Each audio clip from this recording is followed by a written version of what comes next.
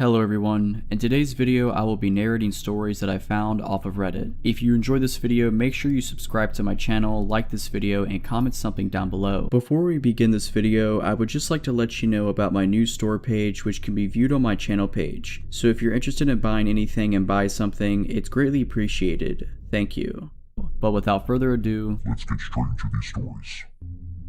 For a bit of backstory, my mom was dating an abusive guy at the time. We'll call him Ian. Because of Ian and the crazy fights they had gotten into, we couldn't lock up my house at all. He had kicked in both the front and the back door to the house and they never fixed. My mother and Ian were at the bar all day, every day. I told you this so you would know why the house wasn't locked up and where my parents were when this happened. This incident occurred when I was around 12 years old and my little brother around 10. I was a really small girl at this age and my brother was sick all the time, so he was very tiny and frail. My mother and Ian were at the bar as usual. When you opened my front door, it put you in the living room and you could see the back door. There was a hallway to the right that led back into the bedrooms, and that is where my brother and I were. We were in his bedroom with the door closed playing something on a PlayStation. It was around midnight or 1 AM and we were playing and having a good time when I heard a weird noise. My brother didn't hear it and I didn't want to creep him out. I told him that I wanted to go get a drink and told him to stay in the room and I would bring him something. To get to my kitchen, you would have to walk down the hallway in front of both the front and back door because it was behind the living room. I kept hearing strange noises, so before I left out of my brother's room, I told him to get into the closet and work on our fort so that it would be ready when I was done getting our drinks and a snack. I raised my little brother for the most part and took care of him. I had a terrible feeling, a sense of dread. I could tell something wasn't right and this was a way to get my brother to hide without scaring him. He frightened easily and had really bad asthma attacks, and at this time we had no inhaler or his breathing treatment machine for him. I knew if he started having an asthma attack on top of being scared, it wouldn't be pretty. Anyway, I left the back room and decided to see what was going on. I started sneaking up the hallway as slowly and quietly as I could. I was terrified. I could feel that something was wrong. Before I made it to the end of the hallway, I hear a man. It sounded like he was grunting. I can't explain it, but the feeling that washed over me made me near puke. So I of course freeze. I have no one in this town. I don't know anyone and my dad is living in a different state. My mom is at the bar drunk. I was sitting there trying to gather the courage to see what was around the corner and going over my options when I hear my brother's door open. He sees me and the look on my face and freezes. I remember his eyes going so wide with fear because he must have heard the grunting too. I motion him with my hands to go back in the room and he does. I gathered the courage to peek around the corner and what I saw still freaks me out to this day. It was horrifying. I saw a man, probably around 6'2", sitting on my couch with a grin on his face. By some stupid luck, the man didn't see me. I slowly snuck back to my brother's room. I slowly shut the door and started going over my options. My little brother was already horrified because of the grunting noise this man was making. I am so thankful he wasn't the one who saw what was out there. I gathered myself and calmly told him that there was a man that I didn't know on the couch and he needed to be very quiet and I needed him to be brave and keep his breathing in check. My little brother adored me and looked up to me, so when I told him that I needed him to be brave, he tried his best. I told him not to move and he didn't. The first thing I tried was the window, but it wouldn't budge. It was completely stuck. I'm making myself stay calm for my brother's sake, but I know what's sitting out there. So since the window was stuck, I decided to start looking for a weapon. My oldest brother lived here and I knew he had swords somewhere. I don't remember where he was. As I'm looking for a weapon, I hear the man saying, "I know you're here." My stomach knotted up, the hair on the back of my neck raised, and I instantly got a cold sweat. And then I hear it. My little brother had started wheezing. Asthma attack. I hugged him, reminded him about being brave, and told him to sit still and focus on his breathing. I started frantically trying to get my window open, but it was stuck. I looked around and started moving blankets when I find my older brother's cell phone that he always forgot. I remember thinking that I was lucky and felt a bit of relief. I immediately called the police and told them what was going on, hysterical at this point but still remaining quiet. The dispatcher told me to remain on the phone so she could hear what was happening when the man started banging on our bedroom door. It had been about 5 minutes into the phone call when this happened and I could no longer remain calm. I had lost it. I started screaming. I forgot to mention that our bedroom had the only working lock, so the door was locked. He was trying to get in and banging on the door. His banging got louder and louder. He was screaming to let him in when it went completely silent. Then he did the creepiest, most terrifying thing ever. He started laughing. He then says, "You know I could just bust down this door in about 2 seconds, right, little girl?" He then starts lightly knocking on the door and asking me to open it. Then I hear the police start screaming at him to get on the ground, put his hands up, etc.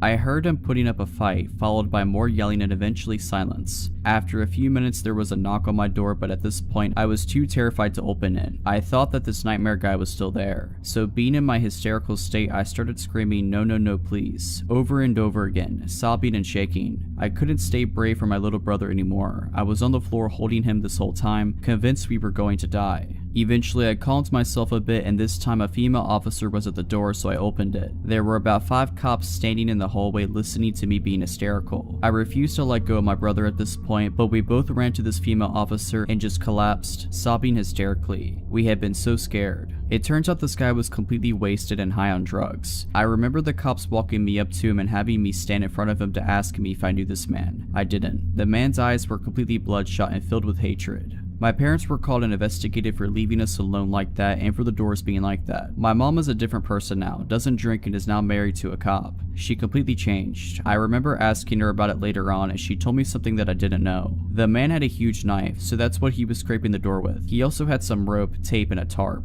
I still don't know how he didn't get to us, or why he didn't just bust the door down to get us. It would have taken 1/2 kick from him to kick the door down. It was super thin. So hopefully I will never have to endure that horrible experience again.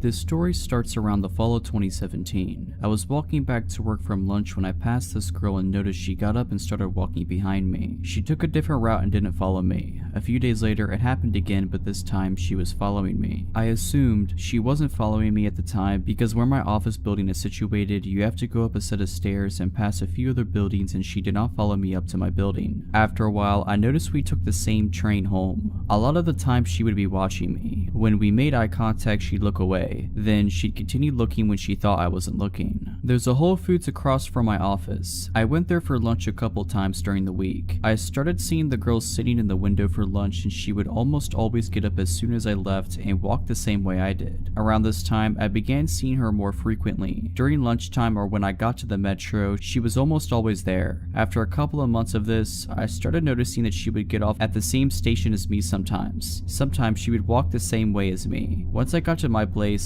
I live in a condo with my brother. She would always pass by but never follow me up to the entrance. During this time, I started receiving phone calls at work from random phone numbers that at the time I assumed was spam. There would either be silence on the other end or the person would hang up immediately. I also started receiving fake Facebook requests from people I already knew or were already on my friends list. December of 2017 comes. By this time, I'm not going to Whole Foods as often. If she gets off at the same station as me, I go into a restaurant or go shopping for groceries before I go home. Around this time, an old friend I went to high school with contacts me kind of out of the blue. Said she wanted to follow me on Instagram. We text a couple of times and I accept her follow request. She contacts me again about a month later from a different number, but this time she's texting me frequently. I'm talking about every day / every other day. I'm not one to be mean or show when I'm annoyed too often, but after months of this, when she asks me if she's texting me too frequently, I don't hesitate to tell her that she could lay off a bit. She stops for a week or so, then starts texting frequently again. This whole ordeal should have sent red flags up for several reasons. During this time, she would ask me so many random questions, like what would you do when you're trying to get to know someone? She would ask for selfies, which I declined because I don't like taking pictures of myself, and I would tell her that there are plenty of pictures of me on Facebook. She would ask what I'm doing on the weekends and the names of my friends on occasion, which I wouldn't tell her because I thought it was weird that she'd want to know my friends' names. I only sent her a couple of videos of fun things I do, but that's it. August 2018 rolls around. I am still seeing creepy girl everywhere during the week. I get pulled into my boss's office. He says that a few coworkers received fake screenshots from Facebook of me talking badly about them. Now, I never post on Facebook and would never talk bad about my coworkers on social media. I don't have a grudge with anyone, nor do I know of anyone who has a problem with me. I managed to clear things up with everyone involved and still had my job. Of course, my friend is still texting me fairly frequently, and I tell her what happened a couple days later when I got home from work. I tell her I don't want to get much into it, but she keeps pushing for details. I finally told her I was going to go to bed and she got the message. The more I thought about all the time she texted me, the more uneasy I got. Some things that she said just didn't make sense, especially from the way I remembered her. We had kept in touch over the years, just not as frequently, and we hadn't touched base for a while before I heard from her in December. A couple of weeks later, I decided to reach out to my friend on Instagram. but the Instagram she last messaged me through wasn't there. However, there was still an Instagram for her I followed and that follows me back. I reach out to her and ask what her phone number was. Phone number is completely different, and it turns out that she was never the one texting me, nor did she request following me on Instagram.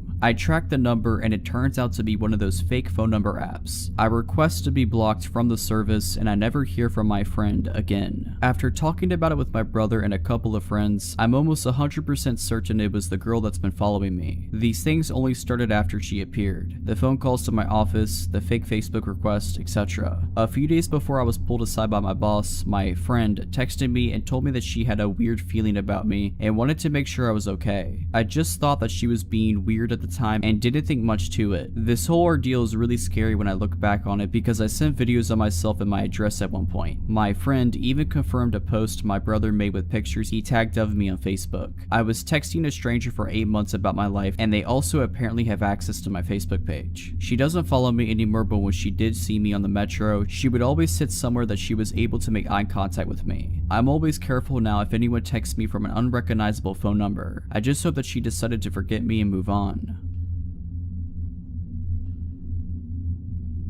About 5 or so years ago, I was 23 at the time and had just gotten out of my first and only serious relationship a year prior. That guy was my first love, so needless to say, when things ended and he had zero interest in trying to work things out, I was heartbroken. After about a year of moping around, I decided to try actual dating. I met this guy Rick on a dating website. He was a couple of years older than me, was an ex-Marine, and good at making conversation. After a few days of talking online, he asked for my number and we decided to meet up. I drove to his house and come to find out he lived with a few other guys who looked really shady. Now, he actually lived in a good neighborhood, but the way they kept their home and the way his roommates looked was my first red flag that a inexperienced and naive girl would not fit in his crowd, but I decided to stay and give it a chance. Once he saw me, he came up, gave me a hug, and handed me a helmet to his motorcycle. Now, I have never in my life rode a motorcycle before, but I had always wanted to, so I thought why not and hopped on. Now, the street he decides to take me up is known to be a very long and windy road that is pretty secluded. It's also important to note that this is the springtime and it's about 5 p.m. when we go on our ride. I didn't realize at the time he had decided to take me on that specific road, but once we got on it, my red flags started to kick in. I began to realize that 1. It is dead silent and there are no other cars on this road right now. 2. It started to get dark, and 3. Yeah, I don't know this guy, so what am I doing? And my alarm bells start ringing. Once my anxiety kicked in, I told him that I think we should turn around and go home. He started laughing and asked if I was scared, and I said no, I just need to head home because my parents are expecting me for dinner soon. He kept riding forward. More alarm bells ringing. Pictures of me lying dead in a ditch came up. I kept asking, can we please turn back, and he finally gave in and turned around. The next day comes and I told myself that maybe I was just overreacting and he was harmless, and decided to agree on a second date a few days later. We met up at a sports bar for dinner and a couple of beers so we can watch the hockey game. The entire time we are sitting there, Rick has his arm around me and has me literally attached to his hip, constantly trying to make out with me, and is acting extremely possessive. At this point, I'm completely freaked out because I barely know this guy and all he is talking to me about is our future and how he would be such a protective boyfriend because he was an ex-Marine. At this point, I knew I was done with him, but unfortunately my car is at his house. When we are done and head home, he insists that I come inside and hang out for a bit. I decide to walk in and stay for 5 minutes. We walk into his room and he immediately pounces on me, making out with me and trying to feel me up. I kept pushing his hands away and kept telling him that I needed to get going, but I could tell he wasn't going to give up until he got what he wanted, especially after I realized his little friend was aroused. He told me that he would not let me leave until we did something. I said screw this and was able to bolt out of his door and sped home. After that night, he tried to ask me to hang out again, and I told him that I think it would be best if we stayed friends. This guy began to relentlessly call me and text me and beg me to see him, then proceeded to call me names because I was ignoring him, then would apologize for calling me said names, and it was because he liked me so much, so I blocked him. Then he tried to message me on Instagram, so I blocked him on there, and then on Facebook, and finally on Snapchat. I never gave Rick any more attention and moved on. This story happened to me about 6 months ago. I have lived where I lived for 3 years. It's a nice apartment in an amazing location, but they were built in the late 90s. In the last few years, the city I live in has had a massive population boom and people have been non-stop pouring in. Good weather, amazing economy, cool place to do stuff always. Because of this, I have seen the landlord staff start to do heavy maintenance on the apartments to bring them up to date to attract more people to them. My neighbor lived in his apartment for something like 6 years before he ended up buying a house and moved. When he moved, the landlord immediately started redoing his apartment as one to bring up to date. The way that the apartment layout is that there are 2 stories. Where my bedroom is, on the direct other side of the bedroom wall is the staircase in my neighbor's apartment. The way my bedroom layout has my bed right up against the wall. They were completely stripping this place clean. It was one of the first ones that they did such heavy remodeling to. For weeks I would always see the workers over there painting and redoing the floors, etc. A few days before this happened was no different. I left and saw them doing maintenance in the kitchen, and when I came home from work, they were gone for the day. Nothing unusual for a single bit. The part that is unusual though is what happened one particular night. I was awake around 1 AM watching TV in my room when I heard someone on the other side of the wall slowly walking up the stairs, and very obviously stopping halfway up.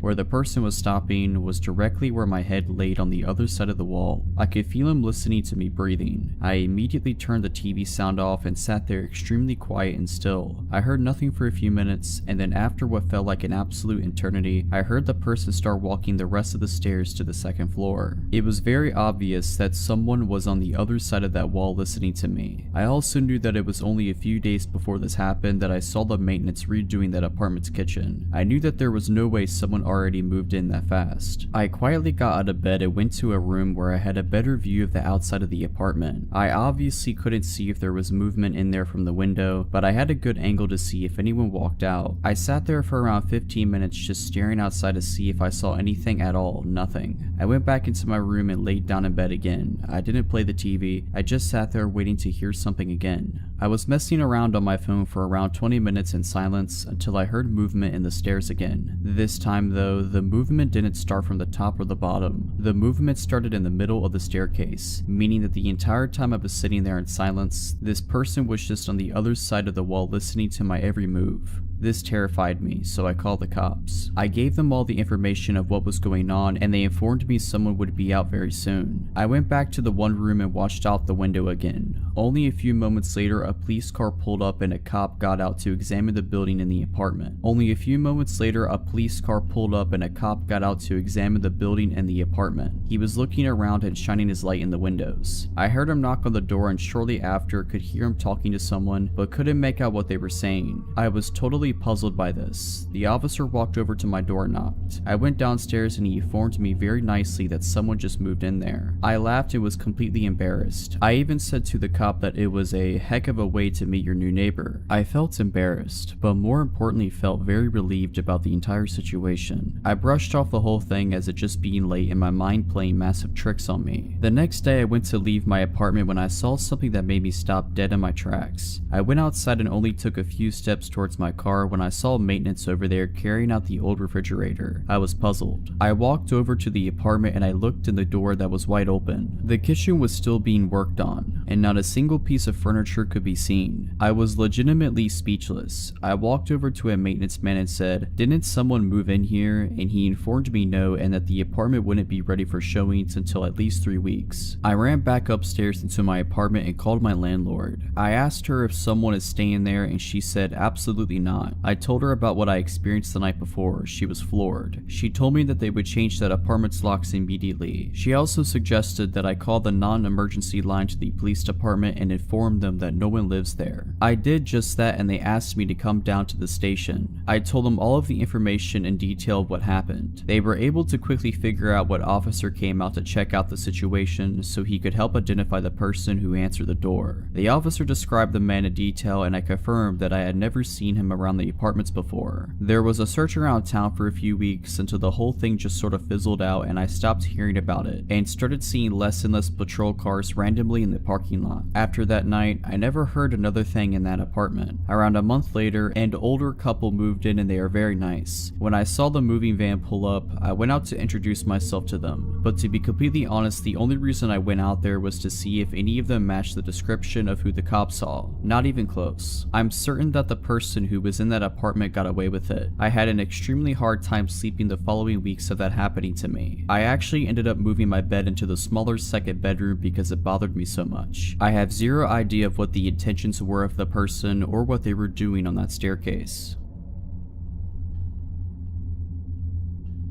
I am a proud Floridian. At the time of this story, early 2000s, I was going to college in South Florida and lived with my family in my hometown in the Florida Panhandle. It's about a 7-hour drive up through Central Florida to get between the two places, so I mostly only went home for the holidays. It was the Thanksgiving in my junior year, and I was excited that I had managed to rearrange my midterms to be able to leave campus 3 days ahead of everyone else. I was expecting to beat the masses of traffic and was hoping for a quick trip back home. My roommates wanted to have a last meal together before we all left for break, so I ate in the campus dining hall around 4 p.m. and I set off on my journey around 5:30 p.m. Around 10 p.m. I had just passed my 2/3 mark, where I always stopped at this little mom and pop's type of diner by the side of the highway to grab a snack, use the restroom, and call my dad to let him know I was okay. I didn't have a cell phone yet. Well, I hadn't been there since summer and the place was out of business, so a little bummed out that I wasn't getting my chocolate chip pancakes. I just kept going. There really wasn't much built up around there at the time, so when I saw signs for a rest stop in, of all the places on this green earth, some town called Alachua, so I went for it. So I went and parked directly under the street light for safety and used the facilities, called my dad, etc. I didn't see anyone else there, except for a very exhausted looking woman who approached me asking for directions, saying she was with her husband and 2 small children from Virginia and they had made a wrong turn trying to get to Disney. So I left the rest area and was walking back to my car when I noticed a beat up, unmarked, gray or bluish work van parked very close to the driver's side of my 95 Honda Civic. Yeah, okay, I thought that's pretty weird. It had Florida tags on it, so it couldn't have been the ladies I talked to in the bathroom. I distinctly remember she said she was from Virginia. I turned around and hightailed it back to the rest stop, promptly running into some random middle-aged guy with 2 little boys. Getting to talk to him, it turned out it was his wife I had spoken to as she emerged from the bathroom a second later, and I felt comfortable speaking to him. I told him what was going on with the van and how I didn't know what to do. He said he'd go check it out, so he left the kids with his wife and strutted up to the driver's side of the van. He stood there for a moment before speaking, his voice awkwardly quivered, but we could hear him yell it from where we were standing some 100 feet away. "Excuse me gentlemen, we already called the police, so I'm gonna have to politely suggest that you get out of here." And then he ran back to us, grabbed his wife and kids, pointed to me with a swift "you" and said, "Come on, let's all get in the car now," and we ran together. So here I was, confusedly sitting in the back of the stranger's SUV while he went and used the payphone to presumably call the police. Meanwhile, the van peeled out of there. Like, I have never seen someone get out of there quite like they got out of there. They ran up on the curb on their way out. They burned rubber. It was almost comical. The cops got there and I found out what happened. The man went to go check out the van and he could see in it pretty well because I had parked under the street light. The first thing he noticed was that all the seats except for the driver's seat had been removed. There was a guy sitting in the driver's seat and a guy sitting in the back, a tarp laid out in the back, and a bunch of other random items back there he couldn't immediately identify. Neither the guys were reading a newspaper or a map or anything. They were apparently both just sitting there.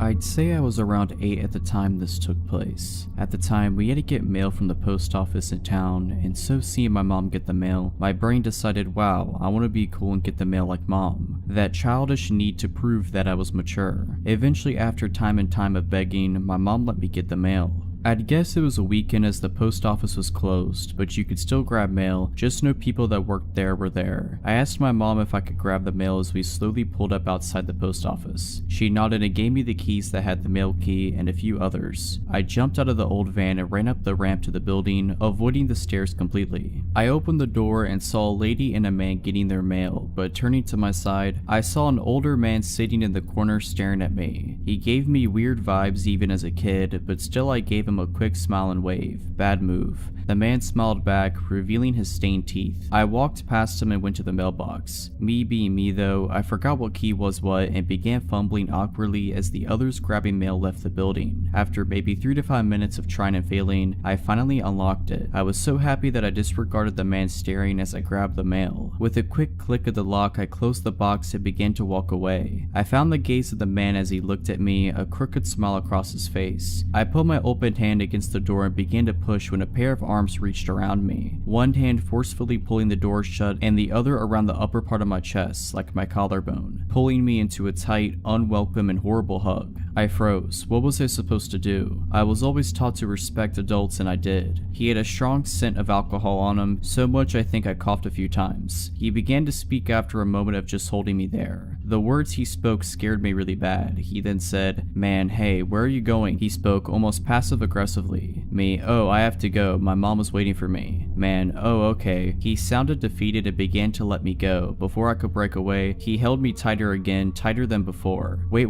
I have a dog, you know." He had a grin on his face. Me, "Oh, that's cool." Man, "Yeah, and you should come with me and you could play with him." I almost went with him at that moment, but luckily something told me not to. The next maybe 8 minutes he had let me go and pulled me back hard into him, his dirty coat brushing against me. He kept telling me to go with him. Finally, he seemed to snap. Man, "Alright, you're coming with me." Me, "What? But I need my mom. I have her keys and she's waiting for me, please." That was still my priority, her keys and mail. Man, "Nope, you're coming with me now." He opened the door and began to pull me out. In a moment of his weakness, I broke away, running to my mom in her car. I slammed the door shut, scaring my brother and my mother. I began shaking and crying, dropping the mail on the car floor. I picked it up and handed everything to my mom as she demanded to know what happened. I'd told her everything and she looked pissed. I was so glad that she was on my side. I looked outside, tears still streaming down my face, and noticed the man look at me through the car window from the top ramp of the building. I began to cry harder and panic as he started coming over. My mom stopped me as she noticed him coming. He fell at the bottom of the ramp and tripped. My mom laughed at the creep and started driving away, while she tried to comfort me, saying things like, "He was a harmless old drunk man and he didn't hurt you." I'm pretty sure I knew what his intentions were towards my younger self, and I'm just glad that I was able to get away from the man.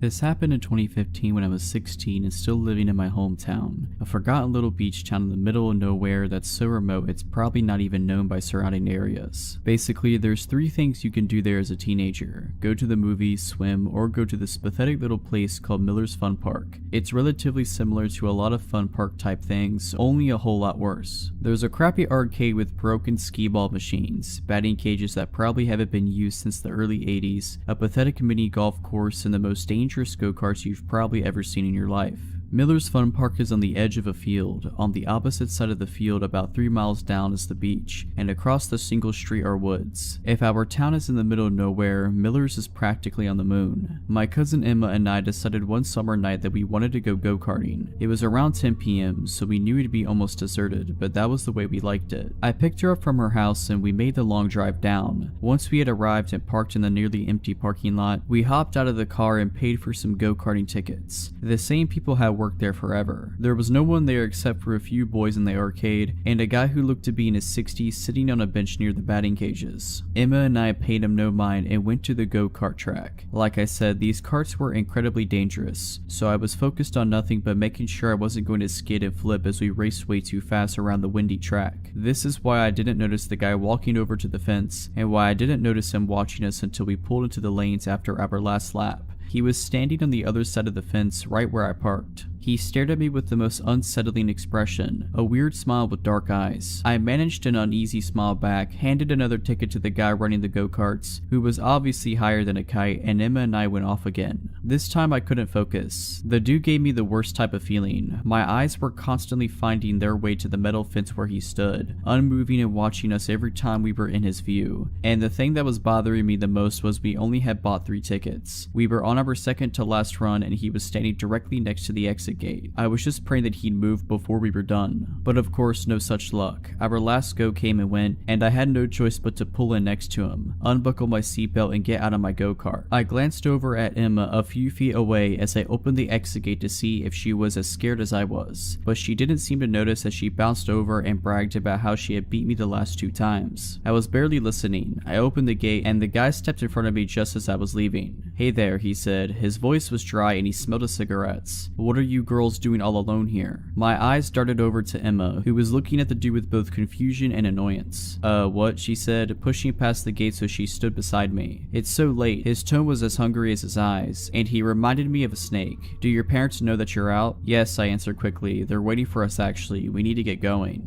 This was a lie and probably sounded like it from my tone, but I tried to push past him anyway. It didn't work. He grabbed my shoulder to keep me in front of him. Nonsense. I saw you girls pull up alone. My heart dropped to my stomach. He had? Are you heading out? Why don't I walk you to your car? He starts inching towards me and I look to Emma for help. With one swift movement, she pulled me halfway behind her and started sizing the guy up. This was pretty dumb as we're both small, and though she's a few inches taller than me, neither of us are anywhere near his size. This guy clears 6'2" easy, but she doesn't seem to care. Actually, we were just headed to the arcade, she says harshly. Her boyfriend is going to meet us here. I did have a boyfriend at the time, but he wasn't coming. He wasn't even in town, and I knew that she knew this. The guy's face immediately changes. His smile disappeared, and he now was glaring down at me with a look of annoyance in his eyes. I felt myself start to cower. Boyfriend, he says roughly. Emma didn't give me time to say anything. She grabbed my arm and tugged me behind her into the arcade. The boys from before had already left, and the usual girl who worked in there was nowhere to be found. Still, it felt safer than outside. We ran to the back and hid behind the claw machine. What do we do? I left my phone in my car, I whisper shouted. There was no way I was going out there alone, and the go-kart guy had already disappeared into the small ticket shack. I don't have mine either, I left it charging, she said, face palming. We're just gonna have to make a run for it. Are you crazy? He's probably waiting for us in the parking lot. What about the guy who runs the go-karts? We could get him to walk us out, she said. I just shook my head. He's as high as Mount Everest right now. I don't want to risk running all the way to the ticket stand for nothing. Then we have no choice. She stood up, pulling me with her. Let's go. I swallowed hard, wanting to cry. I'd never been that scared before. There was something so wrong about that guy. We made our way out of the arcade, looking around to see if he's nearby. The park was now absolutely deserted. Emma practically had to drive me to the exit. I was looking every direction every second, waiting for the guy to come out of the woods or something and pounce on us at any second. But he didn't. Everything was still. Get your keys out, Emma instructed, and I pulled them from my pocket. We were about 20 feet from my car when I stopped dead in my tracks. What? She whispered. I stared at the car, keys in hand. I had never locked it. I never locked the car, Emma. What? I didn't lock it. What if?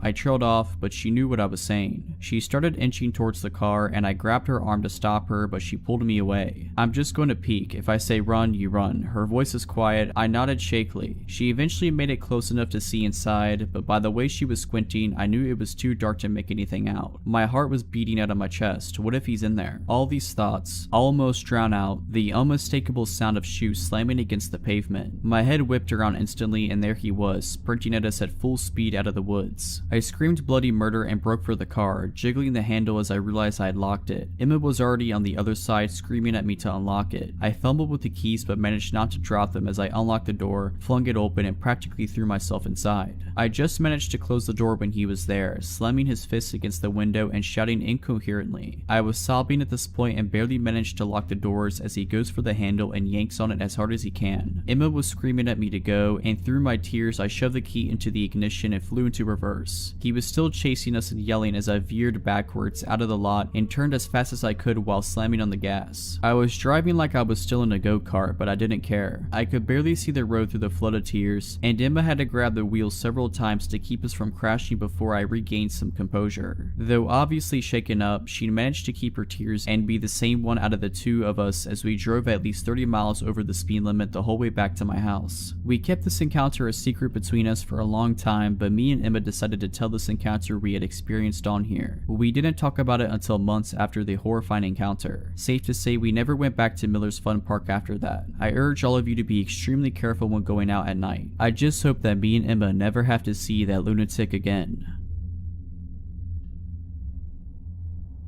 This story is about an event that happened to my mother around 1972 when she was 8 years old. To set the scene, both of my grandparents ran a restaurant/gas station in our hometown. They have always run a business of some type since the 50s. This means that a lot of days my mom would take the school bus home and stay by herself if my grandma had to stay and help run things, usually no more than an hour or two. My uncle, her older brother, would usually come home on the bus with her, but he was a little older and sometimes had football practice. So was the case on the day of the event I'm getting to. So my mother arrived home on this day, let herself in the house, and put away her things. She had just recently received a new puppy and knew the first thing she needed to do was take the pup out to the yard to use the restroom. She wrapped the dog in a white towel, this is important, and walked him outside. As she put down the dog, she shook its hair out of the blanket, flailing it about the wind. It's then she noticed the neighbor's son was staring at her from across the street. This guy was in his late 20s and was known to be very strange. My mom said he always creeped her and everyone else out. She said he would stare at her when she would play outside and made her feel generally uncomfortable. She said he appeared out of nowhere in his yard that day, and as she took out the blanket, he began grinning and waving. Feeling more than a little shook, she picked up her pup, went inside and locked the door. She began to do some homework, and after about 5 minutes of work, she heard a loud knock at the door. She slowly walked to the window to see who it was. She knew it wasn't my grandparents because of course they had keys. As she opened the blinds, her eyes locked with those of the creep from across the street, like he was already looking in the window. She jumped and said she screamed a little as she shut the blinds. She walked to the door and made sure it was locked. She said he just continued with the slow, continuous thud on the door, almost in rhythm. Knock, knock, knock. Then she really got terrified as he began speaking to her through the door. "Hi, sweetie. I saw you with your doggy. Let me in to see him." She was in shock. "Come on and let me in, sweetie. Please, I want to see your puppy." In full freak-out mode, my mom screamed, "You need to leave now. You need to go back to your house. I don't know you." He kept knocking. Knock, knock, knock. I can see the fear in my mom's eyes when she describes that part. He said, "Let me in. I saw you waving your flag of surrender." I kid you not, the guy thought my mom's shaking hair from the blanket was a flag of surrender and a sign for him to come over. My mom screamed, "I'm calling my dad and the police if you don't leave now." With this, the knocking stopped. She tried to catch her breath and shake off her fear. She then got up from the door and ran to the basement level of the home. It was an old house, so the kitchen and the rec room were down there along with the only phone in the house. She made it to the phone and began to dial 911. All of a sudden, she heard a shatter from the next room. She looked over to see the crazed neighbor attempting to crawl through the kitchen window. He was ripping down the curtain as his upper body got through, and my mother screamed what was happening to the police on the phone. All of a sudden, he was bleeding from the abdomen where the window glass had cut him as his lower half couldn't squeeze through. Then my mom began hearing my grandmother's screams, "What are you doing?" Then the guy yelling in pain and squirming out the window as she hit him from behind with some tool that was laying in her garden on the side of the house where the entrance to the window was. He managed to get out the window and bolted to his house. The police came, grandma called my grandfather, and he arrived as well after shutting down the business as soon as she told him. They arrested him for breaking and entering. On the day of his court date, he told them the white flag of surrender story, but this was the final nut on his crazy cake as they put him in a mental institution that day. He may have gotten out but went back because my mother said he later died in an institution. Outside the courthouse, the crazy family of the creep tried to blame my 8-year-old mother, and the man's father called my mother a harlot. We always can't help but wonder though, what would he have done to her if my grandma didn't come home at that moment?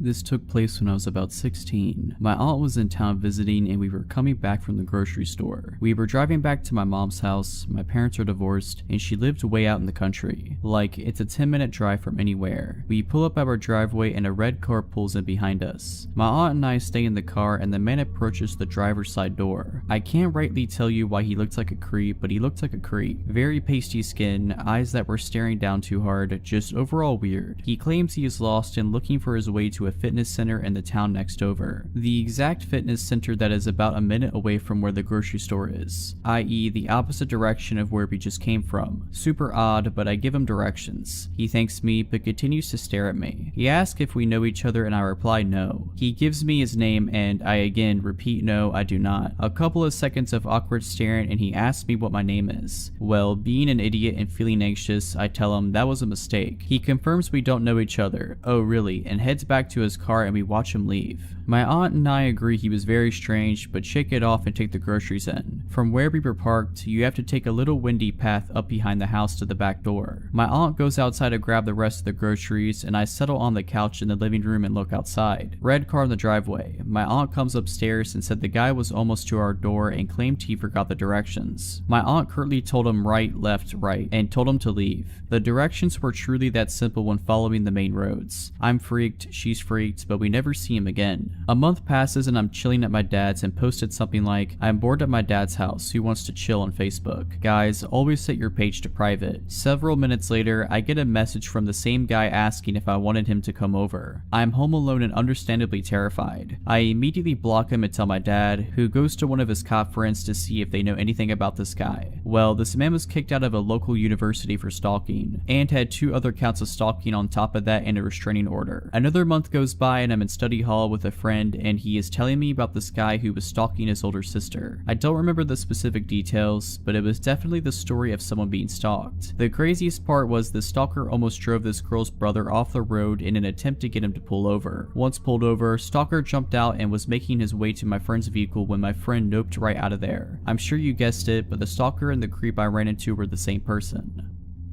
I was always the weird kid growing up, so making friends was never easy for me. I was a bit of a punk in high school, so living in a preppy, religious town was not my ideal place. Eventually, I met this boy, Sean. I was so happy to finally have someone I connected with. We quickly became best friends and hung out almost every day. He was odd, but so was I, so I just looked past it. Most of the time we were hanging out, we were also on drugs, so I figured some of the stuff he said was just the drugs talking. But one day he said, "I'm gonna stab someone this week." 4 days later, he threatened to shoot up a place on Instagram. He played it off as a joke when I confronted him about it. His parents took away his phone and forced him to move away for a few weeks to let the air clear, but we kept in contact. At this point, my dumb self realized I was in love with him. I did everything I could to clear his name. I even got into arguments with parents on Facebook. My parents begged me to stop talking to him, but for some reason, I truly believed he was good. I didn't want to believe he was capable of hurting anyone. The whole shooting thing never really blew over. When he came back to school, students would run from him in the hallways, people were sending him threats, his reputation was ruined. After all of this, something in him changed. He was angrier. We would be talking and joking around about something, and he would start attacking me with words. If I made a new friend, he'd go out of his way to ruin my new friendship.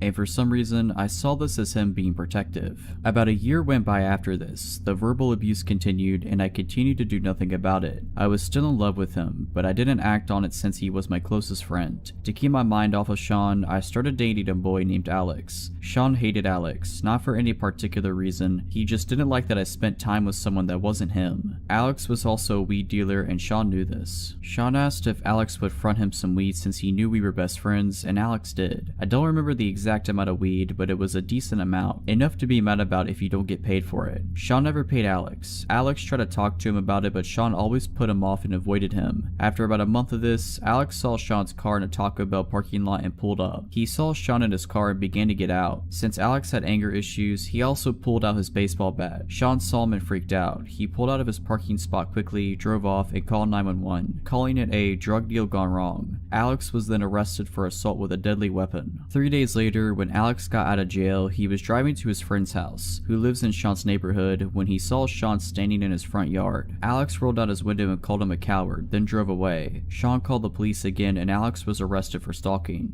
Around this time, my parents caught me smoking. I didn't want to lie anymore, so I was honest and told my parents everything. Obviously, they were very mad at me for getting myself into that situation, and I had just told them I was smoking weed and dating a drug dealer, so I was in a decent amount of trouble. My parents took my phone as soon as I got home from school, and I wasn't allowed to see Alex when he got out of jail. They took my paycheck so I didn't have money to buy weed, and they made me download a tracker on my phone so they could make sure that I was home when they weren't. They contemplated calling Sean's parents and telling them we had been smoking together. I knew that if Sean got caught smoking again, he would get kicked out of his house, so I snuck my phone and texted him that my parents might call his parents, and he was pissed. He called me horrible names and said he wished he had never met me. I finally had enough and told him not to talk to me anymore. My parents never called his parents. We didn't talk at all. I asked not to be scheduled with him at work and avoided him at school. We didn't have any classes together, so it wasn't too hard, but hearing the stuff he'd say about me made it a little difficult. He had started rumors that I was addicted to coke and I was selling my nudes. This is when the text started. He began texting me constantly, so I blocked his number. Then he'd use someone else's phone to text me, so I'd block that person's number. Then he'd use WhatsApp or GroupMe to text me since we use those for work, so I just block him on there. He eventually got fired from our job because he had been writing tips on receipts if people didn't ask for a copy of their receipt and left the tip line empty. The continuous messages went on for a few weeks, and I just continued to block anyone he was associated with. I didn't want to be in contact with him whatsoever. He kept making new Instagram accounts to message me on, and all of his attempts to contact me failed. One day, I had a late lesson at School of Rock, where I took guitar lessons. My teacher had stayed late for me, so I was expecting his car to be the only car in the parking lot, but it wasn't. There were two cars in the parking lot, my teacher's and Sean's. To this day, I don't know how he knew knew I was going to be there. I quickly parked, locked my doors, and thought about what to do. I then realized he wasn't in his car, so I calmed down a bit and called inside to ask if he was there, but he wasn't. I cautiously got out of my car and got my guitar, then walked inside with no problems. After my lesson, I came out to see that he was now parked right next to me, waiting for me to get into my car. When he saw me, he began screaming profanities at me. I was paralyzed. He just sat there screaming at me. I quickly climbed into my car from the passenger door so I didn't have to walk next to him, and then drove home as fast as I could. He began asking people to ask me to talk to him at school. Of course, I didn't. Each time someone mentioned his name to me, it caused me to have a panic attack so bad I'd have to leave school. I ended up missing the entire month of November and then switching to online school. A month after I switched to online school, I was driving with a friend to pick up food for my mom. As soon as we pulled into the drive-thru, the car behind me begins to flash their brights at me. I look at my rearview mirror and see Sean's car. He has a sticker across the top of his windshield, so I knew it was him right away. I look over at my friend in fear and she said, "I didn't want to scare you, so I didn't say anything, but he's been following us since we left Target." I panic and just pretend to not notice him. He then pulled out of the drive-thru and parked right next to it by the exit. As soon as he pulled out, so did I. I sped to my friend's house, dropped her off, and went straight home. At this point, my parents thought going to the police would be the smartest thing to do. An officer came to my house and took a statement. I showed him screenshots of every message he had sent me over the months, and my friend that was in the car with me in the drive-thru talked to him as well. We decided not to press charges, but to just file an incident report. Days go by and I don't hear anything from him. I thought that maybe it was over and I could move on with my life, but my dad told me Sean had messaged him on Facebook. He had said I was addicted to pills and that I stole money from him to buy more. I've never done pills in my life. I stick to natural drugs. My parents know this, so they screenshot the messages and send them to the police. The police go by his house and tell him to stop contacting me. I continue to get messages from random Instagram accounts, and I sometimes saw his car behind me, but each time I just wrote down the location, date, and time I saw him. At this point, I started to work with Alex's lawyers to prove that Sean was not an innocent victim. Eventually, Alex's charges were dropped. Sean was proven to be unreliable since I came forward with my story. I wish I could say I had an ending to this story, but I don't. I still get random messages, but I don't bother to screenshot them anymore. Since I switched to online school, I was able to graduate a year early, and because of that, I moved away for college so I don't have to worry about him following me anymore. The last I heard about him was that he got arrested a few months ago.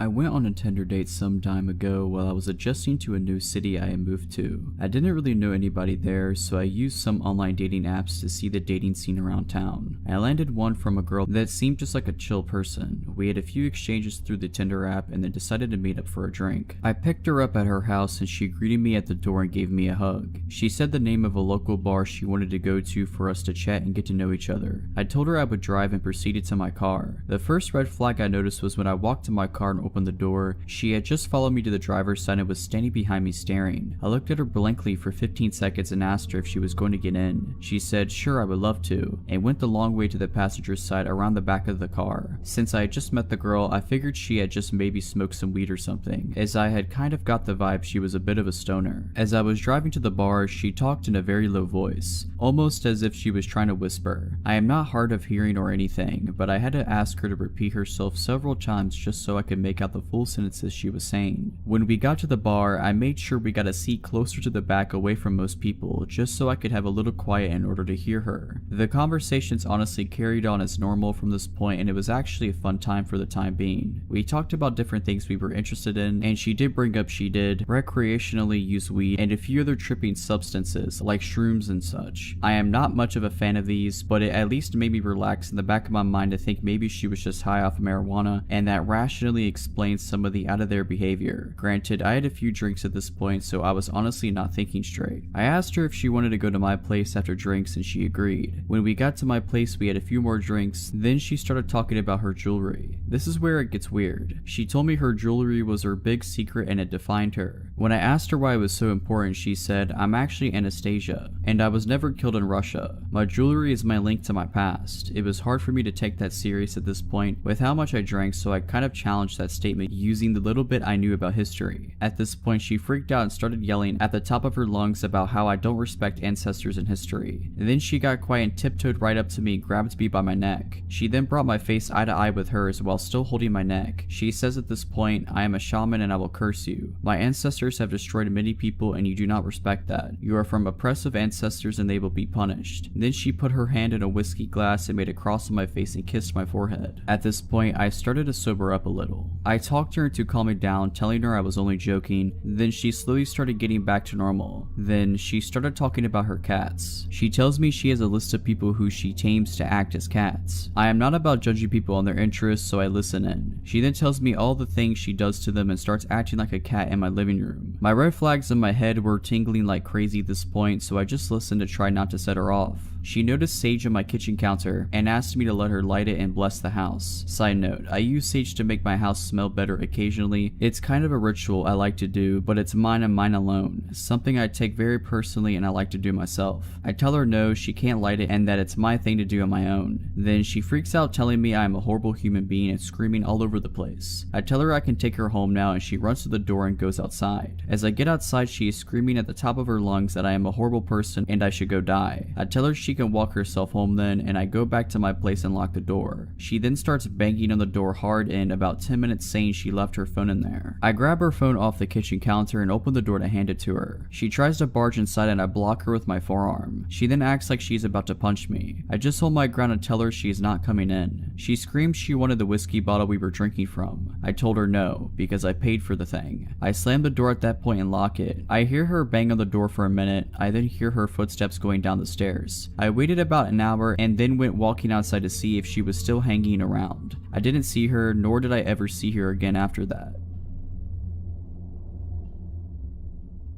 So a few months ago, I was out hiking with my friend. We live in the mountains of western Maryland and we were about 6 miles into an 8-mile loop we have done frequently when we decided to take some pictures and eat a snack at a summit. This area of the trail had a park, benches and tables, and a parking lot. We were sitting and talking and I noticed a man just walking around the parking lot alone. He was walking aimlessly and staring at his feet. What confused me was that he was in jeans and a button-down shirt, not exactly hiking attire. We decided to set off on the last 2-mile leg of the loop. This park goes downhill to the headquarters of the park and is cut out of the mountain/bank. The end of that leg is the parking lot where our car is. You don't have a lot of visibility from the trail and you have to walk single file. I was walking in front and talking to my friend. I turned to look at her and I see the same man right behind her, following at a rudely close distance. I immediately got a gut-wrenching feeling. I noticed that he didn't have any pack or hiking gear and was not even wearing boots. Something about his eyes really spooked me. So a bit more walking and he continues to fall very close. I say to my friend that I have to tie my shoe as a reason to step off the trail and let him pass us, in case he is only following closely because he wants to go faster than we are. She immediately catches on to what I'm doing and we pull over. He looks startled and she says hello politely. He just stares. This is when I notice that he is carrying a stick. As I'm fiddling with my shoe, she stands between us and he passes us. We wait to give him some distance ahead of us, but he immediately slows down. We wait for a bit longer and he gets to the furthest part of the trail that has sight lines to us, and he turns around looking up at us. We decided that something feels too wrong about this guy and we don't want to have to pass him again. So we turn around and walk back up the trail towards the park with the tables and parking. A few minutes of walking up the trail, I look back and see him walking up the trail too. He's following us. I tell my friend to walk faster. We book it up the trail and get to the parking lot area we were at before. We start to strategize and wait, deciding that we will wait to see if he comes back up the trail to the lot. There are more people around, so we felt safer waiting it out. About 20 minutes go by and nothing. We are talking about how that could mean that he kept going on the trail and is long gone, or is waiting on the trail where it is more deserted. We see a couple come up from the trail where we were, presumably taking the loop in the opposite direction that we are. We approach them and ask if they saw anyone on the trail between the slot and the next. They tell us they saw a young man sitting on a rock about halfway down. They describe the man who was following us. We explain our interaction with him to the wife and get into a conversation back and forth about whether or not he was a threat. The husband finally interjects and says we need to call a ranger. He wasn't just sitting there, he had a knife and was carving that stick. Needless to say, we called a ranger. The nice couple walked that last leg with us to make sure we got to our car safely, and then even gave us their numbers in case we needed anything. The rangers then walked the trail, but there was no sight of him. I wish I knew where he went and what happened to him, but I'm glad to know that my instincts are legitimate.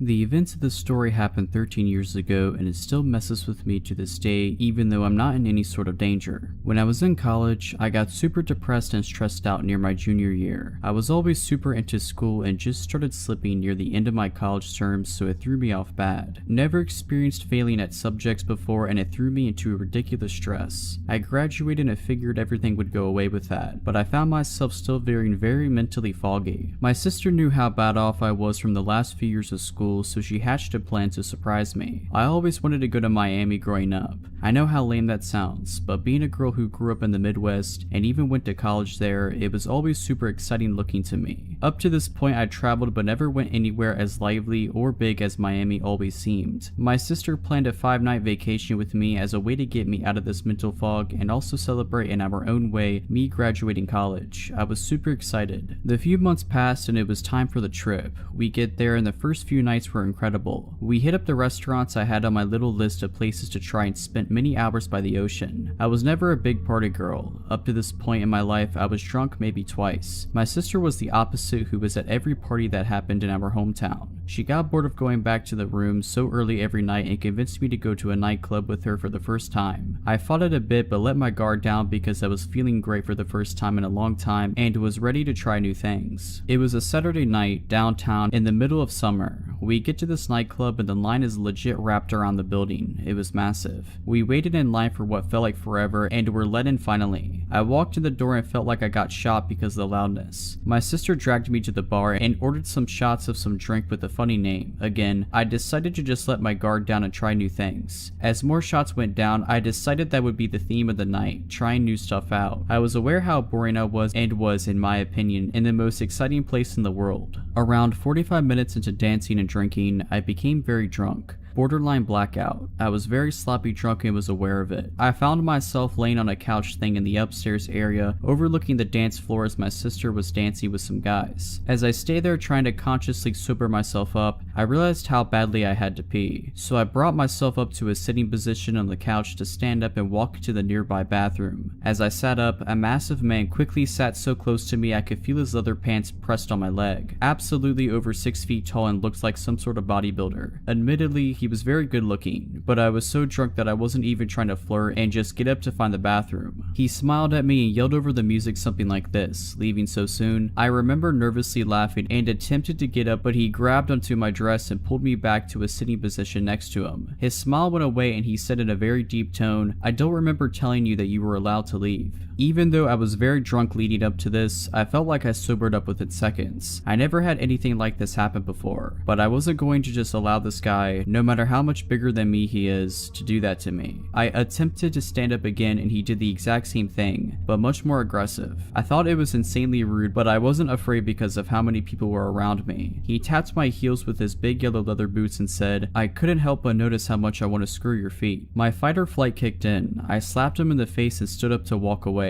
I was very uncomfortable, but I still wasn't afraid just because of the amount of people around. As I was walking away, I heard him laughing and he yelled to me, "I'm trying to decide if I want to keep your feet after I cut the rest of your body up into little pieces." I walked away very quickly as I attempted to search for my sister on the dance floor from above. I couldn't find her, so I decided to take my phone out to text her just to see I had missed a call from her. I was out of eyeshot from this dude and cut away into the bathroom so I could call her back. It was still pretty loud in there, but it wasn't loud enough to where she couldn't hear me on the phone. I went into a stall and called her back. As I was in the stall, I heard the bathroom door open and someone went into the one directly next to me. I was waiting for her to pick up when I looked down underneath the stall and saw the same guy's very distinct yellow leather boots. He was just standing there. I felt like I was about to die. I knew he knew I was in there. I held my breath and hung up on the phone just staring at his shoes, not moving a single bit from when he shut the door. I heard the main bathroom door open again and I immediately ran out the stall, out the door, and straight to outside the club without slowing down once. I was terrified. Just so happens my sister was close to where I came out trying to call me to ask if I was ready to leave.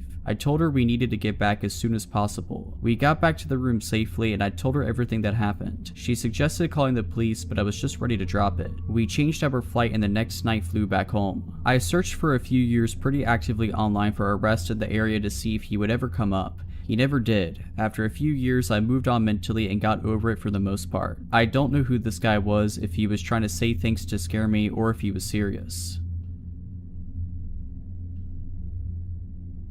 This story begins when I was in 4th grade, so I was about 9, as I was a bit young for my grade. Because of me being younger than the other kids, I didn't get along with them very well. So whenever we would go out to recess, I would make sure to bring whatever book I was reading at the time. I had my own special place I liked to sit and read. It was a little corner of the playground where barely anybody went. It was a large patch of clovers and other overgrown plants and had a large bush with a gap between it and the fence. I used to love to sit there. One day, I went over to my normal spot and sat with my back facing the bush. I had been reading for a while when I thought I heard a rustling sound behind me. Sometimes squirrels and chipmunks would hang out in the gap between the bush and the fence, so I didn't think much of it. That was until I heard heavy breathing and something tugging on my hair. Surprised, I whipped my head around thinking my hair had gotten caught on a branch or something, but instead there was a boy. He was sitting hunched in the gap between the fence and the bush, leaning forward between the branches with his face mostly obscured by leaves and his arm outstretched, trying to grab at my hair. I screamed and bolted for the picnic table area where the supervising teachers were. I was very shy back then, so I didn't say anything. Instead, for a long time after that, I sat and read by the teachers during recess. About 3/4 of the way through the school year, I made a friend who we'll call Matt. Matt was also a bit of an outcast, and when we got assigned to be in a reading group together, we became fast friends. He was nice enough, but even my 9-year-old self could tell that there was something off about him. He was way too clingy, barely ever leaving my side, and constantly coming up with excuses to touch me. I of course didn't have any other friends then, so I ignored it. However, one day he told me that he liked me. I had no idea how to react to this and just said nothing. He apparently took my silence as a yes, because he called my home phone later that night. My mom handed me the phone saying that a friend was asking to talk to me. Since my parents were watching TV downstairs, I decided to go up to my room so I wouldn't bother them. It was Matt. I could barely even say hello before he started saying some seriously weird stuff. He started saying things like,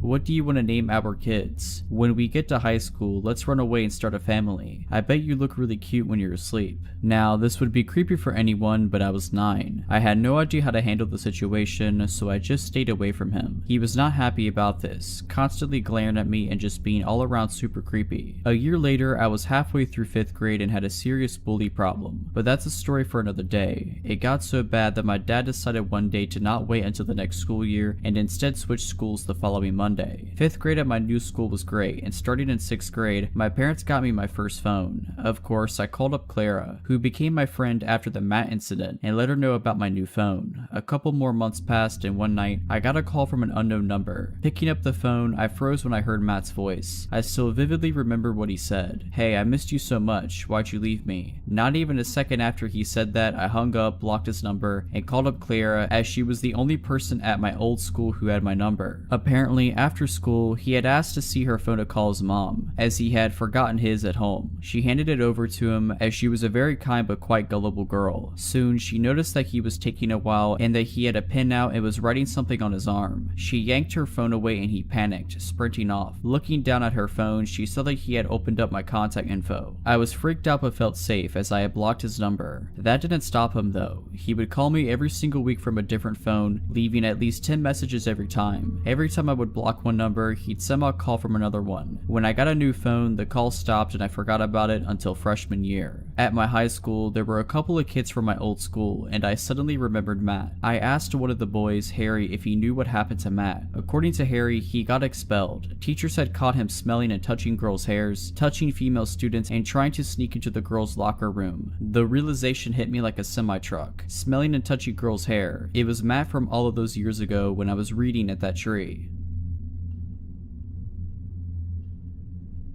I'm a 24-year-old woman, and I once worked at a pharmacy store for about a year as a cashier. I had many weird encounters because people were sometimes behind in their medication doses when they came in to pick them up, mostly harmless. The shifts were usually just one cashier and a supervisor, with the supervisor in the back of the store and the cashier alone up front. This happened close to Halloween at about 9 a.m. on a sunny, innocent day. I was just chilling at the cash register waiting for customers when a man came in and stood in the aisle across from the register register and just stared at me for a good 5 minutes. I didn't realize that's actually what he was doing until he made eye contact and he didn't look away. He was tall and reminded me of Tyler Labini's character in Tucker and Dale vs. Evil, just not the least bit charming. I immediately called my supervisor up front over the loudspeaker and the guy walked down the aisle towards the pharmacy. When my supervisor appeared, I told her what happened. She downplayed it, didn't look for him, and said just to call her if he did anything. Comforting. When she was gone, the man made a loop around the store and came right to my register with a bag of Halloween candy and nothing else. I tried ringing him up quickly, but he started asking me ridiculous questions about our savings card program and insisting he sign up. I slid him a pamphlet to fill out his information because I did not want to speak to him more than I had to. He just stood there holding the pen and staring at me, then suddenly asked if I knew how trick-or-treating originated. I didn't have time to answer him before he started describing how, back in the day, the men that ruled the country would go house to house every year on Halloween and demand the daughters of every age to be handed over so they could, you know, that was trick-or-treating in his mind. As soon as I heard that, I said, "Get away from me," and walked to the other register and called my supervisor loudly over the speaker because he was blocking my way to the back. He didn't flinch as he followed me to the next register and started talking about how all women are bad and are meant to serve men. He noted my wedding ring and said my husband could also rent me out because it was his right, and on and on. I was considering jumping the side of the register to put some distance between us so I could run. Luckily, the male pharmacist heard the panic in my voice and rushed over to the front of the store. He saw the man and shouted, "Jake, get out of here." The man, Jake, just stared at him as he calmly walked out, and it was so scary and stupid at the same time. Turns out that Jake had been a regular customer until he stopped picking up his medication. Instead, he would just come in and harass female workers, and he'd been on a police-enforced ban for over a year. My savior, Mr. Pharmacist, called the police and the store manager to cuss her out for still scheduling girls alone after everything Jake did in the past, such as ripping a toilet seat off of one of our toilets and threatened to beat a girl with it who used to work there. I quickly transferred to a different location because I just could not get over it, and the manager kept scheduling us alone. The police only watched the store for a week. If you're liking this video, all I ask is that you make sure to subscribe to my channel and like this video. Thank you.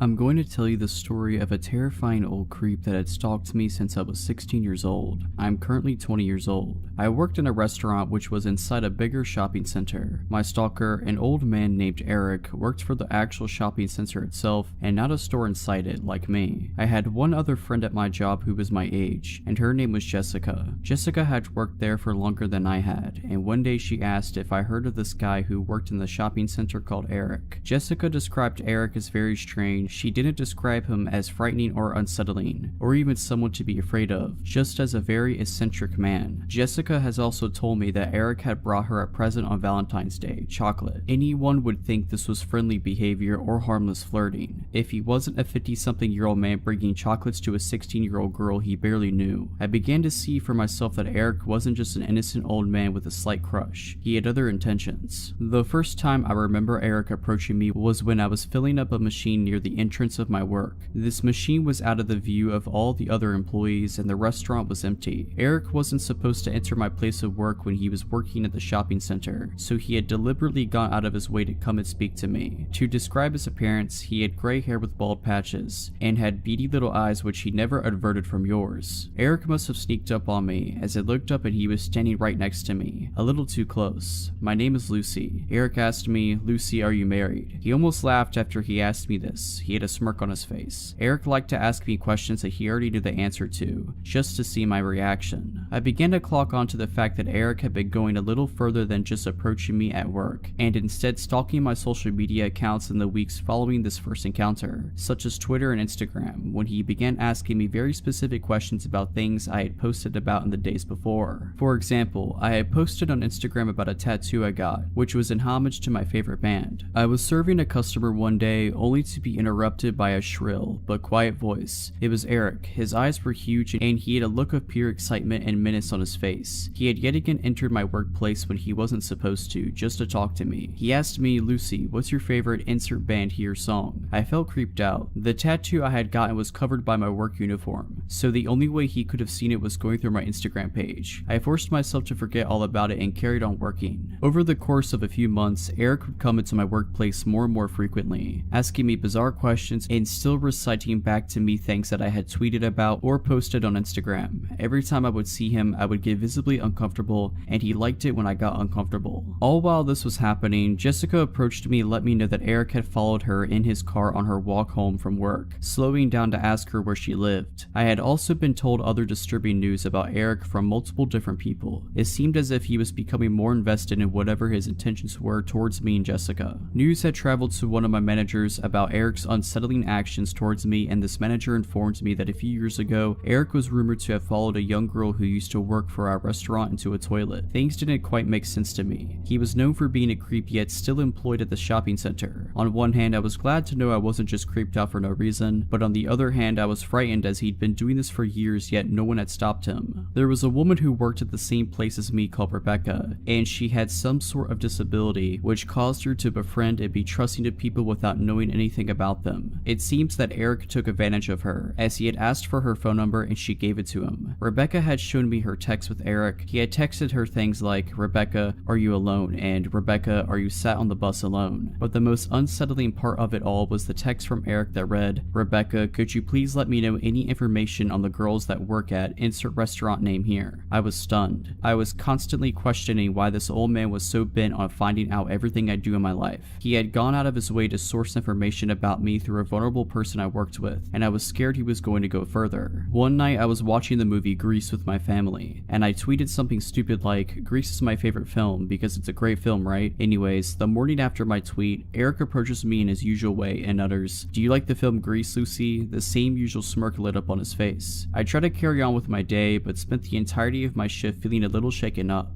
The very second I clocked out of work and got into my car, my phone went off. This was a notification for PayPal. I clicked on this notification to see that I had received £3 from an Eric, and the note attached to it read, "To Lucy, Grease is the word from Eric." He literally found my PayPal and sent £3 to it and quoted the movie Grease. If this wasn't crazy enough, in the days following I received a string of anonymous and incessant calls, one after the other. My phone rang all night. I had to turn it off to get away. Even when I turned my phone back on, the calls continued. The phone calls that I did answer were just someone breathing down the phone, making a point to breathe heavy. I had no proof that this was Eric, but it wasn't hard to put two and two together after all the links he had gone to in order to track down my personal information. If he had found out my PayPal address, my phone number, and all of my social media accounts, what was stopping him from finding out where I live, breaking in, hurting me or my family? I reported Eric to my managers and they passed my complaint on to the managers of the shopping center. At this point, I was genuinely scared for my safety. Multiple girls added to my statement and added details of times they had witnessed Eric's unsettling behavior, of times he had been inappropriate with them too. Eric had been cautioned by the shopping center's management, yet nothing was done, except the fact that he was warned not to talk to me. Eric found ways around the no talking to Lucy rule. He would make animal noises at me when he would see me, like a monkey or a dog or any bizarre noise that would get my attention. I think he just wanted me to think that he outsmarted me, and found a way around the rules. After this, I stopped working at the restaurant as a full-time job, and saw Eric less and less, which was obviously great for me. I moved cities as I went away for university, and made new friends which distracted me from my old life in my hometown. After moving away and starting my new life, I forgot about Eric. I was soon going to remember though. On Christmas Day, I was back home in my hometown with my parents. My phone buzzed with a notification. I received a notification from PayPal, and it was the exact amount of £3, only not from Eric this time, but from a girl whose name I didn't recognize at all. I opened up the PayPal app only to see a note attached to this payment I had received. The note read, "Sending on behalf of Eric." I had forgotten all about Eric, and now he was antagonizing me through other people. I threw my phone down on the couch and spent the night drinking with my family, until I forgot about the notification. I since haven't seen or heard anything from him, and I wanted to stay that way. I'm not sure if he still works at the shopping center, but I don't go there anymore, so I don't have to find out.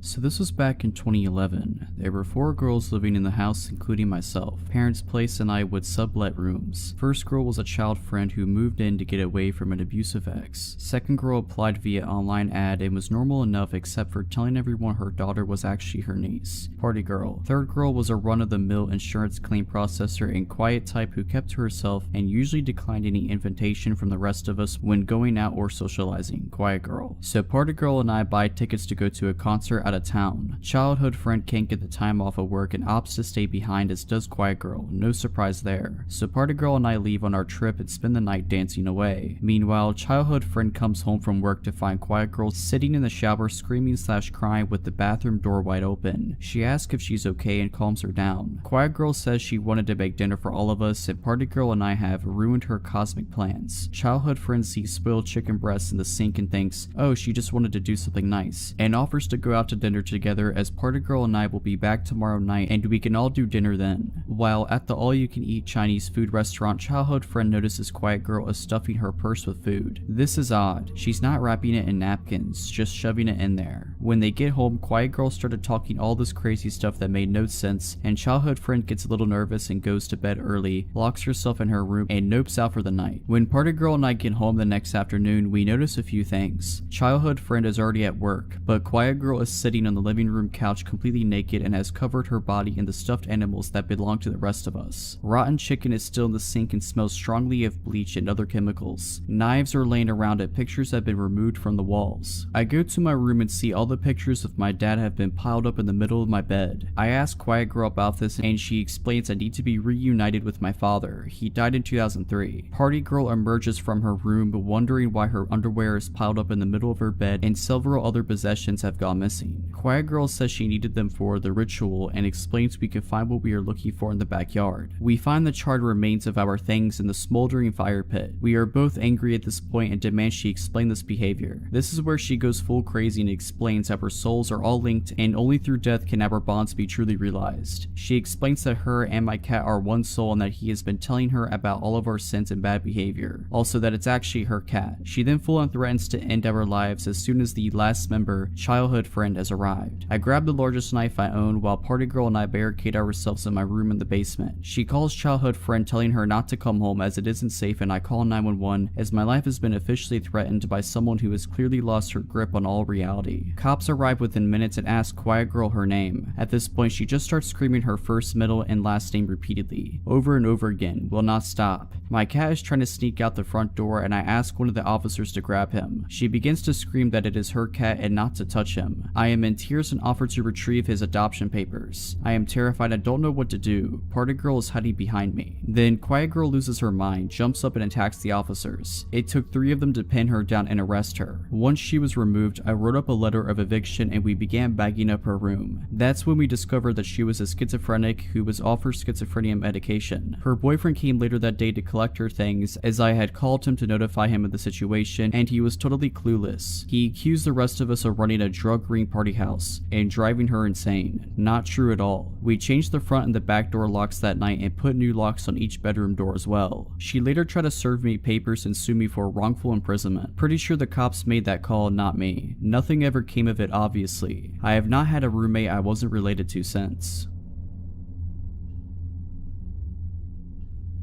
This happened about 2 years ago when I was 22. After work, I stopped at a local convenience store to buy beer. The cashier looked familiar, but it's a very small town, population of 6,000. He acted odd. I asked how he was doing to make small talk and he just stared at me. I instantly felt uncomfortable, so I only glanced at him a few times before I left. I arrived home 10 minutes later and decided to browse Facebook. I had a friend request. The guy looked familiar. He was a local, so I accepted him. A few hours later, I realized it was the cashier. He got my name off of my ID and added me not even 5 minutes after I left. I told my boyfriend, we agreed it was weird. A few days later he came into my work. I asked my boss, she'd never seen him in there before. He grabbed milk and initiated small talk with me. I felt uncomfortable. He asked if I remembered him, told me his name and that we'd been good friends in high school. We never said 2 words to each other. I was trying to be polite, told him yes, I remembered. After a few minutes, my boss pulled me in the office. She was watching through the window and could tell I was uncomfortable. It was a small pharmacy and we were all close. He started coming in every few days. If I wasn't there, he'd ask for me. After a few weeks, my boss would pull me in the office whenever he'd walk in. All the managers were briefed and did the same. That was all they could do until something happened. Then he stopped coming in. We didn't see him for a few weeks. I was relieved and went about my business. I was allowed to carry my cell phone on the floor. My mom was very sick, so if she needed anything, the managers were fine with her calling me. I got a text from a random number shortly after. I asked who it was and they replied, replied, "You don't remember? You gave me this number. It's my stalker. I'll call him George." My heart started pounding. I sent a polite, short message back. After I work, I checked to see if my phone number was anywhere on my Facebook. It wasn't. George started messaging me daily, calling me babe. I was freaked out to say the least. My boyfriend was working out of town with limited cell reception, so I couldn't let him know what was going on. A few days later, I got a message from an old classmate I still talk to once in a while. "Hey, did George ever get a hold of you? He said there was an emergency and needed to contact you. Is everything alright?" I broke down crying, finally acknowledging that yes, I was being stalked. I didn't know if he was violent and he knew where I worked, so I sent him something like, "Hey, I just wanted to let you know that I have a boyfriend. I didn't want there to be a misunderstanding between us." That's when it got bad. He called me a liar, telling me he doesn't know why my ugly self would even think he was interested in me. "No man would be interested in your nasty self." I asked him to leave me alone. The insults got worse. I shut my phone off and tried to ignore him. A few hours later, after calming down, I turned it back on. The last message he sent read, "I know where you work. I know where your house is. I could kill you in your house. Try to call the cops on me. I'm in New York right now. Do it. They can't protect you." Obviously not as legible. I could tell he was mad and wrote it in haste. I called a friend and explained, showed her the text. She took me down to the police station where I showed them the text. I filed a report and later got a restraining order against him. Turns out he already had 2 other restraining orders from girls he'd done this to as well. My boyfriend came back a week later and I told him what happened and had to stop him from hunting him down. Last year, he tried getting my number from a friend over Facebook. She blocked him. I haven't seen or heard from him since, thankfully. There have been very few times in my life I've been that scared.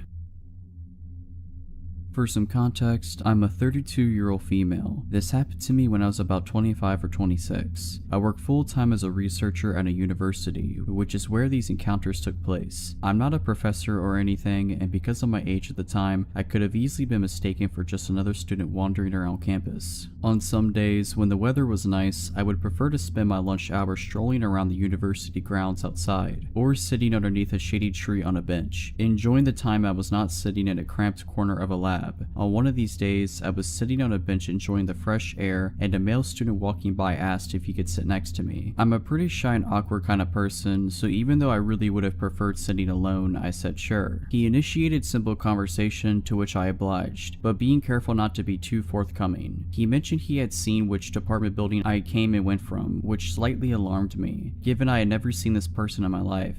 But I pushed the thought from my mind. After all, the weather had been decent lately, and I had nearly spent all of my lunch hours for the past week outside. He asked if I was studying within the mentioned department, to which I told him I was not a student, but rather I worked there. He told me he was an engineering student and then followed up with asking me out to coffee sometime. I apologized and told him that I had a boyfriend and would have to decline. We parted ways after that, and I assumed I probably wouldn't see him around again. About a week or 2 went by, and I was spending another lunch hour outside on campus, sitting on a different bench somewhere, seemingly out of nowhere. The same man from before asked if he could sit next to me again. Admittedly, I don't remember what he started talking to me about at first. My mind was reeling and I was rather uncomfortable having to potentially turn this guy down a second time. Sure enough, he asked me again if we could go out for coffee sometime. I apologized and reminded him that I had a boyfriend and I would not be meeting him for coffee. And again, he left after that. I was feeling rather anxious now, but it still hadn't reached a level where I felt I had to be too concerned. A few days later, I had finished work and was leaving the building to walk to where I had parked my car. The university charges a fortune for parking passes, even if you're employed by them, so I had always opted for free street parking about a 10-minute walk away from campus. My walking route would take me down several quiet residential streets, with minimal car traffic.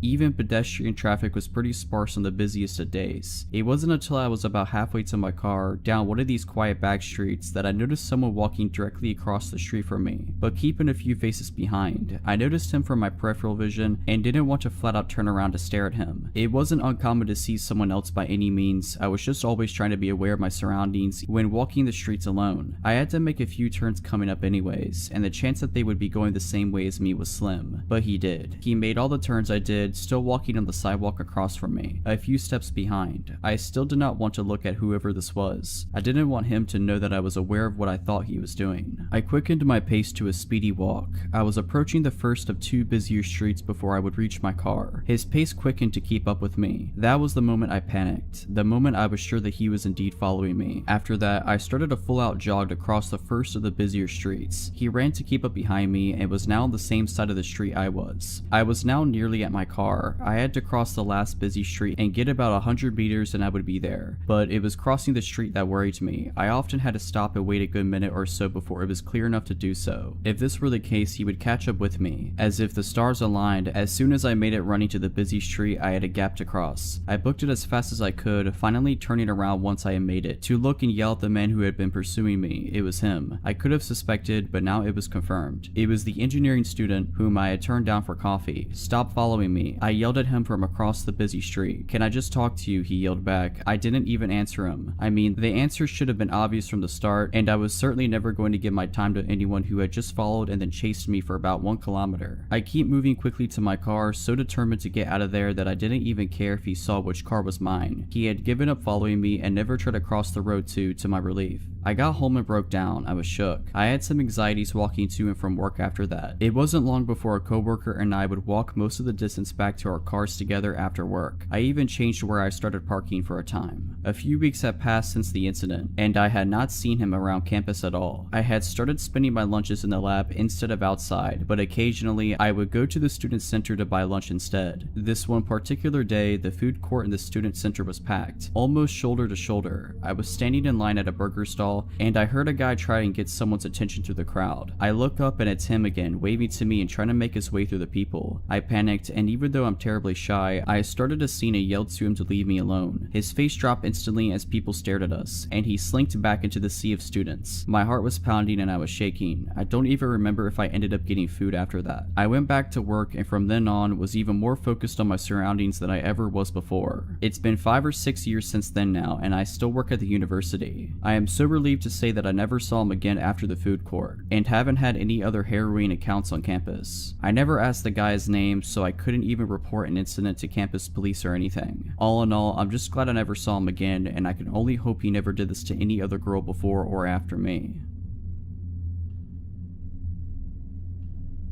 When I was in my early 20s, I moved to Southern California with my aunt. Once I had a job established and steady income, I found an apartment that was super affordable at $350 a month, plus utilities, the first red flag because California is not cheap. The other residents in the apartment was a 45-year-old male named Zach and a 45-year-old female named Tina. They weren't a couple. Tina was a little difficult to deal with, very OCD on a lot of things, and we mostly avoided each other. But this story is about Zach and his friend Mike, also 45 years old. Mike and Zach were childhood friends, and Mike lived in the same apartment complex as us, so he was over a lot. Every time I would come home from work, they would be polishing off a handle of vodka and then would go out. I wasn't super comfortable in the living situation, but it was cheap, and I was in school, and I tried to make the best of it. I got along with Zach for the most part if it was just him around, but Mike was just a time bomb. Here are just a few instances that just gradually got worse over time. The first incident. Zach invited me out with Mike and another friend of theirs out to a local bar a couple miles away. I was comfortable around Zach and I got into the passenger side of the truck. I didn't have any negative interactions with anyone until this point. Mike went ballistic in our complex parking lot about how I was selfish and had no business in the front seat because I wasn't Zach's girlfriend, etc. It was weird because a man the same age as my dad was throwing a tantrum over the passenger seat, so I just got out and went back to my apartment. My first rent check bounced. I apologized to Zach and discovered that my checks had misprinted the account number. I paid in cash and paid off the bounced check fee and thought all was okay, until I got home one evening and Mike was over as normal, but starts interrogating me on why I couldn't pay my rent. I was only 22 at the time and didn't really want issues, so I was just like, hey, I apologized and took care of it. Even though Mike didn't live in the apartment, he would not let this go. He would just scream at me saying I was lazy, that I should be evicted, and on and on. It's also important to note that Mike and Zach both had 2 DUIs. Zach was a school teacher and ended up being let go because of the DUIs. However, both men continued to drink excessively all the time. I also had to have a key made for the lock on my bedroom door because it would get violent a lot, and that was my safety net. A lot of other instances happened, but this one takes the cake and is the point to the story. Zach and Mike had gone out and took an Uber to whatever local bar. I had gotten home and went straight to my room as always. I hear the front door swing open and Mike was pissed drunk screaming his head off about how he lost his new iPhone. This guy starts beating on my bedroom door demanding to be let in because he knew I had his phone. I cracked my door open and he had stepped away from the door with his fist balled up like he was going to hit me. I told him I didn't have the phone. Mike circles back to the one time, months prior at this point, that my rent check bounced and I obviously need money. He demands that he come into my room and tear my room apart looking for said phone. I told him absolutely not and shut/locked the door. Mike started banging on my door and trying to unlock it, threatening my life, saying he was going to kill me and lots of other gross and scary things. I was told if I called the police that he would beat me to a bloody pulp. This was especially scary because my aunt was my only family nearby and she wasn't really helpful. She just told me to be an adult and deal with it. Other than that, I didn't really have a support system. I told Zach a couple of days later that I would be moving out immediately and would not be paying rent for that month. Then out of Zach's dark bedroom, Mike just pops up with a smile saying bye, almost taunting. I hurried into my room and locked the door. I could hear Zach blaming Mike for me moving out and Mike continued to just call me names and asking how I had the money to move out. The iPhone was found for anyone who's curious. It had fallen out of his pocket in the Uber he was in, but obviously the first step to finding the iPhone was to flip out on me versus calling the Uber driver. This was almost a decade ago and I don't know what happened to that pair.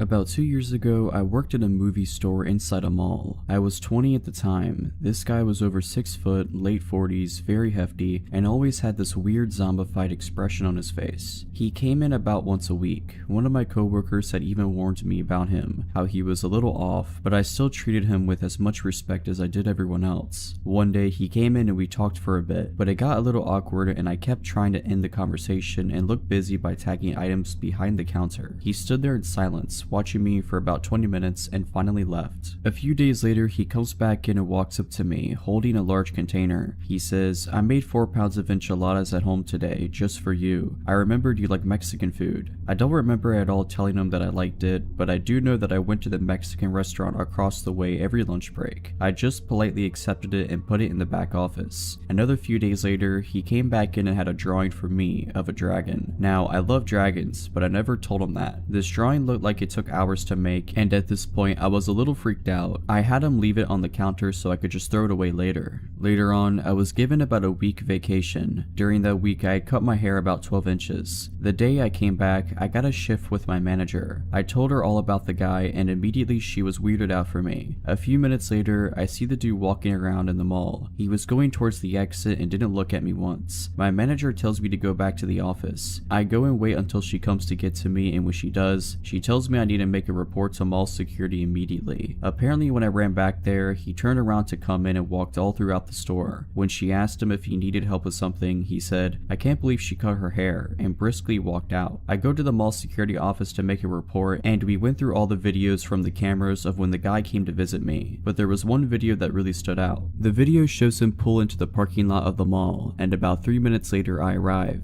This was really early in the morning and no customers were here yet, but there were cars in the lot. I didn't notice him at all. It shows me walking through the entrance and him following me. Right as I open the entrance door, the man starts sprinting towards me. I walked inside just in time. It shows him stop and just stand in front of the door, watching me through the glass walk a little further away. He begins walking normally inside the mall. I never noticed him behind me. That part really screwed me up. The video gave the security every reason to ban him from the mall, and they did. They later told me they gave him a background check, and he had 4 counts of stalking with restraining orders from different girls on his person and was on probation.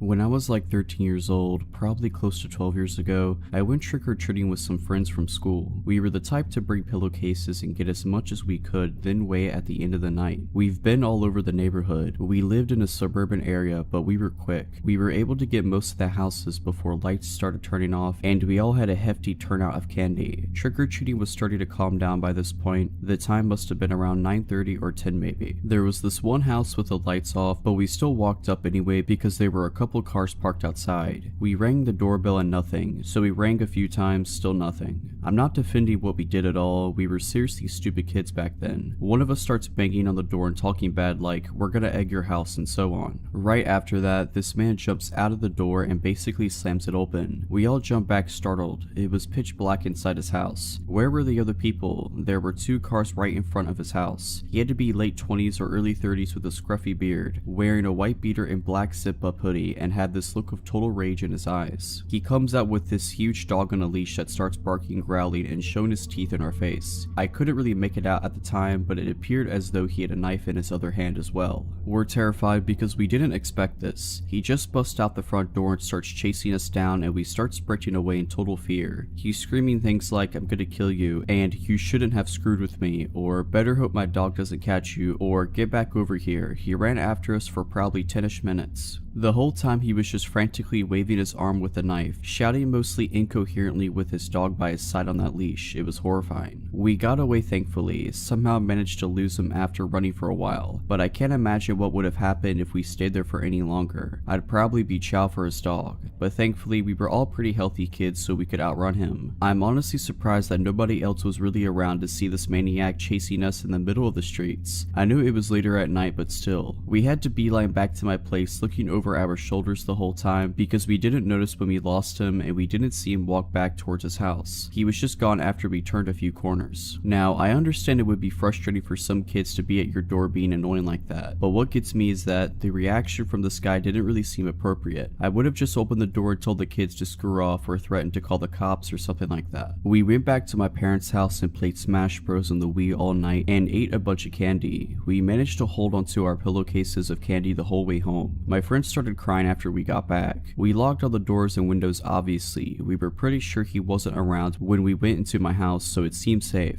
That guy's house was right in front of the middle school I went to, and I had to walk right by his house to get to school every day. So fearing for my safety, I told my dad. We went back to that house the next day to knock on the door. In hindsight, we probably should have called the cops and let them handle it, but my dad is a confrontational, no BS type of guy, so we went over and knocked on the door. This time there were 3 cars in front of the house. This mother opens the door and we could see inside their kids watching TV. When we told her what happened, her face went pale and she immediately rounded up her family and got them outside, fearing this crazy person might still be in her house. She told us that her family went out to another friend's house in the city next to ours for Halloween that night to do all their trick-or-treating. They didn't get home until the next morning because they stayed the night there. It was at that point that cops were called to search the house while we all stood outside. They didn't find anything though, no trace of him turned up. He must have been long gone by then. It turned out that the guy was able to get into their house because there was a window unlocked in the daughter's room on the bottom floor near the front door. Luckily, nobody was in the house that night. The only notable thing the woman could tell the police was that she noticed a car with dark windows parked down the street for a while but didn't think anything of it. He must have been posted up in there with his dog scoping out houses and noticed this whole family get in a car and leave and figured that would be a good opportunity to make his move. So who was this guy? Nothing was stolen from the house, and nothing looked ransacked or the family obviously would have noticed. The family said the front door was still locked when they got back too, so he must have locked it again and went out through that same window to cover his tracks. I'm pretty sure this was before those Ring doorbell cameras were popular, and I don't think they had any security cameras set up either. I'm not sure to be honest, maybe he was just a drug addict and didn't have a reason for any of it. His eyes did seem pretty crazy and wide open, like he was strung out on something.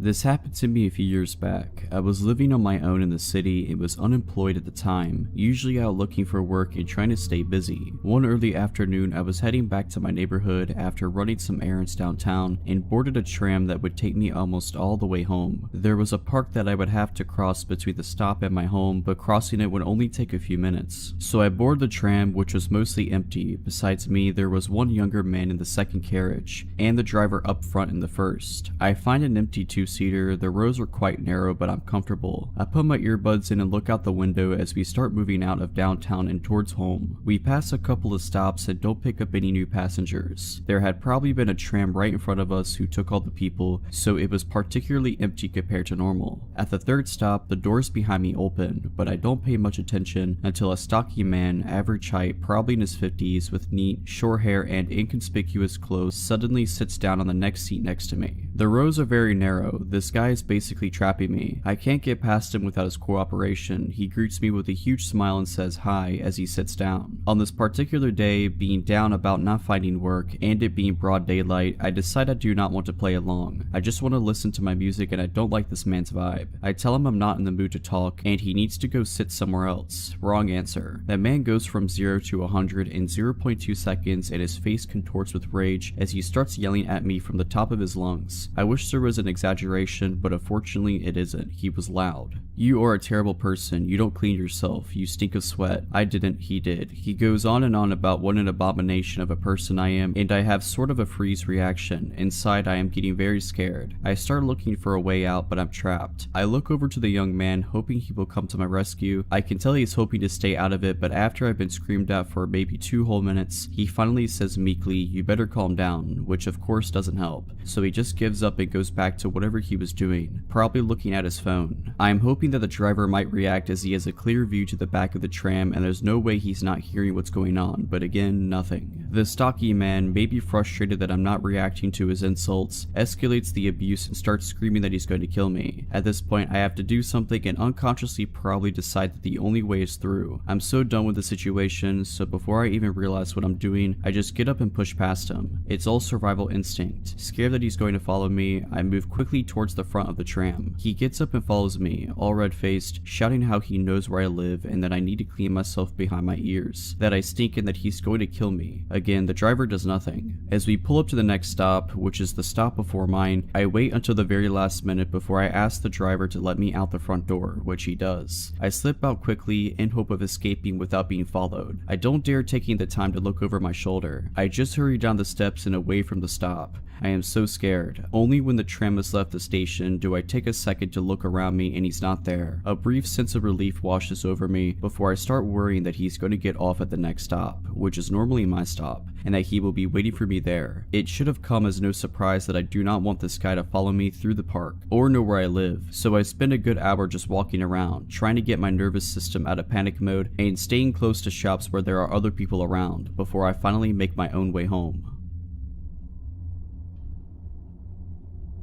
This happened when I was 21 years old, and I am fully aware I made a lot of poor decisions in my younger days. I am very lucky to have survived, and here's one of my stories. I have just met with a cousin at the mall I hadn't seen in a long time. At this point, I had been living in South America for about a year and had started feeling overly confident. I have been told many times about the dangers of taking a taxi from the street. Some people always take them and some people never do. It's obviously never worth the risk, but I look obviously foreign and I should have known better. My cousin says, "I always take street taxis, I'll find us a good cheap one." This was my first time ever taking a street taxi. She finds one and waves me over. Looking back, I am flabbergasted as to how I got into an all-black car. Again, these cars could just be normal taxis, they exist, but it's even more riskier than taking the yellow ones. The first red flag was how silent he is. After chatting away for some time, we realized it was taking far too long. I could see the smile in my cousin's eyes fade as we both realized at the same time that we are nowhere near home. She asks him, "Where are we going?"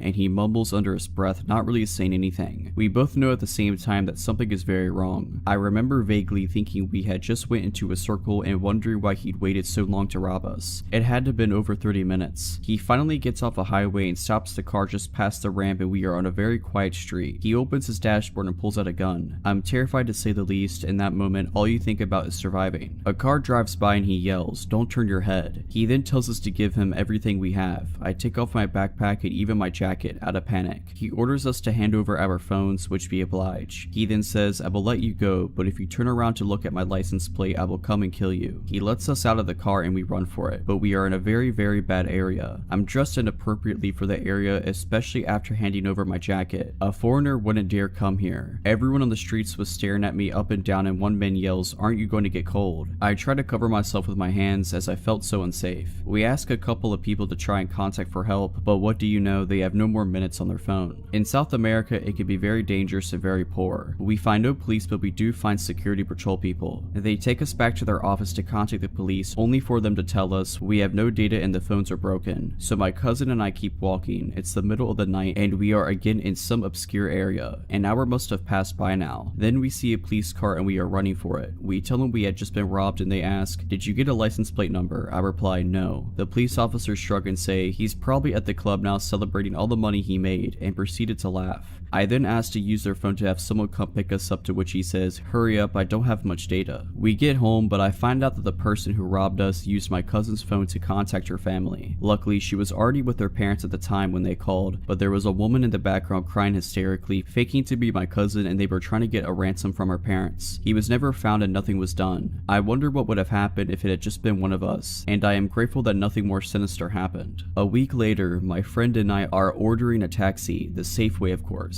While we are waiting, a similar black car pulls up next to us, asking if we need a taxi. We immediately say no. As he drives off, I turn to look at his car, and what do you know, he has no license plate in broad daylight. I'm not insinuating it was the same person. Of course it wasn't. There are over 10 million people in the city. My point is that it happens a lot in South America, and never to get too comfortable. This experience made me realize what it's really like to live in a developing country, even if you have money and stay in good areas. You always need to be high alert, and no one is immune to the constant fear of, will I be robbed today?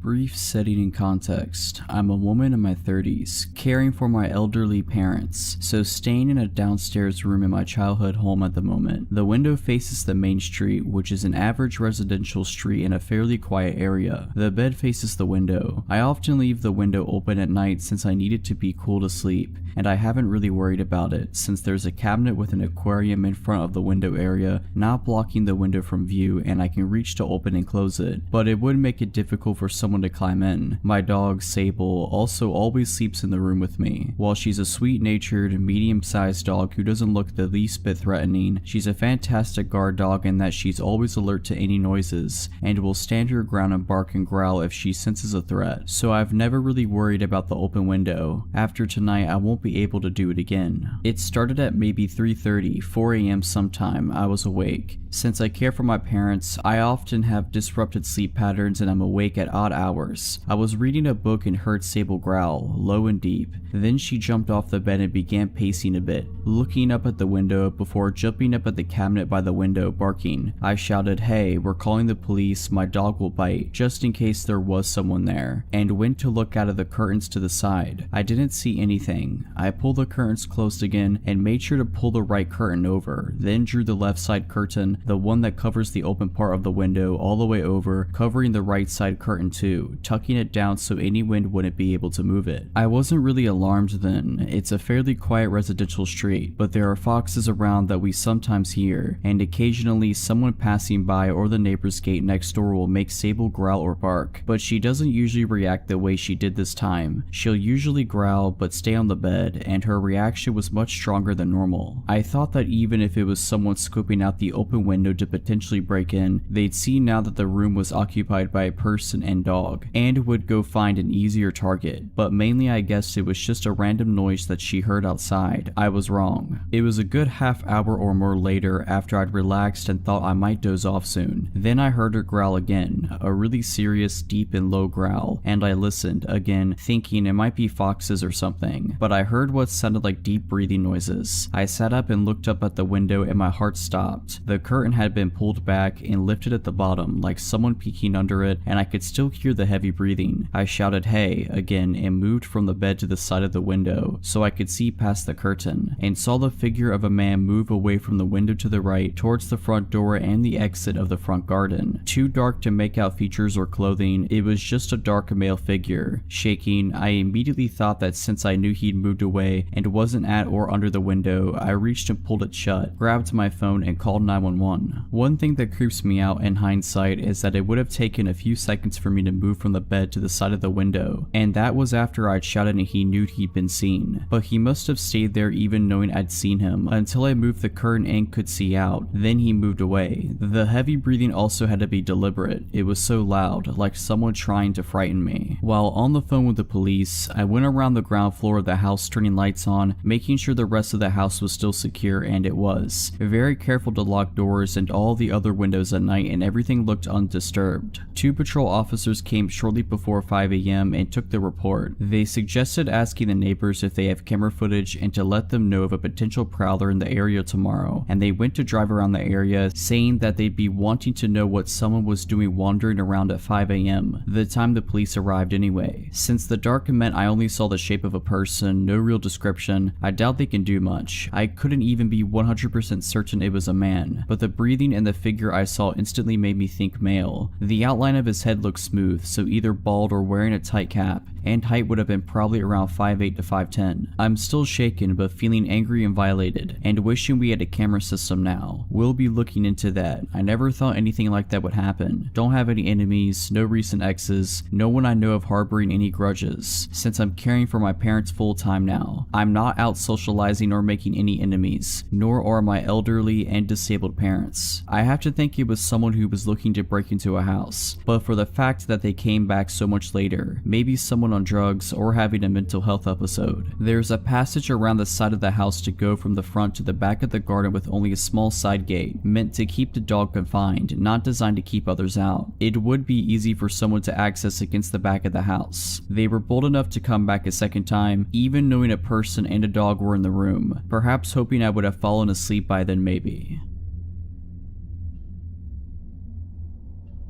This happened a few weeks ago. I work at a gas station and have years of experience in a previous one, so getting this job was a piece of cake. Only this was different as it was lone working 8-hour shifts entirely by yourself. These shifts included night as well. So my shift started early afternoon. About maybe half an hour into my shift, this guy walks in. I've seen him before as he entered the shop the day before and randomly asked me if I had any shopping bags to spare. The guy was giving me some uncomfortable vibes, but luckily someone else was working with me that day for a short while, so I asked them to deal with that guy. My colleague said we don't have anything to spare you and told him bye. The guy leaves. The next day the same guy walks in and I thought, what does he want now? He walks up to the desk and starts chatting to me. He was asking me some advice about his living situation as he told me he used to be homeless. Since to me it's not really my place to give advice, I just shrugged and told him to just sleep on it and think about things. He then left. He didn't enter the store to buy anything at all, just a chat, but thinking back I remember that he asked what time I got off and stupidly told him 11 o'clock tonight. I went on with my shift as usual up until about 9:30 p.m. as the same guy returns, but with another guy who may I say looked dodgy, all dressed in black and hood up. The guy who entered the shop previously pokes his head into the door and asked if I do phone top-ups. We do, but something in my gut was telling me to make him leave now, so I lied and told him we do not. So the guy and his dodgy friend hang outside the store for a bit while I was serving customers, then until the shop seemed quiet again, they both entered the store and looked all around the shop. I noticed the dodgy guy kept his hands in his pockets the whole time, and then a thought struck me. I might be getting robbed tonight, so I took some deep breaths and tried to keep calm and just thought of my training I repeated in my head. I thought to myself that I should just stand and be ready with one hand under the desk hovering over the panic button. I thought to myself the minute they pull a weapon out on me is when to hit the button as its silent alarm, and just pray the police arrive on time. Well, they just ended up buying a bottle of water, as of course I did notice there was someone still outside in their car. I felt a huge sigh of relief thinking they just wanted water, or they decided not to rob me because there's another person outside. They both leave the store but again hang around outside, right by the door. Then I see the car drive away and I thought to myself, I don't want these guys in the store again, not while I'm completely alone. So I flipped the switch that automatically locks the main door. Half an hour passes, I had no customers and still the two guys are still hanging around outside. I called my boss to tell him what's going on and to give him a heads up that at some point I'm going to have to call the police and have them move them along as it's making me very anxious. Then another guy shows up and joins the guys all dressed in black and wearing those COVID masks. He also hands his friend's mask too, then he makes his way around the back of the store. Then I realized the back door, the one I go out from to smoke. I ran to the back door, slammed it shut and locked it. At this point I was scared for my life, as these guys stack around the place to which felt like an hour and a half. I hid in the office watching the cameras. I picked up the phone and dialed the non-emergency number for the police. At this point I was really freaking out. The next thing I hear is my cell phone ringing as a colleague calls me to check in on me. I told him what's happening when I came out the office to take a peek, and of course those guys were right up to the window knocking to grab my attention, and they saw me with two phones to my ears. They saw me, I said to my colleague on the phone. Then I came up with an idea. I put the phone I had making a call to the police down and kept my colleague on the phone. I said, listen, I'm going to see what they want, stay on the phone. I'm going to put you on speaker. Remember, stay quiet, don't say a word, just listen. If you hear me say the till is slow, you hang up and call the police. That's me telling you I'm in danger. So I put him on speaker and hide my phone in my bra. I head to the window. What's up guys, can I help you? Guy, why is the door locked? That's because we're in night mode right now. Doors are locked but I can serve through the hatch. What can I get you? They just look at each other and whisper amongst themselves. Guy, we'll just take some smokes and a lighter. Sure, one moment. I grab what they ask and they push a $20 note through. I grab the $20 and of course check it. Then I rang them up, but as I had their change ready, I saw one hand through the hatch. I dropped their change into that hand, avoiding contact. Okay, thanks. I stared them down and they left. I demanded that my shifts are to be changed to morning shifts after that night or I'm quitting.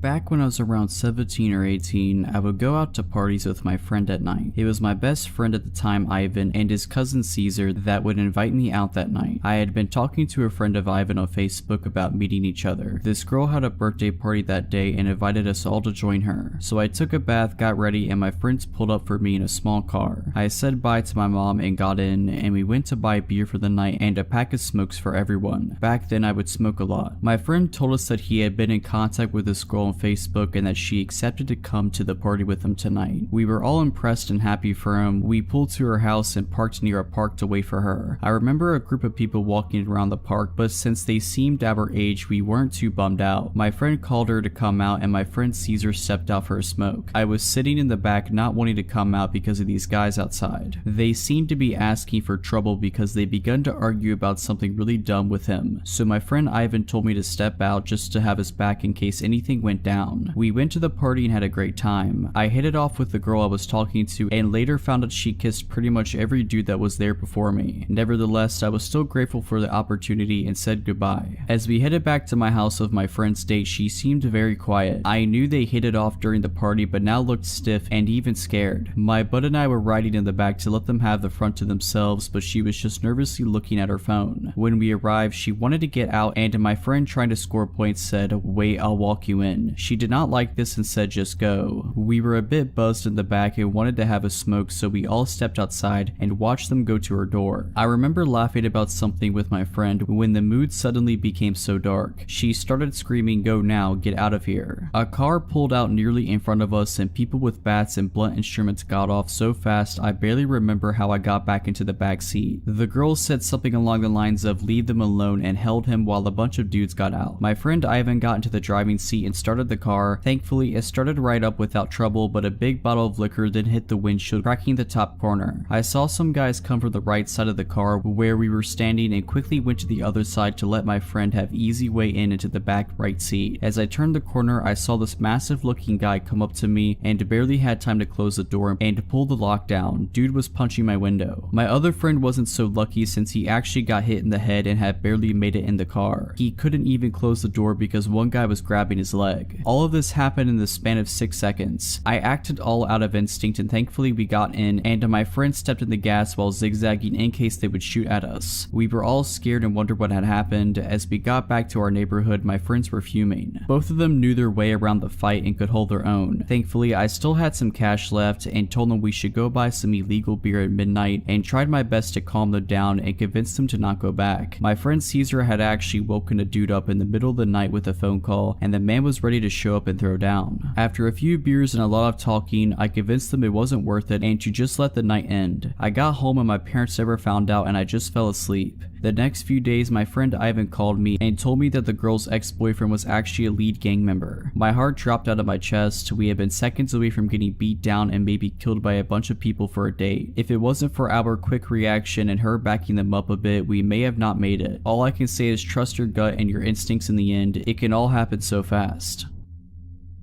Many years ago, before kids, rescue animals, a mortgage, and a husband, I was a travel writer in Europe. I did most of my trips alone. This story is about the first time I visited Prague. I had never been to Prague and the trip was last minute, so I had little time to prepare. My travel partner had dumped me in another country and I was determined to make the best out of my trip by visiting a place I'd never been. Upon arrival at the train station, I visited the accommodation office and asked for a hostel not far from the center. In my early 20s, winging it was part of the fun. These days, I'm far less adventurous. The hostel they sent me to was a sprawling, crumbling, slate gray, art decoration building on a nondescript street about a 10-minute walk to Stair Mesto. The inside was probably beautiful at one time, but by the time I checked in, it was full of shabby, mismatched furniture and cheap stained carpet. Most of the light fixtures were broken, leaving everything but the lobby dark and gloomy. It smelled of standing water and dust. I found my room, a double for $12 per night, and made note of the fact that I had a roommate. She wasn't there, but on her side of the room there was a suitcase, dressed neatly folded across the back of a plastic chair, a scattering of makeup containers on the beat-up desk, and a stack of German fashion magazines on the bed. As I had no plans or goals on this impromptu trip, so I spent the afternoon exploring Old Town Square, the Jewish Quarter, and Wenceslas Square. I purchased some Czech crystal for my mom and painted eggs from a street vendor for myself. I also made reservations for a sunset dinner cruise for one. At around 6 p.m. I returned to my room to shower, change clothes, and unload my purchases. When I left my room about an hour later, there was no indication that my roommate had returned at any point during the day. After the cruise, I stopped at a tiny bar in Tinska and had a glass of wine. It was nearly midnight when I returned to my hostel, so I was surprised to find that my roommate still hadn't returned. That wasn't uncommon though. Backpackers are a fickle lot. She could have gone on a short overnight trip and just left her stuff behind, hooked up with someone and was holed up at their place, or hanging out at another hostel, so I was surprised but not concerned. I took another shower before bed, however, and was surprised to find that things in the room had changed up in my return. Her bed was neatly turned down, the magazines had moved to the nightstand, and the dress was gone. The strangest thing though was the addition of a pink silky nightgown spread across the bed, my bed. Maybe she thought she still had the room to herself. I didn't see how. My shopping bags, clothes, and toiletries were in plain view. I gently moved the nightgown over to her bed and then settled in for the night as I wrote in my journal. I assumed she was in the shower or somewhere nearby, so I expected her to return shortly. After about an hour though, her side was still empty. I needed to use the restroom before I went to sleep, so I made one last trip down the hall. The building was unusually quiet. There weren't the regular sounds of chatty backpackers, the clinking of glasses, or music that would normally leak through the walls. There was nothing. It was hushed like a church after the congregation has left. I found myself practically tiptoeing back. My room was near the end of the hall and I couldn't shake the feeling that the corridor was darker than before. The few working lights were blinking as they struggled to stay lit, and it reminded me of a funhouse. A tightness began to fill my stomach and I subconsciously quickened my steps. There wasn't a soul behind me yet. I kept glancing back over shoulder, convinced I'd see someone gaining momentum on me. The only sound was the soft thud of my flip-flops as they struck my soles. I was flooded with relief as I flung open my door, but it didn't last long. Everything was exactly as it left it, except for the silky nightgown which was now back on my bed. Sleep came in fits and starts. I left the lamp on for a while, still convinced my roommate would be right back, but the shadows it cast made the room even spookier. It was too dark with the light off. I'd finally slipped into a deep sleep when I suddenly heard the door open. A man stood in the darkened doorway, the hall light behind him showing just enough for me to see his contorted face. "I didn't mean to," he sobbed. "You have to help me." Too confused and disoriented to be scared, I sat up, scrubbed at my eyes, and reached for the lamp switch. But once the room was light, I saw that the door was closed. There was no man. I quickly bounded off the bed and went for the door. It was locked. Nobody could have entered without a key, and the hallway empty. I passed the rest of the night fully clothed, sitting up in my bed, and with the light on. Though I'd pay for 2 more nights, at 7 a.m. I gathered all of my stuff and went down to the reception desk to check out. By the way, I said to the 20-something receptionist, "My roommate never returned. I'm a little concerned." She picked up the room key, looked at it hard, frowned, and then glanced at her computer. "What room were you in again?" When I repeated it to her, she looked back at her screen. "Ma'am, that room's been empty for 3 weeks and it's been cleaned since. We only have 6 people in the whole building. The hostel has since been renovated and is now a luxury hotel." At the time of the story, it's mid-October, I'm 20 years old and a senior in college. I got out of class at 9 p.m. and headed downtown in my college town to see about an open mic thing that was supposed to be happening at a lounge. And around that time, there was a guy who would play accordion on one of the corners of the main thoroughfare. Didn't find accordion guy, and either the place was closed or it wasn't an open mic night. Don't quite remember. But as I'm walking back down one of the main streets in downtown that heads back onto campus, I came across this very drunk woman begging 2 other women for a ride home. I think the girls were getting into an Uber or they didn't have space or something. Point is, the other women weren't taking her and couldn't/wouldn't help her. Mind you, this is a Thursday at 9-ish at night. When she finds that the other women can't help her and I'm walking past, she turns to me to ask for my help getting home. For context, I still have my backpack on. My phone's running low, but I've been at this school and in this town for 3 years at this point, so I know downtown and campus pretty well on foot. To note, I do not have a car at this point in time. She gives me an address and it's maybe 15 to 20 minutes walk north, slightly northeast of where we were at, and I knew the general area where it was, so I was more than happy to be a good Samaritan and walk a drunk woman home who didn't feel safe. I would regret this later. She's incredibly thankful and overjoyed that someone is willing to help her get home. The route we were going to take was super straightforward and I knew exactly where I was in relation to the rest of the town. She says that she has to pee really badly. I reassure her it won't be that long and she'll be back at her place. She says that she was out with her boyfriend and he left her at the bar alone, drunk and mad at her about something. Says she's from out of state. I commiserate with her that what he did was bad. She asked me about what I'm studying. I confided that I was finishing a bachelor's of science in information technology. She's bemoaning this boyfriend that's at home that I'm walking her back to. She keeps trying to walk with me up against my side or slightly behind me, and I'm like, no, walk slightly ahead of me or keep some space. She has a dermal piercing on her cheekbone that's hard to miss. She's getting more and more manic and weird as we walk along. We get about a half a mile into north downtown, less than a mile from the address she gave me, and the boyfriend's calling her and being a real douche. I'm about done with this guy from the stuff she's telling me about this and that and the other thing, so she puts him on speakerphone and I tell him to chill out. We're on such and such road close by. His tone changes in an instant. He goes from hostile and angry to surprisingly chill. That threw up a million more red flags for me. She starts saying that I'm going to have a good time at her house. I'm looking for an exit. Every bone in my body is screaming at me to get out of this situation. We get to the end of the road, which coincides with an intersection that has a gas station. I say, hey, let's stop here to use the bathroom. She says that she doesn't have to use the bathroom anymore. I'm scared. I tell her, well, maybe you don't have to, but I do, which was true. We go into the gas station. I head immediately to the bathroom and text one of my friends asking if she was working and if she could pick me up or if I needed to call the campus safe ride home program. Friend says it'll be a minute if I'm willing to wait. I agree to wait. I come out of the bathroom and this drunk woman, if she was even actually drunk to begin with, has vanished. Nowhere in the store, nowhere outside that I care to look. I buy a soda and wait for my friend and her friends to come save me effectively. I'm later told that maybe the woman was affiliated with human trafficking, and to be honest, with the vibes and the changes in tone and the narrative that was being spun around me walking this woman home and how she just completely vanished on me when I got to a safe place with lights and cameras and such, I have to wonder if that wasn't the plan. I won't ever know for certain, but it certainly scared the ever-loving daylights out of me as a 20-year-old. My friend and her friends pull up and take me back to one of their dorms and I spend more of the evening with them so I wasn't alone. Forever thankful for 3 underclassmen for rescuing me from a gas station at 10 p.m.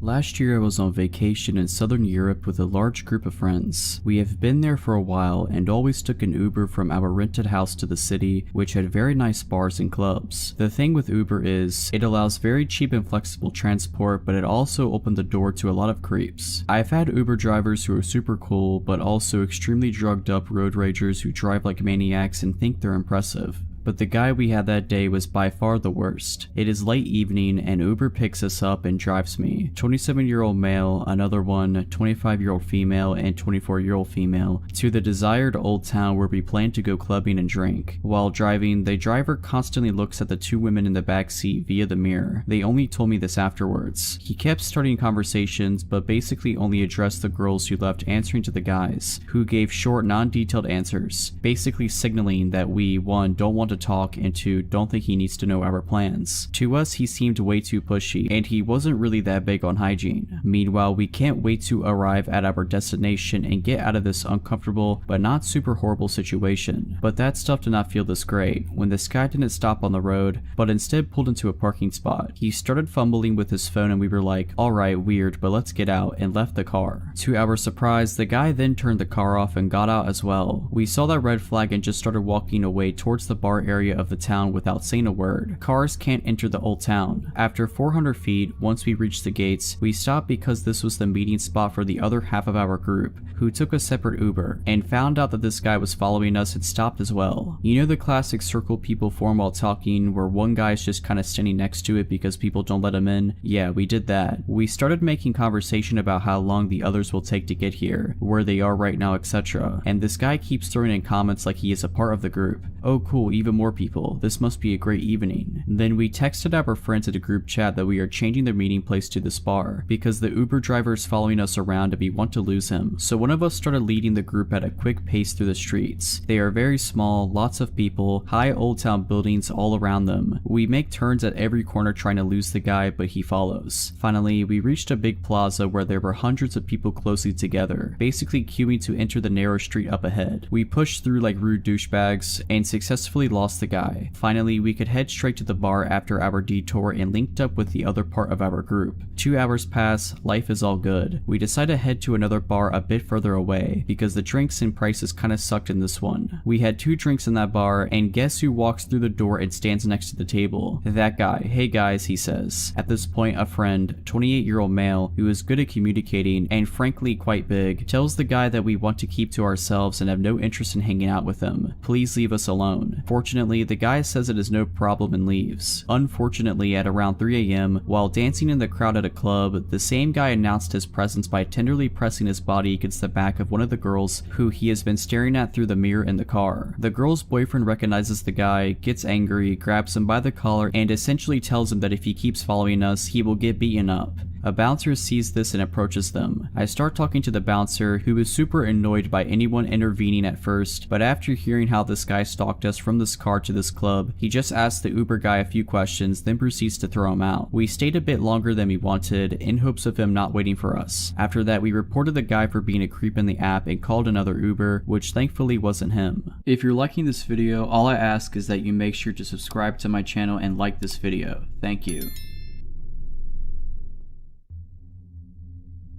2 years ago, I moved to the UK for university, as I always wanted to go there and get away from my parents as the situation at home was beginning to become too bad for me. In first year at uni, I moved into a student accommodation and met some really great people. It was a good year without meeting my boyfriend, who I'm still with, and just enjoying my time away from my family and discovering what independence really meant. Anyhow, as second year came by, I decided with some friends to move into a house rented by student accommodations, but at least we had our own house and weren't restricted as much with noise and parties as living in a small shared flat like in first year. No, I had a ground floor room and my window gave into a very small backyard in which I would go smoke every day as I am a smoker, and in which there would be a very thin wooden door giving into the other side of the street where you would put your bins and broken chairs, blah blah. The door could only be closed and locked from inside the backyard, but since it was an old door, we had to attach some strings to keep it closed for good. I had neighbors on each side of the house, so we were surrounded by families and some other student accommodations. The neighbors on the right of us were 5 boys who looked way over the age of being in university. They were strange, so to say. I met one of them outside of our house one day because of a police intervention due to one of his flatmates attacking him and the others with a kitchen knife and burning their kitchen down. I heard some screams, and so I went outside with my flatmates and saw one of them having cuts everywhere on his arm and a wound on his head inflicted by a kitchen knife. Me and my flatmates didn't know what to do, so we offered him our help to clean himself and gave him an old t-shirt to change out of his clothes. We then saw the guy who hurt these flatmates being escorted out by the police and into a van and driven off to be arrested. I don't know anything more about the story. The police didn't really tell us anything else. Anyway, the guy who we helped was quite weird. He said a lot of BS and kept trying to grab me and flirt with me, but we just wanted to make sure he was okay as we didn't know him. Then after some time had passed, I would go to uni and come back home and see him quite often in the street and just never said a word to him again. But one day, he came up to me in the street while I went to the corner shop and started talking to me weirdly, and I didn't feel comfortable at all with that for some reason, so I just didn't respond to him. He then just said, "Oh, that's okay. I'll just wait in front of your house then, and we can talk further." No need to say I was creeped out and just thought he was joking. So I bought my drink at the shop and headed back to my street, and as I turned into the street where my house was, I saw him with his flatmate sitting on my doorstep and waiting for me. So I went back to the corner shop and called my only guy flatmate to ask him to open the door and tell the guys to go away, but obviously he wasn't home and no one else was there either. So I literally just waited it out until they left about an hour later, and then sprinted back home and locked the front door. Note, my front door had a glass panel on it where you would be able to kind of make out who was standing in front of it. After this already pretty scary encounter, I just tried to avoid the guy and mostly succeeded for a while. But then one day, as I went smoking in the backyard, I noticed that the wooden door, which is always closed, was open, and the strings that were put there to keep it closed were cut off. For whatever reason, I didn't think anything of it and just closed the door again and put a new string on it, thinking it was one of my flatmates who took the bins out and just didn't tie it back. The weird neighbors would very often scream and yell and fight in their house, and it would take me and my flatmates up in the middle of the night, but we kinda just got used to it after a while. But one evening, my boyfriend slept over like he usually did, and he, who usually never ever wakes up because of a noise, woke up in the middle of the night because of a bang and some whispering. I was sound asleep, so he very silently woke me up, and we both just waited in the dark and listened for any other noises. Suddenly, we heard the wooden door just bang, just shot open, and some footsteps next to my window. I always have my window open because it would get really warm inside, so we both just froze. And then we heard the door leading to the backyard get shaken softly as if they were trying to get inside, and then they stopped. Luckily, we had the curtains closed so they couldn't see us, but we were ready to get dressed and get out of the room and lock them in if they came in from the window. Then we just heard my window move and get more open, and one of the guys saying something in a different language that we didn't understand and started hearing them trying to get in. My boyfriend and I just shot up out of bed, took my phone, and put clothes on and ran out of the room and out of the house. So I then called my flatmates and told them to lock themselves in their rooms, and then the police, who luckily came in less than 5 minutes as the headquarters were a couple of streets down from us. I don't remember anything after the police came. I think me and my boyfriend were in shock. They ended up catching one guy, the other fled and was later found a few streets up smoking weed. The police told us that they were inside of their house and found a lot of meth and heroin, and that they were carrying a massive kitchen knife with them. I was so confused as I've never done anything to offend or do anything wrong to my neighbors, so the idea of them breaking in with whatever knows what intentions with a kitchen knife terrorized me and my boyfriend. The two guys ended up being arrested, and one of them was put in prison for 2 years for carrying a weapon with intention to harm. I never heard anything else from the police, and I moved back home a few months later. I was 17 when this story happened 3 years ago now. I was working at an old pizza shop right on the edge of my town. For context, the town I was in was an affluent, suburban town surrounded by a bypass which loops around the town. Around my town is some farmland and main roads, where all of the blue-collar workers moved to after the town was gentrified 10 to 15 years back. The pizza shop was around 20 years and was very catered to these same blue-collar workers. It's around 9 p.m. and a call comes in for 2 pizzas and a 2-liter of soda. I'm the only driver in, so I have to take the delivery out. It's about a 10-minute drive to get to the location. There, I have to drive up a long gravel driveway that took about 5 minutes to get up. My car really couldn't handle the gravel and how rough it was. Arriving at the place, I see a nice house and 2 barns plotted across the land, with wheat 5 to 6 feet tall surrounding the whole property. Being at this place when I felt truly all alone really started to make my anxiety flare. I decided to call the number on the order because I have no idea where this guy wants me to go and drop off his food. After about another 5 minutes of absolute silence, the man picks up. He had a very deep and raspy voice, like he's been a career smoker, which didn't do anything to help me feel better. I was told to meet him at his truck at the far barn on his property. I am now properly scared as my mind races of all of the worst possible things that could happen to me. I pull myself together and muster further into this guy's property. I see the man's truck as I round one of those cylinder storage units where I see his F-150 and him inside. Instead of getting out, I call him and ask him how we should do the transaction. In that same deep voice, he instructs me to get out of my car and to put all the food onto his truck bed. Since he paid with his credit card already, I thought this would have been over in 10 seconds. I do what he tells me to do and walk over to the passenger window so that he can sign his receipt. The man looks to be around his mid-40s, heavy set, with a scraggly black beard and a trucker hat. My mind was already racing on being kidnapped or murdered, so I really didn't feel safe around this guy. I ask him if he has a pen on him because I forgot to bring one. I was pretty bad at my job, and he did not have any cash on him. He stares at me with these cold eyes and points into the back of his truck, saying to me, "If you ask me for a tip, I'm going to be sticking this tip down your throat," where he has a double-barrel shotgun just in the back of his car. I'm frozen in fear as I'm registering that this man has just threatened to kill me. The only thing I can muster out is okay, and I get back into my car and I get out of that farm. I was going so fast that I screwed up my car from my car bouncing around on that gravel path. I go 80 all the way back to the pizza parlor where I tell my coworkers what happened. None of my coworkers took me seriously and just thought I was playing this up for a joke. I go home and forget about it pretty quickly, but a year later I'm working the lunch shift and the same man calls in and orders a pizza. Now at this point I am refusing to take this order. The pizza place I was working at wasn't doing well business wise, so it's on its last legs already, so management forced me into going anyways. It was only 1 to 2 p.m. on a Sunday, so at least my fear of the dark would be covered. I get there and the man is waiting for me at his actual house. He recognized me and out of all things started apologizing to me for what he said. He was excusing it, saying that he just started going through a divorce and was struggling with his emotions. I just wanted the whole thing to be over with, and he gave me $60 for what happened.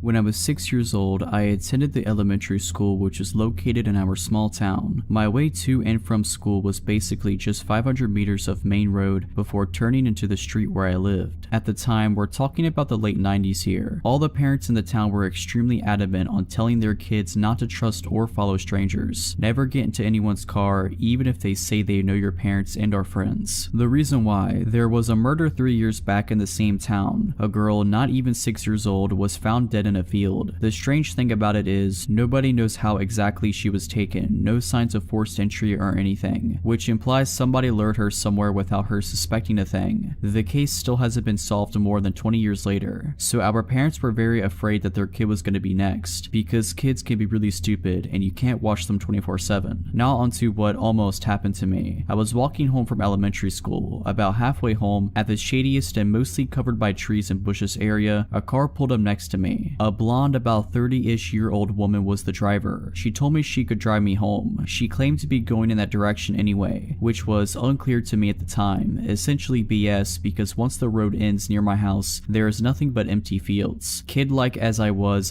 not suspicious, and was like, oh no, it's not that far, I can walk. Then she started becoming more insistent. The whole, oh come on, it is fine, nothing to worry about, and you can relax instead of walking thing. The alarm bells only started ringing when she said she knew my mother. They are friends and supposedly she was asked by her to drive me home. Thank God for my parents repeatedly talking about the tricks that people use to lure you in. I started being creeped out, continued to walk, but she kept driving beside me. Now the real weird part in hindsight was her next attempt to get me to the car. She started saying that I was obviously afraid, and cool children are not afraid of such things. If you want to be cool, you should just relax. Honestly, I did not fully realize the full extent of the situation. I just felt uncomfortable and wanted to get out of this conversation, so I just started sprinting the rest of my way back to my house. Once I got home, I stayed right next to the door and kept looking out of the window for a few minutes. And guess who drove by and basically checked out the house? That creepy woman. The road was a dead-end road, and only after 3 more minutes the car came back the same way. It took years until I realized what kind of bullet I dodged there. All I was thinking was, my parents told me not to do this. I didn't know why or what that woman wanted. The drill of hearing over and over again not to believe strangers or get into their car kicked in. Moral of the story is, even if your kids are too stupid or young, like I was, to comprehend such things, the rules of not following strangers, and the fact that strangers will lie to you for evil intentions, must be drilled into your child's head like watching both ways when crossing the road.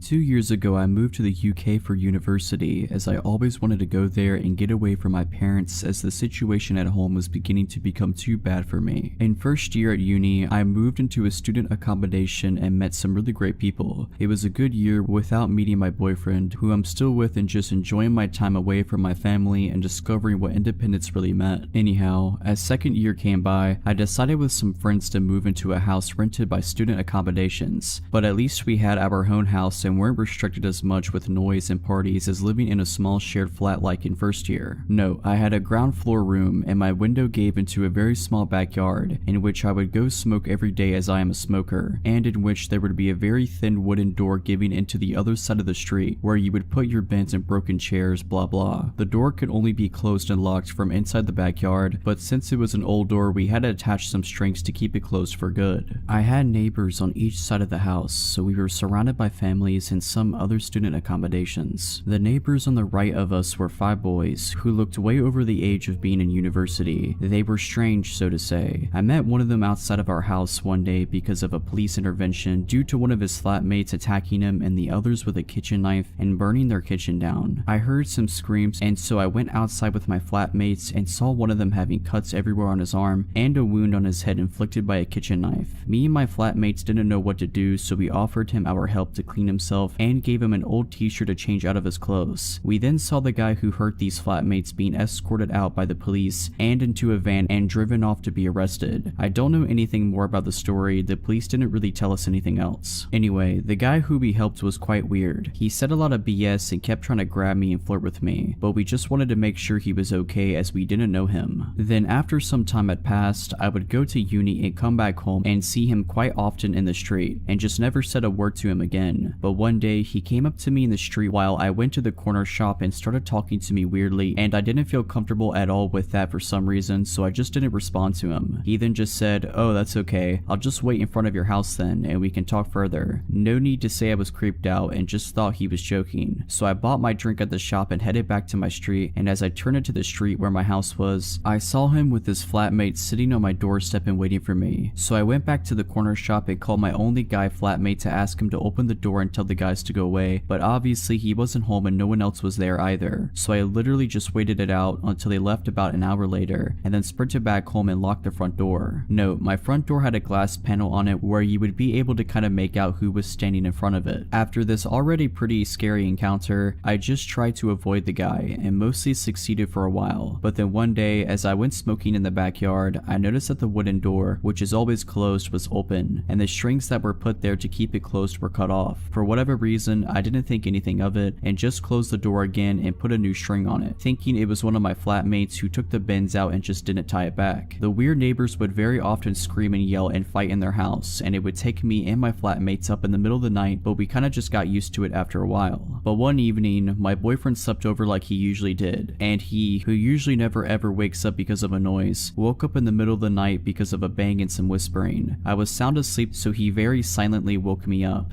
and we both just waited in the dark and listened for any other noises. Suddenly, we heard the wooden door just bang, just shot open, and some footsteps next to my window. I always have my window open because it would get really warm inside, so we both just froze. And then we heard the door leading to the backyard get shaken softly as if they were trying to get inside, and then they stopped. Luckily, we had the curtains closed so they couldn't see us, but we were ready to get dressed and get out of the room and lock them in if they came in from the window. Then we just heard my window move and get more open, and one of the guys saying something in a different language that we didn't understand and started hearing them trying to get in. My boyfriend and I just shot up out of bed, took my phone, and put clothes on and ran out of the room and out of the house. So I then called my flatmates and told them to lock themselves in their rooms, and then the police, who luckily came in less than 5 minutes as the headquarters were a couple of streets down from us. I don't remember anything after the police came. I think me and my boyfriend were in shock. They ended up catching one guy, the other fled and was later found a few streets up smoking weed. The police told us that they were inside of their house and found a lot of meth and heroin, and that they were carrying a massive kitchen knife with them. I was so confused as I've never done anything to offend or do anything wrong to my neighbors, so the idea of them breaking in with whatever knows what intentions with a kitchen knife terrorized me and my boyfriend. The 2 guys ended up being arrested, and one of them was put in prison for 2 years for carrying a weapon with intention to harm. I never heard anything else from the police, and I moved back home a few months later.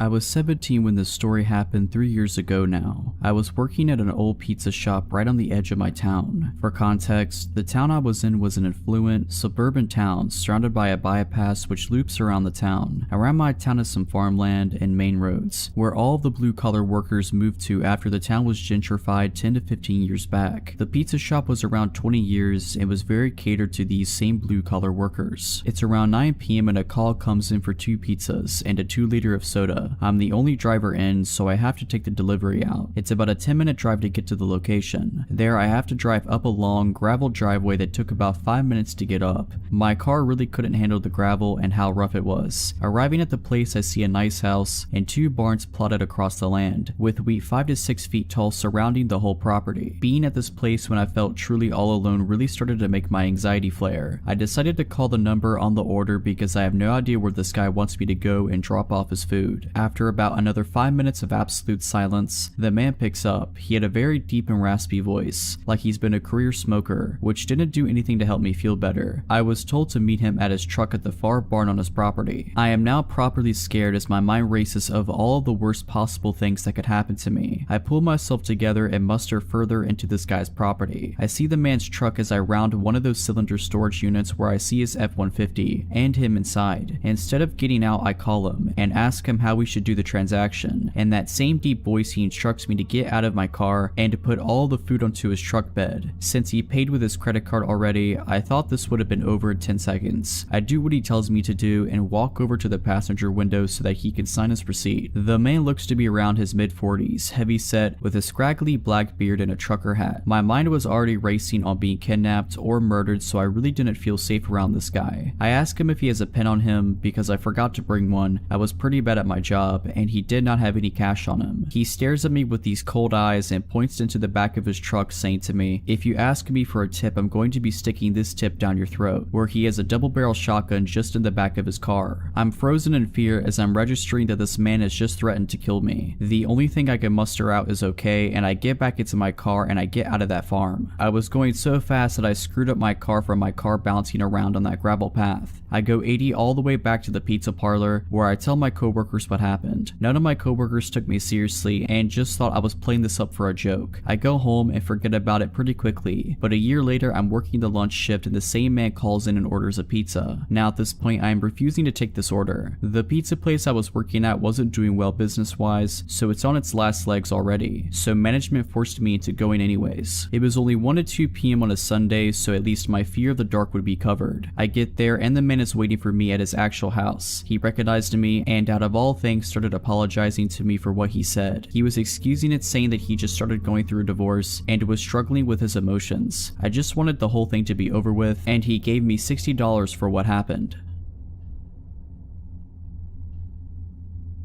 When I was 6 years old, I attended the elementary school which is located in our small town. My way to and from school was basically just 500 meters of main road before turning into the street where I lived. At the time, we're talking about the late 90s here. All the parents in the town were extremely adamant on telling their kids not to trust or follow strangers. Never get into anyone's car, even if they say they know your parents and are friends. The reason why, there was a murder 3 years back in the same town. A girl not even 6 years old was found dead in a field. The strange thing about it is, nobody knows how exactly she was taken, no signs of forced entry or anything, which implies somebody lured her somewhere without her suspecting a thing. The case still hasn't been solved more than 20 years later, so our parents were very afraid that their kid was going to be next, because kids can be really stupid and you can't watch them 24/7. Now onto what almost happened to me. I was walking home from elementary school. About halfway home, at the shadiest and mostly covered by trees and bushes area, a car pulled up next to me. A blonde, about 30-ish year old woman was the driver. She told me she could drive me home. She claimed to be going in that direction anyway, which was unclear to me at the time. Essentially BS, because once the road ends near my house, there is nothing but empty fields. Kid-like as I was not suspicious, and was like, "Oh no, it's not that far, I can walk." Then she started becoming more insistent. The whole, "Oh come on, it is fine, nothing to worry about, and you can relax instead of walking" thing. The alarm bells only started ringing when she said she knew my mother. They are friends and supposedly she was asked by her to drive me home. Thank God for my parents repeatedly talking about the tricks that people use to lure you in. I started being creeped out, continued to walk, but she kept driving beside me. Now the real weird part in hindsight was her next attempt to get me to the car. She started saying that I was obviously afraid, and cool children are not afraid of such things. If you want to be cool, you should just relax. Honestly, I did not fully realize the full extent of the situation. I just felt uncomfortable and wanted to get out of this conversation, so I just started sprinting the rest of my way back to my house. Once I got home, I stayed right next to the door and kept looking out of the window for a few minutes. And guess who drove by and basically checked out the house? That creepy woman. The road was a dead-end road, and only after 3 more minutes the car came back the same way. It took years until I realized what kind of bullet I dodged there. All I was thinking was, my parents told me not to do this. I didn't know why or what that woman wanted. The drill of hearing over and over again not to believe strangers or get into their car kicked in. Moral of the story is, even if your kids are too stupid or young, like I was, to comprehend such things, the rules of not following strangers, and the fact that strangers will lie to you for evil intentions, must be drilled into your child's head like watching both ways when crossing the road. Last night, my 25-year-old husband woke me up at around 11:50 to tell me that someone has been knocking on our door and ringing our apartment doorbell for about 10 minutes on and off. He woke me so I could possibly ID the person. Once I looked out our upstairs apartment window, I saw the man walking to his car in our apartment parking lot, across the street from our unit. He was wearing blue jeans and a gray t-shirt. He was a medium build, possibly a 30-year-old blonde man. He wasn't covering his face or anything, but the thing is, he was carrying what looked like resistance bands or rope. He sat in his car for around 3 minutes while I was on the phone with dispatch. Then he came back to our door and knocked hard for another few minutes. Dispatch advised me that the police were on their way and they hung up. I started videoing the vehicle. I read out the tag number and make and model and just watched as he put his car in park in reverse over and over again. Out of seemingly nowhere, he backed out of the parking lot and started rushing away, but not before the officer arrived and pulled him over. My downstairs neighbor knocked on my door and told me that he had been peering into her little children's windows and was pounding on her door as well. She said that her husband had left only 1 minute before he started knocking at her door. She said he saw her children through the window and that's why he continued knocking.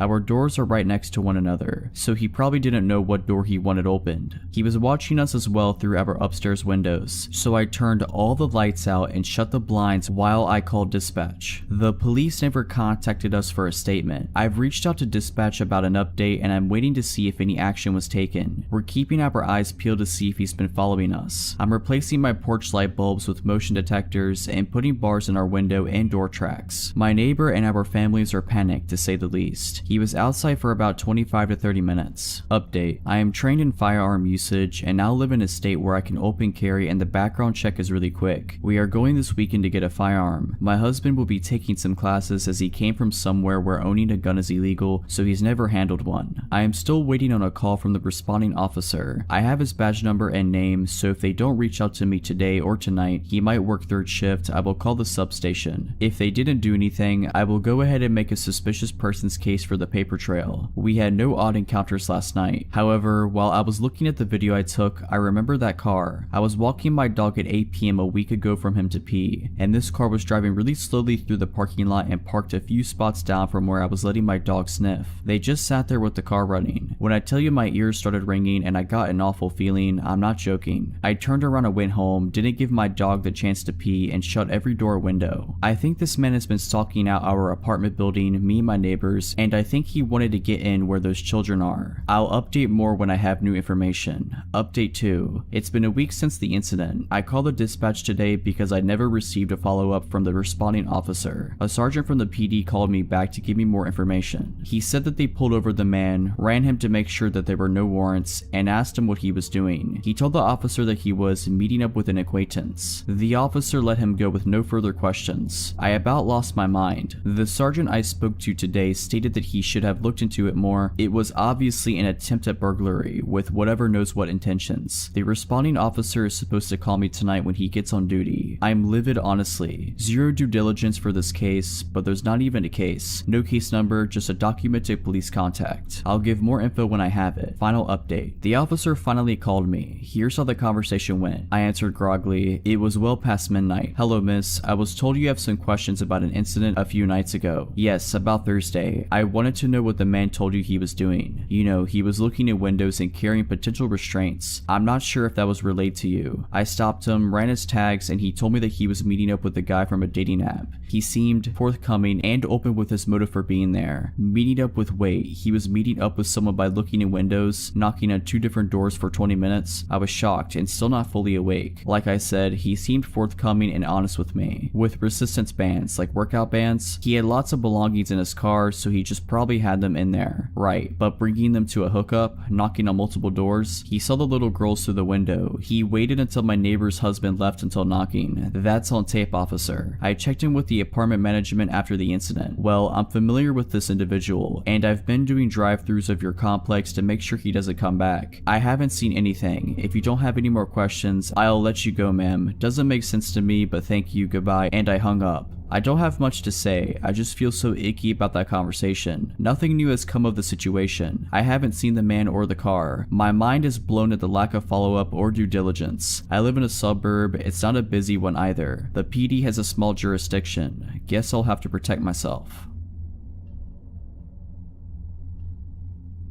I was 24 at the time, working in a nightclub about a 10-minute walk from my home. I used to close on Tuesday nights slightly earlier than most nights, as it was generally our slowest night of the week, closing around 12 a.m. instead of keeping customers until 2:30 a.m. Usually I'd be the only one left as I start cutting staff as the night went on, and since it was a slower day of the week, we didn't have security on. About 2 months in of regularly closing at 12 a.m., I was walking home. I used to bring bulkier clothes to hide my figure when leaving alone, as I've been followed and chased multiple times before, and we'd often get men waiting after hours for us girls to come out, knowing we'd eventually come out after closing and didn't want to attract attention to myself. I also used to walk home as I didn't have a car and had a few terrifying experiences with Uber drivers not actually driving me home, turning out to be fake cab / Uber drivers or harassing me until I pretended to show interest or give them some way of contacting me, to which Uber would just give me a $5 coupon for the trouble, but that's a story for another time. The bar was located along a main road that was home to the majority of the other bars and restaurants in the city downtown. Often at this time I'd maybe see a handful of people, but the streets were generally empty. I'm walking and notice a parked car about a block away. The driver noticed me and U-turns around to be on the same side of the street as me. Now he's catcalling me and trying to get me to come into his car. I don't engage and keep walking. We're maybe a block or two past the initial spot I saw him, and he's been slowly driving alongside the sidewalk.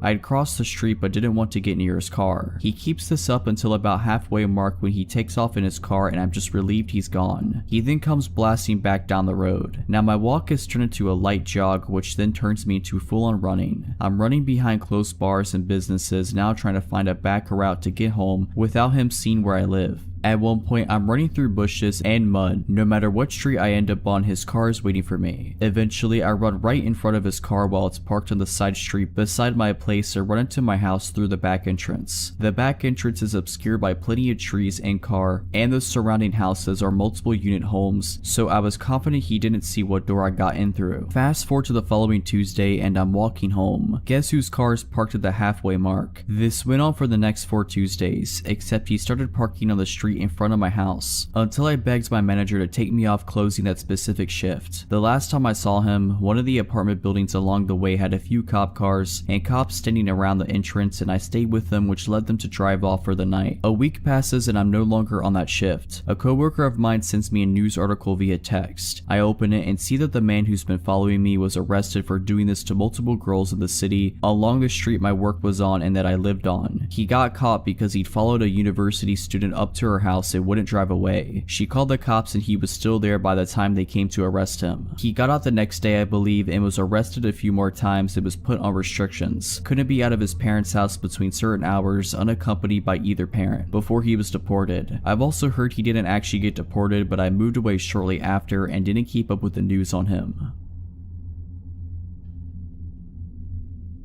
It was a Wednesday night in the summer. I was off work, my husband was out of town, and our son was staying at his grandma's for the night. I was home alone with my dogs, an 80-pound Aussie mix and my 80-pound German Shepherd / Pit Bull mix. I always have issues sleeping when I'm home alone, so I tend to just binge watch TV in the living room until I can't keep my eyes open anymore. This particular night, I remembered that the trash pickup comes the next day. I decided to turn on Game of Thrones for a bit, then I would take the trash out. All of a sudden, I realized it's 1:30 a.m. and I still haven't taken the trash out to the curb. My house has 2 solid iron gates, one in the front and one to the side door / backyard. Lighting on our street or anywhere in our neighborhood isn't that great, but it's a quiet neighborhood with a lot of families and you rarely hear about crime here. I looked out the window by habit before I took the trash out and saw who I thought was my neighbor, smoking a cigarette outside of his gate across the street, looking directly at me. For context, this is a normal occurrence. My neighbor across the street hides smoking cigarettes from his wife, so he typically does it late at night in front of his gate. I get off of work late, so I usually see him and we wave, say hi, chat a little, then I go inside and he makes the joke, "You didn't see me smoking," if my wife asks. So unbothered by seeing the guy, I go outside, grab my trash cans, open my squeaky iron gate and take them out to the curb. I did not have my glasses on at the time, so as usual I waved and said hello. However, the guy, who I thought was my neighbor, threw down the cigarette and quickly walked off down the street. It took a minute for me to register registered that he was not my neighbor. I was a little creeped out because he was clearly staring into my window from the opposite sidewalk, but also maybe it was a guy taking a night walk. Not unusual in our neighborhood, and just stopped for a cigarette. I thought I probably weirded him out as much as he weirded me out, went back inside and laid on the couch with my dogs to keep watching Game of Thrones. At some point, I fell asleep and I woke up hearing my gate squeak and my German Shepherd mix growling. He's extremely protective of our family at home, but he's also the kind of dog you can take anywhere because he's so friendly in public. My Aussie mix is more passive, but his sheer size and scary bark tends to deter people. He's very friendly though. I quickly got up and pulled back my curtain. My gate was still shut and I didn't see anything. My dog, however, continued to growl at my front door. I looked out another window, which had a better view of my front yard and porch. I didn't see anything. Eventually, my dog settled back down with my other dog, but I was still uneasy. I ended up watching TV again because I couldn't go back to sleep.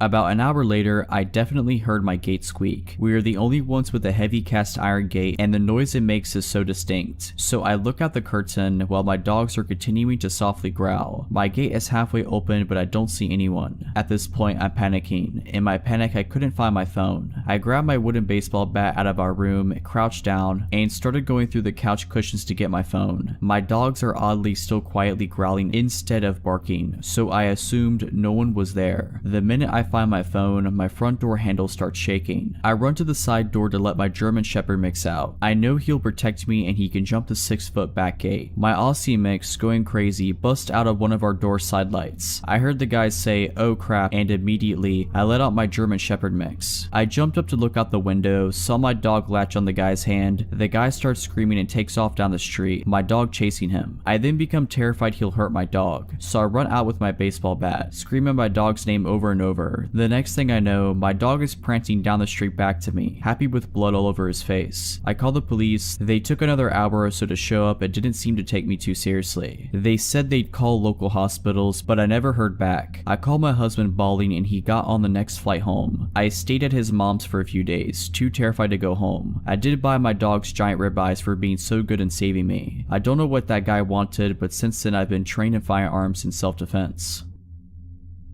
Quick backstory, I have had a stalker for about 4 years. He was never aggressive or sent me proper threats, so stubborn as I am, I did my best to ignore him and not give him the satisfaction of showing him any fear. His stalking behavior mostly just consisted of sending me letters and gifts, such as photos of my own apartment building from the outside, things he dug out of my trash can and so on. I called the police many times but they weren't able to, or really tried to be honest, catch or identify him. About 3 weeks ago, I discovered the AITA subreddit and thought that people might want to know about what it's like to have a stalker. Since I barely use any social media aside from Reddit and have no personally identifying information here, I didn't think he'd ever see it. One person even asked, "Does he know you're putting him on blast on Reddit?" And I answered, maybe. Maybe it would make him angry, maybe he'd be turned on. Don't know, don't care. Well, I know the real answer now. He did see it and he did not like it. Like I said, he was never aggressive and never came close to me. The closest I know of was when he sent me a picture of myself, unlocking my apartment door, taken from the corner of the steps above. I'm thinking that he might have hid a camera there instead of being there to take the photo himself. I think I would have noticed him if he did. I don't know how he got wind of the AITA post I made, but he did. The next week was quiet, no letters, and I didn't see him anywhere. Then he left me letters with printed out questions and my answers from the AITA post. He also left me with a long hateful letter towards my boyfriend about an issue I had posted on the AITA subreddit. His letters were never hateful like that before, though he never seemed happy with my boyfriend. He wrote about how I should share the spotlight with him since I got so much attention thanks to him. A few days later I got a gift, but this time he didn't leave it in my mailbox or at my car like he usually did. No, this time he left it inside the apartment building right in front of my door. I didn't take it inside my apartment but opened it outside. It was a pretty big box, which was also unusual, and it was taped shut. As I'm typing it out now, I realized that wasn't a good idea at all and could have ended badly for me. But luckily he didn't send me anything deadly or anything. He did, however, send me several zip ties, a roll of tape, the kind you use to tape off walls when painting, nothing you could use to restrain someone, a TV remote with most buttons picked off, A pack of band-aids with a few used ones, not actually, just made to look that way according to the police. And a framed picture of me. I could tell the picture was taken a few days ago and my boyfriend was next to me but cut out of the photo. The frame was shattered and the package was full of glass shards, clearly more than just what could have fallen out of the frame, and they were also intentionally put inside the crumbled newspaper that was stuffed in there to keep it all in place. I called the police right away and gave it to them. They were more concerned this time. Finally, thanks. It told me they'd send patrol cars more frequently. He didn't show up or leave me any letters or gifts for about another week and a half. But 8 days ago it started again. I found letters in my mailbox where he wrote about how he wasted his time on me, how I haven't been appreciating his effort, how he was wrong about me being special. 5 days ago I left my apartment in the morning and heard a crunch sound as I stepped onto my doormat. He put broken glass under it in the night. I went off to work because I was in a hurry and was just going to make my boyfriend call the police, but then I found my car had also been vandalized. The sides were scratched, lights smashed, and the windshield had a phrase painted on. "It's time soon, miss," my last name. I went back inside and called the cops myself. They found the same phrase on a note under the doormat. This time they really took me seriously, which might have been because I was just pissed at this point, which I made very clear. All of this, the letters, gifts, photos, even the glass under my doormat, are just really annoying and inconvenient, but my car was useless to me now and the threat scared me even more. I did, however, have a dash cam in my car, and it caught everything. The police said they took the footage as evidence, even though the dash cam footage wasn't of high quality, and I had given them photos of him that were just as good before, but they said it's not enough, and they told me they'll look into it further and promised to send more patrol cars again. Then it was quiet for 2 more days. Until 2 days ago, someone rang the doorbell at just after 4 AM. My boyfriend and I got up, but we were both hesitant, but I saw the blue lights outside, and just as I got up I heard them shouting, "This is the police, please open the door." They told us they were called by one of our downstairs neighbors, who came home from his night shift after about an hour earlier, and heard someone else entering the building after them before their door fell shut. My neighbors know of my situation, and I've asked them to make sure they don't let strangers into the building. This neighbor then went into his own apartment and looked through the peephole. We have motion activated lights in the stairway, so he waited to see if they had turned back on. They did. Then he saw a middle-aged man walk upstairs. Above this neighbor are only me and my boyfriend, and a single mom with 3 kids, who probably won't be getting any visitors at 3 AM, so he called the police. They came and found my stalker 1/2 floor above me on the stairs. He should have been able to see the cop car since there was a little window up there, and they had their lights on, but he either missed them or wanted to get caught. They found a pocket knife on him, and he confessed to being my stalker right away. He's finally caught. They got him. It took 4 years and one very vigilant and caring neighbor, but he's finally done. He's facing several charges, and I've collected every single piece of evidence over the past 4 years. I don't know what kind of outcome I can expect, but for now, I finally got some peace.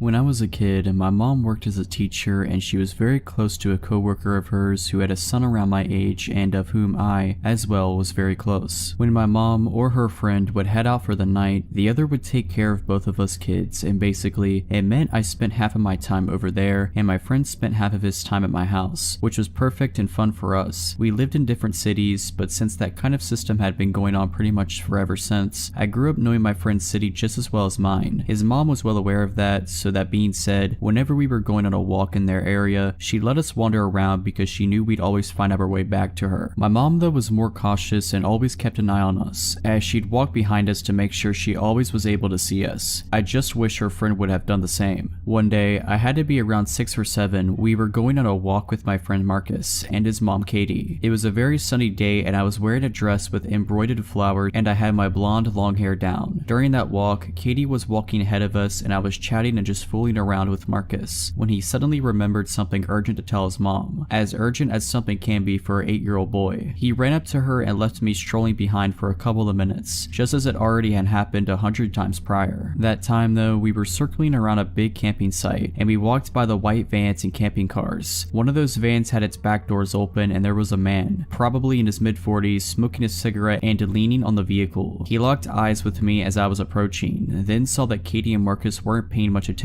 to me as they were already a couple of meters ahead. Then he proceeded to pull me by my arm close to him, and so I found myself with my body touching his. So weirded out that I didn't even say a word, although I knew Katie would have heard me if I called for help. He leaned toward me as he was obviously much taller than I was, muttering something I didn't get, and he winked at me and kissed me on the lips and then pulled me to the open doors of his van. At this point, if he had pushed me just a little, I would have fell in the truck. At this point, I was just too scared to even lift a finger, and even though I didn't understand everything that was going on, I knew it wasn't okay. He put his hands on the door as to close the vehicle, and I felt my heart sink. At that exact moment, some other man jogged towards us, in his 40s as well, waving hello to me and saying something along the lines of, "I lost sight of you for a bit, I was so scared." He had a very friendly look on his face and was staring at me with a great insistence and with a huge reassuring smile, and the van man awkwardly laughed and yanked me out of the way of the car, slamming the door shut. I ran to Katie as I heard the van go off and just acted as if nothing had happened. To this day, I never told that story to anyone, not to Katie or Marcus. Not to my mom, nobody. I am 22 years old today. Last year, I was staying in a university hall for my final year. It's a private building, so not connected to the university, and out in the city near the main town, we have a car park, but nobody really uses it because we are poor students and it costs money to park there, so mine was one of the only 2 or 3 cars at a given time. The car park isn't well lit and it's to the side of the building, so you have to walk for about 2 or 3 minutes to get into the main door. I was sitting in my car one evening after getting back from the gym, just scrolling on my phone because my seat was warm and it was dark and raining outside, so I couldn't be bothered to get up yet. I was reading an article when suddenly someone started knocking on my window, which was really odd. It was a man dressed all in black, and he started telling me how his friend had seen me through the window and thought I was really attractive, so could he have my number? I responded no, that's a bit odd and I don't feel comfortable with it. He continued to be insistent for a while, practically begging me to get out and give them my number or any social media details, telling me I should come over and speak to his friend, who was, weirdly, stood at the other side of the car park, furthest away from the building. I kept saying no and scrolling on my phone to show that I wasn't interested. He finally relented and walked away. I text one of my friends to ask if he'd come and get me and walk with me to the building. As I was waiting, this man returned, but now with his hood up, and he started banging loudly on my window, saying that I was being rude, ungrateful, calling me all kinds of names. I kept staring at my phone and pretending I couldn't hear him. He then started trying my door handle. Thankfully, I locked my car after the first encounter, and then began violently pushing into my car when it didn't work. I still kept ignoring him and text for my friend to probably bring some other friends with him. My friend was taking a long time to read my message, and I was terrified, but for some reason didn't think to call the police, probably because I was scared of things escalating. The guy at my window had calmed down after a few minutes and walked off, saying that he'd leave me alone now. However, I watched him out of the corner of my eye join up with his friend and then maybe 3 or 4 other men. They walked so they were out of sight, but I could see their shadows lingering as they kind of circled around my car and moved towards the building but staying in the dark. They lingered there for a while until luckily another car came, which was obviously full of students going to a party due to the loud music and singing going on inside. This group of men left as they saw these people arrive, and I latched onto them and was able to walk with them as they entered the building. When I got home, my friend finally responded. He said that he'd actually heard about these guys before. Apparently they'd followed another girl into the building and into the lift a couple of days prior, then stood in the lift making really gross comments to her. She had to run to her door and lock it, where they then stood outside knocking on the door and whispering for her to open it. We were able to report this to the building, who, to their credit, then hired a permanent set of security staff. We also got the CCTV footage of both incidents and were able to pass this on to the police.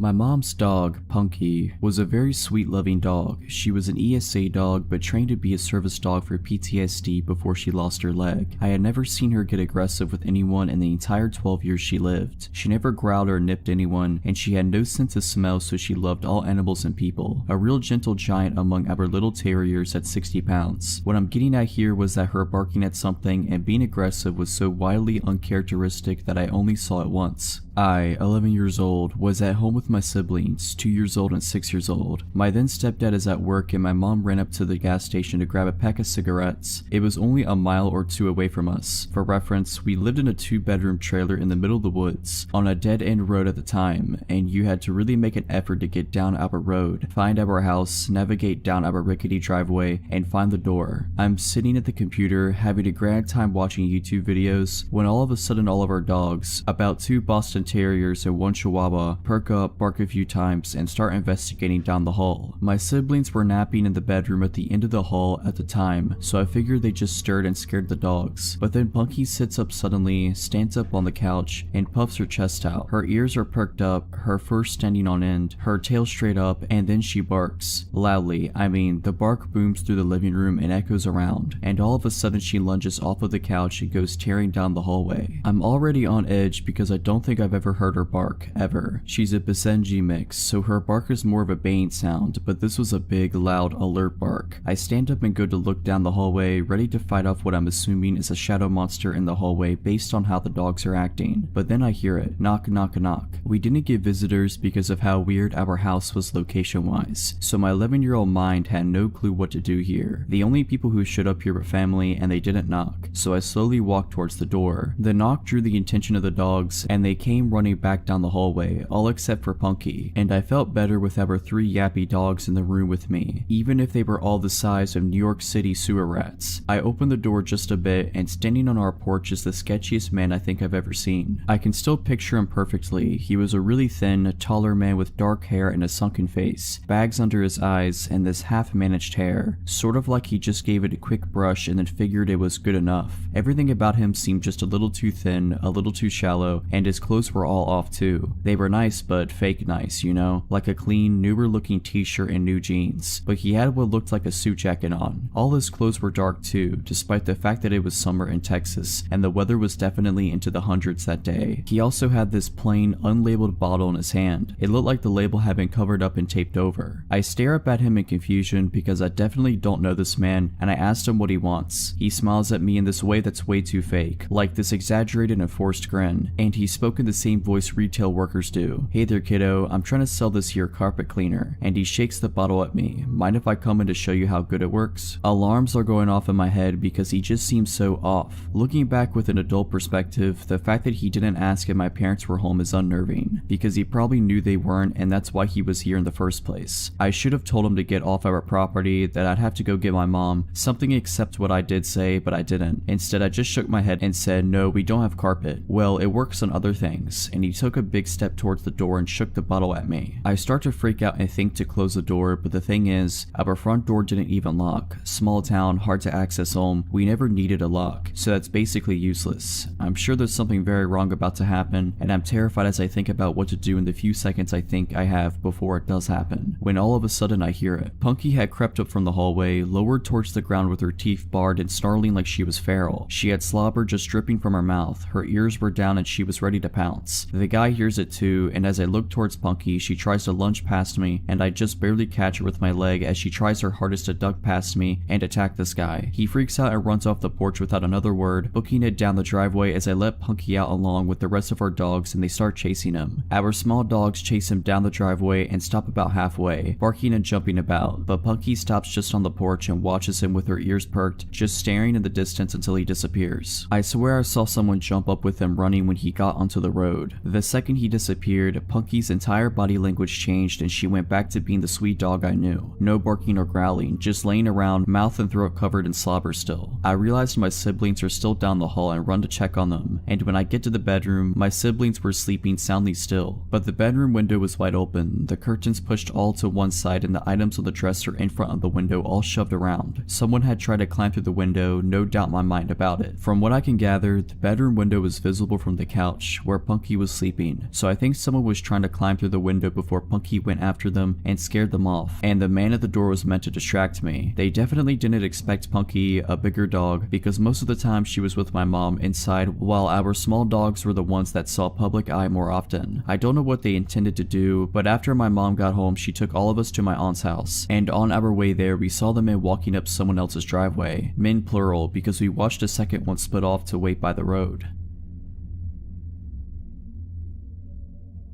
In 2014, I moved to England from Canada to gain work/travel experience and also to find myself. I ended up living in Essex with 3 other roommates. They were all women, all a bit older than I was. I was 24 at the time, Megan was 31, Cherry was 34, and Cassie was 38. Megan was from New York, Cherry from New Jersey, and Cassie from Poland. All 4 of us shared this 3-story flat. The back of our home was the living room and the kitchen. The back wall was complete glass that looked out into the garden, and the garden was completely fenced in. The house had an interesting dynamic to say the least. Tons of stories from that time in my life. I adored all of my roommates except for Cherry. After living with Cherry for 7 months, I was over her antics. One day, I come home from work, I lock the door, make myself something to eat, and go up to bed. I brought some work home with me, so I am in my night tie with all these papers around me and my headphones on jamming out. I had headphones on because Cherry was out to dinner with work friends. That meant booze, and then soon after that, a tantrum was surely to come. I just didn't want to have to listen to her crazy scream crying. I am working away, completely focused until I feel something. I look up to see a man standing over me. I don't register it right away and passively say, "Cherry's room in on the 2nd floor," and continue to work. Cherry regularly brought strange men home. He doesn't leave. Again, "Cherry's room is downstairs, he then interrupts. I am not here for Cherry. A cold chill iced my veins. My fight or flight kicked in just then. I start surveying the situation. I look him up and down. He has a bottle of Prosecco in one hand and a knife in the other. He is about 5'10", wild muddy brown hair and black eyes. He has a light blue polo shirt on and one side of his collar is popped up in a distinct Manchester accent. Once I focused in, I realized his eyes were black because his pupils were completely dilated. I was in trouble. I needed an escape plan. Unfortunately, this man was standing in between me and my bedroom door. I needed to get downstairs, but I needed for him to think it was his idea. I decided to play along. Just then, he uses his knife to pop the cork. Prosecco started flowing onto my carpet. I said, "Oh no, let's clean that up. I prefer to drink out of a proper bottle anyways." He nodded, replying, "Yeah, let's go." I try to act as natural as possible. I try not to show that I am shaking all over and try to gain control of my breathing. We take the long journey down to the main floor of my flat, all 3 floors. He has the back of my night tie bunched up in one hand, and I could feel the point of the knife graze my back with his other. I was trying to playfully speak with him as we walked down the stairs. I couldn't tell you what I was saying. I was most likely rambling. I couldn't hear anything over my heart beating in my ears. We get to the bottom of the stairs, and there is a hallway to my left that leads to the front door. On my right, which is much closer to us, is the kitchen and living room. We make our way into the kitchen. I point to the cabinets that had the wine glasses. He said he knew where they were and started walking towards them. I now have the kitchen table in between us. It was time to run. I burst into a sprint down the hallway towards the door. My hands fumble over the lock, shaking and sweating. I swing open the door and see 2 men walking across the street. They must have been walking home from the train. There was a big train station in front of our home. I call out to them for help, and suddenly I am flung onto the ground. Little pebbles piercing my skin sent sharp pains where they are jabbed. The intruder pushed me out of the way to run and escape. One of the men chased after the intruder while the other said for me to go inside while he surveyed my home and to call the police. I lock the doors and I call the police. While I am on the phone with dispatch, I manically run around the house to double check all the windows and doors. Suddenly, I hear a loud bang on my door. I inform the dispatch of the banging and she informs me that the police weren't there yet. I thought it might be one of the gentlemen who helped me. I go to look out the eye hole and it's him, the intruder. He came back. He's banging on my door screaming that I had his glasses and that he was not done with me. I absolutely freak out. The dispatcher attempts to calm me down, but I am losing my ever-loving mind. She then said, "They are pulling onto your street now. You should hear their sirens." I did. The intruder then blasts off. One officer jumps out of the passenger side while the car is still moving and chases after him. The second officer comes into my home, interviews me, and the 2 gentlemen collects evidence, takes photos. The next morning, I am called in to identify a man they had in custody. I pointed him out. I go into a little room and the officer pulls out an evidence bag. He asked me if the items were mine. They were my underwear and photos taken from my home. The officer informed me that the intruder had been stalking me for some time now. He estimates 3 months. He had made a nest outside our home on top of a hill that overlooked into our living room and kitchen. He is a known offender and drug dealer. He then told me how lucky I was to get out practically unharmed. Others weren't so lucky.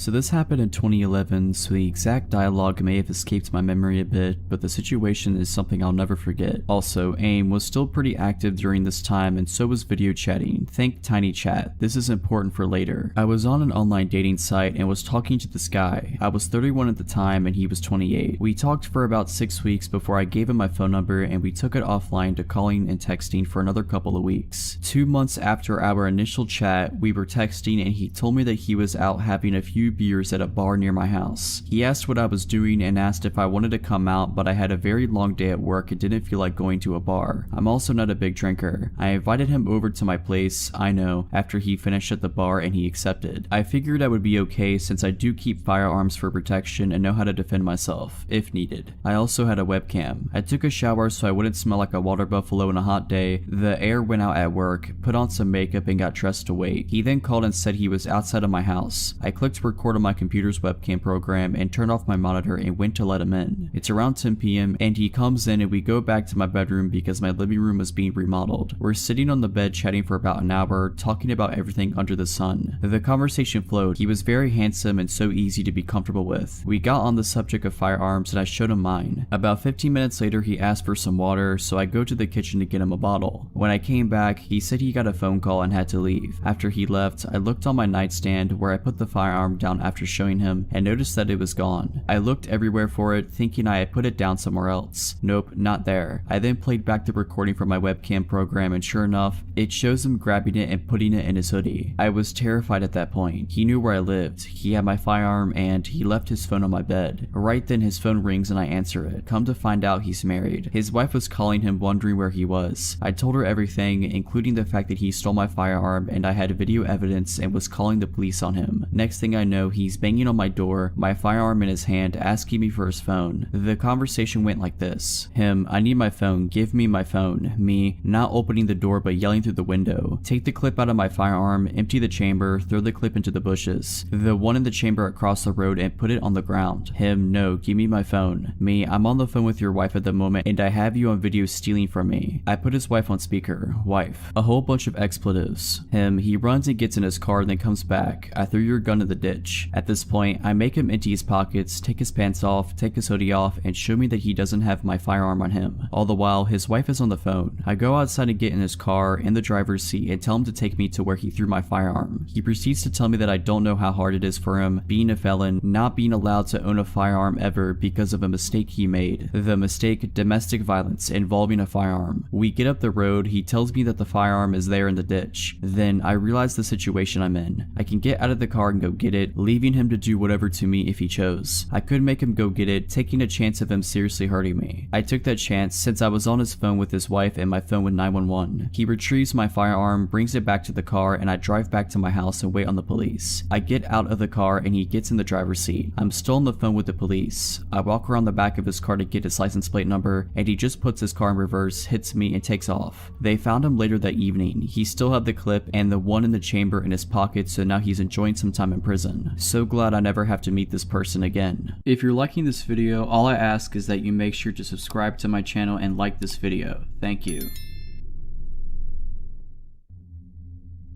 This takes place around 10 years ago when I was like 8 or 9. I lived in a pretty bad neighborhood in what was at the time a really rundown city. It wasn't good, but it wasn't bad at the same time, just a few bad apples in the tree. Anyways, enough background on the neighborhood, and now to the main story. My friends and I loved to play outside. It was the only thing we could do. No one in the neighborhood could afford any sort of electronics or any sort of fun machine to play with. We loved to just run through people's yards, cutting through houses if they just so happened to leave their door open. Now looking back on it, it is probably the dumbest thing kids our age could have been doing in a neighborhood like that. This story has nothing to do with running in people's houses. Just wanted to let you know how dumb of kids we were. Well, on one fateful day, we were playing hide and seek with 4 of us hiders and 1 of us a seeker. We thought it would have been a funny idea to go to the other side of the neighborhood so that the seeker could never find us and we'd win. We like to call that part of the neighborhood the rich part because they had 2-story houses over there and a forest with a creek in it. We were just doing our usual thing, cutting through people's yards and jumping jumping fences when we heard the loudest scream maybe 4 to 5 houses down. After hopping off the fence that we had just jumped, we all stopped and looked around wondering where it came from. I noticed that one of our hiders weren't with us anymore. 3 of us left. "Where's Isaac?" I exclaimed. We heard the scream again. I pointed towards where the sound came from and we all jumped back over the fence we just jumped from and ran towards the scream. When we thought we got to the spot where the screaming was coming from, there was nothing there but an empty plot of land in the forest. We all started to get scared. Did Isaac get lost in the forest? Did he get taken back there? Then we heard the scream again. It was definitely Isaac. I decided to be the man of all the other 8-year-olds and go into the forest to make sure Isaac was okay. As I started my way into the trees, I did one last look at my friends and saw how horrified their faces were. I knew at that moment that I was definitely the only one that would go down into the forest. Making my way in, I could feel all the heat in my body fading and some sort of dread starting to take over. As I walked further in, it started getting darker and harder to see. I was whisper yelling my friend's name. He responded in the most shaken up voice, "Down here, be quiet." I finally got to him and asked him what happened. He told me the story of how he got tired of running and decided to take a break on the curb to catch his breath, and that instead of being out in the open and risking the chance of being caught, he decided to go into the woods and hide. He said that after like 5 minutes after he sat down, he heard talking. Nothing that he could make out, just random nonsense. He looked around to see a man in a black hoodie hiding behind a tree on the other side of the creek staring at him, but the man took off before my friend could even get up to run away. And this is where he said he started screaming at the top of his lungs and hid somewhere else in the forest, which is where both of us are now hiding. And I kid you not, as soon as he told me this, we heard a twig snap. We both look up to see the man looking for us in some of the shrubbery on the forest floor. I couldn't make out any facial expressions or anything on his face. For a matter of fact, I could see he was holding some sort of blade. I couldn't tell if it was a stick or a machete. All I knew is that we needed to run. So when he turned us back, we got up and started running. We didn't care how loud we were, we just knew that we needed to run. We got out of the forest and told all of our friends to run as fast as they could down the street. We kept running until we got to the other side of the block and we all turned around to see the street empty. No one, not a single car. And from a distance you could hear a roar, or like a very loud engine. Shortly after that initial roar, a silver 2000s Mustang with the darkest windows comes peeling around the corner faster than I've ever seen a car go, headed straight towards us. I've never had my body tighten up like that at that very moment when I knew it was the same guy from the forest. I told all of my friends to split up and run into people's yards to hide. So as we were all hiding and running through alleyways and jumping fences, you could still hear his engine. It was like he was targeting only me. I can't even tell you how far I ran. I got to the point where I didn't even think I was in my neighborhood, but still I hear his engine coming up on me. So I ran more. I was exhausted. The sun finally started to set and I could hear his engine fade, almost like he had forgotten about me or had just given up. I start making my way back home scared, checking my back every so often to make sure I wasn't being followed. Once I made it home, I went right to bed to cry myself to sleep. And for months after that, that 2000 silver Mustang would follow us, stalking every corner that we played on. We would see it at our school and the grocery store. It could have been a coincidence that our little minds are not perceiving things around us, but either way, I think he was stalking us. Nothing actually came of him following us. He never did what he did that first day, but it was still so scary seeing that car everywhere we went. I didn't know what to do or how to tell my mom, so I didn't, and still haven't. This story's for the people of this sub and my 4 other friends. Funny enough, the seeker didn't know what happened until the day after we were at school and we told him. He still doesn't believe us and says it was to go inside and have him looking for us all night.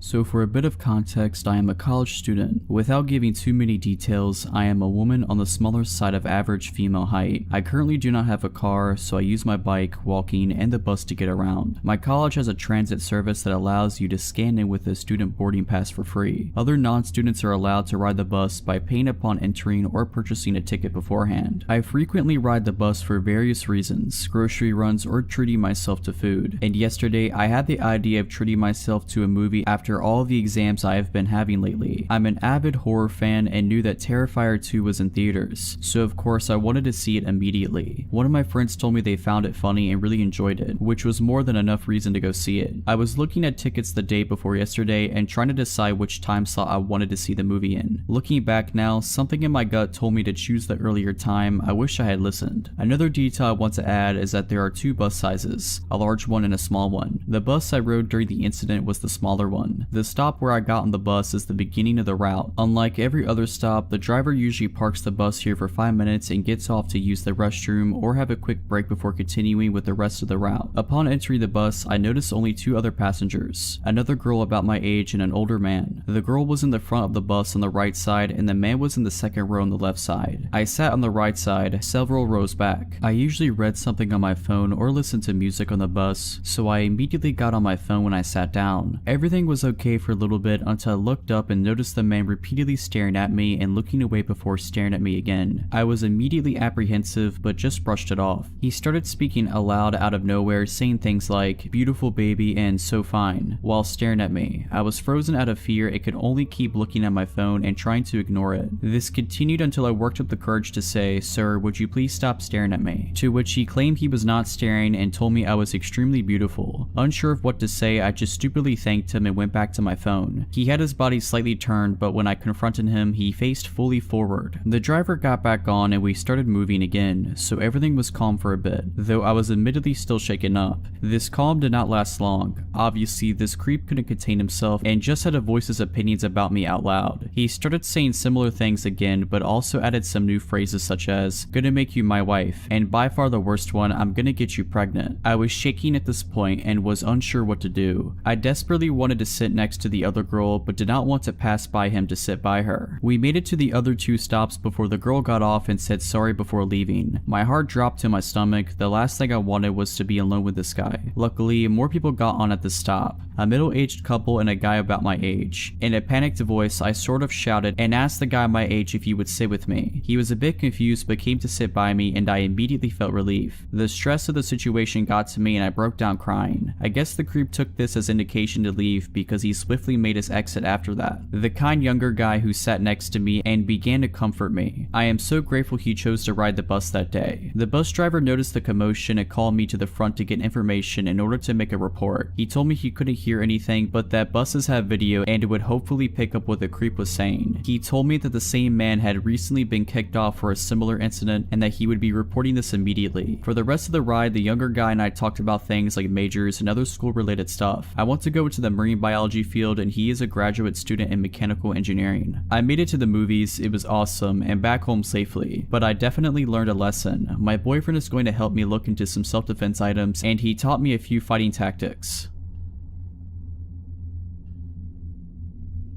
This happened several years ago. I was home alone one evening when I heard a knock at the back door. This confused me, as no one ever used that door. My husband and I lived in a 4-plex at the time, and all the units had a back door at the top of a narrow staircase. These doors were a little inconvenient to access, as you'd have to go around the building and up the narrow stairs, as opposed to the wider main entrance at the front. It didn't make sense to use the back entrance, and I couldn't think of anyone who would go to that door to visit. As I approached the back door, I saw 2 tall men in the window, standing at the door. I did not feel safe opening the door, so I called out hello. One of the men tapped on the window. "Yes, hello, may we come in? We are with Bresnan." At the time, my husband and I had Bresnan for cable, but did not have any issues with it. I replied, "We're not having any issues with Bresnan, is there a problem?" "Ma'am," the man said, "can we come in? We're servicing the area and it's important we look at your cable." I shook my head. "We're not having any issues," I repeated, "so there's no need to stop by." "Ma'am, we are visiting every resident. Let us in so we can do our job." I noticed the man grab the doorknob and try to open the locked door. I slowly grabbed a knife from our knife block and held it at my chest. "We're not having any issues," I repeated, trying not to convey shakiness in my voice, "so you don't need to be here." The 2 figures appeared to shuffle and then straighten. "Ma'am, let us in. We're on a deadline and need to do our job." I glanced at the clock, gauging when my husband would arrive home from work. I gripped the knife tighter. "Ma'am," I saw him try the doorknob again. Just then, a thought came to the forefront of my mind. "I'm sorry, I can't help you. Could I please get your names and badge numbers? I can give your supervisor a call to let them know our cable is fine." I heard another shuffle and one of the men replied, "No need to, ma'am. We're sorry we wasted your time." With that, both of the men exited the staircase and disappeared into the night. Shaken up, I held the knife tight and tried to get my bearings. I remember making a mental note to call the cable company. When my husband returned home, I told him what had happened. I was still very shaken up and had started crying again after he came home. He immediately called the Bresnan Cable Company and spoke to a representative, who informed us that no one from their company was out on assignment in our area. The next day, we asked our neighbors if they had a visit from the company. No one had. For the longest time, there was this man that would sit in his garage and watch me. He was an older man and he was very scrawny. He had patchy gray hair and a super gross beard. I never learned his name, so we'll call him Nick. He looked like a Nick to me. I moved into my classic suburban home before I was even born. I've been living here my whole life, and the first memory I have of Nick was when I was 10 and he gave me a small 2-finger wave as I walked back home after school. I had to see him every day since my bus stop was a few houses down and I walked like a block to get home. My mom said he dropped by after I was born, knocked on the door in the middle of the day and rang the doorbell until someone answered. My mom finally answered, my 1-year-old brother attached to her leg and newborn me in her arms. She said his face lit up when he saw me. He smiled brightly and asked to hold me. She obviously denied, cause who comes to your house to hold your child when you don't know them in the slightest? She said he scowled at her before calmly walking back to sit in his garage to smoke a cigar. After my first encounter with Nick, I never stopped seeing him. Every day after school, every morning before school, every time I took my dogs out for a walk, every time I peeked out of my window at 3 a.m. I swear this guy never slept. I told my brother how it freaked me out and he said he was probably on house arrest and that was the only way he could get out. We learned that wasn't true when he knocked on our door. Small background for this bit, my mom is very weak. She has an autoimmune disease and her legs and feet will go numb randomly. She's doing a lot better now, but this event happened when she was pretty bad. She insisted she take the dogs out alone and I didn't want to argue, so I sat in the living room. After about a minute I hear a knock. I yell out that the door's unlocked, thinking it's my mom, but there's a louder knock. I get up and go to the door, I open it and there he is, smiling at me. Hey hun, your mom fell off the porch, you might want to help her, Nick states, giving me goosebumps. His voice was unreal, so raspy and sounded like he was in the process of choking. He leaves very quickly and I hurry to help my mom off the grass. Calling my younger brother to get the 2 dogs inside, I gave her the I told you so speech and she grumbled about it for weeks. My younger dog, a pit bull made of 98% muscle, got excited when she saw a bird. She pulled to get the bird and yanked my mom off the porch. She was standing behind a pot and tripped over it on her way down, making the fall hurt a lot more. She had a black eye and her legs were scratched up. The pot of flowers that she tripped over was smashed, but she was okay otherwise. Flash forward to my 13th birthday and my mom's in the hospital, so my dad goes all out, letting me invite a lot of my friends over for a sleepover, making us dinner and breakfast and just letting me have an amazing time. There's a park across from my suburb that I walk over to sometimes. I decided that I wanted to take my friends there to chill before their parents picked them up. The night before we were looking out the window and giggling about the man. I know it's creepy and we were 13, so they knew he was weird. I told them to ignore him if he talked to them, but I didn't take my own advice. Hey Rosie, he said it so quietly I barely heard him. My name is Rose and Rosie is a nickname my grandfather often used. I never told this guy my name, neither did any of my family members. Hi, I replied, and my friends all scowled at me, knowing I screwed up. How's your mom? She's fine. I go to leave before I pause. How do you know my name? You told me, remember? No, I don't, because it didn't happen, but I wanted to get away, so I agreed. Oh right, I chuckle. Me and my friends scurry off to the park. The next day there's a box of chocolates sitting on the porch, a note with Rosie and Chicken Scratch writing on top of it. I pick it up and look over at the guy. He waves and I can see that his left hand has disappeared into his pants. Gross. I leave the box out there and tell my dad. The next morning me and my dad take our dogs out. No man. I figured he gave up after he saw me reject his chocolates. A few weeks later a large family moves into the house and I hadn't seen a trace of the man until yesterday. I'm 15 now and the woman who lives in the guy's house comes over yesterday. Does a Rosie live here? She asks. I had answered the door and my heart drops at the nickname from the stranger. Yeah, why? She hands me an envelope with my full name written on it. The guy who lived in the house before us said to give Rosie this on her birthday. It's not Rosie's birthday. I was trying to pretend I'm not Rosie. Oh well, I just took a guess. He didn't give us a date. Have a good day. My dad opened the envelope wearing a mask because I quote, what if he filled it with cocaine? The note inside just said, I love you in his writing, red ink, my favorite color.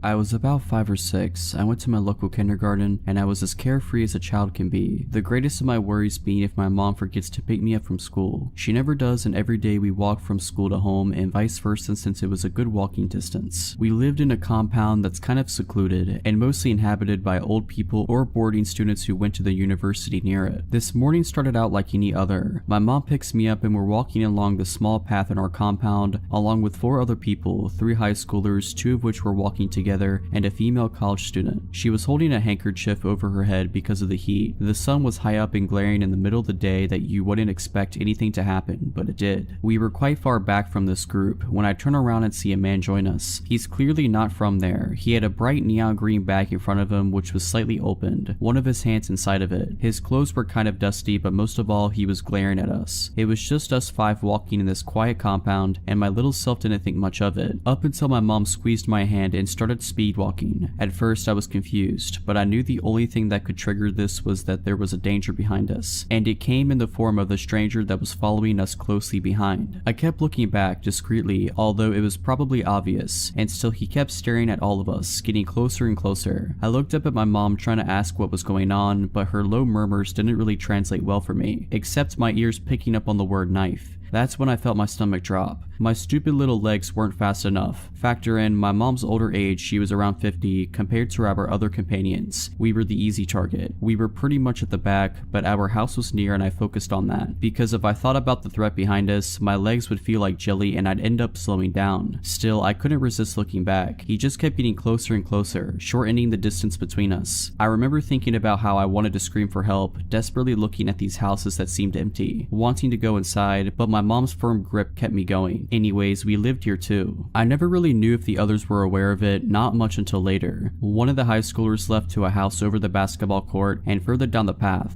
veered off to a different trail that led to the main highway, so it was just us and the female college student. Goody. At this point, the man was also speed walking and catching up, but our apartment was merely a few steps away, and my mom and I dashed towards it, up the stairs and into the comfort of our own home. The man gave us one last glare, but he continued to walk. My heart was pounding against my chest. My mom had left me to lock the door while she stared out the window. She kept repeating, "He has a knife, I saw it. He's holding a knife." I run towards the window and catch a glimpse of the girl, still clutching that handkerchief above her head, looking behind her in fear and alarm as the man continued to follow her, his bright neon bag in front of him, now wide open, his hand still inside, as he kept getting closer and closer. I don't really know what happened after, only of my mom's recollection of the events. She had noticed the man suddenly come up behind us too, and her suspicions were raised when he didn't try to walk past us like the others, but maintain a close distance between us. And then she saw the knife hidden in his bag, holding onto it as he stared at us. I hope that girl's okay and that man was detained or something, but it's been years now and I don't really know what happened to her. Don't really know if I'd like to. This happened about 5 years ago. I was around 16 to 17 years old. I always enjoyed walking. I would spend at least 1 hour a day walking the roads around where I lived. One day I was out doing my normal route, walking down my street that my house was on, taking a right out to the main street, and following it until I got to the end. There I would cross the crosswalk and retrace my steps to go home. On this particular day, I was about 20 feet from where I would leave the main road on my journey back home. I had my headphones in, blasting music as always, which can be a bad habit as I was young walking alone, but since it was daylight and the roads were pretty busy, I figured I was safe. But man, was I ever off with that assumption. As I was about to pass the entrance of a side street before leaving this main road, a black Ford F-150 pulled up. He stopped and gestures for me to walk in front of him, so I do so. I was about to go on my merry way when I barely heard someone trying to talk to me. I turned down my music, taking out my headphones as I looked to see the man in the black Ford still stopped at the entrance of the side road. I looked at him puzzled, trying to figure out if he was talking to me. I pointed at myself and he grinned, nodding. "What's a beautiful girl like you doing out here?" he asked. I laughed awkwardly. Walking," I replied, seeing as the answer should have been obvious. "It's a beautiful day for that," he commented, just seeming to make small talk. "Yeah," I stated before going to turn around and continue my route home. "Wait," the man called. I stopped and turned around, just trying to be polite. Even though the encounter was odd, I didn't see too many red flags yet. The man continued to compliment me. I grew incredibly uncomfortable at this point, seeing as this man had to be in his mid-40s. He had a bit of a receding hairline with black hair, a nose with a protruding bridge, blue eyes that were surrounded by slight wrinkles, and it was dressed in a dress shirt, so I instantly brought up my age. I was hoping saying this would get this fully grown adult man to back off, but he didn't. "Oh, that's okay, come on sweetheart, get in the truck." That's when I started panicking, red flags shooting up everywhere. Stranger danger. I laughed nervously, looking at the cars around me to see if anyone was noticing what was happening. Nobody did. "No, that's fine, my house isn't far." "No, really, get in the truck, I'll bring you home." "No." "Come on, just get in here with me." He called as I turned and started walking away. I was hoping he'd just drive off somewhere somewhere else, but he didn't. Instead, he drove extremely slow, following me, complimenting me, and trying to pressure me into his truck. I thought fast of multiple options for different scenarios, but I chose a simple one. I pulled out my phone, and while still walking, I lifted it up to my ear, pretending to loudly answer a call. "Hey dad, yeah no, I'm just on Interstreet name here. I'll be home in about 10 minutes. I stopped pretending to listen to her reply. "Okay, you're outside waiting for me? Awesome, yeah we can do that when I get back. Love you." After he heard me say that, he took off, tires screeching. I ran back home and made it back within about 6 minutes, actually calling my dad on the way, who made a call to the police, who showed up shortly after and took my statement and description. Turns out there was a man on the loose in my area who was exposing himself to kids and trying to pick them up.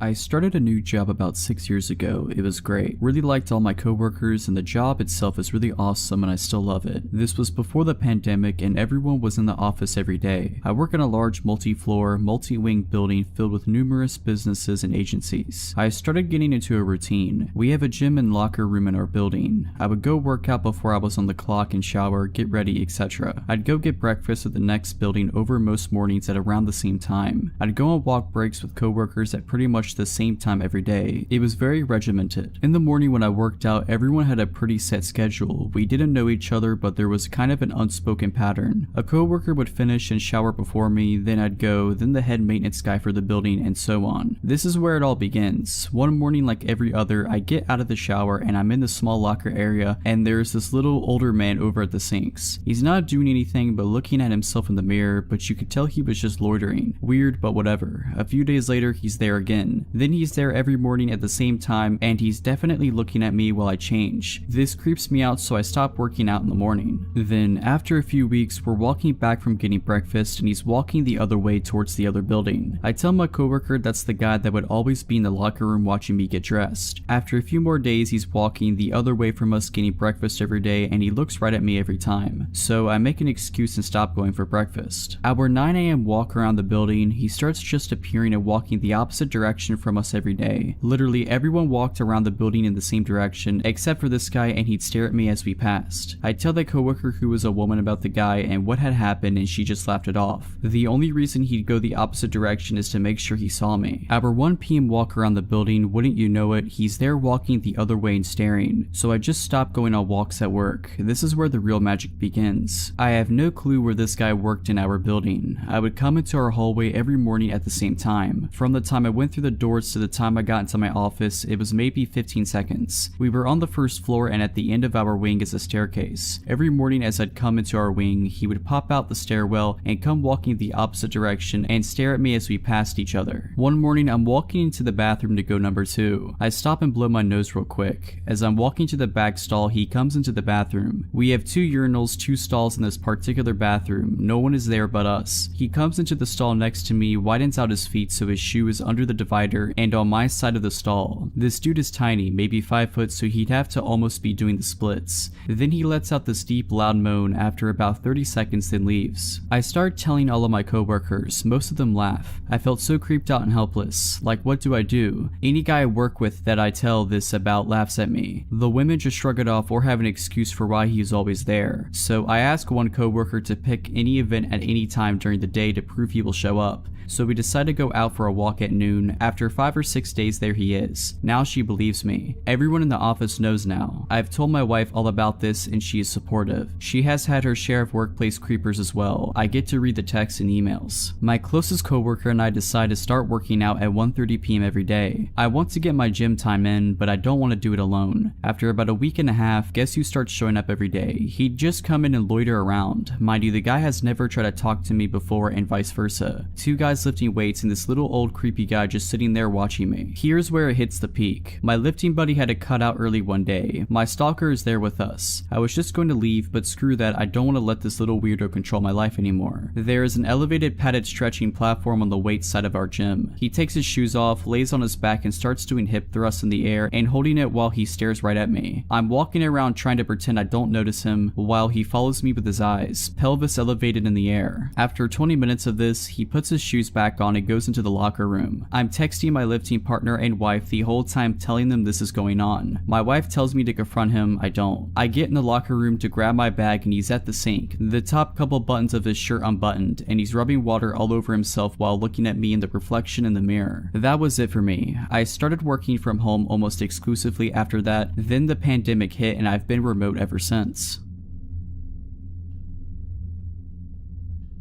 This happened Sunday night. I got into a very huge fight with my mom and it was very emotional and intense to say the least. We made up and said goodnight to each other, but I was still pissed off. So my impulsive self decided I was going to take off for the night. I just wanted to cool off. I went into my backyard and hopped over one of our walls and started to walk around. Mind you, it was midnight. I didn't even have a phone in case something happened or a weapon for self-protection. For a bit of a layout of my story, down the street from my house, which is a neighborhood road, there is a church and a preschool across from it. In front of the preschool there are large, tall hedges that sort of hide the pickup/drop-off that's in front of the school. There's a stop sign on the church's corner before the busy main road and a street lamp on the same corner. I made my way down to the corner on the church's side. I was very bored and cold, but it's not like I could call a friend to pick me up and hang out for the night. I decided to face the main road and put a hitchhiker's thumb up in hopes of someone pulling into the street and letting me use their phone to call a friend. After what felt like forever, I was getting no luck and then I saw a guy from across the main road and I called for him. I didn't have any weird feelings about him. He was harmless and he let me use his phone, but I still wasn't able to find any of my friends to come and get me. Before he left, he asked if I had a knife on me or something. I said honestly, I forgot mine at home, and he handed me a small but very sharp switchblade and told me to keep it, to stay safe and have a good night. After watching him walk into the dark heading east, I wandered up and down the sidewalk as cars passed by often. I started to pass the hedges and I glanced over to the left of me where the school was. I saw a large silhouette of a man slowly creeping around in front of the doors to the small preschool. He was tall and looked like he was strong, broad shoulders too. It took me half a second to realize he stopped and saw me too. I went into flight mode and immediately noped out of there and ran across the busy street because it was empty at the moment and kept sprinting until I was 5 streets down and realized he wasn't following me. About 30 minutes had gone by and I decided it was time I made my way home. I eventually crossed the street and was facing the main road walking down to the church and take a left and get home. It was silent and no cars had gone by for a few minutes at that point. Then I heard a car speeding down the road and I turned my head back to see if it was a large white Suburban. I dismissed it thinking nothing of it as it turned right a few streets down across the road. I started to turn the corner under the street lamp when I looked back up again and saw it was starting to come out of the same road it just turned into. I don't know what told me to run, but I did. I ran into the parking lot of the church and started to see headlights turn into the street. I threw myself onto the ground behind a ramp wall that was barely tall enough to hide me. I was trying to stay silent at the same time because the Suburban's headlight reflected off the walls of the building as it pulled into the parking lot. It made a few laps from what I could sneak a peek of and stopped in the middle for a couple of minutes before it turned out and drove into the main road. I waited it out a bit longer and pulled the knife out, listening for anything and everything. Once I realized I was probably in the clear, I ran back home.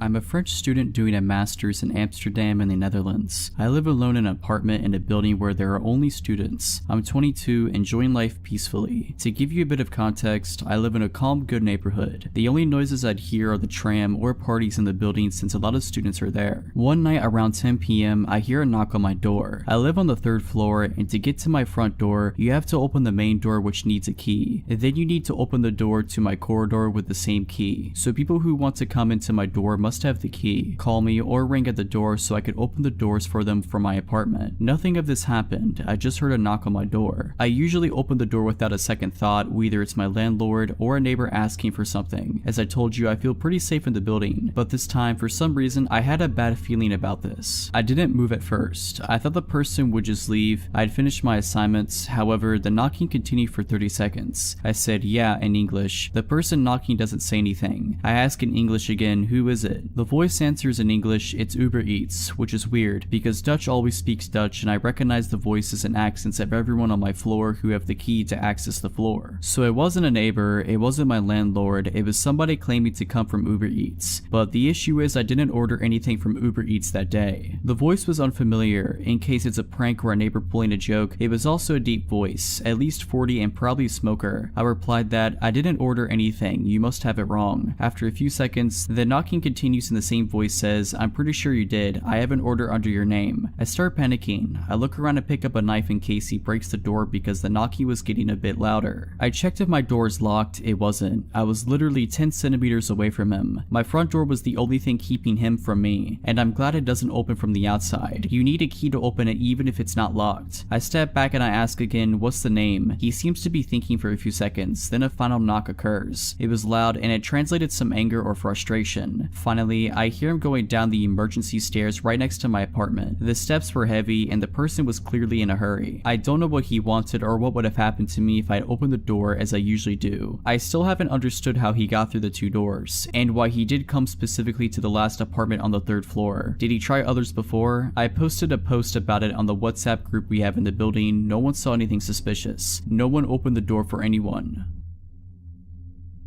I grew up out in the wooded country in Illinois, on a short dead-end street 10 plus miles from a town, and there were 7 houses in the area spread out on a 2.5-acre wooded lots or larger each. There were no large wild animals, there aren't bears or large animals in the region, and people didn't meander there or show up lost. Actually, lost folks or large animals wandering around never happened in the 20 years I lived there, so please keep that in mind. When I was a young girl in my early teens, I had a good guy friend a few years older than me who lived next door, Terry. Terry was allowed to go out with his friends much later than I was, and he would sometimes walk over to my yard after getting home late and throw rocks from the gravel area outside at my window to chat. My bed was right next to the window. I'd open the window and we'd whisper stories and generally talk for a bit. My 2nd-story window faced our backyard and his house was to the side. I could see his house from my window over the shrub trees and walking path to his driveway. I'd often know if he was out. The light was on over the side door entrance, or already home. Light was off. One time during the summer when my window was open, I heard a car in his driveway dropping him off. I was probably 14 years old and it was around midnight. I heard Terry get out of a car and was talking to his friends. Soon his friends pulled away. I softly called out as loud as I could without waking my parents, asking Terry to stop by and chat. He didn't respond as he probably didn't hear me. Then I came up with a not so brilliant idea to sneak outside and scare him. As kids, we'd often sneak around and scare each other. So I silently sneaked down from the 2nd floor and out my back garage door, which led to our backyard, below my window, which led to Terry's house off the side, through our gravel area, then through a well-worn path through the woods about 25 feet long. My parents had put in a gravel pit around the back of the house, probably because nothing much grew due to the shade of the oak trees. There were 14-inch oak rounds set out as an uneven stepping path in the gravel, and if you stepped off of the rounds in the church of gravel/rocks would give you away. I picked my way expertly and silently across the log rounds facing Terry's house. My eyes got accustomed to the dark and I didn't see him. Also at that time, I heard the door of his house close and the light going off, signaling he went in, likely to bed. I waited a bit as I thought I saw something move in the woods between our houses, but not on the path we'd always use. If you didn't use the path, there were wild rose and raspberry plants that had thorns and were painful to walk through if you weren't careful. So I thought it was odd that he'd been in the woods, but maybe he wanted to scare me like I was plotting to do to him. But I saw something human-sized and dark moving through the woods slow and pausing every once in a while like me. It was coming closer and I definitely saw it, but it was strange in that it wasn't walking directly to my window to talk. Therefore, I hunched down and waited in silence, wondering if I could still startle him. I still thought it was Terry and he saw me sneak out and he was trying to scare me. I watched a dark outline of a human figure moving, but then I would lose sight of it in the foliage. It seemed to be stalking slowly and listening/checking every few feet while hiding. So I whispered after losing patience one last time for Terry, but he didn't answer. I got bored of hiding and crouching, so I quietly tippy-toed back to my garage door and went back inside, silently locking up as I went. I snuck back upstairs to my room above the area where I was just standing/crouching. My window was open and I definitely heard someone or something walking around the yard. I whispered again for Terry out my window but got no answer. Then I heard someone or something fall and grunt pretty loudly in the window well right below my window. It wasn't enough to wake my parents, but definitely loud enough I didn't mistake it, and it sent a shock of fear through me. If you aren't familiar with a window well, it's a semicircle hole connected to the house, dug out for about 3 or 4 feet deep and reinforced with metal. It allows a basement window to be put in below ground level and the hole lets some natural light in. There's no way Terry would have fallen in our window well. We have been playing hide and seek and many outdoor games for years since we were young around the whole neighborhood. We knew everyone's window wells and house footprints, plus paths in the woods like the back of our hands. The grunt sounded humanish and not like an an animal. It also pulled itself out quietly without a lot of thrashing. That's when I realized this wasn't a fun game and someone or something was out there and it wasn't Terry. I tried to look outside my window as best as I could, but there was a screen on my windows to keep the bugs out, so I couldn't lean my head out the window to see next to the wall of our house directly below me. I then heard the crunch of rocks as whatever it was stepping in the noisy gravel. Again, Terry would know where the log rounds were and would not step in the gravel. He knew my parents were pretty strict and he was as good at being quiet as I was. Whatever it was stopped and I held my breath. I pretty much sat there with my face pressed against the screen 2 stories up for probably half an hour. It seemed like an hour, but I'm pretty sure I didn't have patience back then to wait that long. I never heard it leave, but I grew tired and eventually fell asleep on my bed that was next to the window. There are a few things I'm certain of. It wasn't Terry. I asked him later and he said he went to bed that night when he got home. He also would have no reason to lie. I'm pretty sure it wasn't one of our neighbors and I can't think of any reason a person would be there. We had a few neighbors and only 2 other houses out of 7 had kids. Again, these 7 houses were spread out in 2.5 plus acres per home. There weren't any big animals in the area. As wooded as the whole area was, we only had some deer, but they were hunted and didn't come close to homes. Plus our dogs scared them away.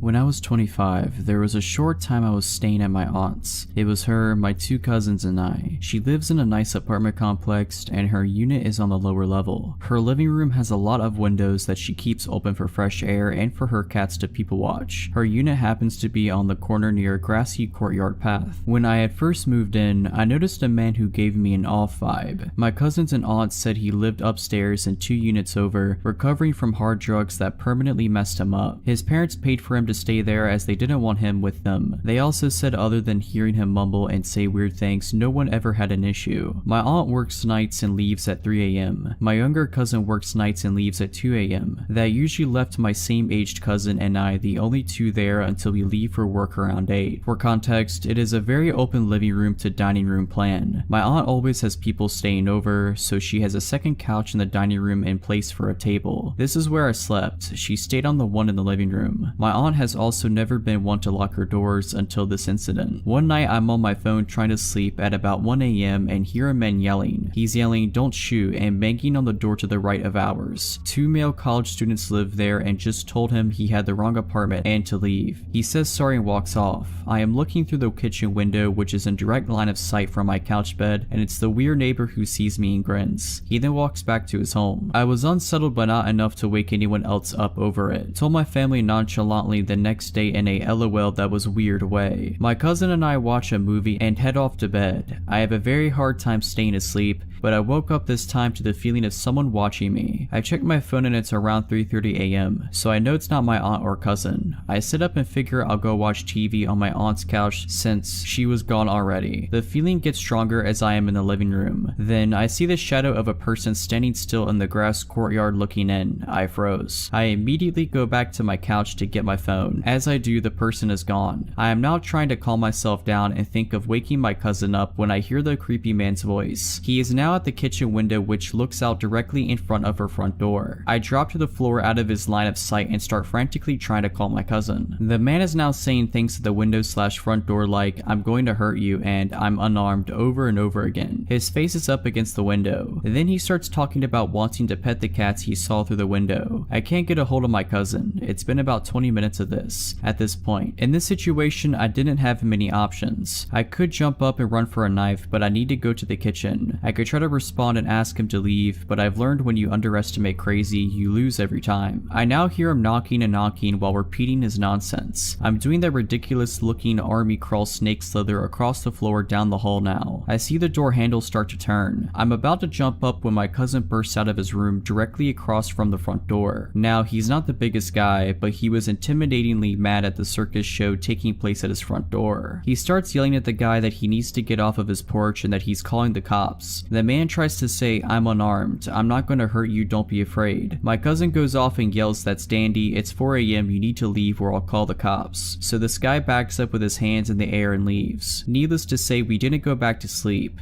My aunt was called, who called the apartment manager. The next day when I came home from work, his parents were there packing moving boxes in a truck from his place. Maybe he was trying to get me to open the door by seeming friendly. Maybe he had a bad trip and really wanted to pet a cat to feel better. We will never know. This happened over 20 years ago. I was driving back home with my girlfriend at the time. It was Christmas Eve and my mother's family used to hold a large celebration at my aunt's house in Estacada. This was my girlfriend's first time meeting with my extended family, but she got on quite well with them. We spent the majority of the afternoon and evening talking, playing poker, opening presents, and drinking an assortment of adult beverages. My girlfriend had been quite inebriated by the time we had to leave. Therefore, I'd be driving us home. It was around 11 p.m. or so. I was driving my girlfriend's car along Highway 211. Now, this stretch of road is surrounded by farms and dense patches of forest, and parts of it are unlit. But nothing to fear. I grew up in this area, so I knew this road like the back of my hand. The both of us were just driving and talking away, just two young lovers making the most of our moment together. There is a portion of the highway that descends down an enormous hill before crossing Deep Creek. Surrounding both sides of the road are thick forest. There are no lights. The only thing we could see was the area directly in front of our headlights. I drive down the hill, cross the bridge, and uphill through more forest. It's as the highway starts to flatten out that it happens. Something sprints across the road so suddenly that I almost hit whatever it was. I slam on the brakes. I turned to my girlfriend and asked her if she saw it. She confirmed that she had, but she couldn't make out what it was. Maybe it was a coyote, as they are a fairly common sight in this area, but something felt off about it. Whatever it was that ran in front of our car disappeared into the woods next to the road. Coyotes don't usually dart out in front of cars, not like that anyway. So for some reason, I decided to check it out. I turned the car around and switched on the high beams to better light up the forest in which this thing had vanished in. I step out of the car and walk towards the woods. I don't see anything, but now it feels like perhaps I'd made a grave error. Suddenly, the car's horn blasts. It's not a beep beep beep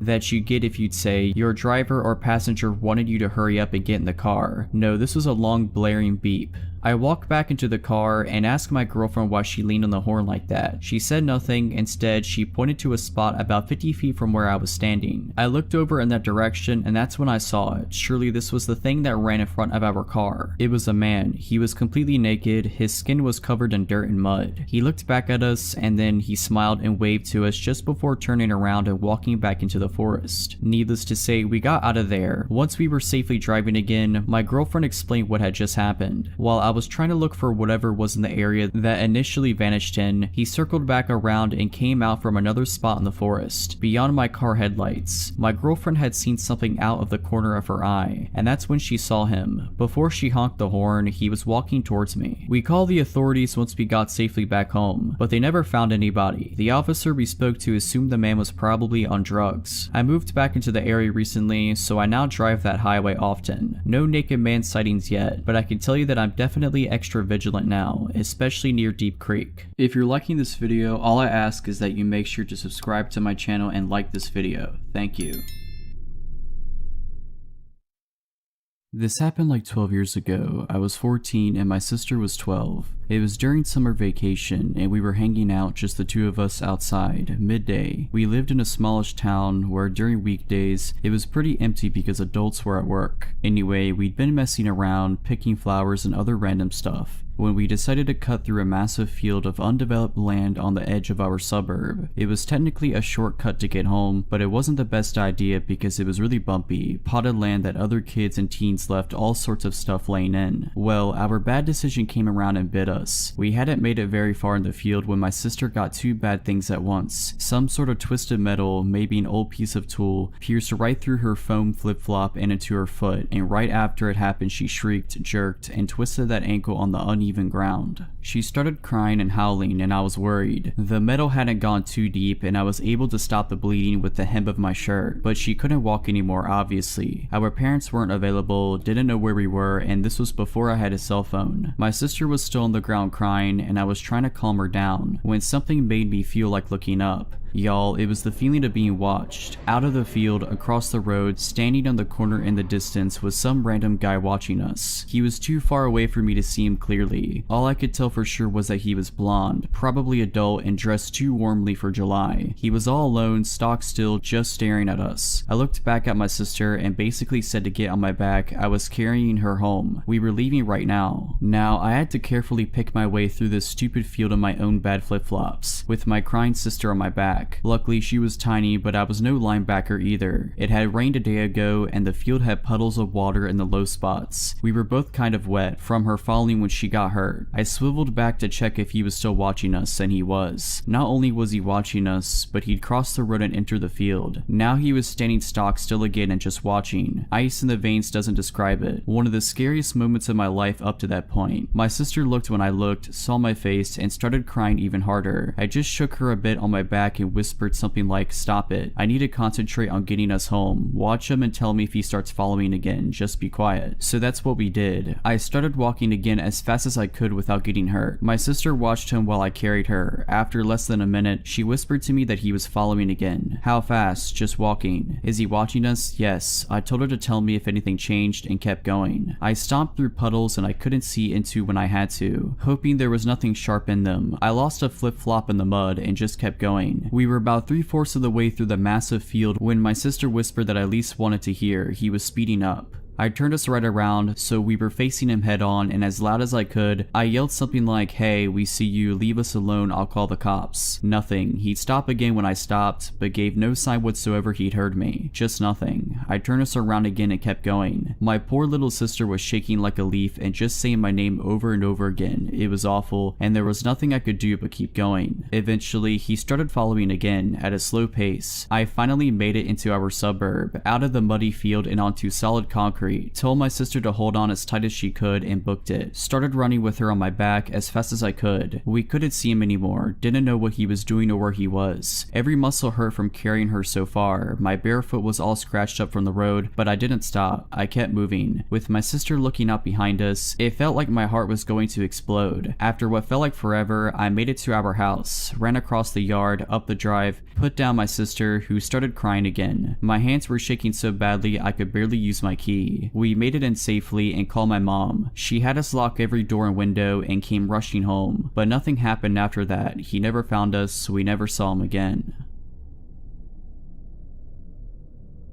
So a few years ago, I, a 17-year-old female at the time, would attend community college at the outskirts of my hometown. I would take an 1.5 hour long bus drive because both of my parents worked and my other siblings were too young to drive. The outskirts of my town, despite being the literal outskirts, are more populated than you expect, with strip malls and apartment buildings. The bus would drop me off about 4 blocks from my university, which isn't too far. I always enjoyed those few minutes. Anyway, this one time, I left my phone at the library. Using my brother's phone, I called a friend who worked at the school library during the late evening shift, 7 to 9, and he'd said he'd bring my phone to me, but he lived closer to the college than I did, so I told him I'd just meet him at his shift and pick it up myself. He said okay, and I boarded the bus at around 6. Now, I get off the bus at my usual spot and the place looked deserted. I'd never been there that late at night, and maybe it was because it was a weekday that people were home, or I don't know. I had my brother's phone in my pocket and just clutched it tighter and tighter, picking up my speed until I was practically jogging. I'm nearing to a corner when a flash of light goes off to my right. There, in the shadows, is a sleazy looking man. He's balding with a tourist shirt unbuttoned halfway. He was wearing sunglasses at night and was wearing some gold jewelry. And most importantly, he had just taken a picture of me. In the instant that I saw the flash go off, I knew it was coming from his phone. Now, I think it's important to understand our positioning. He was pressed against a building to my right at the corner I had turned. I was about 10 feet away from him. To my left, on the same side of the street, was a car with blacked out windows and no license plates, directly across the sidewalk from the man. The car was parked with the driver's seat facing me, so that it was on the wrong side of the road, because America drives on the right side as opposed to the left. I had slowed down at that point as I began to debate my next move: cross the street and continue walking, make a break for the school, turn 180 and leave my phone at the library, or approach the potentially dangerous man. I did the stupidest thing possible and approached the man. Anyway, I demanded to know what he was doing. He looked taken aback. I could see his brain short-circuiting because I was demanding to know what he was doing. He eventually sputtered about how he was just standing here. I said, "No, I saw you take that picture of me." His face fell. He started saying no, he hadn't done that. Why would he want a picture of me? I had imagined it. I asked to see his gallery, which is extremely risky because who knows what I could have seen. He slowly pulls up his gallery and, as it's opening, I see a blurry picture of me in the distance. I didn't think I'd get that far. Granted, I had been running running on adrenaline during our whole interaction, but this really made me pause. I told him to delete it. Then a door slammed shut. I just knew it was the parked car. My brain cleared up and I hightailed it to the school. I could hear a single pair of footsteps behind me, but I sure wasn't going to turn around and check who it was. The car started, but they would have to do a U-turn on a relatively narrow street just to be able to follow me. I think that's what saved my life. The fact that the car was parked facing the wrong direction. I reached the school out of breath and in tears. My friend opened the building for me and I explained what had happened. He locked us in while he called the police and we waited for them, but the sleazy guy and his buddy were never found. Anyway, my mom had gotten out of work by that point and I called her to ask to pick me up. We waited with my friend till the end of his shift and drove him home too. Needless to say, I carry a mace with me everywhere I go now and I'm yet to find a police report stating a guy matching his description had been arrested. To be honest, I don't think the police believed me fully, but who knows.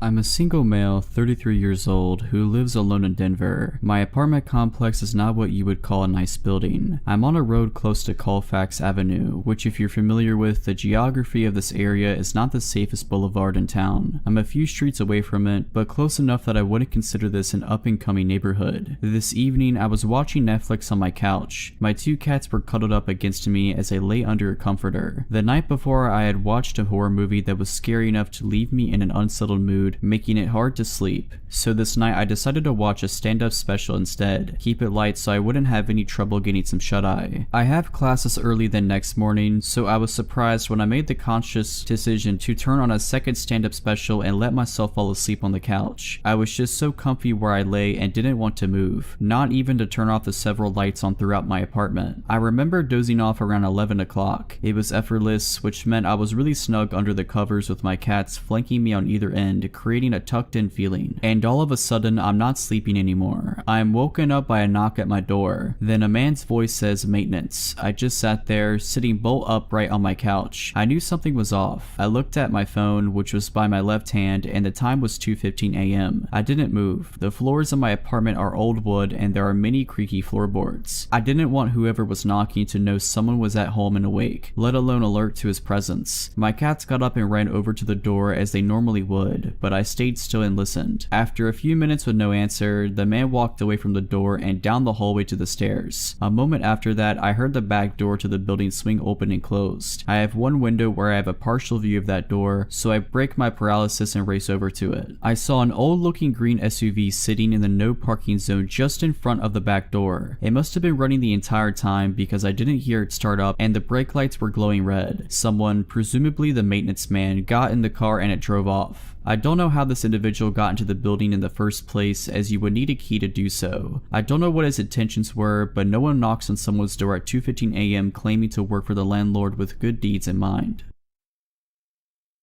So I'm a 23-year-old female. I live in a townhouse with my two children, 2 and 6 months old. My fiance did live with us until 2 weeks ago when I caught him trying to have relationships with other women and made him move out. That's important to the story. I'm a stay-at-home mom, and when he did live with us, my ex worked evenings. Let me set the scene. We live in a tiny house in northern Pennsylvania. My line of townhouses sits in front of a big field that runs to a line of woods. As far as I'm aware, these woods stretch out for at least a few miles, and I'm not aware of any houses in there or any roads that lead through them. My living room has 3 windows that look to the field, and my bedroom on the second floor only has 1 window that faces that way as well. People do tend to walk their dogs back in the field, and kids sometimes play back there, but I rarely ever see anyone close to my house. For that reason, I tend to leave my blinds and curtains open because I guess I just enjoy the view. So in July of 2019, I was laying in bed trying to fall asleep. All the lights were off, but I had my window and blinds open since it was so warm. I was looking out the window and I noticed small red and white lights just outside. I got up and looked to realize that the lights were coming from a drone. I ran downstairs to where my fiance at the time was sitting in the living room and ran to the window. I told him what I saw, but of course when he went to look, it was gone. I was paranoid that the drone could have had a camera on it and someone was watching me with it. I kept my blinds closed for a while after that. Fast forward to January of this year. I guess I stupidly got comfortable and assumed that whoever it was flying the drone was a one-time creep. My blinds were open and I had just gotten out of the shower. I was sitting on my bed pretty much naked except for my underwear, scrolling on my phone when out of the corner of my eye I saw lights again out of the dark window. It was that drone again. I ran out of the room and waited for a few minutes. I peeked back into my room and it was gone. I quickly shut my blinds and got dressed. Honestly, I felt sick at how stupid I was to leave my window open again, especially when I was practically naked. Now for the real disturbing part, my 2-year-old son and I were out in the field 2 weeks ago, 3 days after I kicked out my boyfriend playing ball. I had my 6-month-old strapped to me in a baby carrier. Probably about a half hour after we had been out there, I heard a slight whirring noise coming towards us. I looked up and saw the drone flying towards us. I looked around and didn't see anyone. It stopped right over us. I freaked and grabbed my son and dragged him into the house, looking back at the tree line every so often as we went. I knew they had to be hiding in there. I went inside, closed the blinds, and called my mom and told her about the situation. She told me just to keep an eye out. I said I would. My son likes to line his toys up against the window, so I figured it wouldn't hurt to open them up just an inch or so. A little while later, after we ate dinner and it was almost dark, I was feeding my 6-month-old and my son was playing. He was standing over by the window, lining up his toys. He started saying dada, dada. I assumed he was just missing his father and dismissed him by saying he was going to see him that weekend. He kept saying dada, dada, though. I looked up and saw him pointing to the window under the little gap the blinds didn't cover. I froze. I remembered that he calls any man with facial hair dada because it reminds him of his father, but there was no way someone would be bold enough to actually come up to my window. Not when my neighbors are literally right there. Anyone could see them, but there aren't any lights back there, so unless someone actually stepped out of their house, I guess nobody would see them. Maybe it was my ex, but he should be at work at that time. I ran to the window and moved my son. I didn't want to lift the blinds, but honestly, I was sure it had to be the person who had been creeping on me for the past year and I wanted to see who it was. I pushed the blinds up and was looking at a man who I definitely had never seen before, crouching in front of me. He was bald with a mustache and goatee. I have no idea how old he was. He could have been anywhere from 30 to 50. When he saw me, he smiled and stood up. I yelled and told him to screw off and that I was going to call the cops. He just stood there, smiling at me like some freak. I was about to close the blinds again when he said something I couldn't hear. I told him to leave again and he said, louder this time, I just want to talk to you. I shook my head no and yelled the same thing to him. He started slapping his hands on the window, yelling no, no, no over and over. I grabbed my phone, scared he was going to try to break in. I dialed 911. My kids were crying from the yelling and I felt on the verge of tears. I told the operator what was going on. The whole time I was on the phone, the man was pounding on my window, screaming now. He was yelling all kinds of nonsense, and I only caught some of it. He said he's been watching me for months, I'm beautiful, he wants to come with them, he'll kill my children if I don't. The operator told me to go into an upstairs room and hide until the police arrive. My town doesn't have a police department, so we rely on the state police. She said it would be about 20 minutes, but to stay on the phone with her. The man was practically punching my window now and was just screaming like a maniac. I was about to grab my kids and run upstairs when I heard someone else screaming. The man bolted. I looked out and saw my neighbor and his girlfriend. I opened the window and my neighbor said that he heard the man, so he ran around the building. He said when the guy heard him, he ran back to the woods and disappeared in the tree line. They said they also called the police. I thanked them 100 times. The police arrived 10 minutes later. They did a quick search around the buildings and found the man and arrested him. I don't know why that guy targeted me or why he waited so long to do something. I'm just happy my neighbors were there to intervene, or who knows what would have happened.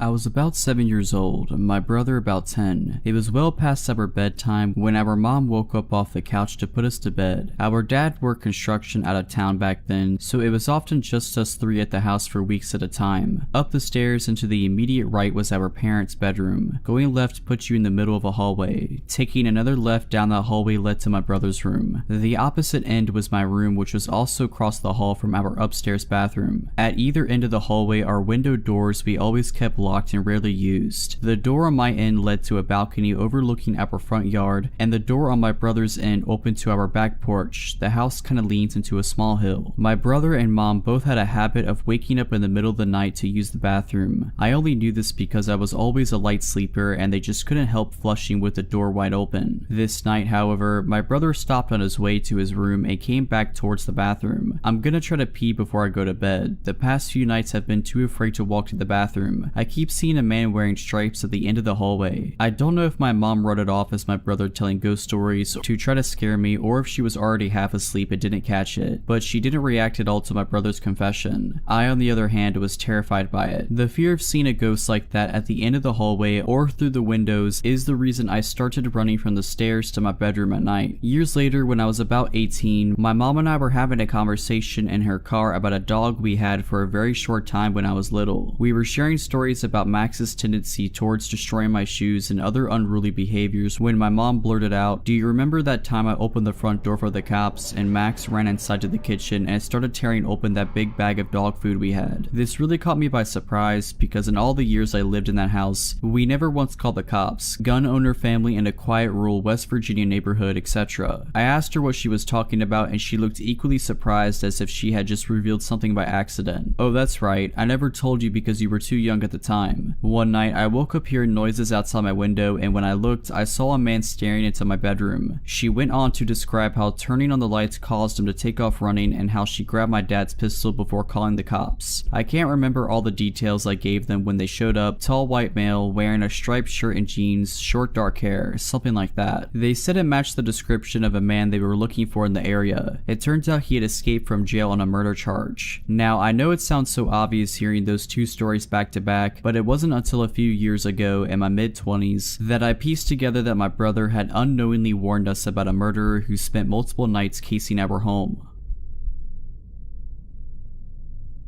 At the time, I just turned 17 and was still pretty naive. I live in England, so it is legal to work in a bar and serve alcohol supervised, but not to drink alcohol. Not that it stopped me. I worked in a working men's club filled with middle-aged elderly people. Most were really nice. I sold bingo tickets twice for a week for my dad's cousin and I was pretty good at it. It's not typical to get tips here, but I earned more in tips than I did my actual wage. On a Saturday, my dad would come with me to have a drink with my elder sister while they played competitive darts in the main bar overlooking my booth. This one particular night there was a middle-aged average looking guy, a little on the plump side but generally unnoticeable. On the first round of selling tickets he was at the fruit machine opposite the entire time, looking over at me occasionally. The second round he approached me, asked me what I was selling, how bingo worked, etc. Clearly had never played before, but hey, everyone starts somewhere, right? He bought some tickets and offered to buy me a drink. I declined and informed him I was underage. By now I had a bit of an uneasy vibe and didn't want to take a drink from a guy I don't know. He then offered a cola, complimenting me a little too hard. Again declined and went on my way to help with the game in the main hall, part of my job. Third time, he stood against the wall adjacent to me and just watched me work. He'd waited until the queue calmed down and bragged about how much money he had and now he wants to be my sugar dad. How cute I am, commenting on my figure. I was trapped in my booth. I was late into the main hall, so the concert chairman, guy who calls out the bingo numbers and gives out winnings, comes out and asks what was going on. This guy claims we were just talking. I apologized to the chairman and he walked me to the hall, said he could see I was freaked out, so I told him everything. He made the bar staff aware, who also made my boss, my dad's cousin, aware also. Last round of selling tickets, he doesn't even wait for me to get back in my booth. He grabs my butt, telling me how he wants to be my sugar dad once again, tries to push me against the wall and is suddenly spun around, not just by my dad but my boss and numerous staff members and customers who heard and saw what went down. He started arguing his innocence until my dad not so politely introduced himself. He knew he was screwed. My dad punched him in the nose, blood running down his face. Everyone picked him up like a plank of wood and threw him out the closed door. Never saw him after that. Everyone checked up on me to make sure I was okay. My sister covered the rest of the shift and I had a free bar tab for 2 months.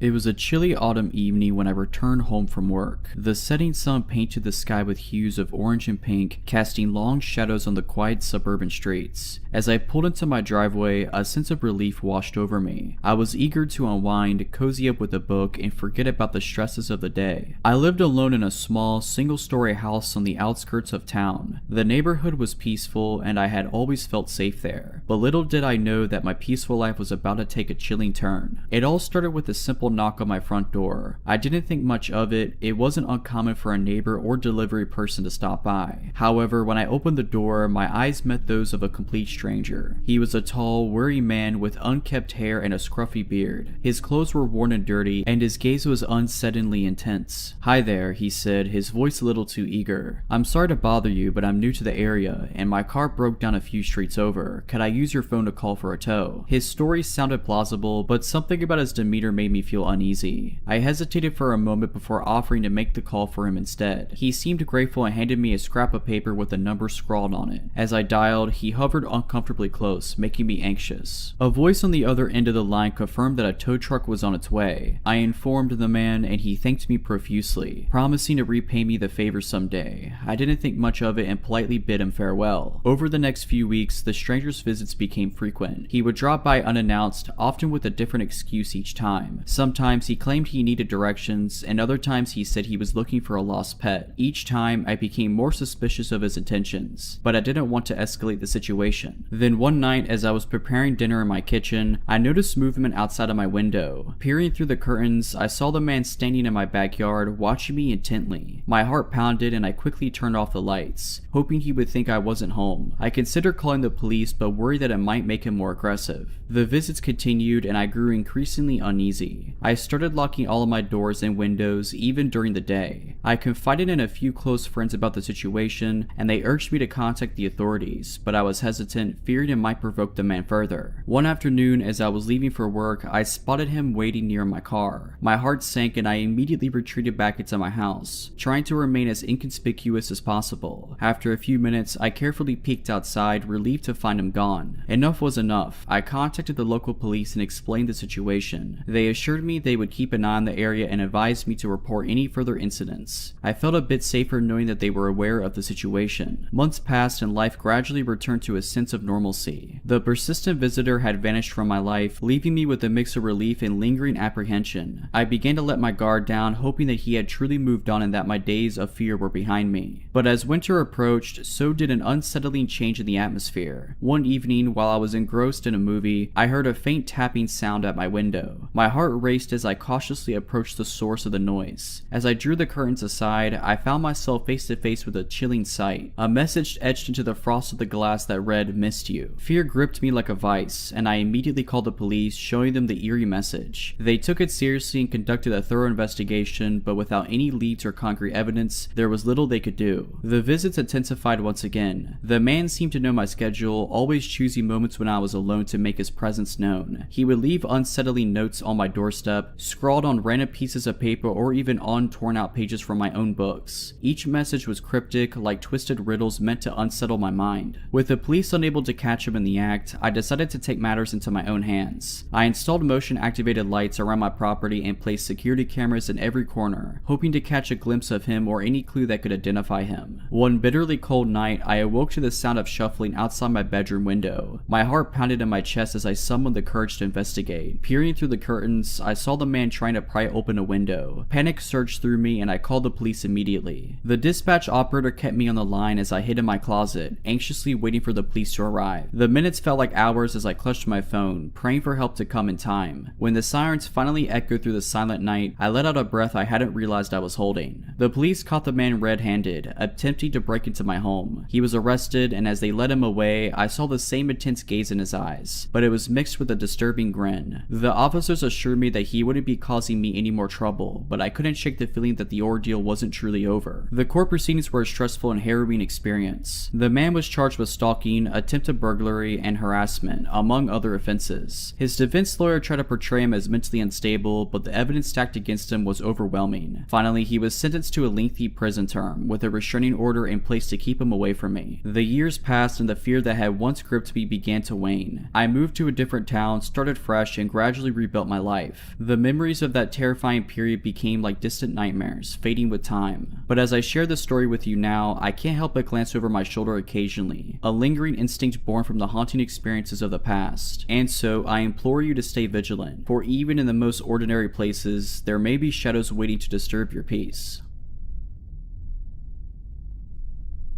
It was a stormy evening, rain pounding relentlessly on my car's windshield as I drove down a deserted highway. The dim glow of streetlights illuminated the road ahead, casting eerie shadows on the surrounding trees. I was eager to get home after a long day of traveling, but the weather seemed determined to keep me from reaching my destination. As I pressed on, my eyes caught a figure huddled by the roadside, drenched and holding out a thumb, a hitchhiker. My heart wavered between empathy and caution. It was late, and picking up a stranger in this weather was risky, but I couldn't ignore the guilt tugging at me. Against my better judgment, I decided to pull over. The moment he climbed into my car, I noticed something unsettling about the hitchhiker. His clothes were worn and his face bore the wariness of 1,000 miles. He looked much older than I had initially thought, with a scruffy beard and sunken eyes. His name was Jack, he said, and he was grateful for the ride. Jack didn't seem dangerous, but I couldn't shake the feeling that something was off. He spoke with an air of sadness, hinting at a troubled past and recent hardships. I listened, offering a few words of comfort as we continued down the highway. As the rain intensified, visibility dwindled, and I focused intently on the road. I tried to keep the conversation going to stave off any awkwardness. However, Jack's responses grew increasingly vague, and he seemed preoccupied with something else entirely. "I really appreciate you giving me a lift," he finally said, breaking the silence. "I've been stranded for hours, and it's been tough to find someone willing to help." "It's no problem," I replied. "Where are you headed?" He hesitated for a moment before replying, "I don't really have a destination in mind, just trying to put some distance between me and the past, you know?" I nodded sympathetically, but a twinge of unease crawled up my spine. It was as though he was trying to avoid any specific details about his journey. My instincts urged me to stay vigilant, reminding me that trusting a stranger in the dark of night might not be the wisest decision. As we drove further, I noticed Jack glancing at my belongings in the backseat and even craning his neck to look at my GPS. It made me uneasy, as if he was sizing me up or planning something. I decided to divert his attention away from my personal items and steer the conversation toward more general topics. An exit sign came into view and I saw the perfect opportunity to end the ride. "Hey, this is my exit," I said, my voice feigning casualness. "I hope this spot works for you." But Jack's reaction was unexpected. His eyes widened and he looked genuinely alarmed. No, please, just a little farther," he pleaded. "I promise I won't be any trouble." My heart pounded as I weighed my options. I couldn't shake the feeling that something was seriously amiss. However, I didn't want to put myself in any unnecessary danger. I decided to trust my gut and firmly insisted that I had to stop at that exit. Reluctantly, Jack agreed, and as I pulled over, he quickly thanked me and stepped out of the car. As I drove away, I glanced at my rearview mirror, and to my surprise, I saw him standing in the rain, watching my car until it disappeared from sight. In the days that followed, I couldn't shake the eerie feeling that lingered after encountering the mysterious hitchhiker named Jack. I kept replaying the encounter in my mind, wondering what might have happened if I had ignored my instincts and continued driving with him. My unease grew when I realized that I hadn't taken proper precautions when offering him a ride. I scolded myself for not considering the potential risk of picking up a stranger, especially on a stormy night when visibility was poor. Determined to learn from the experience, I decided to be more cautious and prepared in the future. I researched safe practices for offering help to strangers, especially while driving alone. It became clear that while compassion is important, safety should never be compromised. Weeks passed and the memory of the encounter with Jack began to fade, buried under the weight of daily routines and responsibilities. But just when I thought I had put the incident behind me, a news report caught my attention. The local news featured a segment on a man named Jack Harrison, who had been involved in a series of violent crimes across neighboring states. My heart pounded as they showed his picture, confirming my worst fears. It was the same hitchhiker I had encountered that stormy night. According to the report, Jack had been arrested after leading the police on a high-speed chase, during which he injured several officers and caused a serious accident. The authorities had been searching for him for months, and he had a lengthy criminal history, including charges for assault, robbery, and even kidnapping. My hands trembled as I realized just how close I had come to danger. It sent shivers down my spine, knowing that I had unwittingly given a ride to a dangerous criminal. I couldn't help but think about the possible outcomes if I hadn't decided to trust my instincts and let him out of my car. The experience left a profound impact on me. I realized that we often encounter situations that demand a balance between compassion and caution. While I had wanted to help the hitchhiker, I had failed to prioritize my safety. From that moment on, I vowed to be more vigilant and aware of my potential risk when dealing with strangers, no matter how genuine they may seem. The news of Jack's arrest also led me to reevaluate my trust in others. Not everyone we meet has good intentions, and it's essential to stay vigilant and prioritize personal safety. I made a conscious effort to share my story with family and friends, hoping that my experience would serve as a cautionary tale and remind others to be wary in similar situations. As time passed, I carried the lesson with me, growing stronger in my resolve to prioritize safety while remaining compassionate. The encounter with Jack had been a terrifying wake-up call, but it also served as a valuable reminder that in a world where we often aim to help others, we must first ensure our own well-being.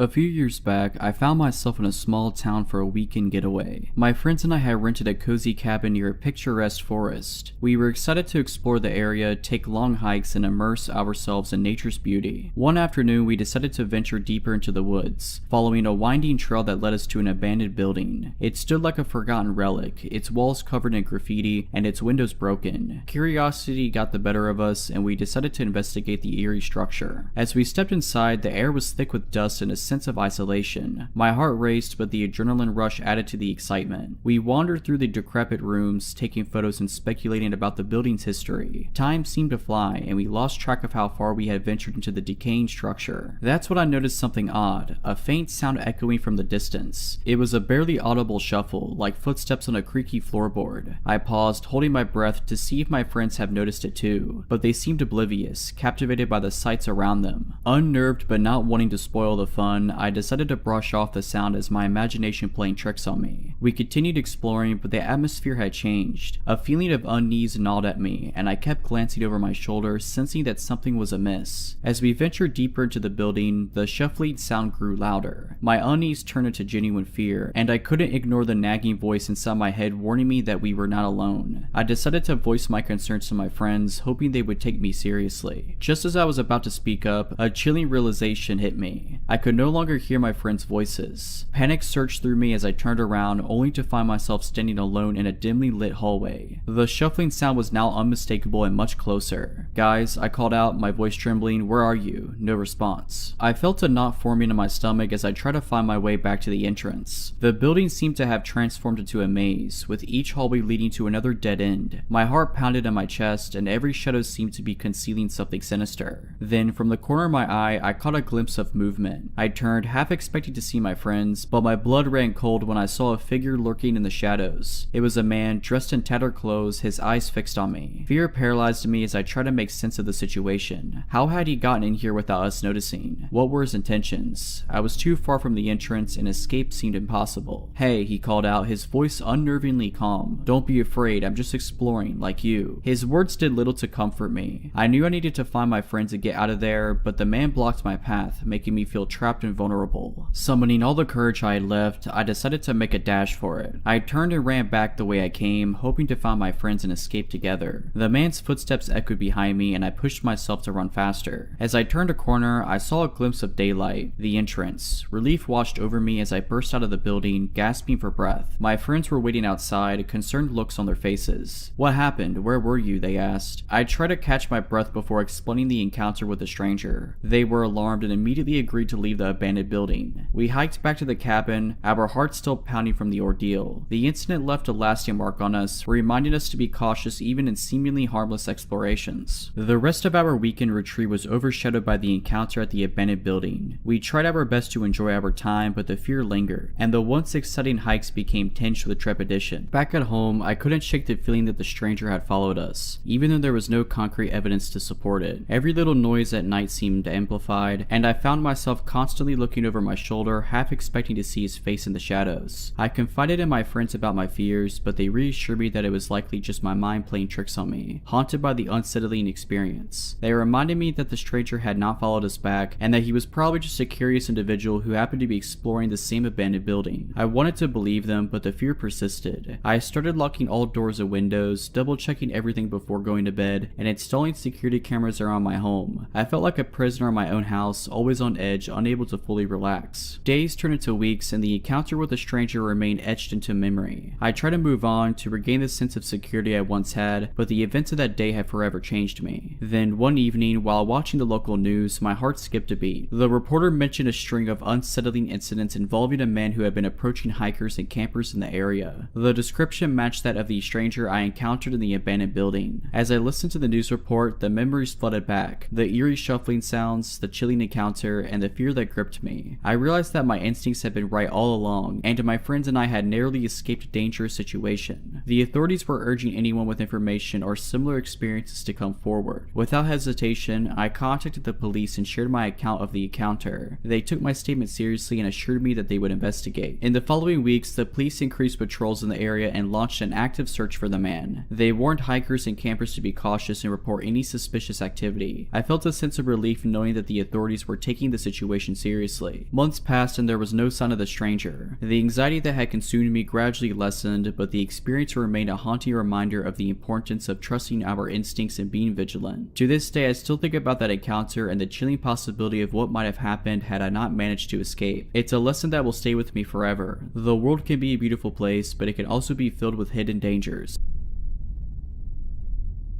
It was the summer of 2023, and I was on a road trip across the country, exploring new places and making memories. As dusk settled in, I found myself in a small, desolate town that seemed stuck in time. The sun dipped below the horizon, and I realized it was time to find a place to rest for the night. Driving along the deserted highway, my eyes caught sight of an old, run-down gas station. Its flickering sign hinted at life, but it appeared deserted for years. Desperation overtook my better judgment, and I decided to give it a shot. After all, it was the only sign of civilization for miles around. I parked my car and cautiously approached the station. The creaking sound of the rusted door sent shivers down my spine. I stepped inside, and the musty scent of decay greeted me. The interior was dimly lit, with cobwebs covering every corner. Broken shelves and shattered glass littered the floor, remnants of the place that once thrived. An unsettling feeling washed over me, but I convinced myself that it was just my imagination playing tricks. I called out, "Hello, is anyone here?" My voice echoed through the silence, but there was no response. As I made my way toward the counter, I noticed a flickering light coming from a back room. Curiosity got the better of me, and against my instincts, I approached the source of the light. The door was slightly ajar, and peering inside, I saw a shadowy figure hunched over something. "Hey, is everything okay?" I asked hesitantly. The figure suddenly stopped moving and turned its head slowly to face me. It was a man, but his appearance was unsettling. His eyes were wide and vacant, and a crooked smile stretched across his face. He didn't respond, but rather continued to stare at me in an eerie silence. Feeling a rush of anxiety, I backed away slowly, my heart pounding in my chest. Without uttering a word, I retreated to the front of the gas station. I decided it was time to leave, but as I turned to exit, the man suddenly appeared in the doorway, blocking my path. Panic set in, and I fumbled for my car keys. He stood there, still grinning like a malevolent specter. My mind raced with fear, imagining the worst scenarios. I managed to keep my voice steady as I spoke. "I'm leaving now. I don't want any trouble." His grin widened, sending chills down my spine. "You can't leave," he murmured, his voice sending shivers through the air. "Nobody ever leaves this place." I could feel his words like an icy grip on my soul, but I couldn't let myself succumb to the terror. Summoning all the courage I had, I made a run for it, pushing past the man and sprinting to my car. I could hear his unnerving laughter echoing behind me as I drove away, adrenaline coursing through my veins. Over the following days, my road trip took on a more cautious and vigilant tone, and every time I passed an abandoned building or a desolate area, the memory of the eerie gas station would resurface, sending shivers down my spine. It was as if the encounter had left an indelible mark on my psyche, a constant reminder of the inexplicable and the dangers that might lie in the unknown. As I drove through various towns and landscapes, I couldn't help but wonder if there was something deeper and darker beneath the surface of these seemingly ordinary places. I kept my eyes peeled for any signs of unusual activity or anything that might indicate a connection to the enigmatic gas station. However, I found nothing concrete, just my own unease. With time, the memory of that fateful night began to fade slightly, but I couldn't forget the haunting stare of the man I encountered or the bone-chilling feeling of being trapped in that forsaken gas station. The incident played like a broken record in my mind, and I found myself delving into research during my travels, seeking any clues or urban legends that might explain what I had experienced. Through online forums and local stories, I stumbled upon a handful of tales that eerily mirrored my own encounter. Whispers of a wandering gas station began to surface, a place said to appear when and where you least expected it. According to these accounts, the station was a portal to an otherworldly realm, where time and reality twisted in inexplicable ways. These stories were both intriguing and terrifying, but they felt more like campfire tales than reality. Still, the coincidences were hard to ignore. People spoke of unsettling encounters with the station's mysterious occupants, describing them as otherworldly beings who seemed to be stuck in a time loop, reliving the same moments over and over again. Determined to find some answers, I decided to revisit the town where I encountered the gas station. This time, I was prepared, equipped with a camera, a voice recorder, and a journal to document any strange occurrences. As I approached the area, an eerie silence enveloped me, making my heart race in anticipation. The town looked just as desolate as before, but the gas station was nowhere to be found. Its absence only deepened the mystery. I began to interview locals, discreetly inquiring about the abandoned station and the strange occurrences in the area. Most people dismissed my questions as idle curiosity, but a few shared cryptic stories that only fueled my intrigue. One elderly man, who appeared to be hesitant to speak, eventually shared a chilling tale. He recounted a legend that had been passed down through generations in the town, speaking of an ancient curse that bound the land to a realm of restless spirits. According to the story, the gas station was a nexus, a thin veil between our world and the ethereal plane,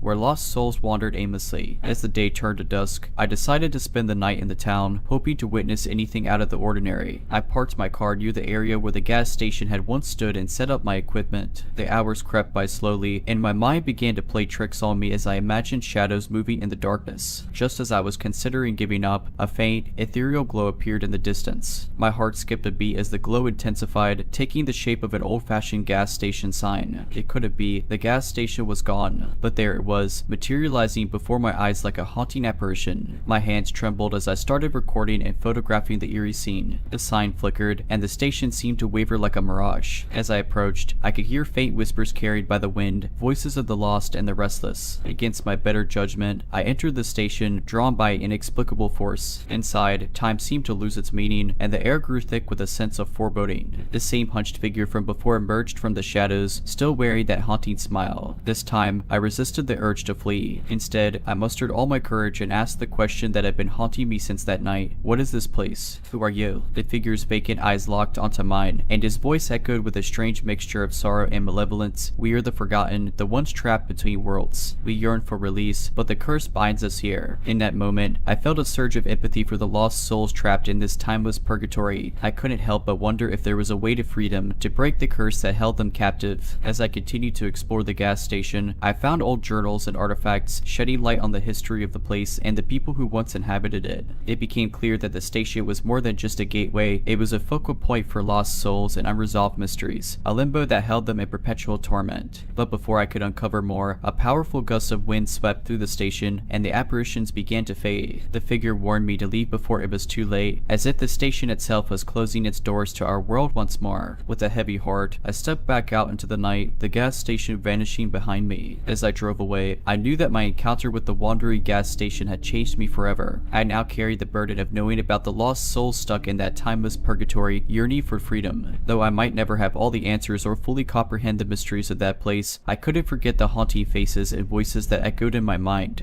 The encounter had opened my eyes to a hidden world that existed just beyond our perception, a world of forgotten souls and inexplicable occurrences. And it was a world I could never let myself forget, no matter how much I wished to leave it behind. This chilling encounter took place not too long ago, and the memory still sends shivers down my spine. I was an avid nature lover and enjoyed taking long walks in the woods near my house. It was my way of escaping the stress of everyday life and finding solace in the tranquil beauty of nature. One evening, unable to sleep, I decided to take a late night walk in the forest. It was a clear night, and the moonlight cast an eerie glow over the trees, creating strange shapes and shadows that seemed to dance around me as I walked. As I meandered through the familiar trails, I couldn't shake the feeling that I was being watched.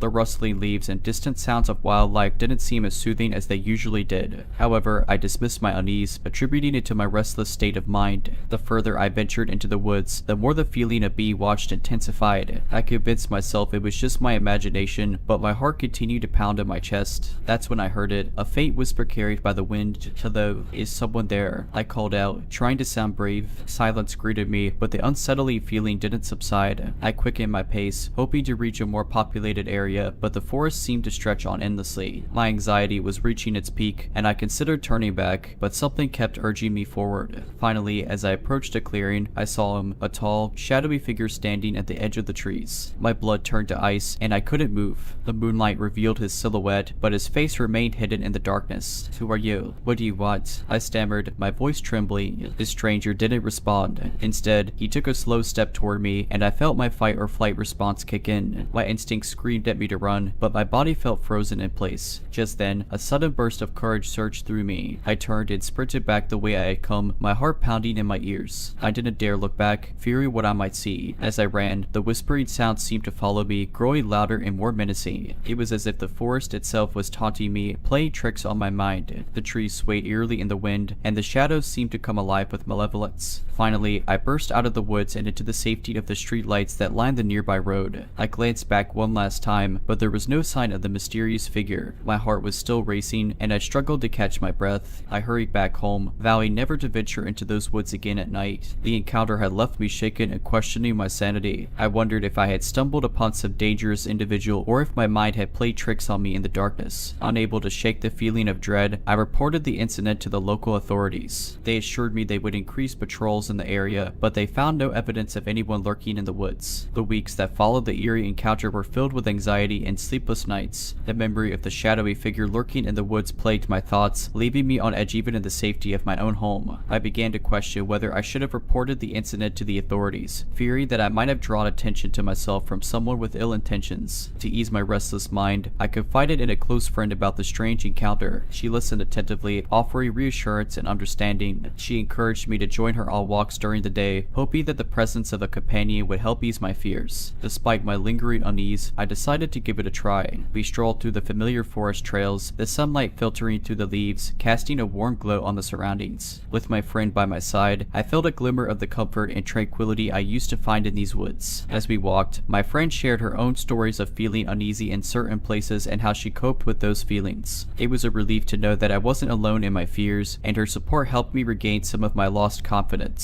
However, my unease returned as the sun began to set, reminding me of the unnerving encounter that had occurred under the moonlit sky. I could feel the grip of fear tightening once again, and I was ready to call it a day and head back home. But just as we turned to leave, I caught a glimpse of something familiar in the distance, a tall, dark figure standing among the trees. My heart pounded, and I froze, unable to believe what I was seeing. Was this the same person from before? How had they found me again? I clung to my friend, whispering urgently, "Do you see that? It's him." My friend looked in the direction I was pointing, but when she turned back to me, her face was puzzled. "I don't see anyone. Are you sure you're okay?" she asked, concern etched on her features. Doubt gnawed at my might. Had my fear conjured up the figure once more? Was it a trick of the fading light? My friend's reassurance did little to calm my racing heart. Reluctantly, we decided to continue our walk, but the feeling of being watched didn't dissipate. My eyes darted around the trees, half expecting the shadowy figure to emerge at any moment. I couldn't shake the sensation that we were being followed, even though I had no concrete evidence. As we neared the exit of the forest, a sudden rustling in the underbrush caused us both to jump. I turned around, fully expecting to see the figure charging at us, but instead, it was a startled deer leaping away into the trees. My friend gave me a gentle squeeze on the shoulder. "It's okay. Sometimes our minds can play tricks on us, especially after experiencing something frightening," she said soothingly. I nodded, trying to rationalize my fear. Perhaps it had all been in my imagination. Maybe the first encounter had heightened my senses, making me more prone to see things that weren't there. Over the following weeks, I continued to explore the woods during the day, gradually regaining some of the peace and tranquility I had once associated with them. The memory of the eerie encounters still lingered, but it no longer consumed me. While I couldn't entirely explain the strange experiences I had, I learned to trust my instincts while also acknowledging the power of imagination. Sometimes fear can take on a life of its own, creating shadows where there are none. The woods remained a place of solace and adventure, but I always made sure to heed the lessons learned from those late-night encounters. And though the unsettling memories occasionally resurfaced, they also served as a reminder of the strength I found in overcoming my fear, and reclaiming the beauty of the natural world once more.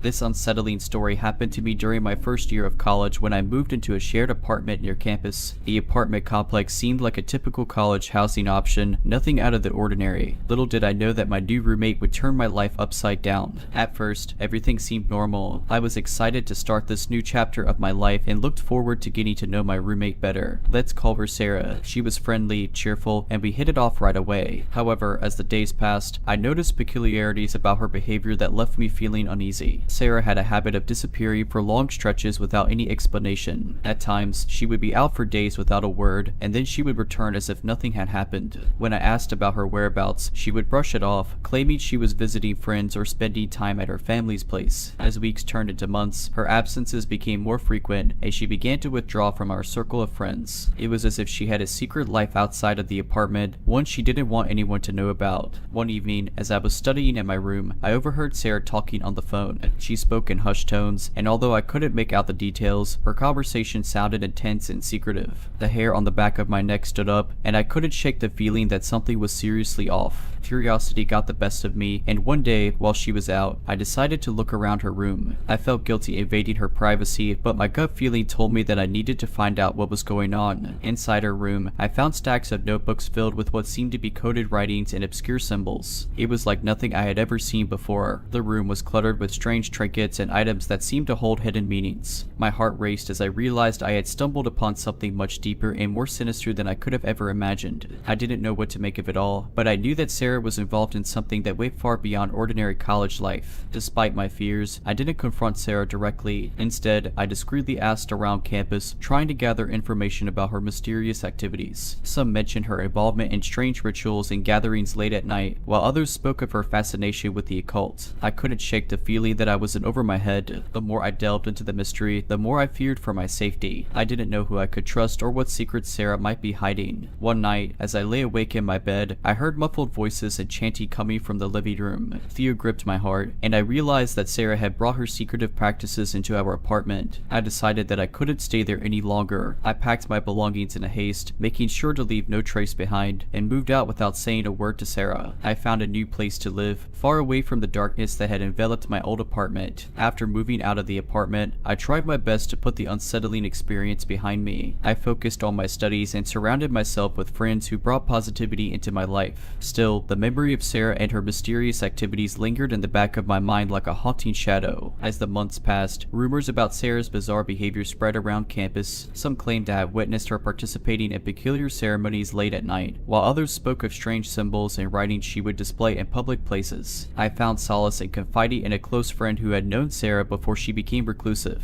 To my surprise, my friend admitted that she had also noticed peculiar changes in Sarah's behavior during their time as roommates. She had moved out early on, feeling uncomfortable around Sarah's newfound fascination with the occult. We couldn't help but wonder what had happened to Sarah to lead her down such an unusual and unsettling path. Some speculated that she had fallen in with a fringe group, while others believed she might have encountered something dark and dangerous during her absences from the apartment. Despite our curiosity, we knew better than to delve further into Sarah's secrets. It was clear that whatever she was involved in had the potential to be harmful, and we were not equipped to confront such mysterious forces. In an attempt to find closure, we decided to reach out to Sarah's family. We discovered that she had cut off communication with them, leaving them deeply concerned about her well-being. They were as puzzled and worried as we were, desperate to understand the changes in their daughter. Months turned into a year, and Sarah's strange presence became more like a ghostly legend around campus. Few had seen her, and those who had reported that she seemed like a shell of her former self. It was as if she had become a different person entirely. One day, an email circulated campus announcing that Sarah had withdrawn from the university. No explanation was given, leaving us all to wonder what had happened to her. Her abrupt departure only added to the air of mystery that surrounded her. As time passed, the rumors about Sarah's occult involvement subsided, but the unsettling memories remained etched in the minds of those who had encountered her during that dark chapter. I eventually graduated and moved on with my life, but I couldn't help but feel a tinge of sadness for Sarah. Whatever path she had chosen led her to a place of isolation and darkness, and I hoped that one day she would find her way back to the light. The encounter with Sarah changed me in profound ways. It taught me to be cautious about the people I trust and to listen to my intuition when something feels off. I realized that some mysteries are not meant to be solved and that it's okay to walk away from situations that bring discomfort and fear. The story of Sarah and her enigmatic journey is a haunting reminder that the human mind is a labyrinth of secrets, and sometimes we can never fully comprehend what lies within another person's soul. As the years pass, her memory remains a reminder that some encounters can forever alter the course of our lives, leaving us with more questions than answers and a deeper appreciation for the fragility of our own minds.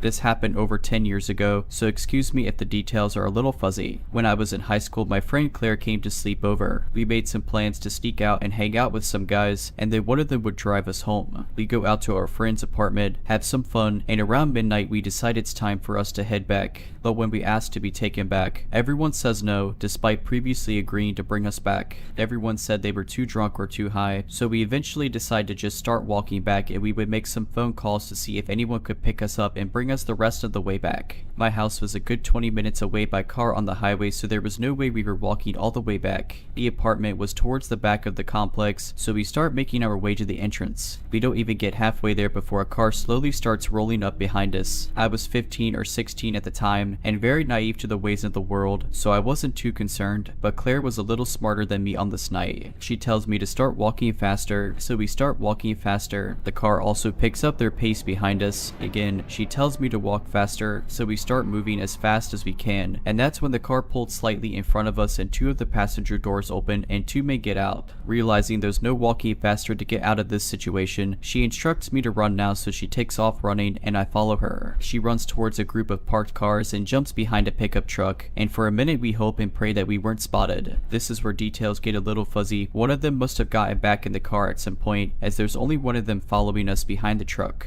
We hear a set of footsteps quickly approaching, and she quietly indicates that we're now going into stealth mode. This man is on the other side of the truck that we're hiding behind. He's circling the truck looking for us, and we're slowly and quietly circling it on the opposite side to avoid being spotted. It felt like a scene from a movie or video game. We somehow managed to do 2 or 3 circles around the vehicle without being detected, and by the grace of the gods, he gives up and decides to go back to the car with his friends. This is our one shot to get away. She tells me to run again, so we run for what felt like an eternity, but in reality was probably only 15 to 20 seconds. We find the pool house area and find a spot to hide. We were headed behind some fences and bushes and were anxiously waiting to see if they discover us. Their car pulls around to the pool house and we're biting our nails hoping they don't stop and get out. The car slowly drives away and we realize we haven't been spotted. We were safe for now, but the car circled around the apartment complex for hours and hours and hours. They weren't giving up on looking for us. We were safe for the time being, but now we needed to find a way out of there. It was the middle of winter, and of course we were dressed to impress the guys we went to hang out with, so short shorts and revealing tops. We were freezing. We found a dirty, disgusting Captain America blanket that we huddled up under while making phone calls to find someone to pick us up. We tried contacting the guys at the apartment, but no one answered our calls. None of our friends answered our calls. We felt completely alone and hopeless, but around 5 in the morning someone finally answered and said they would pick us up. The best news I had ever heard in my life. Our friend gets to the apartment complex but can't find the pool house. The group of men are still constantly circling around, so there's no way we're coming out of hiding. We managed to figure out where our friend is at with a little detective work, figuring out what building they're facing, what's in front of them, are there dumpsters nearby, clues like that. We figure out where they're at, so we make a run for it. We spot their car and hop in as fast as we can. Go, go, go. We tell them and our friend speeds off towards the entrance. We pass the group of men on the way out, and that was the last we saw of them. We made it back around 6 in the morning, just in time to sneak back in without my parents ever knowing we even left. If Claire hadn't been with me that night, I definitely would have been abducted or possibly killed. So thankful for Claire and our friend that picked us up, but a big screw you to the adult men we went to hang out with as teenagers, and especially screw you to the guys that intended to harm us. If you're liking this video, all I ask is that you make sure to subscribe to my channel and like this video. Thank you.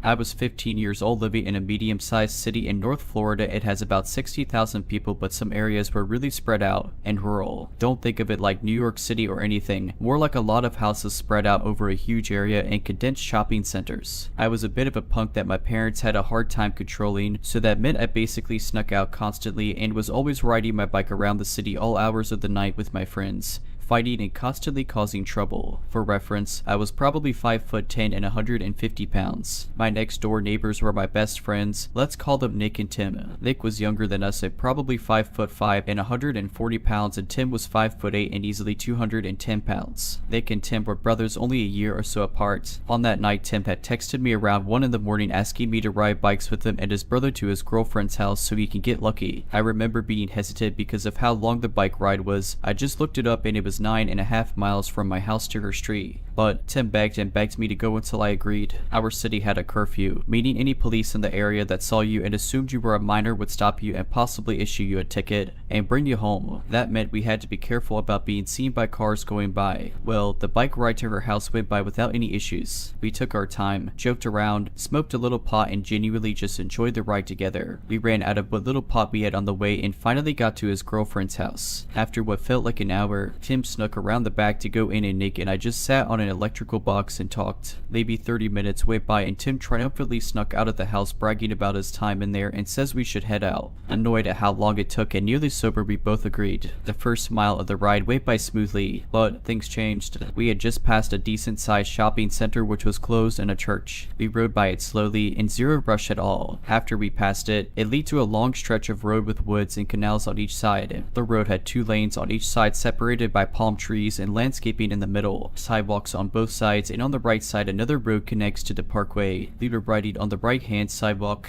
Off in the distance we saw a very tall older man wearing a yellow raincoat and a large backpack. He was walking back and forth on the sidewalk under a street light on the corner of the parkway and the side street. We all went silent as we got closer. I don't think he could have seen or heard us as there were no lights over us and there were sprinklers going off in the median. I remember hearing him dragging his feet across the ground and mumbling. He was dragging his feet almost like he was trying to brush away the concrete to find something underneath it. The mumbling was incoherent and frantic. Honestly, it made my heart sink and my stomach knot up. I couldn't understand anything he was saying and the only way to go to get home was to go by him. Nick said let's cross the street and get onto the other sidewalk. Tim and I agreed. I remember this so distinctly. We crossed the landscape median and a jet of sprinkler water hit me directly in the face and got into my mouth and my eyes. It smelled like sulfur and tasted horribly. On the other side we could hear the mumbling and scraping of his feet clearer. I could now see more details about him. He was smoking a cigarette and was probably 6'5", had on a huge green backpack, was extremely skinny, had long gray hair, was wearing combat boots and blue ripped jeans, and that he had a full white beard. He didn't seem to notice us until we were directly across from him. We all had our eyes locked in his direction when he suddenly stopped walking, talking and scraping his feet, looked up from the ground and let out this god-awful screech. It was like he tried to say 100 words at once. None of us knew what he tried to say. After the initial scream, I could make out "What are you doing?" It startled us. We were now 25 yards away from him and then he screams, "What are you looking at?" I was a foolish teenager. I piped up to say something smart and Tim riding next to me grabbed onto me and said don't say a word. So I didn't, and in hindsight I am so glad I didn't. He kept screaming in our direction and we kept riding. The further we rode, the fainter the screaming got. Then it stopped. They crossed the street again to the other side and made it about a mile down the road, all of us on edge. We glanced over our shoulders constantly to make sure he wasn't following us. We talked briefly about it and how strange it was, but we were glad it was over with, or so we thought. Nick and Tim were riding in front of me when I thought I heard something behind me. I turned around and there he was, maybe an arm's length away, headed directly for me. The yellow raincoat hood was pulled up over his head and buttoned. This guy was standing up on his mountain bike pedaling as hard as he could. We locked eyes and he started screaming. I made scream at him. He screamed not words, not any language, a constant scream as loud as he could. I have the chills writing this even now, as a 25-year-old grown man with a wife and a baby. I screamed he's right behind us and stood up pedaling as hard as I could. I think we all did. And he was right behind us the whole time, screaming. Every so often he would get right on top of us, screaming and trying to knock us off of our bikes. I don't know how long we rode with him behind us, but it felt like eternity. I think age played a factor because he must have got tired and let us get ahead a bit. Exhausted, we pulled into a neighborhood and stared cutting through yards trying to lose him. We jumped off our bikes and all just decided if he's still chasing us, we were going to make our stand together and fight. It was like a hive mind decision. All too tired to keep running, it was our only option. We waited for him, but he never came.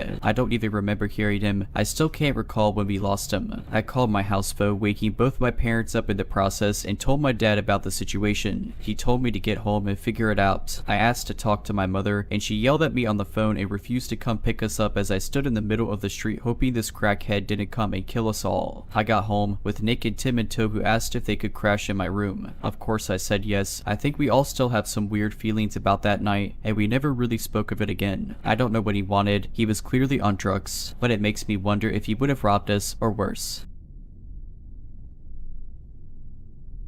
2 weeks ago, my fiance, who is 24, and my future father-in-law, who is 53 years old, and myself, who is also 24 years old, take a little road trip to pick up some jazz cabbage in a different state as we live in a dry state. The drive up was uneventful as per usual. However, on the way back home, we had passed a slower moving vehicle, which was a white truck. We were coming into a town where the speed came from 45 to 35 miles per hour. As we start to slow, this white truck nearly rams into the back of us. I am sitting in the back at this point and turn to look over my shoulder and can see the white truck swerved into the other lane to avoid hitting us. At this point, my future father-in-law is the one driving and motions a what the heck gesture to the truck behind us. The driver of the white truck proceeds to tell him to pull over. My future father-in-law, being a hothead, obliges and pulls over. He steps out of the vehicle and says some colorful language towards the other car. The driver of the white truck is also out of his vehicle and walking up into my future father-in-law's face. At this point, my fiance steps out and I follow. I see things getting heated between these two men and I throw myself in between them. Everything next happens so fast, I'm going to try my best to recapture. As I'm between everyone, the driver of the white truck pushes past me and shoves my future father-in-law. This gets my fiance to step in, hey, don't push my dad, to try and split them up. Next thing we see is the other passenger in the vehicle, who is easily in his 40s and close to 500 pounds, sucker punch my fiance, who is 225 pounds. You just punched me. Somehow I get pushed to the ground and my guys are fighting the other guys. Fists are flying, they're rolling down into the ditch. The guy that was 500 pounds is on my fiance, pulling his hair and scratching him. Now, I'm against jumping, but this man had 300 pounds on my man. I jump in, I start punching and kicking and doing anything I can to get this man off of him. My future father-in-law is quaking the main guy in the other vehicle in a chokehold. He can see that we're struggling with the big guy and forgets the main guy to hit the other guy in the face until he got off my fiance. Cops were called, everyone was separated. The party in the white truck decided not to press charges. We agreed to not press charges and were sent on our way. So did the men in the white truck. Let's not meet again.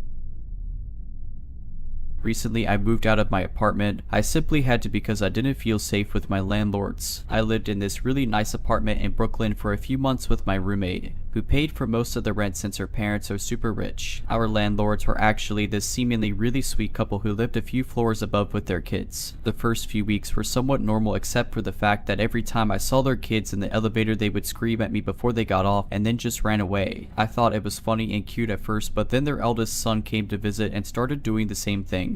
And he looked about my age. I didn't really think much of it since maybe he was just playing with his younger siblings. Stuff got weird really when I bumped into all of them together and we talked for a bit. Out of nowhere, while we were having a pleasant conversation, the dad apologized to me saying that his son might act strange because he's got some screws loose. I was pretty shocked with him just saying that out of the blue. I paused for a bit and I can't really remember what I said, but remember just wanting to get out of this conversation now. A few days later, I bump into the dad again in the elevator. I was pretty weirded out and he was just talking about how great my apartment is and how much of a generous guy he is for giving us such a low rate. Then he asked if I could babysit his kids as he and his wife and his eldest son would be at a dinner. I said no at first, but he counter-offered saying he'd pay $150 an hour, and being the greedy idiot that I am, I agreed. This is where I screwed up. When I get to his place, I was speechless. His apartment wrapped around the entire floor of the building. It was the nicest apartment I will ever see, that's for sure. About an hour and everything was normal. I was playing some fighting game with his kids when we suddenly heard the front door slam. I told them to stay there as I peeked to see what was going on, and I see the dad falling all over the place, clearly drunk. He started walking toward me and at the last minute fell face first onto his couch. I must have popped a blood vessel trying to hold in my laughter. I asked if he was okay and walked over to assist him. He then turned around, looked at me and said my wife will let us, please. When I tried asking, his wife walked up to me, thanked me, paid me, and told me to come back another time. I just kinda went back to my apartment in shock, wondering what just happened, and I definitely wasn't going back. I told my roommate and she told me that she also bumped into the dad and he told her my wife is cool, just so you know, with no explanation,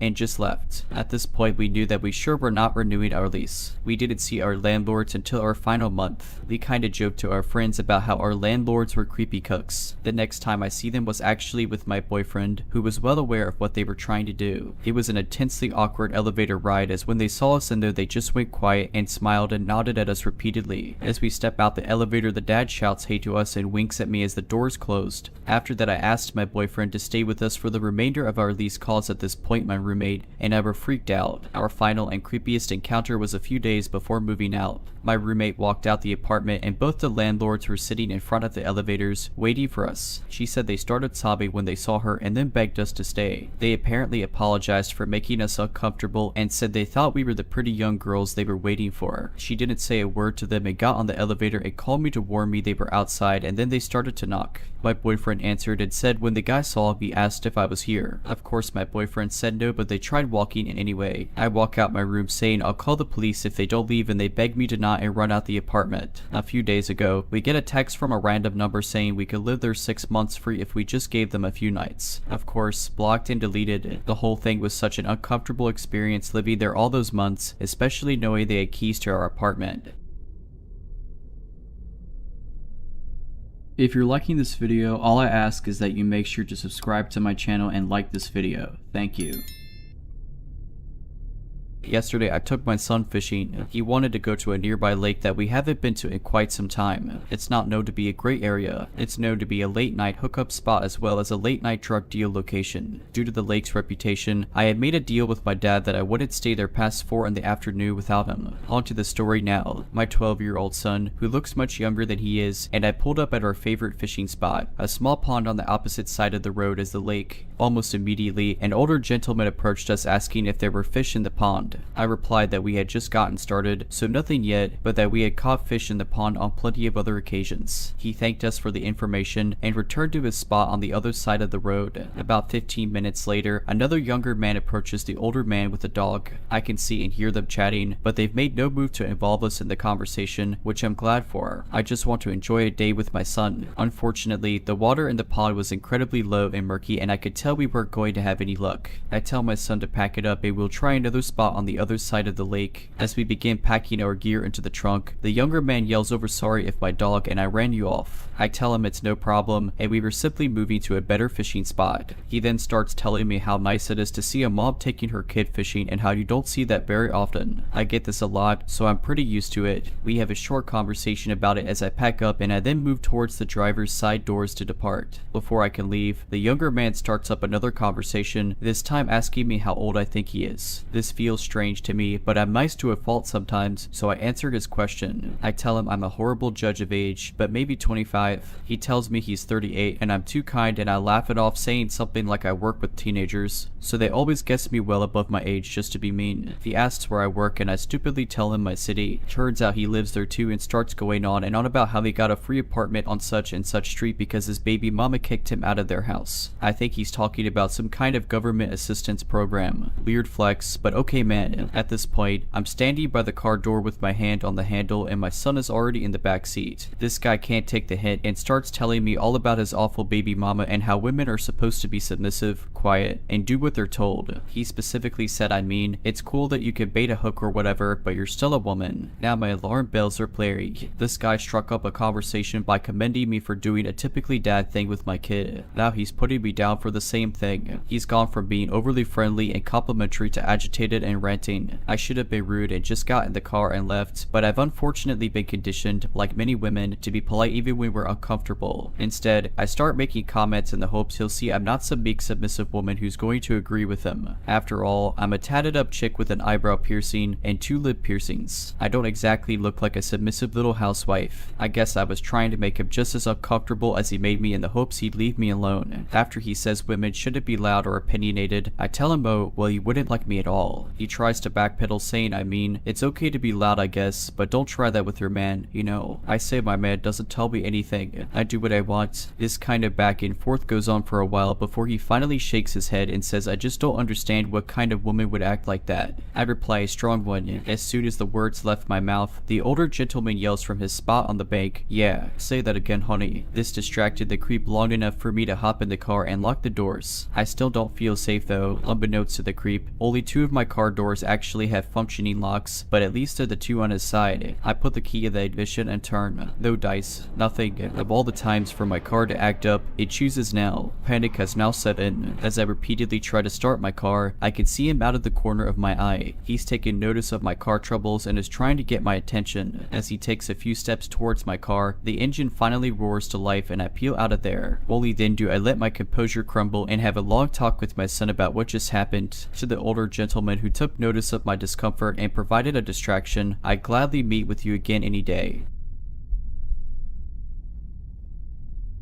When I was in my late teens, I worked at a little coffee shop in my city. This was around the time that smartphones hit the scene. I had just got my first phone and laptop recently around this time. Anyway, we had this one regular customer who was very eccentric. He made me really uncomfortable if I am being honest. He had strange vibes. It was in the middle of a scorching summer and he always wore many layers in a large parka with faux fur trim and sunglasses. I never once saw his eyes. He would get out of his car and run for the door in his big coat, shielding himself from the sun. He always ordered almost every item on the menu, but always said it was not for him and he didn't like the food there personally. One day he came in and ordered the whole menu as per usual. I was checking him out at the cash register and he leaned in and softly said to me, "You seem like a nice young woman. I need to warn you about something. I'm not supposed to tell anyone, but it honestly bothers my conscience keeping this information to myself." "What is it?" I asked. "Do you have a computer or smartphone?" He asked. "Yes, I just got one," I answered. "Get rid of them immediately," he said sternly. Was that?" I asked. "I have a friend who has certain government ties. Nothing is private. The government will be monitoring everything and it's all permanent." He told me that they are planning to put up concentration type camps in some major United States cities. They will use the info on your cell phones to decide who will go and where they will go. I've gotten rid of everything that can be traced and I'm planning on running away soon. Please be safe," he urged. He left and I kinda just shrugged him off as a crazy person, but it still weighed heavy on my mind a while. I went on to leave that job and got a job as a hostess at a restaurant. A year passed by and I'd pretty much forgot about that whole encounter until one we would cross paths again. I was at the front host stand where I greet and see guests arriving at the restaurant when a limousine pulls up and a man gets out accompanied by two large bodyguards at his side. It was the guy from the coffee shop. This time he was wearing a sleek tuxedo and the same sunglasses. He enters the building and says, "You remember me?" I said I did. He said, "Do you remember what I said?" Again I told him yes. He proceeds to pass the host stand and he examines every inch of the restaurant as if he was looking for something. He then signals his bodyguards to follow him to the door. Before exiting the building, he says, looking back at me, "Don't forget." He then got back in the limousine and I never saw him again after that. It was the strangest thing ever because he knew he'd find me there. But how did he find me at my new job? Perhaps he asked someone at my old job, but still, why go out of your way to make some flashy appearance like this? I was just thinking of this and wondering whatever became of that man and who he was. I was talking about this with my mom a couple weeks ago. Then I was telling a longtime friend. It's something that has always stuck with me, mostly because I don't know what came of the case. I was never called to testify, still don't know what happened or why I was stalked for months and then almost kidnapped. But now I think I have possibly found one answer. This happened in Texas. I was an 11-year-old girl at the time and we had a family friend's daughter living with us. I also have an older brother. Both of them were in high school into the school year, so they had after school things going on. My mom was working for our school transportation. She still works there. My dad also was working in Dallas. I wasn't always by myself, only 2 days a week. Never long either, maybe an hour. We lived in what we call the boondocks, nothing but back roads at that time with few houses in one direction town and the other. We lived out in the country about 2 miles from town. Our driveway was very long, about 1/8 of a mile. One day happens to be a day that I was by myself and remember seeing a red or maroon 4-door car with a man and a woman sitting in it about a mile from my house. On the road we lived on, if you came from the town side, we were the last house with the longest driveway. The bus always came from the other direction, the back road side, so you would pass like a trailer park. Best way to describe it because that's what it reminds me of, but the house aren't like side by side but plenty of houses. You pass that and there are no other houses until you come to mine. The car was sitting in between the trailer park and my house. So I get home from school and I get off the bus and see the car driving up behind the bus. So I kinda take off in a sprint because I didn't feel right about them, just got a feeling. I get about halfway up the driveway. I turn around and the car is sitting at the end of my driveway in the road watching me. So then I take off running to the house and get in and lock the door. I go to a window and look out noticing they're gone. When my mom and the other two get home, I tell them what happened. We make a police report. Almost every day for the first week, even when the other two were with me, we saw the car. They didn't do anything creepy when they were home, but they were still there every day. When I was by myself, they would do the same thing, sit and watch me. Well, I'm assuming they caught onto the routine of after school things. I only saw them after the first week on the days the two wouldn't be with me. Not only myself, but my bus driver noticed the car got closer to my house each day. One day they were so close to my house, I mean like right at the driveway, that the bus driver dropped me off and sat at the end of my driveway until I got close enough to the house to be safe. He did that every time we saw the car. This went on for about 2 months. Well, one night, it was a weekend. To this day, I still like to sit outside to listen to music. So I'm sitting outside listening to my boombox. I hear a car door slam, so I still look around. Again, we lived in the country, so the road and surrounding area is pitch black. Expect the cow pasture to our left had one light like a street light, so he had paid to have it put in. Not sure why, I'm glad he did. Sitting directly in, but at the end of our driveway is a car. I saw it because of the light in the pasture. It hit the headlights on the car just right.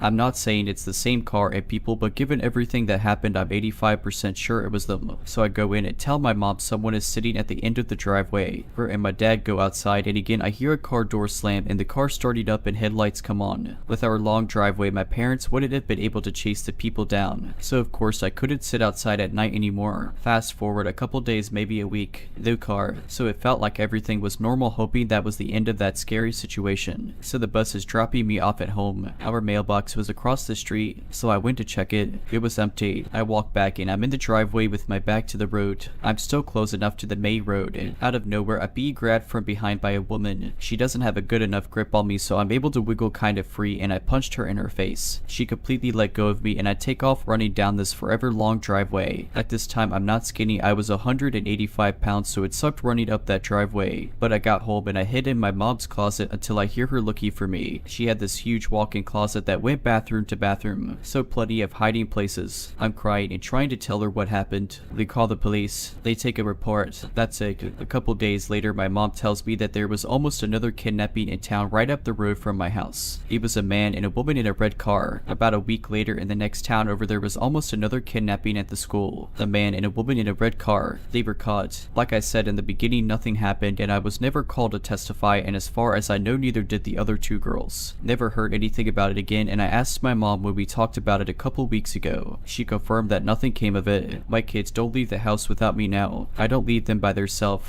My oldest is 11 and the world is a nasty place. I don't blame anyone. Back then in a small town, it's not something you hear about happening. We moved down there to get away from the crime rate in Dallas. After they were caught, I was able to have outside time back. It was safe again, and I haven't had any other experiences. I trust my oldest. He is a homebody. I can't get him to leave the house to do anything other than leave with me or his dad or school. My middle son loves to be outside, so does my youngest, but I have a fenced-in backyard and I live in a community that has older couples. We all watch out for each other. If you're liking this video, all I ask is that you make sure to subscribe to my channel and like this video. Thank you. This happened around 2 years ago. It was during the pandemic at some point, because the mask mandate was still in place at the time. For some context, me and my boyfriend were both 17 at the time. This was the start of our relationship and we didn't live together at this point, so I went to his parents quite frequently to stay over. He lived about a 30-minute drive away, but at the time none of us could drive, so we took the train. I always preferred the train to the bus as it felt safer to me, but this hindered that for a while. It was in November, so it was pretty dark and rainy as it was around 8 at night. We got in the train and sat down kind of adjacent to a man. In those table seats with 4 seats, we were on the one across the aisle from him. Due to COVID restrictions at the time, half of the carriage behind us was closed off, so it was just half of the carriage, but it was pretty quiet apart from a group of like 14-year-olds on the seats in front of us. Anyways, the train starts and everything's fine. However, I did notice that the man was staring just kind of strangely at the younger kids, but I thought I was just being a bit too on edge. After a while, the man started staring at me instead, like really obviously, turned to parallel face us and just stare. I didn't look at him and just kept him in my line of sight while trying to draw my boyfriend's attention to it subtly, as I was starting to get quite anxious. It took a minute of awkwardly trying to point with my eyes before my boyfriend clocked what was happening.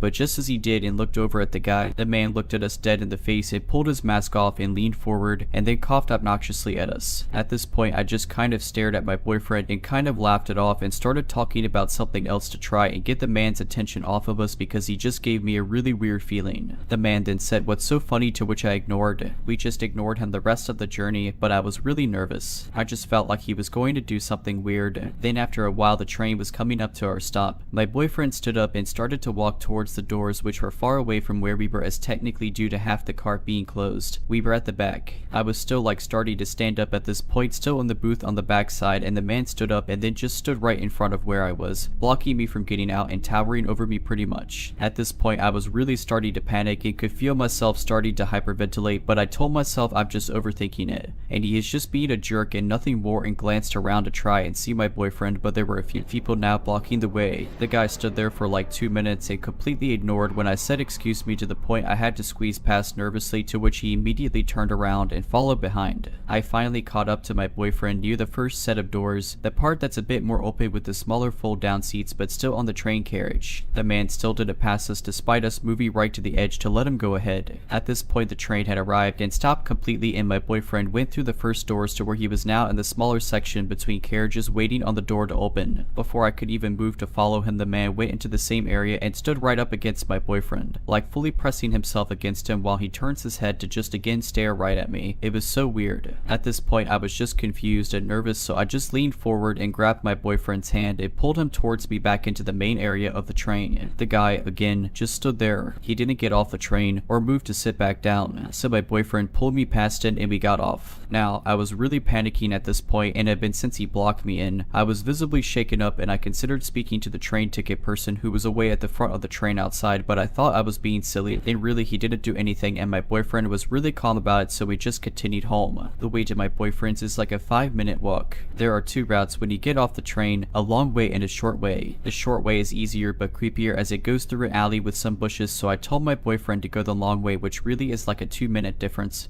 but it's more lit up and beside a road, and I also figured the guy would probably go the short way, but he didn't. He was right behind us, and my boyfriend lives in a tiny little farmer village, so there was no one around even though we were on the main street, and I was getting really scared and constantly checking behind me to see how close he was getting, but the guy just didn't seem to be fazed by my reaction, and surely a normal guy would notice if someone was scared and back up a bit. I don't know. My boyfriend was trying to calm me down and reassure me that he was probably going the same way, and I guess he is probably right, and I do tend to be overly anxious, but he stayed behind us until we were about 5 minutes from our destination where he turned in. The unsettling part is that the place he turned in is a little set of flats that houses convicted offenders after prison.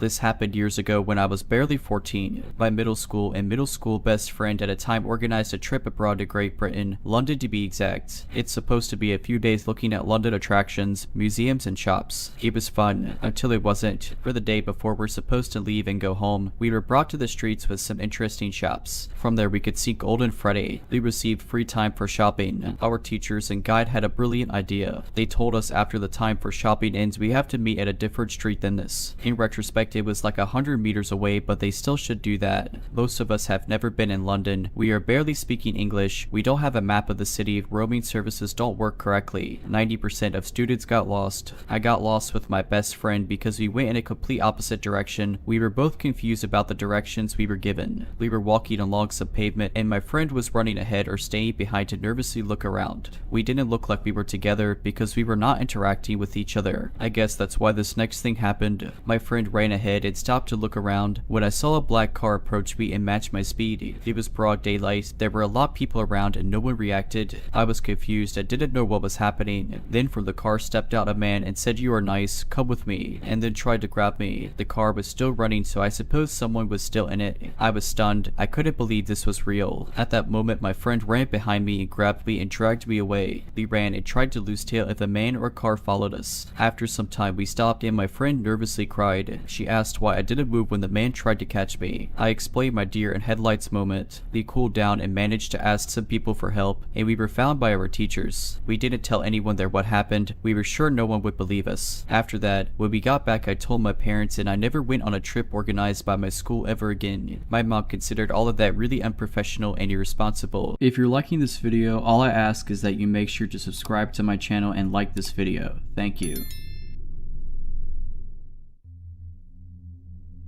A few years ago, I was renting a house in Northern California. The neighborhood was just outside the suburbs. It seemed like the perfect balance of having space and having nice neighbors close enough to not feel isolated. The area had no streetlights, so it was very dark at night, especially if there were no clouds blocking the moonlight. It didn't bother me though. It made my little house feel even more quaint on dark nights. I got home from work one day in midwinter. It was a cloudy night, so pulling up to my house, I saw only what my headlights and front porch light illuminated. When I got out of my car, I caught a whiff of cigarette smoke. That was odd, as I had never smelled that before around the house. I didn't see anyone nearby, so I ignored it and went inside. I had just got off a shift with a few hours of overtime, so I felt pretty tired. Even though it wasn't even 7 yet, I decided to take a shower and call it a night. I woke up sometime later sure that I had heard a noise inside my house. I wasn't worried right away because my friend would sometimes stop by to use my shower after work on his way to his night classes. I even gave him a spare key so he could stop by even if I wasn't home. He would always text me to let me know beforehand though, and I hadn't heard my phone go off. I reached over to my bedside table and picked up my cell phone to see if my friend had sent me a text. The bright light from my phone's screen and number pad blinded me. Through squinted eyes, I could make out it was a 9 or something, but I couldn't tell if I had an unread text or not. I set my phone aside and called out my friend's name. There were a couple seconds of silence before I heard loud footfalls as someone started running through the bottom floor of my house. I leapt out of bed and ran to the closet. They were already up the stairs by the time I had opened the door and stepped inside. That house had 3 rooms upstairs, 2 bedrooms on either side of the hallway, the one that was in a spare, and a bathroom at the end. The bedroom doors were both closed, but the bathroom door was cracked open. I heard whoever was in my house thunder down the hallway past my door and into the bathroom. Thank God they did. They gave me enough time to open the attic access in the ceiling of my closet and hoist myself up.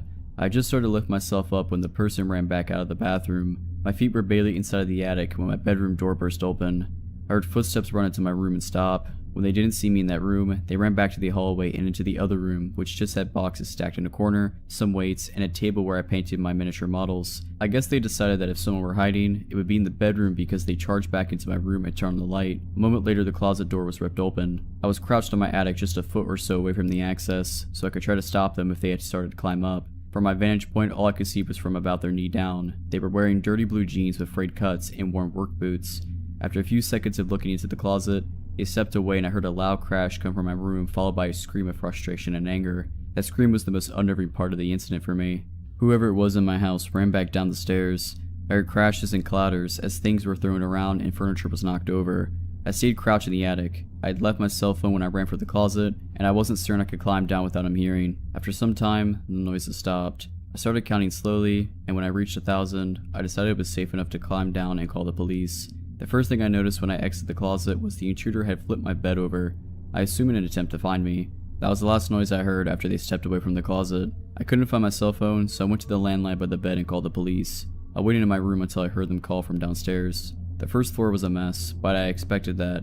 Chairs had been knocked over, the sofa had been flipped, all the books, pictures, and knickknacks I had on my shelves were strewn all over the floor. The cupboards in the kitchen had been opened and all the boxed and canned foods had been thrown to the ground. As far as I could tell though, the only thing missing was a single knife out of the wooden block in my kitchen. The police checked the house from top to bottom. They also found a few cigarette butts along my fence line, along with some foil and an empty pin tube which the police said people often use to smoke meth with, so they think they had been watching my house for a while. I realized that they must have been out there smoking a cigarette when I got home. They collected up the evidence and told me I should stay with my family or friends that night and get that door fixed as soon as possible. I opted to just not sleep. I moved a shelf over to block the broken door and spent the next couple hours cleaning things up. I would often go to the window with a flashlight and shine it along the fence line where the police found the cigarette butts and foil, but I didn't see anything. The next day I called to have the door fixed and motion lights installed at the back and sides of my house. I lived there another 3 years without incident. My boyfriend, who I live with, works as a teacher in a town about 15 minutes away by train. He gets home more or less at the same time every day, give or take an hour or so. I, on the other hand, work from home. In late January this year, we got in a pretty big fight about something stupid. I can't remember what it was by now, but it was one of those fights where we didn't speak to each other, text, or call, or anything the whole next day. So this afternoon I was lying in bed getting work done. It was a Tuesday and I'm pretty sure his last class finished at 1 PM on Tuesdays, meaning he'd surely be home at 2:30. But around 1 PM I heard the front door open and shut. I thought, I guess he's home an hour early today. It was normal for him to skip his class every once in a while, so I didn't really think anything of it. In fact, I was mostly mentally preparing for the awkward post-fight, hey how's it going conversation. So I continued to lie in bed and do my work and wait for him to come in and change his clothes. The bedroom door was closed and I had earplugs sort of half in, as I usually do when I'm working. But I could hear the heavy footsteps of him walking around the apartment, as he always does. If we hadn't been mid-fight and I wasn't so preoccupied with the awkwardness of all of it, I might have noticed it was strange how slow the footsteps were or how long he spent walking around the living room. But I was caught up in the dramatics of the fight and didn't think about it. I was just lying there, waiting for him to finally come in. Finally, the bedroom door slowly opened just a few inches. I turned my head towards the door and prepared to give him a sort of awkward, "We've been fighting for 24 hours, huh?" smile. But the door didn't open more than a few inches. I looked and saw that it was a woman's hand with red nail polish on the doorknob. Whoever was there slowly closed the door just as they opened it, without entering the room. I jumped out of bed, ripped out my earplugs, and sort of froze there for a few seconds while thinking rapidly. My first thought, that was not my boyfriend. Then I thought, could that have been his mom? His sister? The landlady? For some reason, I concluded that surely it was his mom or sister. So I opened the bedroom door and walked into the living room. There wasn't anyone there, but the room smelled heavily of women's perfume. Then I came to my senses and realized his mom and sister don't have keys and have never come before. The landlady has never entered without permission. This was a stranger. I ran back into my bedroom and shut the door, now shaking heavily. There was a balcony connected to the bedroom, so despite the cold January rain, I stood on the balcony and called my boyfriend. He picked up and I asked him if his mom or sister might have come over unannounced. He told me, "No, don't move, I'm calling the police." The police were there in minutes and searched the whole apartment. Of course, nobody was there by this point. It was weird though. Nothing was missing from the apartment despite us keeping a jar full of money right in the entrance. Nothing was even touched. In fact, it seemed like the intruder came straight in the bedroom, saw my legs on the bed, panicked, and left. Plus, you can't open that big wooden front door without a key. Nevertheless, we demanded that the landlady change her locks. When she came to change them with her husband, she made a discovery. There was a square area by the keyhole that had been scratched away with something. The landlady said surely someone used tools to break into the apartment. I never got to meet the person who opened the door that day, and I hope I never do.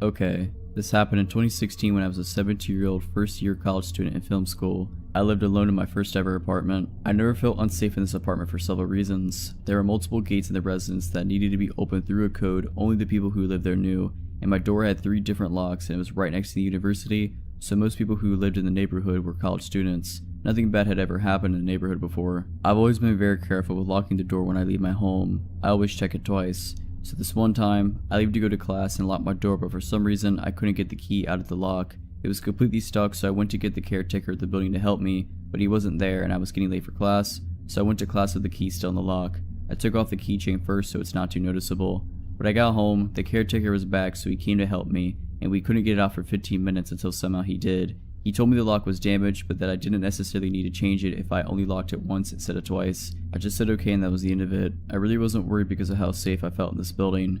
Flash forward to 2 months later, I was taking out the trash one night around 11 p.m. While on the phone with my sister, I remember telling her that I was taking out the trash. Then I would take a shower afterwards before heading to a party. As I previously said, I always locked the door, even just to take out the trash. Because of my lock being damaged, I only locked it once. When I got back to my apartment, I found the door unlocked, which immediately alarmed me. So I went to the apartment and locked the door immediately, with 3 different types of locks. When you walk into my apartment, which is just 215 square feet, you have the main room in front of you and the bathroom door immediately to your left. I left the bathroom door slightly open, enough so I could see a man in my shower, turning his back to me. Naturally, when I saw this, I tried to open the door and leave as fast as possible. Except my main lock was damaged from 2 months earlier and I couldn't open it no matter how hard I tried. In this moment, all I could think of was the fact that I had to leave as fast as possible. I jumped out the window without really thinking. I figured it was the only solution, except I live on the 2nd floor, so I completely smashed my ankles in the landing. I started running whichever way I could, and when I got a little bit further from the building, I looked back and a man was there, at my window, watching me run away. I thought of 2 possible outcomes. Either the man was going to jump and chase me, except I wouldn't get far with my twisted ankles, or he would get scared of the height and be locked in my apartment. Thankfully, he picked option 2. I went to hide in a bush a little further and called the police, who arrived in just 10 minutes because I lived close to the station. They pushed my door open, the man was there just sitting on my couch, holding a kitchen knife, waiting for me to come back, like he didn't think I would call the police. They arrested the guy and later told me he had already been arrested for attempted kidnapping and attempted murder. They also told me how everything had happened. Like I said, it was a very friendly neighborhood with mostly college students, so he got inside the building by other people holding the door for him. He then heard me telling my sister I was going to take a shower, which was why he was waiting in the bathroom for me. He crocheted my lock while I was taking out the trash. He apparently noticed me on my school campus and followed me to my home several times before succeeding to actually come in. He stayed inside waiting for me because I had recently changed my phone and the previous one was still on the table, so he thought I didn't have a phone with me to call the police. I don't live there anymore, but after that, to get into the building, we all needed identification proving we lived there. Building IDs were created and we had to scan them every time, and it was the only way to go inside the building. Nothing really bad happened in the neighborhood after that. It's back to being very peaceful and friendly. A friend and I played after-school hockey. It wasn't a popular sport, so our games took place at another school, which was incredibly far away and pretty much in the middle of nowhere. The area didn't have any train stations, so we relied on 3 different buses to get there, and again to get home. The games usually took place pretty late and ended around 7 to 8 p.m. when it was dark. All the other girls in our team got picked up by their parents, but we always busted together home. We didn't feel it was dangerous because there were 2 of us, and being classic 12-year-olds, we thought we were mature enough to be independent. Because we had to change buses 3 times, and we lived so far away, by the time we got to our second bus stop it was usually pitch black. The second bus stop was desolate, far off from the school, in front of some kind of abandoned building, and basically a bit creepy.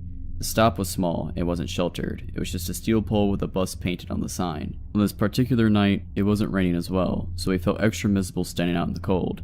The buses in my area are also notoriously unreliable, so it wasn't unusual for us to wait an hour at this bus stop. That night it definitely felt like we had been waiting there for over an hour when a car pulled up in front of us. A woman was in it. She rolled down her window and asked us where we were going. I told her the suburb we lived in, which was an hour drive away, and she said she could give us a lift if we wanted. If it had been a man, I would have immediately been suspicious and liked it. But because she was a youngish woman, looked about 40, it didn't raise any red flags in my mind. I remember thinking that she must be understandably worried about 2 young girls standing out in the rain at night.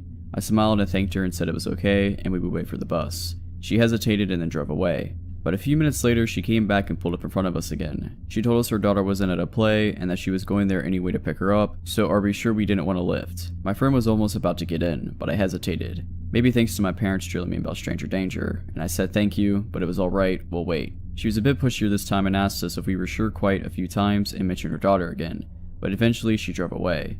At this point, I think my intuition was telling me that it felt a bit weird that she hadn't mentioned her daughter earlier. Another few minutes later, she came back again. This time she said that she had just driven past our bus further down the road and then it obviously skipped our stop, so she offered to give us a lift to try to catch up to it. This sounded unlikely to me. By this point, I was super suspicious. I didn't really have any time to think, so it was just a bad gut feeling, rather than any logical reasoning. With all the politeness and smiles gone, I straight up just said no. I could tell my friend, who was about to get into her car before, was also starting to feel weird about it because she backed away from the road. The woman hesitated for a while. It lapsed into an awkward silence and I remember she just kept glancing at her back seat. I remember holding my hockey stick tight and playing in my brain how I was going to defend myself. It honestly felt like forever before she finally drove away. A few minutes later the bus came and I had never been so relieved in my life. By this point, we were absolutely soaked. To this day, I still don't know whether she was just worried, a good Samaritan, or a potential kidnapper. I flip between the two and honestly I can't decide. My friend also thinks it's a mystery, but we don't know if we were just being paranoid. This was around 2015 and I was living in Seattle. I worked in an office that allowed me to bring my dog to work. A 100-pound German Shepherd. He's a big sweetheart but looks quite scary to strangers. After work one day, I got on the bus home, which was around a 45-minute ride. I noticed someone stared at me and didn't think much of it. While it's unsettling to be watched, I've had my fair share of odd conversations on the bus, and it wasn't out of the ordinary to encounter such weird behavior. I honestly don't remember too much about his appearance, but I do remember thinking he looked fairly normal and didn't seem high or drunk. My bus stop was on a busy street in a bit of a sketchier part of town, but it's not frequently trafficked. When we reached the stop, my dog and I set off on the short trek home, only a few blocks away. As I exited the bus, I noticed the man who had been watching me had exited too. Something was off about him. He seemed intent on keeping stride with me, trailing closely behind. I've heard advice somewhere in the past that you shouldn't go straight home if you're being followed. I'm sure that's situation specific and sometimes it's safer to be in your home, but nothing had happened besides having my personal space invaded and didn't feel immediately unsafe. So I opted not to lead this stranger straight to my door. I knew that my partner at the time wasn't at home, so I decided the best plan was to weave through my neighborhood for several blocks to try to lose him. I think a part of me was also wanting to be sure I was being followed at all, or if this person just happened to be walking in the same direction. After several blocks, it became clear he was following me. I was weaving around erratically and he was walking the same path. Neither of us spoke to one another and I was becoming more and more frustrated that anyone would follow a woman home. The streets were quiet and I couldn't see anybody around who I could signal to for help. I don't think I would have been so surprised this was happening if I was alone and without my dog. I can't imagine anyone in their right mind following someone with a large German Shepherd. I started walking faster when I rounded a corner and quickly ducked into a hallway hugging a duplex a block from my house. I was hoping the pathway would wrap around the house completely so I could get out of the line of sight of this person, but was met with a fence to my face and didn't have time to backtrack. I was ultimately cornered in this nook between a house, a fence, and a hedge. I crouched down with my dog and waited for the guy to pass us. I watched as the man strolled by the walkway, seemingly not noticing us at all. He didn't turn his head or even gaze in our direction. I decided that we'd stay there for a few minutes just to make sure he was gone. About 3 minutes went by. Just as I was thinking it was safe to head home, the man stepped into my line of sight. He didn't make eye contact with me, just as he hadn't the first time he walked by. He was moving calmly and deliberately, and slowly came to a stop as soon as he was right in front of me, just off the curb. He was about 2 yards away, facing me, and not directly looking, with just a sidewalk and a grassy strip between us. I watched him as he started to unload his pockets. He had a number of metal objects he was taking out, placing them in a line. To this day, I'm not sure what they were, but I'm glad I didn't find out. At this point, I called 911 and told them what was happening, that someone was following me and showing erratic behavior. The cops made it there quickly, and as soon as they pulled up, the dispatcher advised me to get out of there. I hightailed it out of my hiding spot and took a non-direct path home since my house was technically in the line of sight of where I was crouched. I don't know what ended up happening with him, but fortunately never saw him again, and I don't know if he had malicious intent. This happened when both me and my friend Jay were 15. I was spending the night at his house, as I often did. It was a normal enough night. We watched movies, played a couple video games, and stayed up way too late. It was about 2 AM I think when we heard a loud banging coming from the front door. Luckily at the time we were in his kitchen at the back of the house, so no one could see us. We were spooked because there couldn't have been anyone at the door at this hour, but we figured it was just some drunk person and they'd go away soon enough. After 30 seconds, there was more banging on the door and yelling that neither of us could understand. It sounded like an adult man, and he sounded angry, so we both were scared. He texted his mom, who we thought was upstairs, but she said that she had just left a bit before without saying anything. She did that often enough. She liked to go to her friends' houses in the middle of the night, so we didn't pay any attention or notice when she left. We didn't know what to do, as we were scared to call the police based off past experiences with cops in our small town being not the best. At this point, we turned off the kitchen light and we were ducked down on the ground. We heard the banging and yelling getting louder, and I decided to see who it was, if it was anyone we knew. I army crawled through the dining room, which was also dark, and peeked through the door to the living room, which is where the front door was. There was also a huge window by the door that you can see right into the dining room though, so I was very careful not to be seen. I couldn't see any details of the man, but he looked to be about 6 feet tall and had gray hair. I crawled back to Jay and we quietly decided what to do. We heard the knocking stop, so we decided to wait a bit before seeing if it was safe. We also decided to go around the table in the dining room in case he tried to come around back, which is where the kitchen was. After around 10 minutes of silence, we rock paper scissors for who had to check if he was there, and of course I lost, so I again army crawled to the dining room door. I saw the man staring through the window, hands cupped up against the glass. I made eye contact with him, and the moment he saw me, and I loudly said, causing my friend to panic and crawl behind me. I saw him pull out his phone, and he told me later he was texting his mom to come home and save us. The man started yelling again, and this time we could make out a bit more of what he said. It was mostly cussing, although I definitely heard the phrase, "I'm gonna kill you," in there a couple times. I quickly looked past the man to see if any of the neighbors seemed to notice him, but no luck. I crawled back out of his sight and again discussed what to do with my friend. We decided to go into the basement for safety, which you could get to by moving the fridge. Confusing house, I know, but it was really old and not meant for modern-sized appliances. We pull out the fridge and get into the basement, feeling mostly safe but still terrified. I start having a panic attack, although I'm trying to hold it together best I can for Jay, who is also on the verge of a panic attack. We hear a gunshot and shattering glass from above us, and I cover my mouth so I don't scream. Jay and I look at each other, terrified. We hear loud footsteps and yelling above us, the man asking where we went. We hear him going upstairs and run around up there for a bit. He eventually comes back down and starts turning over our furniture, I'm assuming to find us. After what felt like hours, but was probably only minutes, Jay's mom pulls into the driveway, which scares the guy as he runs out the back door in the kitchen. Jay and I get out of the basement and run to greet his mom, never happier to see her. She was shocked by the state of the house and hugged us, happy that we were safe and scared by how close we were to being hurt. We were all scared after that. After that night they had better security installed, and we went over safety protocol if anything ever happened again. Luckily it hasn't happened again yet, and I hope it never will. I work at a convenience store. I've had some creepy customers come in before, but this one was a little more disturbing. If it weren't for what had been said and done, I don't think this would have been that bad. I normally work third shift, which is around 4 PM to around 12 AM, and I'm by myself for the last 4 hours of my shift. This man had come in earlier that day and was acting odd, jittery, chewing at his lip constantly, fumbling with his debit card, to the point I did everything for him except putting the pin in. Fast forward to around 10:30 PM. I'm sweeping the floors as I'm supposed to do every night when the man entered. He approached my register and I asked him what he needed. "Hey, can I have one of those lighters?" I pick one up and go to scan it, but he tells me that he doesn't have any money. I tell him he can't have it and he glares at me before leaving.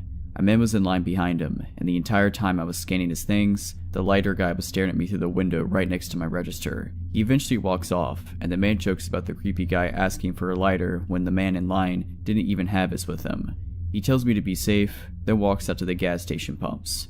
I start sweeping again, but when I turn around to move a small crate out of the way, the creepy guy is staring at me again, just watching me work. I quickly make my way to the back room to make mop water so I could get away from him for a second. He stayed there for a solid 5 minutes before stalking off again. I grabbed a random receipt as a cover and basically bolted to the man at the gas pumps.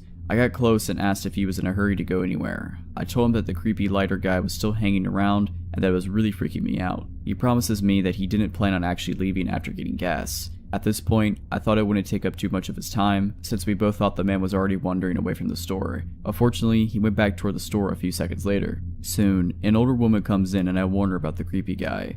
She asked what I was talking about and I subtly nod in his direction. Mind you, still hanging around my window. She looks a little disturbed, leaning in and whispering, "What does he want?" I explained that he wanted a lighter, but he didn't have any money so I didn't give him one. I told her to be careful and she quickly told me to worry more about myself since I was at the store alone. She left, and I saw the creepy guy approach the window again. Thankfully he didn't look in, just hung around it like he was waiting for someone. After a while, a daughter of a family friend comes in with her girlfriend, and we quietly make small talk. Like the last woman, I warned them that the lighter guy was still roaming around and he could be dangerous. Before they get to tell me anything, a woman was talking with the guy from the gas pumps, spotted them while scanning family friend's items, and hurried in and told me to call the cops. Obviously, not familiar with the area I worked in and hearing 3 different people telling me what numbers to call, I was shaking and in near tears. My family friend said she would call while I calmed down. Another girl had run out at this point, and I don't blame her. Family friend's girlfriend told me that lighter guy threatened to throw rocks through the window and hurt/rob me. After about 3 minutes of pacing and trying not to cry, I saw my mom's truck pull in. I bolted to her, telling her what was going on. She calmed down and walks me back to the entrance. As this happened, creepy guy had climbed the hill and crossed the street to Bojangles and sat near the front door. The cops arrived. The man from the pumps gave his statement, I gave mine. And finally family friend gave hers, which included the threats. From what was said, he was about to break into my car. The man that stayed with me stopped him, but that didn't stop the creep from roaming still. After we talked to the cops, they sped to Bojangles and confronted the lighter guy. After arguing, a quick pat down and more arguing, the man was put in the back of the cop car. Lighter guy, I knew you were probably on something, but please, let's not meet ever again. To set this story, I bike 5 miles one day, 5 days a week to my job, and I've been for 8 months. I honestly love it. It forces me to get exercise and it's cheap transportation. I take the main road with a lot of traffic, so I've never felt unsafe. I also only ride on the sidewalk since it's safer. One day, coming home, I was passing by an area with a lot of construction going on. To give you a better visual, I ride on the sidewalk along a busy road. As I'm biking, I see a man in a black pickup truck parked as if he's about to pull out of the area, but he's waiting for a spot to open in traffic. He then sees me and reverses to let me by. I remember thinking, oh great, he's letting me by, and I wouldn't have to ride around behind his car to get to the other side. But as I'm getting closer, he does a stop motion with his hand, and he's wearing a safety vest, so I assume he works there and there might be a problem up ahead, like a pothole, etc., so I stop. He spoke with authority like as if he's an officer stopping me or something and asked if I bike for transport or leisure. I was a little confused since that's a weird question, but I tell him for transport. I bike to my job. He then says, do you bike for leisure? I'm asking because I bought a bike and I'm looking for a riding buddy. I'm not freaking out or anything. I feel a little calm since there are a bunch of cars passing by us, so we're not secluded, but I don't know this man. He's a complete stranger and I was under the impression he worked there and was stopping me for something important. I tell him not really because I'm too tired on my days off and use them to get errands and stuff done. He says, oh I get it. Well there's a bike marathon happening soon if you want to go with me. I'm Shane by the way. What's your name? I tell him my name and say, oh I don't know, I might be busy then. I'm a little awkward in social situations with people I don't know, and this whole interaction was just off, so I don't really know what to say. He changes the subject and starts looking at my bike. He points at it and asks if it's a hybrid. I say yes, and he says, can I see it? And starts getting out of his car. This is where it starts getting weird. He tells me he's seen me riding before and I thought I was cute. He's also looking at my bike and commenting on it and saying stuff like, oh that's nice, it's aluminum, and I'm just feeling weird on the inside. I'm also sitting on my bike ready to get the f out of there. He then asks if I have a boyfriend and I tell him yes I do. He lets out a big groan and says, oh man really? Because if we go biking together it would be kind of a date thing. I tell him yeah sorry and he goes, are you sure? Are you ready to kick him to the curb or what? I just want to get out of here at this point, but he parked his car literally in front of the sidewalk, so it wouldn't be that easy to speed by him. He seemed upset and kept asking if I'm sure I have one and how long we've been together. I said, a couple years. Well, I'm crunched for time and have to go, bye, and sped off. After that, I had a mini vacation and was off for 5 days after that, but now I'm back to riding to work again and haven't seen him since. This probably happened maybe 3 or 4 weeks ago. So creepy older man who tricked me and blocked me on my bike, let's not ever meet again. This was back in 2014. I had moved off campus and into a really nice part of town. I was a junior in college and this was my first time living on my own. Campus was only 2 miles away, so I would often walk back home from campus. I would take the bus or catch a ride with a friend to campus. I walked home because my schedule ending never quite matched up with the bus schedule and my friend finished 2 hours before my daily schedule did. I was used to walking the 2 miles to my apartment. I never thought anything of it because I walked through the busy area of my town, along the second main road. So there were always people around. My apartment was actually a stone throw from the most popular frozen custard shop in the area. Every night the parking lot would be packed. So I'm walking home like usual. I get to the frozen custard shop and notice there's a lot of people tonight. It was just something I always noticed and paid attention to. All of a sudden this huge red truck pulls up beside me. I'm caught off guard because I have headphones in. It takes about 30 minutes to an hour to walk home, so I'm normally listening to music or talking on the phone. I stop and take my headphones out and look at the truck. This man dressed like a country singer was sitting in the driver's seat. He looks at me and asks where the mall is. I put him in the direction to the mall. He said, I've been down that way. I'm a photographer and I'm supposed to be doing a photo shoot at a bar behind the mall. I've lived in this town going on 3 years now. I know where all the bars are located. Makes it easy when all of them are on the same street. I explained to him, there's no bars by the mall. They're all on Philly Street. He continued to insist on a bar being behind the mall. All of a sudden he just changes. He looked at me and asked me to step back, so I did. He looked me over and asked how tall I was. I told him 5'7". He then asked me, I'm doing that photo shoot, would you like to be a model for it? I told him I don't like getting my photos taken. He insisted, telling me I was beautiful and would look great. Almost like he's given up on the tactic, he moves to another. He then asked me where I live. I told him not far. He wanted more info. I pointed in the vague vicinity of my apartment, making a point not to actually point at it. This dude then asked me if I wanted a ride. I told him no, it's not far, I'll be fine. He kept insisting I let him give me a ride home. I kept telling him no, stepping farther away from his truck. He then out of nowhere asked me how he could get to the mall. I told him, go down this road, at the light turn left. The mall will be on your left. He thanked me and started to drive off. I walked slowly to my apartment. I watched his truck get to the light. Instead of turning left like I said, he went straight. Going straight leads into a small residential area that you need to know this town well to get through. I lived in that town from 2012 to 2017 and still can't figure my way through that area. I made sure that truck was completely out of sight before I hightailed it to my apartment and locked the door. My dog didn't quite understand what was going on. All he really knew was he had to go to the bathroom pretty bad. I tried to distract him for 5 or 10 minutes to make sure the coast was clear. My heart sunk when I did finally take him out. The same red truck was parked near the parking lot behind my apartment building. The truck didn't belong there. I'm one that memorizes all the vehicles that are normal for the area. No one had a red truck like that. I went back in and texted people describing the man and the truck to them in case something happened to me. I did not go back out for hours. When I did, the truck was gone. I never saw the man or the truck ever again. To the man who probably tried to abduct me in front of the most popular venue in town on my way home, I hope I never see you again.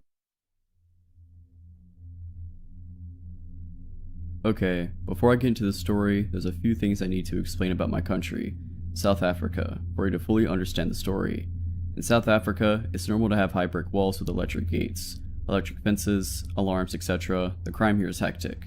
It's also pretty normal to have big gardens. My family and I are big animal lovers, so at the time we had 6 dogs. 2 Shar-Peis, 2 German short hair pointers, and 2 Dachshunds. With that being said, our dogs roam freely in and out of the garden, as it's obviously enclosed. We usually leave the veranda door open during the day for them to do their thing. Another thing about South Africa, it's normal to have a live-in domestic worker, maid, and gardener. Like, the average family usually employs them. It's not only for wealthy people, which seems to be a thing in other countries. For the story, our DW is Ellie, and our gardener is Vince. So, this happened in 2007 when I was just 9 years old. My older brother, who was 10, and I had just gotten our first cell phones that day. My dad surprising us after work. You may think it's a bit young, but it was used for emergencies or to communicate with our parents. Anyways, it's an important piece of info for the story. We don't usually leave our veranda door open at night, due to security reasons, but I remember it being a hot summer night that night. So of course, this night of all nights, the veranda door was wide open and the dogs were doing their thing in the garden. My brother and I were in my parents' room setting up our new cell phones, all excited. Ellie's daughter Anne, who's like an older sister to us, 18 years old, was helping my brother and I. My dad was somewhere in the house and my mom was in the bath. I specifically remember Anne having a comment about how the dogs would not shut up and how annoying it was. That's when I noticed it too. Sure, they'd bark, but it was usually the dachshunds that yapped, where the bigger dogs just chilled. Plus, it would only happen for a few minutes, then they'd get over it. Something was different that night, as even the bigger dogs were barking non-stop. My dad appeared in his room and mentioned to us that he too noticed the dog's incessant barking. He was going to check if everything was okay. No alarm bells went off in my head, and I don't believe my dad thought anything was amiss either, because my brother asked to investigate with them and my dad agreed. I was obviously too engrossed in my new Sony Ericsson. My dad ventured out to our garden with my brother in tow when my dad had noticed the dogs were all grouped, growling and going nuts at a dark corner behind our in-the-ground swimming pool. The best way I can describe it is that our garden beyond our pool hits like a slight decline, so we have a few steps leading down the hill to the bottom end of our garden. We usually have a lamp that lights it up, but my dad had noticed how the lamp seemed to be off, which confused him because he could have sworn it worked the other night. Either way, my dad said he got this gut-wrenching feeling because of this and because of how out of the character the dogs were acting. He called after them. They'd usually come running, but tonight they all just seemed to look at him, then turn back around and continue to go crazy at this dark corner down the steps. My dad told my brother to go back inside the house and get a torch, sort of using it as an excuse for my brother to not come out with him because of this off feeling. When my brother went back inside, my dad slowly approached the steps. He noticed how the dog seemed to be snapping at whatever it was, hiding just out in the view in the darkness. As he got to the steps, he noticed the lamp was smashed. Confused, he inched the steps, and as he put two and two together, it was too late. My dad, being an ex-vet and an avid hunter, felt something cold against his temple and immediately knew it was a gun. Out of the darkness stepped four of the men in balaclavas, all armed. Shocked, he stood frozen on the steps. The man holding the gun to his head was instantly aggressive and asked him where my brother was. That he saw my dad come out with my brother, but my brother went back into the house. My dad said something came over him, and before he knew what he was saying, he responded with, "He's gone inside to press the panic button." As he said it, he saw how all these guys started to panic. They started speaking in an African language called Zulu. Assuming my dad couldn't understand, it's not common for white people to speak it, but my dad had actually grown up on a farm where he learned it fluently because of the farm workers. The aggressive guy holding the gun said, in Zulu, "The cops will be here any minute. Let's just kill this, grab what we can, and go." The others seemed apprehensive, and a smaller guy seemed really on edge, and continued to say how he can't go back to jail again and they need to get the out of there before the cops show, which would be any minute. He was panicking. My dad then fed on this guy's fear. My dad then interrupted them, speaking English, pretending to not understand what they were saying, and said that we usually have armed response vehicles that drove in our area, and since my brother pushed the panic button so long ago, they'll probably be here any second. And that did it. My dad watched as their plan unraveled before them. The smaller scared guy started freaking out all the other guys, saying that they need to leave ASAP or else they'd get caught. He seemed to make the others more nervous and lose confidence until they started full-on bickering amongst themselves, their plan slowly turning to, as a third guy had put it. The aggressive one pointing the gun to my dad's head slowly lowered it as they started fighting, losing focus on my dad and shifting his focus onto his crew. My dad then used this as an opportunity to slowly back up the steps and turn to dart to the house. As luck would have it, as my dad ran into the veranda door, my oblivious brother was heading out with a torch. My dad scooped him up under his arm mid-ran and sprinted into the house, not even closing the door behind him. Silly, I know, but I think he just wanted to get my brother inside as quick as possible without even thinking. Anne and I were obviously also oblivious to everything. When my dad rushed to the bedroom door, slammed it shut, and told us to go upstairs into the attic, quote unquote, "There's 5 guys outside with guns. They're here to hurt us. Get upstairs now." My heart sank. I remember my body automatically responding and me sprinting to the stairs with Anne right behind. My mom ran out of the bathroom in a towel, not too far behind. We sat there in darkness and silence. I swore you could hear a pin drop. I think we were all just wanting to hear something below us in the rooms. My mom cursed saying she didn't have a phone, neither did my dad. But ha, in my hand was my brand new Sony Ericsson. No better emergency to use it than now, right? My mom dials the police and I kid you not, they asked where we live, we explained and they told us it wasn't in their jurisdiction. Sorry, click, the line goes dead. We're now not only ourselves, but we're flabbergasted too. My mom starts cursing like a sailor again and that's when my dad realizes. He didn't close the veranda door and what about Ellie and Vince, who are in their rooms, blissfully unaware of the danger they're in. He gets his firearm in the safe in the attic and tells us whatever we hear, do not come downstairs. To stay hidden no matter what. Now I'm sobbing, begging my dad to not leave us, but he tells us he has to go get Eli and Vince before something bad happens to them. Now there's even more tears, as reality hits that there's 2 other people still in danger. Anne's understandably in hysterics because she's also fearing for her mom downstairs. My dad disappears and the air is thick with tension. We can still hear the dogs going crazy, indicating that those men were still on our property. My mom then calls another number, the armed security that drives around the area, and they say they'll be over in about 10 to 15 minutes. They say to wait and stay hidden until they ring our bell at the gate. We all wait in silence, fearing that we'll hear a gunshot or anything indicating these men are in our house. But there was just silence. The only sound was the dog's barks outside. After what seemed like hours, most likely a couple minutes, we heard stomping coming up from the stairs, and my heart rate quickened. I remember shutting my eyes and praying that it was just my dad with Ellie and Vince. Luckily, it was. We all hid for a while, no one dared to speak. The dog seemed to have calmed down considerably, but we were still barking every now and then. The gate intercom rang, and my dad told us to wait while he checked if it was just a security company, and sure enough, it was. He opened up and the nightmare was over. I remember standing up and my knees buckling from the adrenaline my body endured. The armed security somehow notified the right police, and everyone investigated the garden. They found that there was actually 7 pairs of footprints, and that these guys bent the spikes on our wall and just climbed over. We got an electric fence shortly after, so there must have been 2 other guys hiding in the shadows that my dad hadn't seen, which is actually creepy in its own right. Thank goodness nothing happened to my family, and I'm forever thankful for my dad's quick thinking regarding the panic button. Also, I'm so glad my dad understands Zulu and can manipulate the situation to benefit us. This takes place in the early 80s.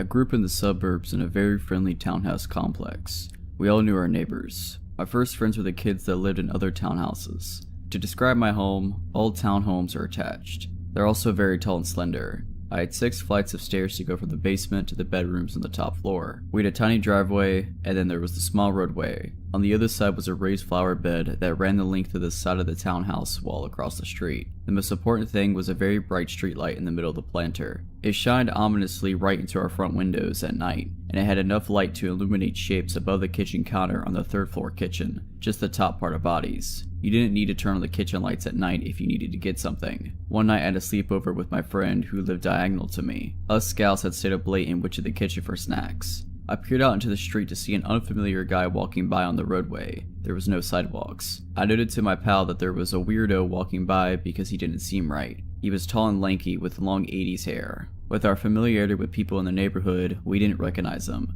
Our complex roadway did lead to a street, but it wasn't used as a shortcut because it was a long way to get around the neighborhood, so you didn't see others often, especially at night. As soon as I commented weirdo, he walked by our house. Only a couple of minutes later, he walked by again, going in the direction he came on the roadway. This time, we saw him out of the corners of our eyes coming along. Being scared kids, we immediately ducked as we were visible to the street. Up until then, we didn't think anything more of it, but our instincts told us to hide, so we did. My friend said we were overreacting after a few minutes being crouched down, so we carefully peered over the counter. Weirdo hadn't walked by. He was now standing in front of the flower planter looking up at our house. To this day, I remember that bright streetlight illuminating him from behind very ominously. He looked like a horror film killer come to life. We hit the floor again, thoroughly freaked out. I don't know how long we were there for. I could only hear the sound of our breathing for some time, until I thought I heard the squeak of the garage door handle. It was one of those old rusty ones that opened outward. I thought I was dreaming until I heard for the second time that rusty handle squeak.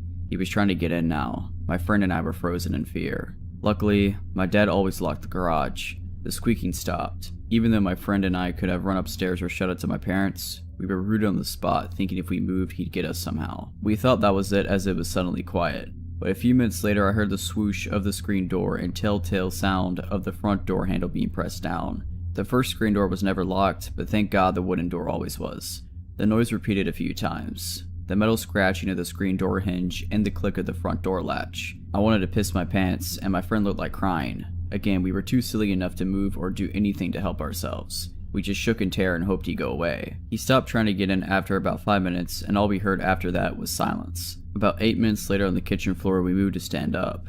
I thought we were still pretty crouched down and invisible. That wasn't the case. This time we heard a clear voice. The other kitchen window near the pantry had its screen window open. "Hey, I'm thirsty. Can I get a glass of water?" My friend and I stared at each other in disbelief. He was still there. We didn't move, but someone had to eventually. My friend, being the braver one, decided to peek out the screen window while trying not to be seen. He must have heard her. "I know you're there. Come on and let me in. I won't hurt you." This was the moment we decided to flee up those 2 flights of stairs to my bedroom. I always had an active imagination like most kids. I really hated that my bedroom was the very first one at the top of my stairs. My parents were at the back. Therefore, in mind, I would be the first one to be murdered if someone broke in, and that fear was certainly tenfold that very night. My friend and I hunkered down on my bed, deep under the covers, shaking. We did not sleep at all, waiting for the click of a door or worse.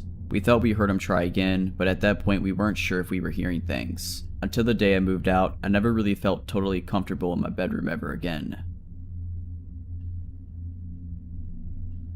I'm a 21-year-old female, and this story took place when I was around 11. I remember this day clearly because it was the first time I was ever allowed to walk to school and back by myself. Up until the age of 14, I lived in what we thought was a safe place in Chautauqua County, New York. Everyone knew everyone here. If you thought you would get away with something, then be prepared to have your ear chewed off by the time you get home. There was this one day though, it was a cold winter day and school unfortunately was still open, so all the neighborhood kids had to walk through knee-high inches of snow just to get to school. It took me longer to leave the house as I was used to walking with my older sister to school since she knew the routes better than me. I always used to make fun of her for being paranoid and taking a different route every day from school, but after that day, I learned that was what saved my life. As I was waiting by the door to leave, my mom came up to me and told me that I should ride with her to drop me off because my sister was too sick to go today. Being a brat, I made a big deal about walking by myself because I was almost 12 years old and all my friends' parents let them walk alone. She looked at me for a long while, then told me to make sure I pay attention to cars. I got hit by a car and almost died when I was 9, so the worry that showed on her face was well warranted. I hurriedly nodded and headed out the door to go to school. My sister didn't like to dilly-dally, so she was always in a rush to get to school early, but seeing as it was just me, I thought it would be a good idea to take my time. I would play in the brown slush that was on the left side of the road, and even made funny looking snowballs to see how far I could throw them. Halfway to school I noticed a white van following behind me. Being the playful child I was, if I had not been bending down to make another snowball, I wouldn't have noticed it slowly creeping up the street. I told myself I was being stupid, but continued more hurriedly to school. Once I got to school, I took a quick glance over my shoulder and saw the van a few feet behind me. It wasn't until I was on school grounds that it drove away fast by me. I thought that would be the end of it, but throughout the day when I would stare out the window, the van would be there. I assumed that it never really left, just parked. Many adults would try to convince me years later that maybe it wasn't the same one, but I knew it was. The van had a bright yellow smile emoji sticker on it. I couldn't see who was in the van, but through the tinted glass, I knew they could see me. It was now the end of the day and I wasn't ready to go home.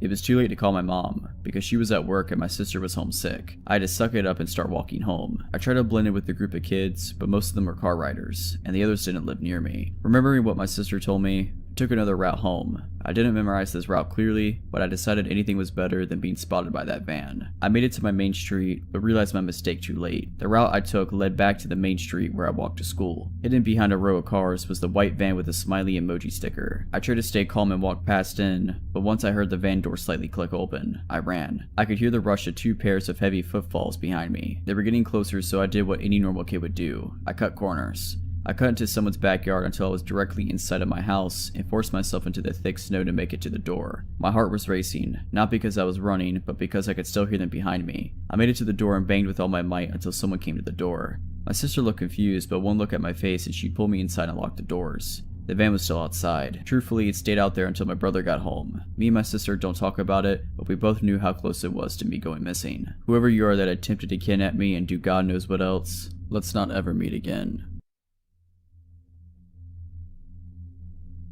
When I was 20 years old, so 6 years ago, I worked as a delivery girl for a pretty popular pizzeria in my area. Initially, I worked the late morning to mid-afternoon shift, but when the guy who delivered for the night shift ended up getting fired due to him losing his license because of a DUI, I was placed on the night shift since my boss hired a family friend who could only work my shift for whatever reason. I really didn't want this shift because you never know if people who order late at night actually want a pizza or if they have other intentions in mind. Unfortunately, my boss is not the nicest of people and essentially told me if I wasn't willing to work the night shift, I was fired. I wasn't exactly in a position where I could be out of work, albeit temporarily, so I reluctantly worked the shift. The first month of this shift, I went by without any issues, until I had to deliver a pizza to a house that just barely made our delivery radius. I punched it in on my GPS, and the house was located in a pretty suburban part of the city. I arrive and it's about 11 p.m. The block was extremely quiet, decently lit, and mostly littered with modern townhouses, but the house I delivered to was a duplex. I ring the doorbell and wait for about 30 seconds. No answer. I ring it again and wait another 30 seconds. Still no answer. I'm standing there getting pretty nervous that something's about to go down, but thankfully a man opens the door. He looked like he was in his late 40s. He was pretty tall, maybe a little over 6 foot, and he was very skinny. I tell him his pizza's here and he just stands there staring at me. I asked him if he was okay and he responded by saying, "Yeah, I'm fine, sorry. I got off work not too long ago and I'm just zoning out a bit." Fair enough, I suppose. He hands me the money. I hand him the pizza, and as I'm making change he says, "You're really beautiful, you know that?" Not really thinking too much into it, I thanked him for the compliment and gave him his change. I said goodnight and he did too. I walked back to my car and finished my deliveries for the night. A few days later, I get a delivery order to the same place. I head over there around the same time as last time and ring the doorbell. He answers the door very excitedly and says, "Hey, it's you again. How are you?" I told him I was tired and I can't wait to go home, to which he chuckled and said, "I know that feeling pretty well," as he was pulling out his wallet. As he's counting his money, he asked me what my name is. Being kinda tired at this point and not really thinking straight, I stupidly told him my name. As I'm making change, he asked if he could have my number, as he'd love to hang out with someone as gorgeous as I am. I've literally only met this guy like twice to deliver a pizza. I had no idea who this guy was, and I'm positive he barely knew who I was as well. Another thing to mention is I looked way younger than I was at that time. I was told by numerous people that I still looked like I was 15, and I was hoping he thought differently as he wasn't hitting on what he thought was a teenager. I'm just standing there awkwardly for a few seconds before I muster out, "Sorry, I have a boyfriend." He gets upset and says, "Oh, okay, I see." We stand there in silence before I tell him to have a good night, and walk back to my car. He says nothing and still stands at the doorway, staring at me, until he finally went back inside once I started my car. I got a pretty creepy vibe from this guy, and even brought it up to my coworkers, and they agreed it was pretty creepy. Except for my boss, who overheard everything and claimed I was making up stories, and trying to gain sympathy for having to take the shift. A week later, as I'm working the night shift, we get an order from the same guy again, and this is when it finally hits the fan. I arrive at the house at around 10:30 p.m, and keep in mind that from my perspective on the road, it didn't look like a single light in the house was on. I get out of my car and I walk to the front door with the pizza box in my arms. As I'm approaching the door, it quickly swings open to reveal the man, except this time, he was wearing a suit and I jumped back. He laughed and said, "Sorry if I scared you. I saw you out on the window and I figured if I just opened the door now, so you wouldn't have to ring the bell." I was getting scared because, as I mentioned before, there were no lights on in the house, so he was sitting in the dark this whole time. And if so, why? I nervously laugh and say, "It's okay." He asked me if I liked his suit, which I said yes. He then asked me, "Would you like to go on a date with me tonight?" I once again tell him I have a boyfriend, to which he chuckles, gets close to me and says, "There's no way a girl your age is in a serious relationship. You should really go on a date with me." He grabs the pizza box from me and throws it to the side and grabs me by my arms hard. I'm officially sweating bullets at this point, and now trying to cry from the fear that was overwhelming me. I start pleading with him, "Dude, please. I just want to go home. I don't want to go on a date tonight." He just stares at me with the most sinister look I've ever seen on someone's face and says, "I don't care. Get inside now. We're gonna have a good time." He starts trying to pull me to the house, and I'm trying to resist as hard as I can. After a bit of struggling, he lets go of one of my arms and starts grabbing something out of his pocket, which I presumed was a knife. I did something to this day that I'm still thankful worked as he was doing that. I used my free arm to punch him as hard as I could in the stomach. This stuns me for a few seconds, and as he loosened his grip on me, allowed me to break free. I quickly run to my car, and as I get in, he runs at me and tries pulling me out of the car, holding the knife in the other arm, and just starts yelling. I grab a half-empty soda bottle I had in the cup holder and throw it, and luckily it hits his head and he lets me go. I slam on the door, and then all of a sudden he jumps right on the hood of my car and starts scratching and banging on my windshield with his knife. I put the car in reverse and quickly back out of the spot and quickly reverse down the road with him desperately trying to hold on. He's banging on my hood screaming, "Stop the car!" I turn onto the next road as swiftly as possible, and luckily, he falls off the hood of my car. I slammed the gas as hard as I could to get away from him as far as I could. In my panicked state, I drove a couple blocks down the street and kept making turn after turn onto other side blocks as I feared I was being followed. Eventually, I reached a red light and I slammed on the brakes and just sat at the intersection frozen from what had just happened. I began crying and violently shaking as I was just sitting there. It dawned on me that I came so close to losing my life, and I couldn't help but feel like I shouldn't have been alive. Once the light turned green, I pulled over to the side and just sat there crying. Eventually, I get the energy to drive back to the pizzeria, and almost immediately after I walk in, my coworker knew something was wrong after seeing me. I practically broke down in front of him, and everyone else came to the front wondering what was going on. I fought my tears and explained everything that just happened. My coworker comforted me, and my boss surprised me and began apologizing profusely for what had happened and for putting me on the night shift. He took me into the office and handed me the phone to call the cops. They arrived at the store, and I gave them my statement, as well as taking pictures of any marks on myself, as well as scratches on my car for the encounter as evidence. My coworker followed behind me as I drove home, and I collapsed on my bed, and strangely enough, I managed to fall asleep. I quit my job the next day, and luckily a friend of mine managed to hook me up with a new job at her clothing store. As far as the psycho goes, 2 days later I received an update from the police. The entire duplex is owned by the guy's brother who lived on the right side with his wife, and the psycho lived on the left side of the duplex. I learned that he had been in and out of jail constantly at first for robberies and assaults. He had been released from jail about 5 months ago apparently. When they arrived at the house, he was long gone and his family had no idea where he ran off to, but the police insisted they would find him, and indeed they did, albeit not alive. I spent the next 2 months in fear that he would find me and finish what he had in mind, but the police contacted me and updated me on the case. Apparently, he fled to another city nearby and attempted to kidnap a teenager walking alone late at night on the street.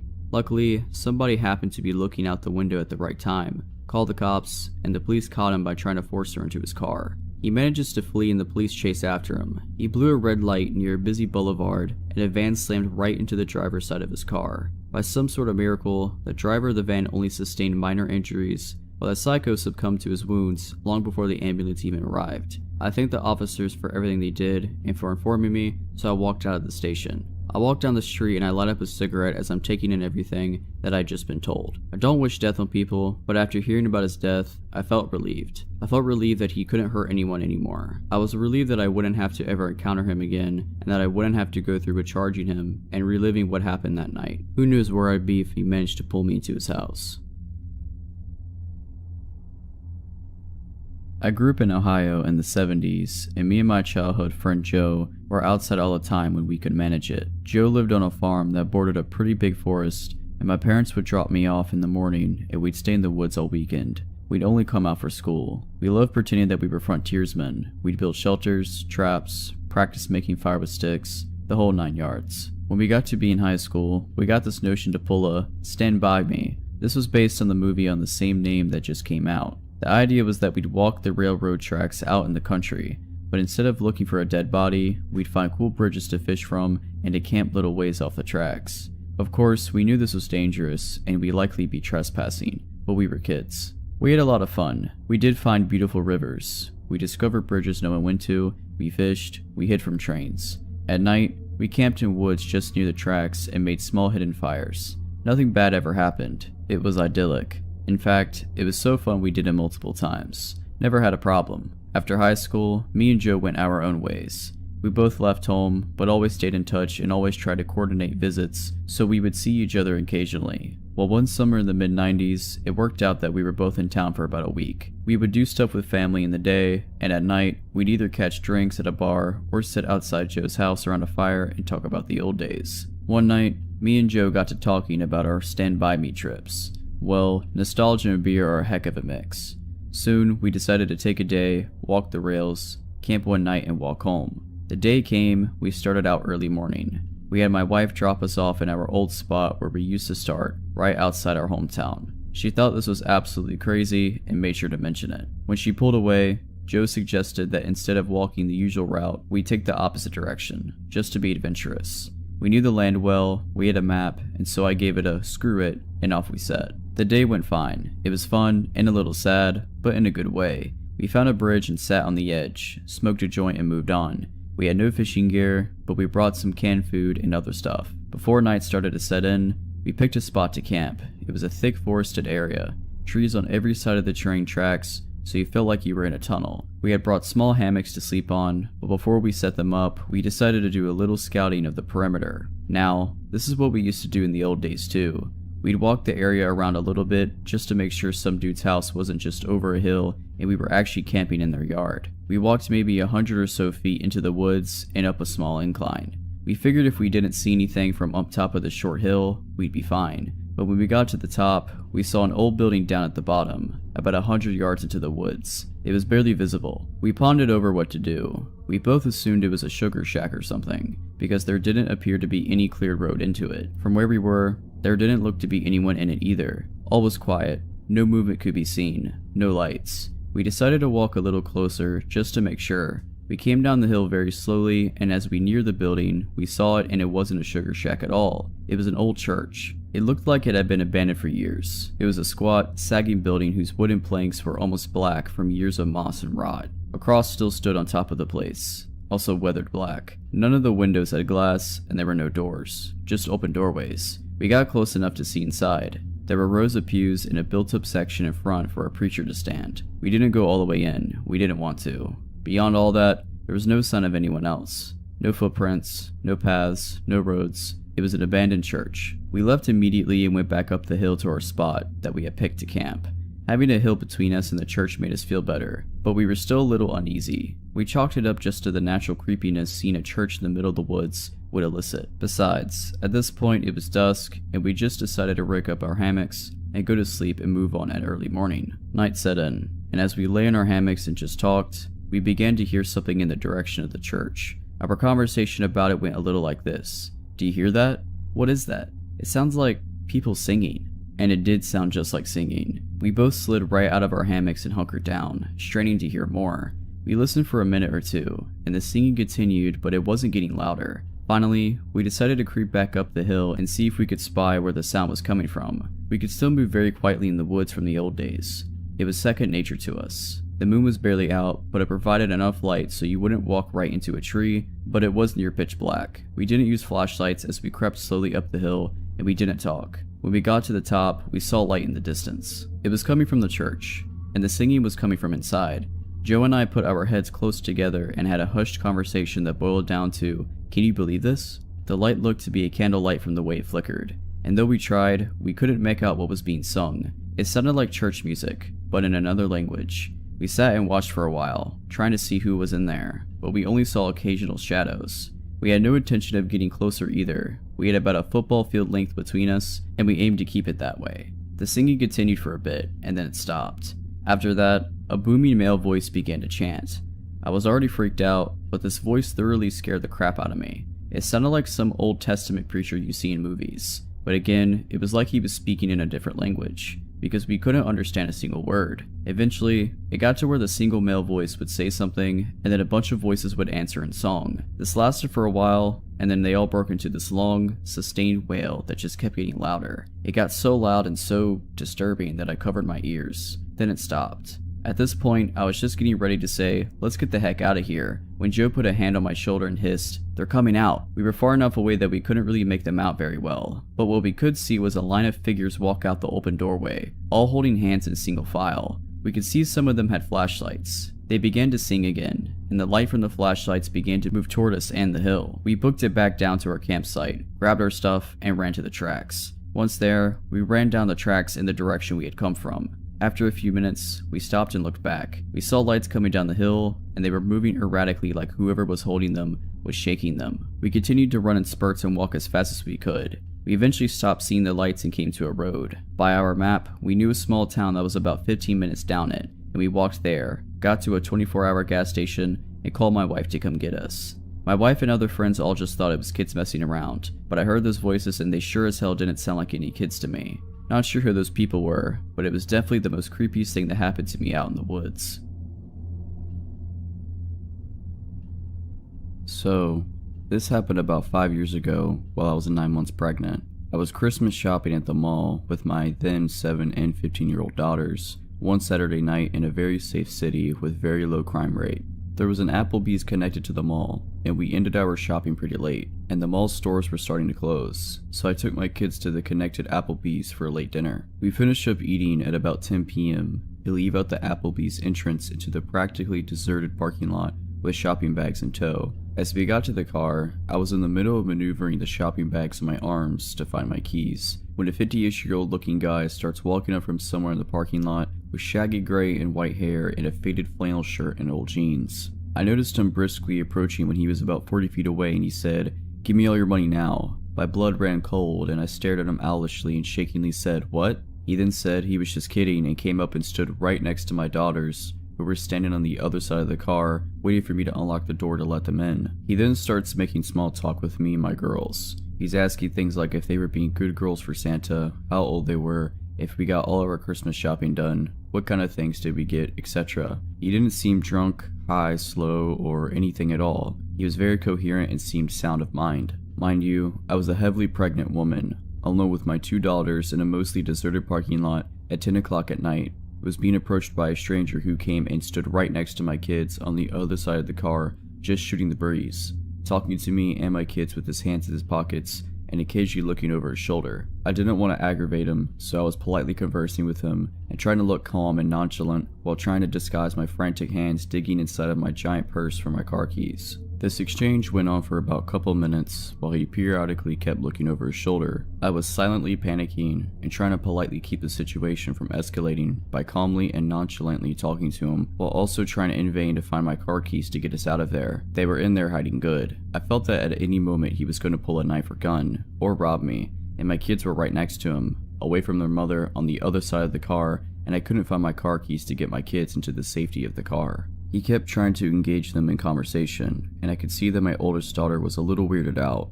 She kept glancing at me to gauge my assessment and reaction to the situation. Being that he was only talking and acting friendly, and I was doing my best to stay calm, they were oblivious to the alarming situation we were all in. And being 9 months pregnant, and that I was no match for this full-grown man, especially if he was hiding a weapon on him. While still desperately digging for my keys, I tried to politely give him hints that the conversation was over by saying things like, "It was nice chatting with you, but I gotta get these kids to bed," and "It was nice meeting you," and telling my girls to say that it was nice meeting him too. My polite attempts to get this guy to leave wasn't working because he kept sidestepping my attempts and asking them what their favorite school subjects are and how nice young ladies they were, etc., while I was struggling with the shopping bags and digging in my giant cluttered purse for my car keys. My outgoing 7-year-old was completely oblivious to how not okay the situation was, because he was being friendly and because of the whole "I'm with mommy, so I'm safe" child mentality. So she started to talk about what she picked out for dad for Christmas, and started enthusiastically talking about kid stuff and asking him if he knew what Minecraft was, etc., and keeping this creep from leaving us alone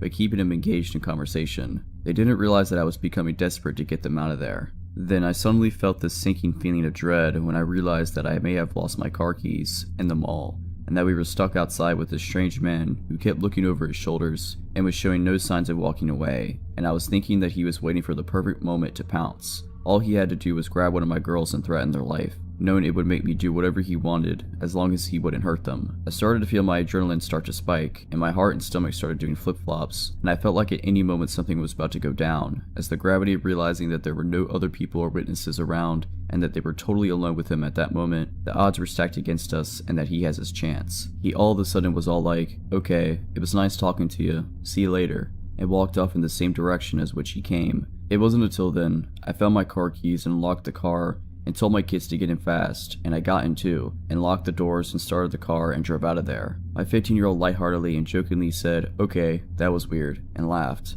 I was overwhelmed with relief, and then I was confused over what just happened. I thought to myself, why the heck would a guy of seemingly sound mind think it was totally acceptable to go out of his way just to approach a woman and her kids in a deserted parking lot late of night just to chit-chat? But being that nothing bad happened, I brushed it off and joked about it too. When we got home, my husband greeted us and asked us how shopping went, and I said it went well, and my 15-year-old told him what happened in the parking lot and how weird it was and was kinda joking about it. I started joking too, saying how I was mentally having a panic attack while trying to look calm, and I started making fun of myself by telling my husband how I was attempting to inconspicuously rummage through my purse to find my car keys. My husband went completely white, and I acknowledged his horrified look of alarm, and I assured him that, albeit creepy, the guy was talking and eventually left on his own. Now, my father-in-law is a retired sheriff deputy, and my husband went through police academy training after graduating high school. He decided to go to business school instead of becoming a cop, and being that the knowledge he gained from that, plus growing up with a cop from my dad, I found out why my husband looked absolutely horrified when I told him about the details. What my husband told me completely rattled me to the bone.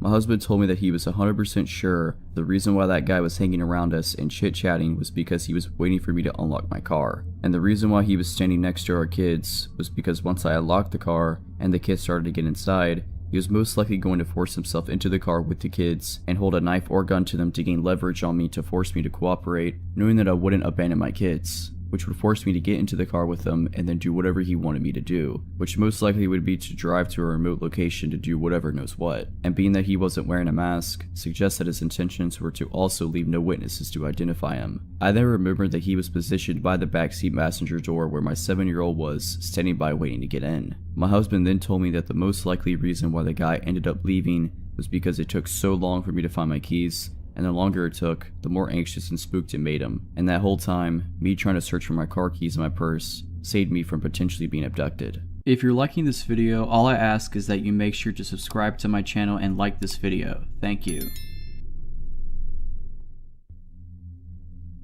I recently discovered this sub and immediately thought of this experience that happened to me 2 summers ago while I was cat sitting and house sitting for an older couple I met in a French class I was taking. This couple lived near a busy corner with a bookshop, coffee shop, a grocery store, and a movie theater in a nice neighborhood of a big city. For all these reasons and more, I was pretty excited to house sit there.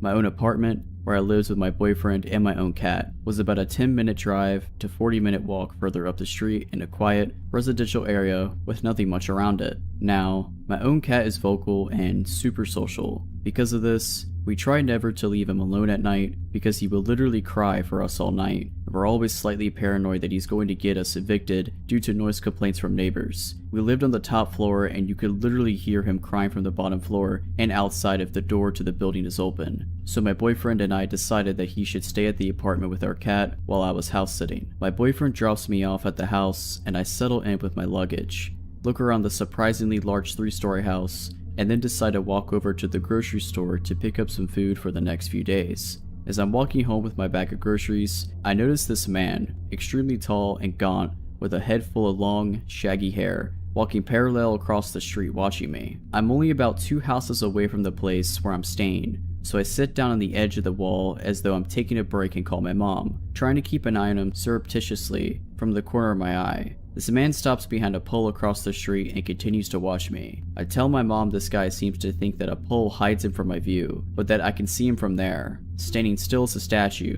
just watching me. I don't want him to know where I'm staying, so we continue chatting and eventually I turn my full gaze on the man to let him know that I see him watching me. For a moment he doesn't react at all, then he just sort of meanders on down the small street and I watch him turn the corner and disappear from my view. I tell my mom and gather my groceries and walk cautiously down the street, keeping an eye out for him as I near the place I'm house sitting and don't see him. I dart in through the back door next to the garage as quickly as I can and breathe a sigh of relief once I'm inside. I tell my mom everything's good, and I put away the groceries and forget about the entire incident. The couple has a beautiful library, so I continually spend the rest of the afternoon and well into the evening just perusing their walls of books and selecting a few to bring upstairs to the guest bedroom on the 3rd floor. I'm playing some music and just enjoying the quiet downtime all to myself. I finally get sleepy, text my boyfriend goodnight, and fall asleep. I wake up shortly thereafter after a terrifyingly realistic dream that this gaunt man has walked into the room,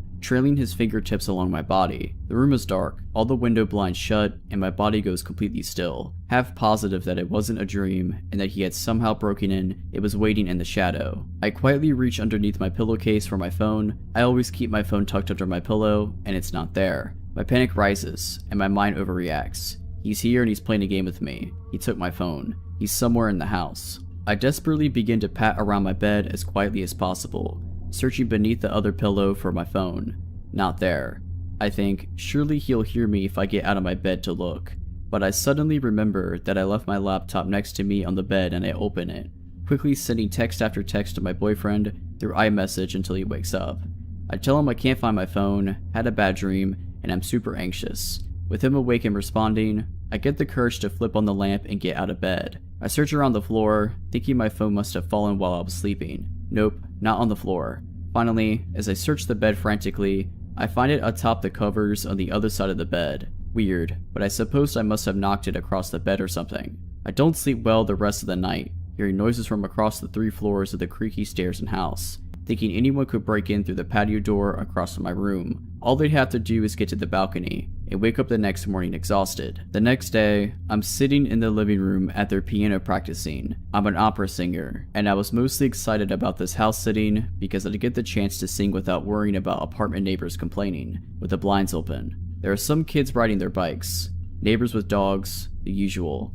I'm enjoying my afternoon when I notice there's an odd, run-down, dilapidated, dark house nearly diagonal to this one, which doesn't fit in at all with the otherwise nice neighborhood. Gaunt man walks out of it and sits on the porch. My stomach drops. I call my boyfriend and tell him that the creepy guy apparently lives across the street. I shut the blinds facing that way so that he can't see me and retreat to the other side of the house with the kitchen. I spend the rest of the day chilling, convincing myself that I'm overreacting, that everything is fine and I don't need to worry. Nonetheless, come nightfall, the house seems just way too large, with too many entrances, and the bottom floor is so far away that I worry the noise wouldn't carry up to the top floor if someone did break in. Naturally, I cannot sleep at all. I end up retrieving a knife from the kitchen and stashing it under my pillow. Noises keep me up. Creaks, odd sounds. Around 11 p.m., I call my boyfriend and beg him to come stay with me, assuring him that our cat could survive one night without us. He drives over and pulls into the garage. I come unlock the hall door from the garage to let him inside. I still don't sleep well, but at least I get some sleep with him here, feeling a little safer. He gets a little weirded out about the knife under the pillow and tells me to put it back where I got it. I stash it in the bedside drawer, just in case. The next day,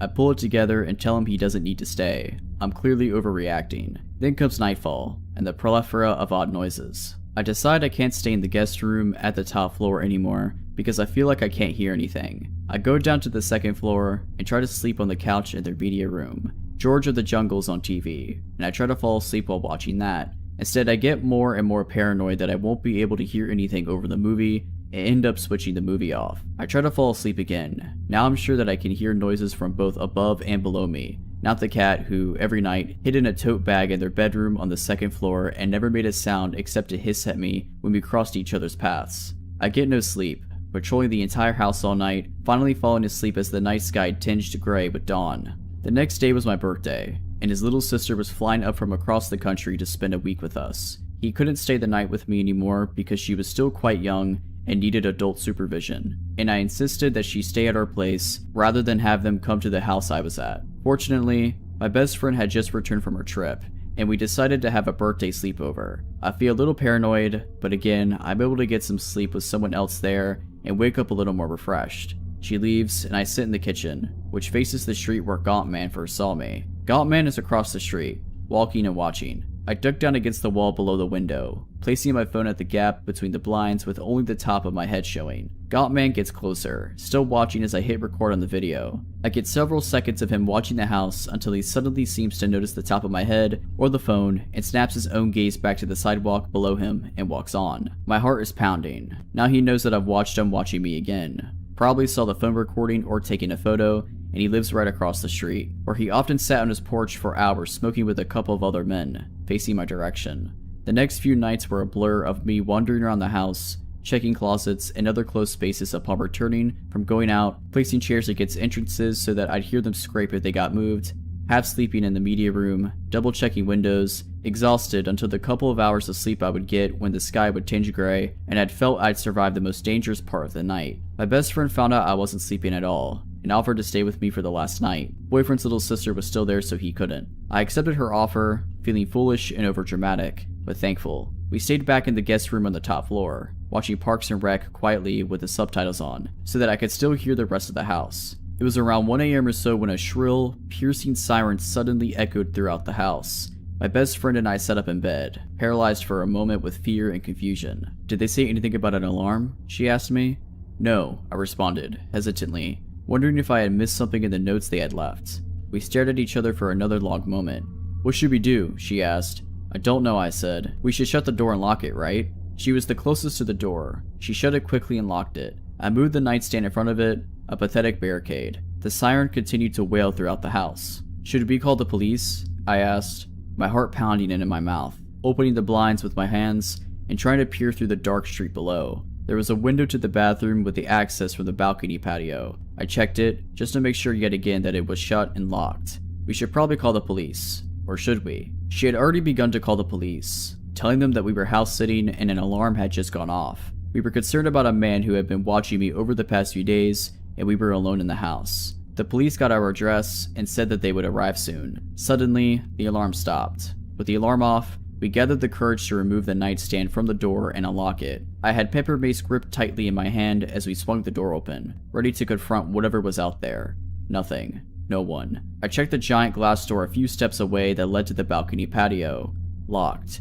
We made our way down the stairs, cautious, quiet. We finally made it down to the bottom floor when there was pounding at the front door. I hurriedly made it over to the door, removing the chair I had placed in front of it as quickly as I could, letting in 2 policemen. They identified themselves to the door. They came inside, asked me a few questions about this man, and then decided it was probably just a harmless homeless man. I didn't tell them that he lived across the street because I thought they'd accuse me of overreacting. "Quote unquote, he was just walking home, not following you or watching you." End quote. They couldn't find a security system, and told us that it was the fire alarm that had gone off. but they couldn't figure out why.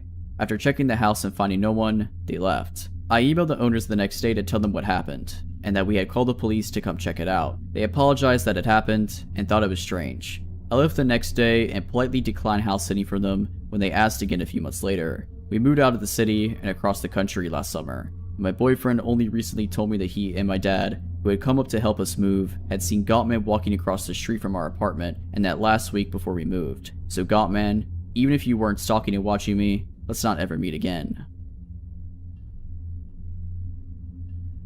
A couple years ago, one of my closest friends relocated cross-country with his long-term girlfriend to a work job he couldn't refuse. Only issue he had was that he did not want to fly his dogs out with them when they made the move, since they'd be staying in a hotel for the first month. He was also a bit reticent to fly them out due to health concerns for both pets. By the time he located a home to rent, he was missing his dogs and made the request of his sister, another close friend, and myself to drive them to him in LA. Now we're Chicago folks, so the trip would be a long one. However, with the three of us to foot the near 30-hour drive, it would be a piece of cake. We left early and drove long hours. Along the way, it was decided between my friend and I that we'd foot the majority of the drive ourselves, and if we needed to, we'd let our friend's sister do some driving. We were on a bit of a time crunch due to a snafu with the rental agreement, so we didn't have the luxury to stop very often past an 8-hour stay at a Denver LA Quinta Inn. As for the journey itself, it was relatively smooth, barring getting pulled over right before entering Utah for driving for 2 miles in the left lane of an empty highway. Whoops.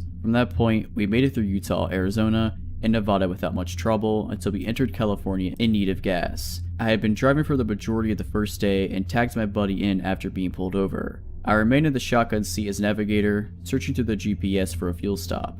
We kept our eyes peeled for road signs and discovered a sign pointing to Yermo Ghost Town or something along those lines, which had a mobile station. How wonderful. It was convenient too, as it was located almost directly off of the interstate. We rolled in on a little more than fumes when we approached the pumps. Normally we let the dogs out at every rest stop, but having stopped not long before then, and with both dogs sleeping snugly in the back, I decided to pump gas without anyone else leaving the vehicle. My buddy pulled us up on the opposite side of a beat-up green sedan with a short, plump gentleman who just turned in to approach the shop. I noticed a few other hoopties at the pumps, all unoccupied, and there were a couple of other cars parked up near the station, most likely belonging to the employees, so nothing seemed out of the ordinary until I swiped my credit card. The pump rejected my first swipe attempt, which I chalked up to a misread. I swiped again and the pump reads out, "Please see attendant." I was annoyed, but we needed gas. I tapped on the window and told my buddy what I was doing and asked if anyone needed anything. After taking their orders for Gatorade and Marlboro Reds, I walked up to the store and made a mental note of how strange this gas station was. Kinda quiet, especially for one right off the interstate, but that's no matter. As I walked in though, more weirdness. First thing I noticed is that there are some boxes of chips just left on the floor, like someone was stocking shelves and just quit. As I veered to my right, I noticed that immediately there is no one milling about in this place. With the 6 cars beside my own out there, I felt like I would see someone. Things got even weirder when I realized that there was no one behind the counter, no customers or workers, and then it dawned on me. What had happened to the gentleman who was at the pump adjacent to mine? Surely they can't all be in the bathroom. This is where I began to feel this gnawing sensation in my stomach. Something isn't right. I have always been a person who felt like I could trust my instincts, and those instincts were screaming at me just to get out of there. I want to run, but I hold back. I would look suspicious booking it out of a gas station that was empty and decide to just play it cool. Natural. Don't let your body language let on to how badly you're freaking out in your head. I was probably inside of this gas station for only a couple minutes when I left, but I stopped just before exiting to listen for something. Anything. A flushing toilet would have been a good sound, but nothing. As I exit the shop and see my car, I begin to feel dread. It's like that moment in a movie where the hero is about to make it to the end of their trial, but the celebratory fanfare disappears, and in that silence, something comes and strikes them down. I am about 25 yards from the car when I see this gentleman come out from around the side of the shop opposite of me. This is not the same man as I saw while pumping gas. He was larger and had a peculiar look on his face. The best way I could describe it, it was like Nick Cage's smile from Face Off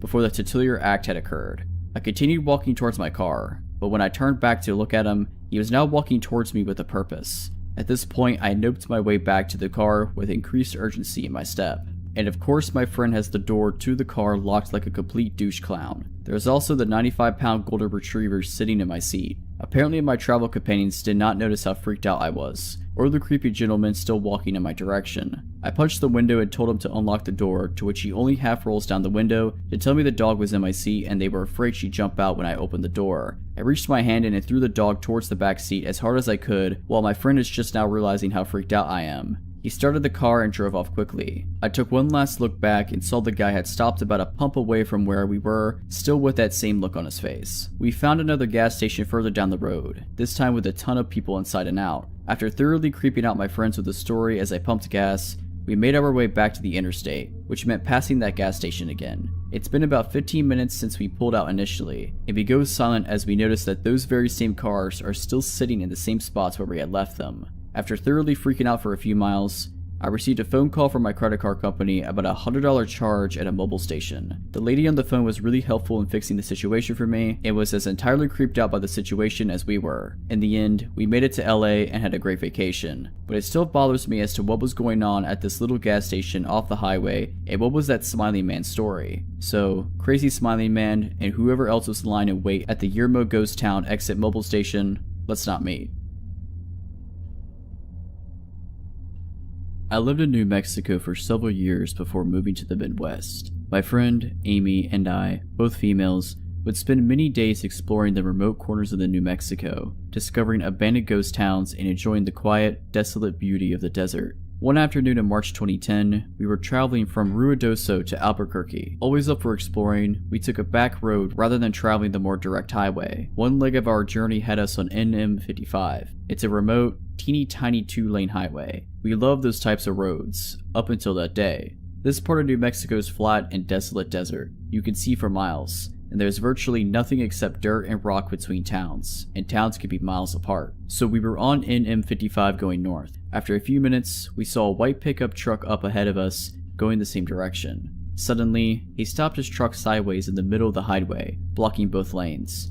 We were about a mile away from him, and as we got closer, we began to get uneasy. We could see no reason for him to do this. We were the only other vehicle out there, and we began wondering if we should turn around rather than come up to him and have to stop. We were about a half a mile away from him when he pulled over to the opposite side of the highway, but his truck was still pointed the direction we were going. We tried to relax a little. Surely, this guy was a rancher or something. Maybe he was checking something on his land. As we passed him, we noticed a few things. 1. There was only one person in the truck, a middle-aged guy who never took his eyes off us, and 2. He was talking into a walkie-talkie. A few seconds after we passed him, he pulled back onto the highway and started following us, but he never got too close. He would get to within a few car lengths and then drop back a little and then speed back up again to within a few car lengths. We were getting nervous. We realized how alone we really were. We had seen no other traffic on that road, and we hadn't told anyone about our great idea to take this detour. We checked our cell phones and neither one had signal. Typical for remote New Mexico, but scary given our present situation. Amy was driving and speeding up while I frantically checked the map, hoping to find a road that would have more traffic. There was no other road. We had to travel this one to get to the next town, Mountain Air. Turning around to go back the other way didn't seem like a good option. After a few minutes, we saw another pickup truck coming towards us. He was going very, very slowly, maybe 20 miles per hour, if that. This pickup was old and beat up, whereas the one that was behind us was newer. Amy had us up to 75 miles per hour, which wasn't typical for us on these 55-mile-per-hour highways, and we blew by the old pickup.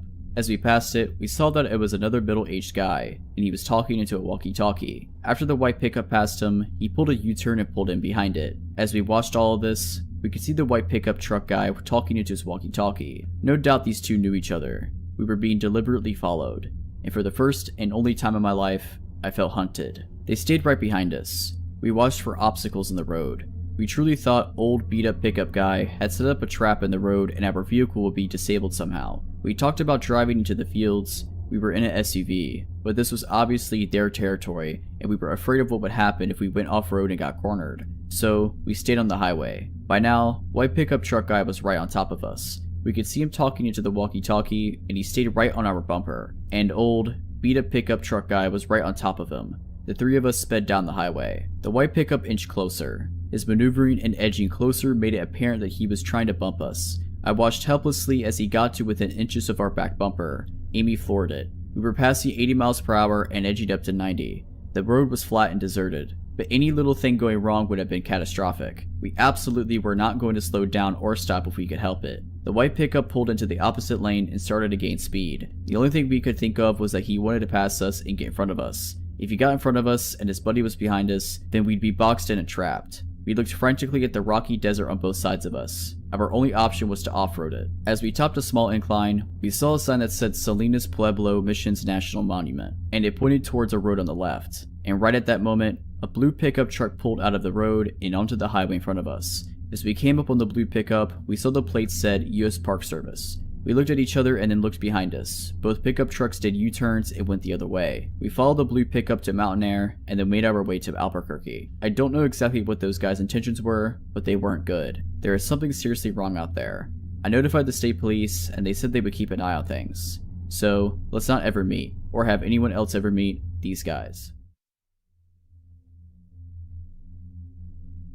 This story occurred roughly 14 years ago, when I was 12 years old and living in east side of an Australian rainforest. When I say rainforest, our house was on a 40-acre property surrounded by bush. The house itself was owned by a Swiss man named Hans. Occasionally, he would come down with his tractor and slash the long grass surrounding our house so we could access slightly more of the property in the summer.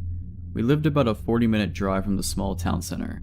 This meant that if we needed groceries, medical attention, or to contact our parents, say while we were at school, it would be a 40-minute drive before anything could be done. The house sat on a side of a large mountain, roughly 3/4 of the way up, so naturally, most of the land we called home was strewn with valleys, nooks, and hideaways. We had trails we could walk, and they led to a stream and a small waterfall. It was a truly beautiful place, but considerably scary to me and my small siblings, one brother and one sister slightly younger than me. We knew our neighbors on both sides of the property, but because of the location of our house was pretty remote, our nearest neighbors were roughly a 10-minute drive away. One was a lovely old lady who used to wave to us when we got off the school bus before we made the trek to our house every day. I think our parents asked for her to keep an eye on us. The other was a middle-aged man and his family. He was a real jerk who excavated around the bottom border where our properties met and continuously interrupted the stream and waterfall's clear flowing water supply. Lots of strange and creepy stuff happens when you're living in the middle of nowhere, but one in particular involved a guy I certainly don't want to meet again. Being pretty removed from people, it was extremely rare that we ever got visitors we didn't know were coming. When people we didn't recognize turned up, it was usually because they were lost and needed directions. One day though, a man in a car came roaring down our driveway. I remember running inside to tell my dad someone weird was here. He immediately walked outside to see who this unwanted guest was. My dad goes outside to see what all the commotion is about, while my mom keeps us inside, being protective. The man has a large red furred dog in the back of his car that looks like a German Shepherd cross. It snarled at my dad, but immediately cowered when this stranger told it to shut up. Our own dog named Millie was snarling and going ballistic, whilst being chained up to the house. "Hi, my name is John." The way the man spoke was like he was a salesman, a really slick and smooth guy who on the outside seemed friendly, but with the overtone of wanting something. My dad immediately responded with, "So what are you doing out here then, John?" The man was taken aback, obviously not used to dealing with someone as hostile as my dad. They then talked for a while and I could hear my dad talking with a sense of confusion about whatever this man had to say. I did however overhear my dad say, "What are you thinking? Just call the cops." I found out later that the lovely old lady next to us had died. Apparently John was on the other side of her property and went to visit and found her dead. He also asked my dad if they should move the body to make it easier for police to investigate. This is obviously why my dad was telling the man to call the police immediately. Anyway, later that night the police showed up to take a statement from my dad and John, who was hanging around our house until the police arrived. I remember my dad pulling an officer aside and explaining that John wanted to move the body when he first arrived. The police left without any more questions as it looked like she had died from natural causes. John was still at our house. I found him to be a very unsettling person. The way he smiled, the dark of his eyes. He was unfamiliar, but acting like he was one of us. I remember it was a school night and I was trying to watch TV and he was playing songs on his guitar with my mom and my dad at the table. I was angry because he was ruining my shows and I told my mom I wanted him to go and I thought he was weird. She smiled and told me she felt the same and told me I should go to bed. The next day things seemed normal. Went to school, came home. Not seeing the familiar friendly face of the old woman stung a bit on my way past her house. It felt strange and I hoped that she knew her family loved her before she passed. I was a bit sad on the walk home, until halfway down the driveway, I noticed John's car again and parked out the front of our house. I walked closer and was greeted by his dog, Rusty. He walked outside with my dad and I heard him call Rusty to his car as he was leaving. Apparently he was borrowing tools from my dad. He left and waved goodbye like he was someone that I was going to miss. Again, that sense of overfamiliarity made me feel uncomfortable. I didn't know this man. I didn't like this man and I was hoping he would never come down to our driveway again. My dad then pulled me aside and asked me what I thought of John. I labeled him a weirdo and told my dad I was hoping he wouldn't come back. For the second night in a row, when John returned Dad's tools, he was sitting in our house playing guitar and annoying everyone. My mom and my dad were visibly unimpressed by the situation. I heard my mom and dad argue about him hanging around until eventually my dad told him he needed to leave, as it was time for us to go to bed. He insisted it was early and tried to make an excuse to stay. I found that very odd. I was polite enough to know when someone didn't want me around, so why didn't this man? Or if he did know, why wouldn't he leave? After ushering him out, my mom and my dad had a big talk in the room and my dad told us all that he didn't like John and that he was going to ask him not to come over anymore, and if we saw John again, immediately to tell him. The next day was a Saturday, so we were going to blow up our cheap inflatable pool and go for a swim as it was getting pretty warm. Around 11 a.m., the sound of a car thundering down the driveway alerts me and I go outside. I run back inside to tell my dad that John is back. Just like the first time I ever laid eyes on John, my dad goes outside and we stay inside with my mom, watching and listening through a screen door. John, again with his weird, overfamiliar smile and dark eyes, greets my dad and is met with, "Look, I don't know who you are, but I don't want you coming around here anymore. You scare my kids and my wife and I don't want you to come back. You understand?" I didn't hear John's reply from his tone, but it sounded like he was confused and tried to reason with my dad. My dad wasn't having it and told him to go or he would call the cops. As he was leaving, my dad said, "Don't come back or you'll be sorry." This is where things truly get weird. As my dad lays this subtle threat on the man, his face completely changes one of rage. He glares at us in the house, sticks up his finger and speeds out of the driveway shouting profanities and churning up gravel, spraying it towards our house. My dad came back and told us we wouldn't be seeing John anymore, and if we did, we were going to call the police. I was relieved. This odd man made me feel uncomfortable in my own home, and the way he reacted when he left confirmed the feeling I got from him when I first saw him. I can't remember if it was the Sunday or the Monday after that day, but John did come back. He tried to reason with my dad and say sorry for whatever caused us to not like him. Before he even got out of his car, my dad said, "If you don't turn around and leave, I'm gonna smash your face in." He did just that. My dad then called the police to inform them of what happened. Apparently they were going to go and talk to John. I didn't hear any more of what happened to that conversation. A few weeks went by with no sightings or happening with John, and we all felt like things were back to normal. This was until our mailbox had been tipped out of the ground and smashed, or possibly run over. I remember asking my dad what happened, but he wasn't about to give me any ideas.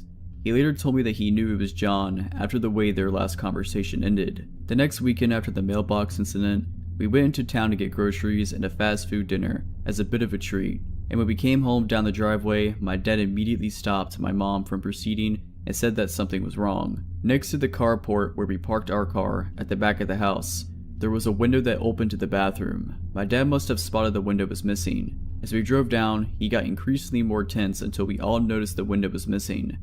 I remember being confused in the back seat and not really knowing what was going on, until I saw it.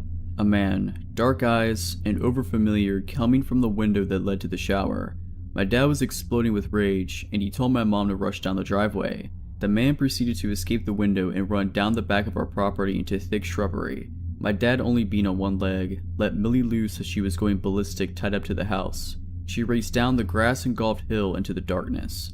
She came back with nothing. My dad went out with his flashlight and couldn't find anything either. I'm not sure if anyone slept that night. None of our possessions had been stolen or even moved. We must have caught this man just as he was entering our house. The police came the next day and searched for fingerprints with no avail. My father was furious and again alerted them to John and his strange behavior. They told us they would look into it once again. That was the last time we heard from John that year. I had almost completely forgotten about him and had the summer off to enjoy myself and get ready for high school. The school I went to was pretty large considering where we were, but everyone seemed to know each other pretty well, including the teaching staff. Within my first week at the school, we were introduced to all the teachers and teacher aides. I was caught completely unaware when that overfamiliar, dark-eyed man from the previous year was introduced as a teacher aide. except instead of John, he was introduced as Gregory something. I went into a little bit of a spin as I was trying to make sense of all of it. I was 100% sure that this man named Greg something was the same man who had introduced himself to my family as John. At that moment, so many things rushed into my head. What if he killed the old lady? What if he didn't live close by? What if he wanted to move the bodies so he could frame my dad? If he lied about something as critical as his name, what else was he lying about? What if police never even made contact with him? I was sitting there for a good 10 minutes trying to piece it together until the teacher called my name to bring me back to reality. That is when he noticed me. The look on his face when he saw mine was one I'll never forget. He immediately recognized me. He looked shocked. His eyes were wide and he said nothing, just staring at me. I could sense that he was now the one feeling uncomfortable and on edge. Later that day, I rushed home to tell my dad who I had found. He was shocked and repeatedly asked if I was sure. He went to the school the next day and discovered the man had put in for indefinite leave yesterday and may not return. When we learned of the news, my dad told me to watch out and let him know should John or Greg ever return. So John, Greg, whoever you are, let's not ever meet again. When I was 14, I was asked to babysit my 3 younger cousins, aged 8, 4, and 1, in an extremely rural, mountainous part of Pennsylvania. My aunt and uncle had a wedding to go over to about an hour away and wouldn't be back until very late. Their house was situated on a steep mountainside. Their back deck had a 15-foot drop onto a rocky hill below leading down to a river. Their closest neighbors were about a half a mile away. The closest main road was a mile away, and at night, there were no lights to be seen anywhere around them. Basically, it was in the middle of nowhere and you would have to know where you're going to get there. You don't just accidentally end up there. My aunt and uncle left us with some pizza and their cell phone number next to their landline. This was the early 2000s and I didn't have a cell phone, but even if I did, I wouldn't get reception there anyway, and headed out. The baby was already asleep. The 4-year-old wasn't feeling well and was quietly watching TV in the living room as he dozed off, and the 8-year-old was playing Guitar Hero with me up on the loft. The loft overlooked the living room to the left, where I could keep an eye on the 4-year-old, and there was a huge window that overlooked the driveway to the right. The description of the driveway is an important detail to the story. The road that led to their house ran straight into their forked driveway. It was a dead-end road. The house was as far as you could go. Go to the left driveway, there is a large open carport, and that's where my aunt and uncle, and anyone who ever visited, parked. The right driveway led down a very short but very steep hill to a large leveled out area and ended against the garage door that opened to the basement of the house. It was never used as a garage, but served as my uncle's man cave, and where he spent most of his time. Right beside the garage door, a normal door with a window so you could see right in, but this driveway was exclusively used by the kids as a play area because it was the only flat, yard-like area on the property, and being on a mountainside, there isn't much room to safely play otherwise. No cars ever drove down there, ever. There are too many toys and bikes in the way, and friends and family knew this. It was about 10 p.m, pitch black outside, no moon to illuminate the area either. My cousin and I were still playing Guitar Hero when headlights caught the corner of my eye, and not my aunt's minivan headlights. Huge truck headlights with those roof lights you often see on Jeeps or other off-road trucks.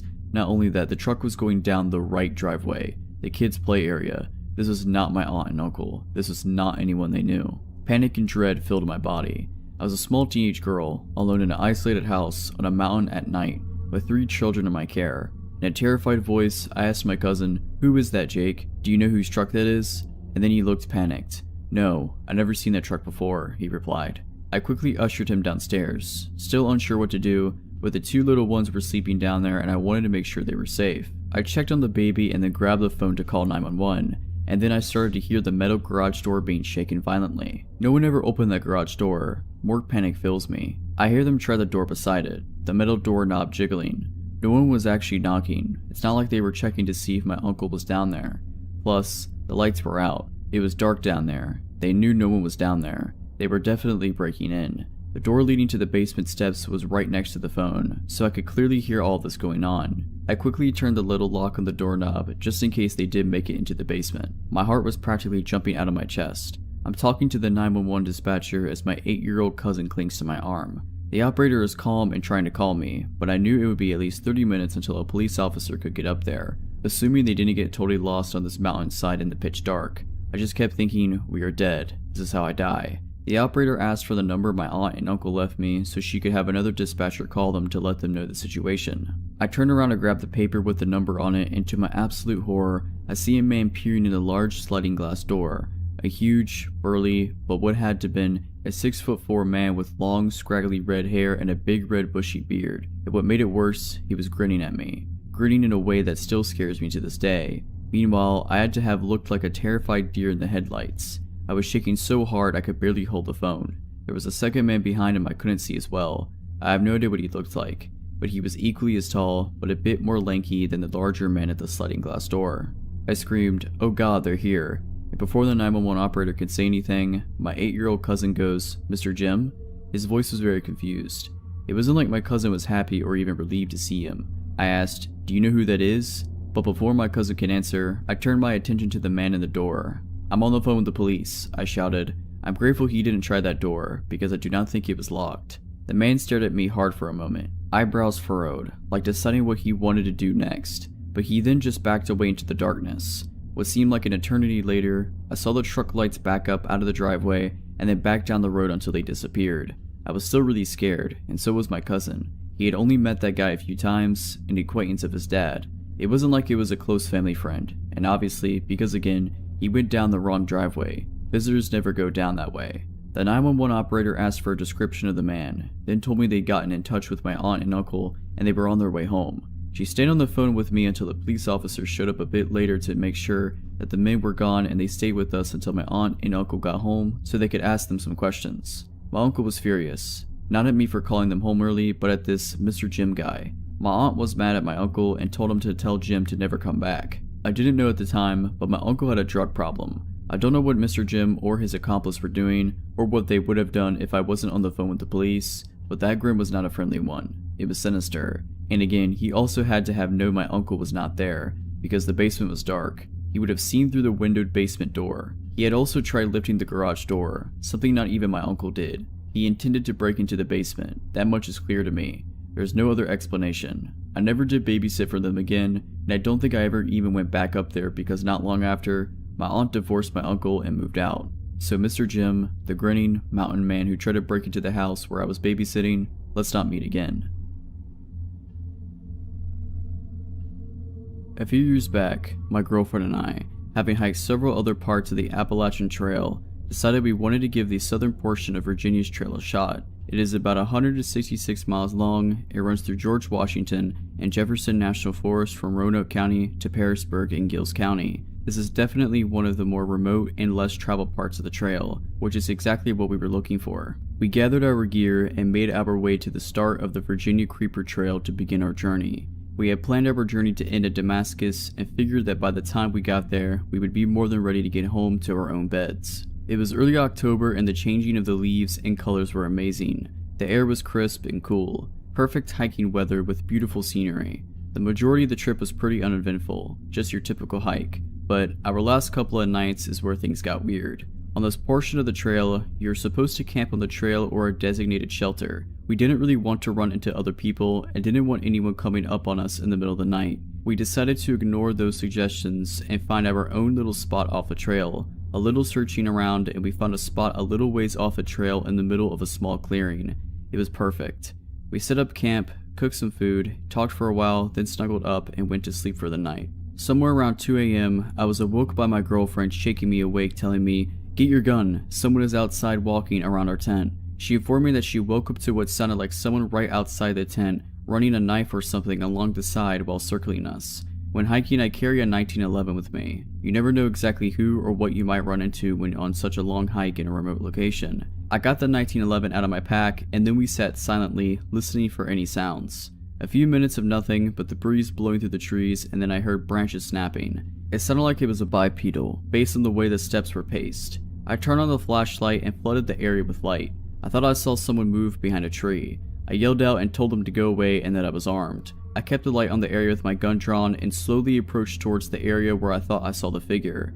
Then, from my right, I hear what sounds like someone running away through the woods. I spin and face my light that way, and then from the original spot, hear who or whatever was there take off into the woods. There's no way I'm giving chase, so I return to the campsite. I tell my girlfriend about what happened, and I end up sitting guard outside the tent, in the darkness until daybreak. In the morning, I looked around a bit for signs of who or whatever it was, and I discovered a boot print in some soft, moist dirt not far from our tent. It wasn't mine and it wasn't my girl's. This freaked me out as it confirmed that someone, perhaps more than one, was skulking around our tent in the dark. I kept it to myself because I didn't want to freak my girl out any more than she already was. At this point, we were pretty deep in and still had 2 days left. That day we walked a little faster than normal and covered as much ground as possible. When it came time to set up camp, I found a spot near a cliff where we could place the tent in a small overhang and prevent anyone from coming up behind us. The whole day up to this point I had a feeling we were being followed. I had no confirmation of this as I hadn't seen or heard anyone else, but it was just a gut feeling. We set up camp and made some food, then retreated to the tent. I assured my girl that if I slept at all, it would be with one eye open. After a while, she drifted off to sleep and I stayed awake listening to the sounds of the woods at night. I was awake for a few hours, just waiting to see if anything was going to happen. At some point, I guess my exhaustion caught up with me and I drifted off. I woke sometime later to what sounded like someone going through our stuff outside the tent. I grabbed my gun and woke my girlfriend, shushing her to be quiet. From that faint glow of the fire, I could see someone's silhouette against the tent. There was really someone out there. I yelled out to them something along the lines of, "We are armed, get out of here." They dropped what they were doing and bolted. I came out of the tent, gun drawn and ready to shoot someone. Our stuff was strewn all about. They had rummaged through quite a bit of our stuff. I walked to the edge of the woods in the direction of whoever was out there had fled. There was a creek nearby and I walked to the edge, where there was a small trail running alongside it. Down the creek I could see a light. It looked like a lantern the way it flickered. Then I saw 3 more emerge from the other side of the woods. I told my girlfriend to start packing up whatever she could and that we are leaving now. We packed up everything of value, left the tent and a few other items and headed back onto the trail, in the middle of the night. I kept hearing people talking off in the woods and hearing branches snap from quite some ways. I kept looking behind us every few seconds to make sure nobody was coming up behind us. It was completely nerve-wracking. If something happened, we were still a long ways from anywhere and quite literally on our own, since we hadn't seen another hiker the entire time we had been out there. I really felt we were in serious danger. We had been walking for quite some time when I heard something in the woods behind us. As we rounded a corner, I turned around and saw someone step out onto the trail and just stand there watching us. It was just as the sun was coming up and barely any light. I couldn't make out any features, just the silhouette. I stopped and looked at them for a second and asked them who they were and what they wanted. They just stood there silently, watching us, and then turned and walked back into the woods. We picked up the pace and kept going, looking back every so often. We didn't see them again, but my gut told me they were still there for quite a ways. We eventually reached the end of the trail and got to where we had parked my girlfriend's car, extremely exhausted. We made it out of the Virginia woods without becoming a meal for some group of people of whatever knows what. I have no idea who they were or what they wanted. Maybe it was just someone messing with us, I don't know. But I'll never know because I will never be returning to find out.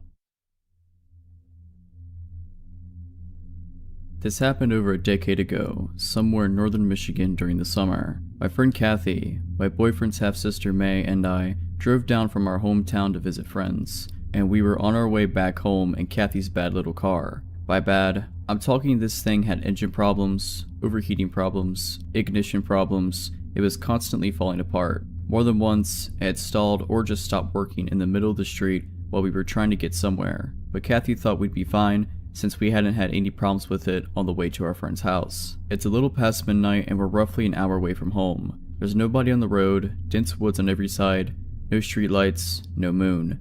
I can barely see past the windshield because I have a form of albinism, which leaves me legally blind in my left eye and with really awful vision in my right eye. My depth perception is terrible, and I can't see more than a few feet ahead of me at most, but usually I can make out lights and other cars when they pass, and sometimes street signs and people when they are close enough. We drove down this narrow, hilly road, and on the descent down a hill, the car makes a strange sound.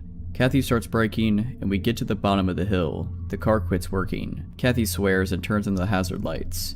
She and I get out of the vehicle and help pop the hood, which causes a bunch of smoke to fly out. After the smoke mostly clears, Kathy tries to figure out what went wrong this time. We stand in the dark for at least 45 minutes, maybe longer, before we realized she couldn't fix the car and needed a tow truck. These were the days of the MapQuest printouts and brick phones, so we couldn't whip out our smartphone and look up the closest tow truck. I decided to call my boyfriend Caleb to come pick us up and suggest we come with a tow truck to pick up the car when it was daylight. May and Kathy agree, so I take out my cruddy Nokia and called my boyfriend. It's then I realize, no service. I ask May and Kathy if either of them have service. They both check and shake their heads. May gets a bit panicky, and we all hold our phones up, trying to get a signal to no avail. It's really hot, and after failing to get any kind of service, we are all feeling a bit spooked and uncomfortable. May begs us to do something because she is more afraid than Kathy and I. Kathy attempts to calm May down, and I wonder if the thick woods and hills are blocking out our perception. I tell May and Kathy to wait by the car, and walk away from them up the hill we had just come down,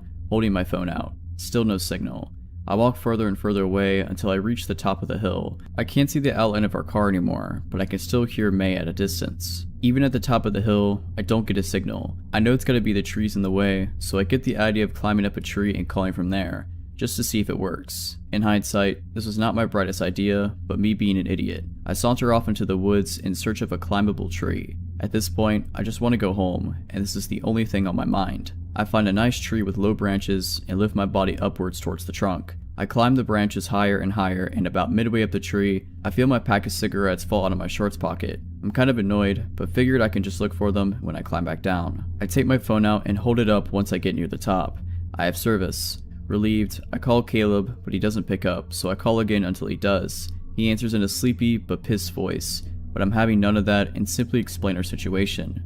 He asks where we are, and I give him the name of the road and my best guess as to how far along we are on it. He says he will be on his way and tells me to go back and wait with May and Kathy, then yells at me for being stupid and climbing a tree in the dark with my bad depth perception. I assure him that I'm fine. He's skeptical but says okay, and we hang up. I start climbing down the tree, but my hand touches a big glob of sap, so I stop and try to wipe the sticky goop off of my shirt. I'm already sweaty and gross, so I'm not too happy about the sap. While I'm failing at getting rid of this crud off my hands, I hear the strangest sound from somewhere below me. Swish, swish, swish. I completely freeze, not being able to place what the sound is, but it's moving pretty fast. I stare down into the darkness below me, but can't see anything. Just hear this noise continuing. It comes closer and closer, and then I hear it right below my tree. Swish. And then it stops, right under my tree. I hold onto the branches as tight as I can and wait.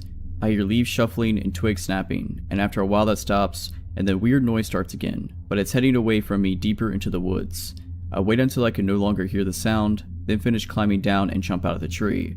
It's completely silent now, besides the sounds of the woods, so I grope around on the ground for my cigarettes. I don't find them, so I make my way out of the woods and back towards the road. I jog down the hill, and when I reach the bottom, I notice May and Kathy are not standing outside the car anymore, and the hazard lights are off. I walk over to the car and May rolls down the window a little bit and whispers in a panicked voice, "Elizabeth, where were you?" I point back over my shoulder towards the hill and started to explain that I called her brother, but Kathy yelled, "What are you doing? Get back in the car." I give them a weird look, but Maya unlocks and opens the door and I crawl into the back seat with her, slamming it behind me. Kathy slams the locks and double checks them while May rolls up the window and makes sure the rest are rolled up. One of the windows is never closed all the way, but there's less than a finger space, so it's not too big of a deal, but May's freaking out about it and Kathy has lost her cool as well. I am still confused and ask what the heck is going on. Maya tells me that a bit after I went up the hill, some weird person came out of the woods and ran really funny up the hill in the direction I went. They got freaked out and turned the lights off and got in the car. They thought he had got me. I am honestly scared at this point because if I hadn't stopped to wipe sap off my hands, I most likely would have got out of the tree at the time I heard the weird noise. I just knew it was that person. I tell them my story and everybody in the car is super scared, but are relieved that Caleb is on his way. We only have to play the waiting game now. We sit on the road for what seems like forever. The dread we were feeling made time seem like it was going slower than normal. Kathy and May are looking out the windows, surveying the area, and I'm just sitting there hoping Caleb will hurry up and come rescue us. Suddenly, I hear May whine, "What is that?" and she starts crying. Kathy snaps her head to where May is looking and stifles a gasp. I look where they are facing, I see nothing but the dark, but then I hear it through the small opening in the window. Swish, swish, swish. May ducks down, as though doing that will make her invisible, and Kathy hides her head behind the steering wheel. I follow their lead and sort of hunch down at my seat, but the noise comes straight up to the window. I can almost make out the silhouette of a tall, skinny man, and then he presses his face against May's window, and I finally see him. Nobody screams. You'd think we would, but it didn't happen. We all just stared at each other. He looks in at us for a while until Kathy switches her brights on hoping it would scare him off, but it did nothing. The dude just walked to the front of the car and stood in front of the headlights. Maybe he thought he could block us from leaving? I don't know. I couldn't make out his features very well, but the guy had to be somewhere a bit over 6 feet and no older than 30 years old. He had the face of your average Joe, nothing special. Nothing really sinister or particularly creepy that you notice about him if you run into this dude in broad daylight. Dark shaved hair, pale skin, long face. May said he had light-colored eyes and stubble with eyebrows that made him look like he was always concerned, but there was no way I could make that out, so I had to take her word for it. What was really weird was it was like 80 degrees, and this dude was wearing corduroys, which is what the sound was. Corduroys making that swishy sound when you walk, and an oversized sweater with abnormally long sleeves. The sleeves went over his hands and flopped back and forth as he paced around in front of the car. I'm not sure how long he was in front of the car, but it was a while. Then good old Corduroy starts doing something really bizarre. He bends his arms up towards his face, which I can only describe as looking like a praying mantis because of the way his sleeves were hanging, and then he begins walking circles around the car, rhythmically taking 2 steps forward, 1 step back like Willy Wonka but on speed or something. This is where I noticed the swish sound matched up exactly to the same sound I heard when I was back in the tree. He was doing the 2 steps forward, 1 step back in the woods when he was going after me, as though this wasn't weird enough. By now May was sobbing and Kathy seemed like she had to vomit, so I felt like I had to be the brave one. I looked at the slight space in the open window, and when he orbited his way over there, I said, "Hey man, can you just stop? You're really freaking us out." Corduroy definitely had heard me, so he switched to a halt and looked back into the car through the windshield, straight at me. I asked him very firmly to leave, and he took an extended pause, smiled, then Willy Wonka'd his way out of my line of vision into the darkness. After a while, Kathy said he disappeared into the woods, and May was like, "I can't believe that worked." We awkwardly laughed about what a weirdo he was and glad he left and whatever, and we went back to waiting for Caleb, somewhat reassured but still paranoid. But after some time, Kathy said, "Oh no, he's back." I couldn't see, but apparently he was doing this 2 steps forward, 1 step back parallel to us on the side of the road, and this time he had a big tree branch he was holding with his sweater-covered hands. May got scared again, and I held her hand so she'd feel better about it, even though I was ready to piss myself. It was awful, because I didn't know if he was coming towards us, or if he was moving away, or whatever he was up to. It was kinda like when you knew there was going to be a jump scare in a horror movie. Then I hear Corduroy switch back towards the Geo and out my window. He smacks it with the tree branch. May and I panic, and I scoot as close to her as possible. They see the dude back up into the woods, then come running back and slamming the branch back into my window, like he's jousting with no horse.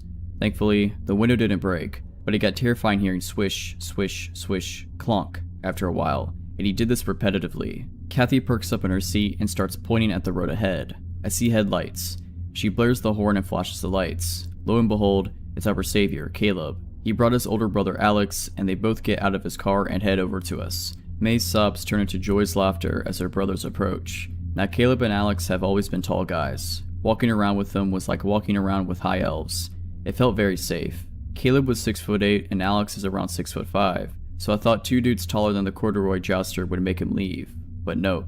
Caleb walks towards Corduroy, trying to assess the situation, and Alex comes over to the car and taps on the window, tells Kathy to get out. She does, and he walks over to his car. Then he comes back and puts the car in neutral so he can push it off to the side of the road. May and I slowly get out, and May makes a bolt for her brother's car. I help Alex push the car to the side, while Caleb distracts the Corduroy jouster by holding the end of his stick and telling him to go away. Corduroy yanks the branch away from Caleb and starts backing up by going 2 steps backward, 1 step forward, and disappears into the darkness down the street. I can't see him, but Caleb can. The dude backs up pretty far and then comes launching at Caleb, who sprints the other way down the road, cause that stick could have really hurt him. He bumps past Alex, who had already got out of the car and was opening his car door, leaving me behind the car alone. Corduroy apparently changed directions and aimed the stick at me, but I couldn't really tell. I just hear everybody shout, "Elizabeth." This startles me, and I jump to the side of the car, hearing Corduroy smash the stick into the back window with a loud thud and a swish. I take the long way around the car and sprint off into the road and feel Caleb grab my arm and tug me over Alex's car. I feel the wind has been knocked out of me and my legs don't seem to work, but Caleb manages to shove me in the back seat and scrambles into the passenger side. By now we are all safely in the car and Corduroy is standing like a mantis in front of the headlights again.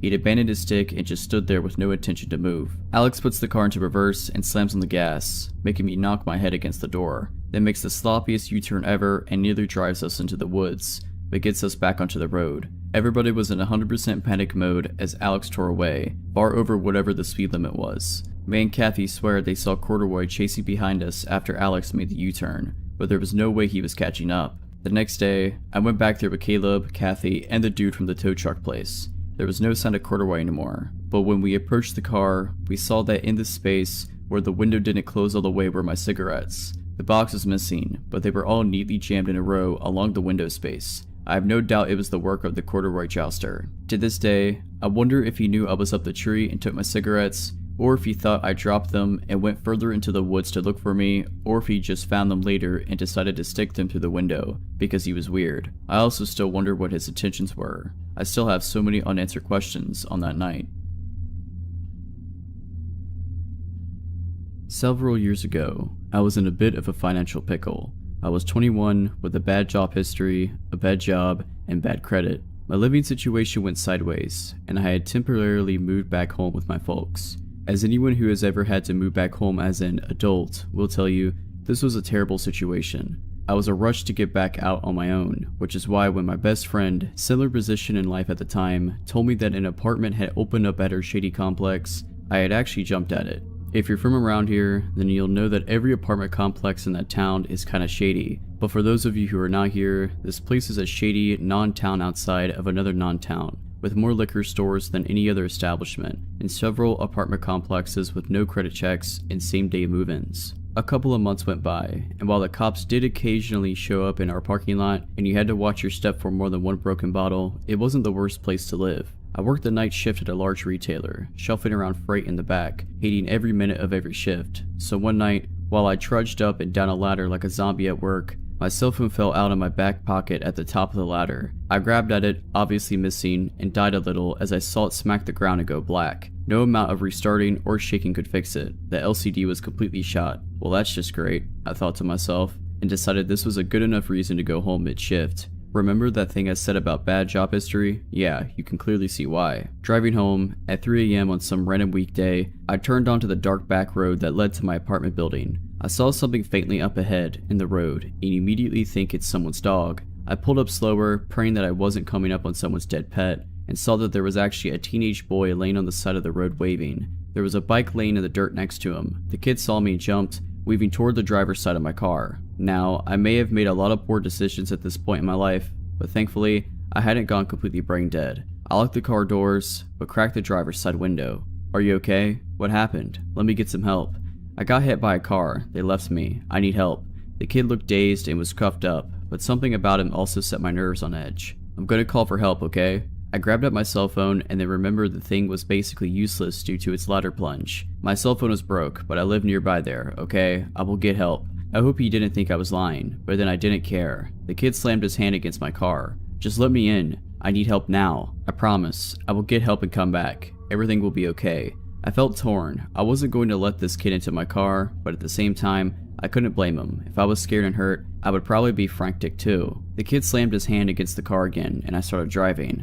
I hadn't been exaggerating. It was a 30-second drive to my apartment. I didn't have a landline, and I didn't want to somehow lead this kid to my empty apartment with no way of calling for help. I saw my best friend's boyfriend's car parked in her spot, and immediately was thankful for the stroke of luck. I ran up the steps to her apartment and began banging on the door. Roy answered the door, probably expecting a crazy person. It was immediately even more alarmed to see me. "What is going on? Why aren't you at work?" I breathlessly explained that some kid had been hit by a car off the back road, but my cell isn't working, and that I needed him to come back with me. Melanie, my best friend, emerged from her room, sleepy and equally confused. Roy immediately took charge, told us both to get into the car, and drove us back to the boy.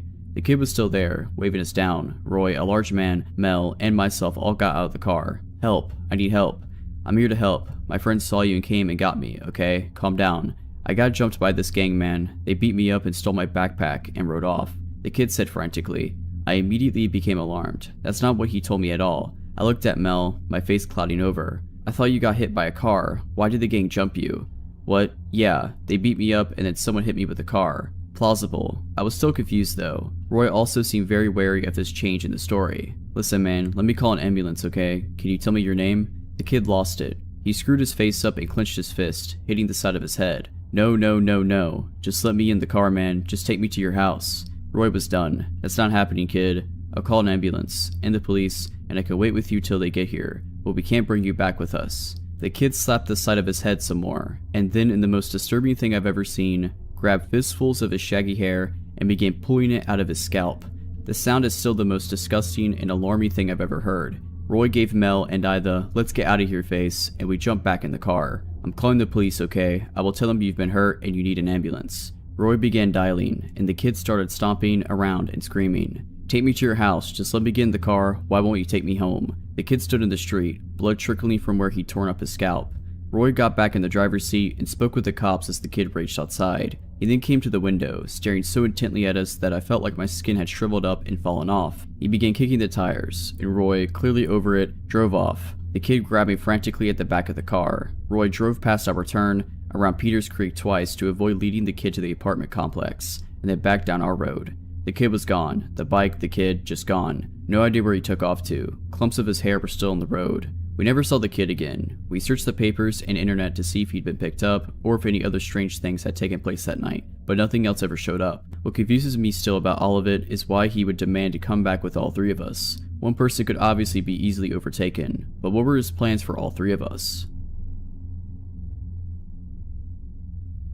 In the early 80s, when I was 8, my family was visiting my uncle who lived in backwoods Missouri. He lived on a lot of land, and the only other people who really even lived on the street were relatives, so no one else ever just happened to be there. This meant no one ever really locked their doors, because random family members were always coming by for this or that. One night, while we were all there, my parents and aunt and uncle decided to go to a nearby town to go bowling, because bowling. My brothers, who were 11 and 12, my female cousins, 6 and 14, and I'm female, stayed home. It was still daylight when the adults left, but it started raining pretty hard and got dark quickly. We used to play this game that was essentially hide and seek in the dark house, but we called it Vampire. There was a thin little mattress on the living room floor that some of the kids would sleep on at night, so the person who was it would lie on the mattress and fold it over themselves like a coffin and count down to midnight. When they got to midnight, they were looking for you. Again, all the lights are off, and you try to make it back to the coffin before you got caught. Because the house was in the country, it was pitch black at night. You couldn't see your hand in front of your face. What this meant for the game was that 1, you couldn't tell where the vampire was looking,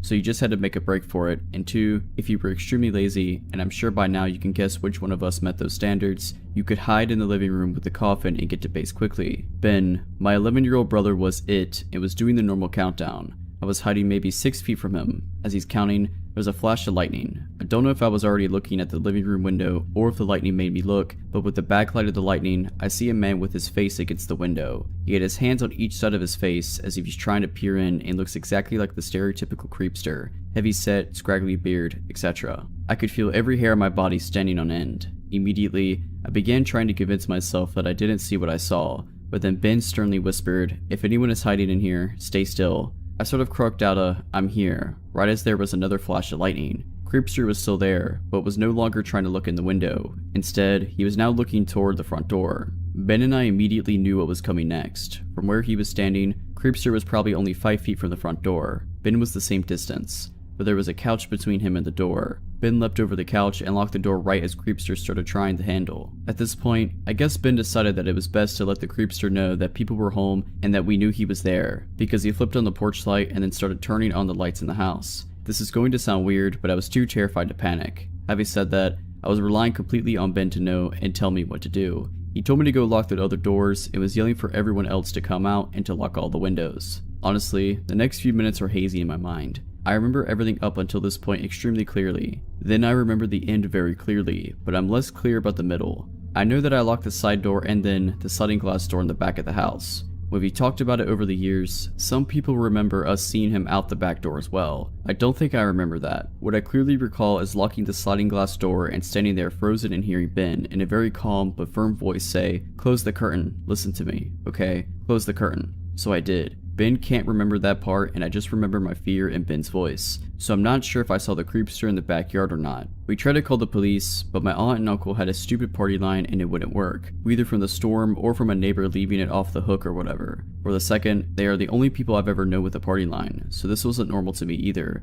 But for those of you who don't know what that is, in really rural areas, multiple people on the street would actually share a phone line. Would have different rings for different households, but you could pick up on the phone and listen to your neighbor's conversation. We also tried to summon help on my uncle's CB radio, but couldn't reach anyone. My uncle was a hunter, so he had a gun rack full of rifles in his room, but my older cousin was on an out-of-town hunting trip and took them with him. All we could find was a BB gun that looked like a real rifle. I vividly remember Ben putting me on phone duty and Scott, my older brother, on CB duty, while he stood watch at the little square window on the front door with a BB gun. Maybe 30 minutes later, Ben said, "He's back. He's coming up the driveway." The rest of us froze in fear, but Ben opened the front door and stepped out on the porch, pointed the gun and said, "Get out of here right now." Then we hear our cousin Kyle, who lived on the road a bit, say, "You know that's a BB gun, right?" Even though Kyle was only 15, I remember that we felt like we had been saved when he showed up. Kyle seemed really skeptical of our story, like we were playing a trick on him, even though we had no idea that he was coming, but he stayed with us until our parents came home. Honestly, I don't remember if we even told our parents what happened when they got home. There was definitely no police involvement though. We just went on with our trip, but we never played vampire again without some mention of that night. Alright, but that's it. I hope you enjoyed this video. If you did, make sure to subscribe to my channel, like this video, and comment something down below. But as always, Have a nice day.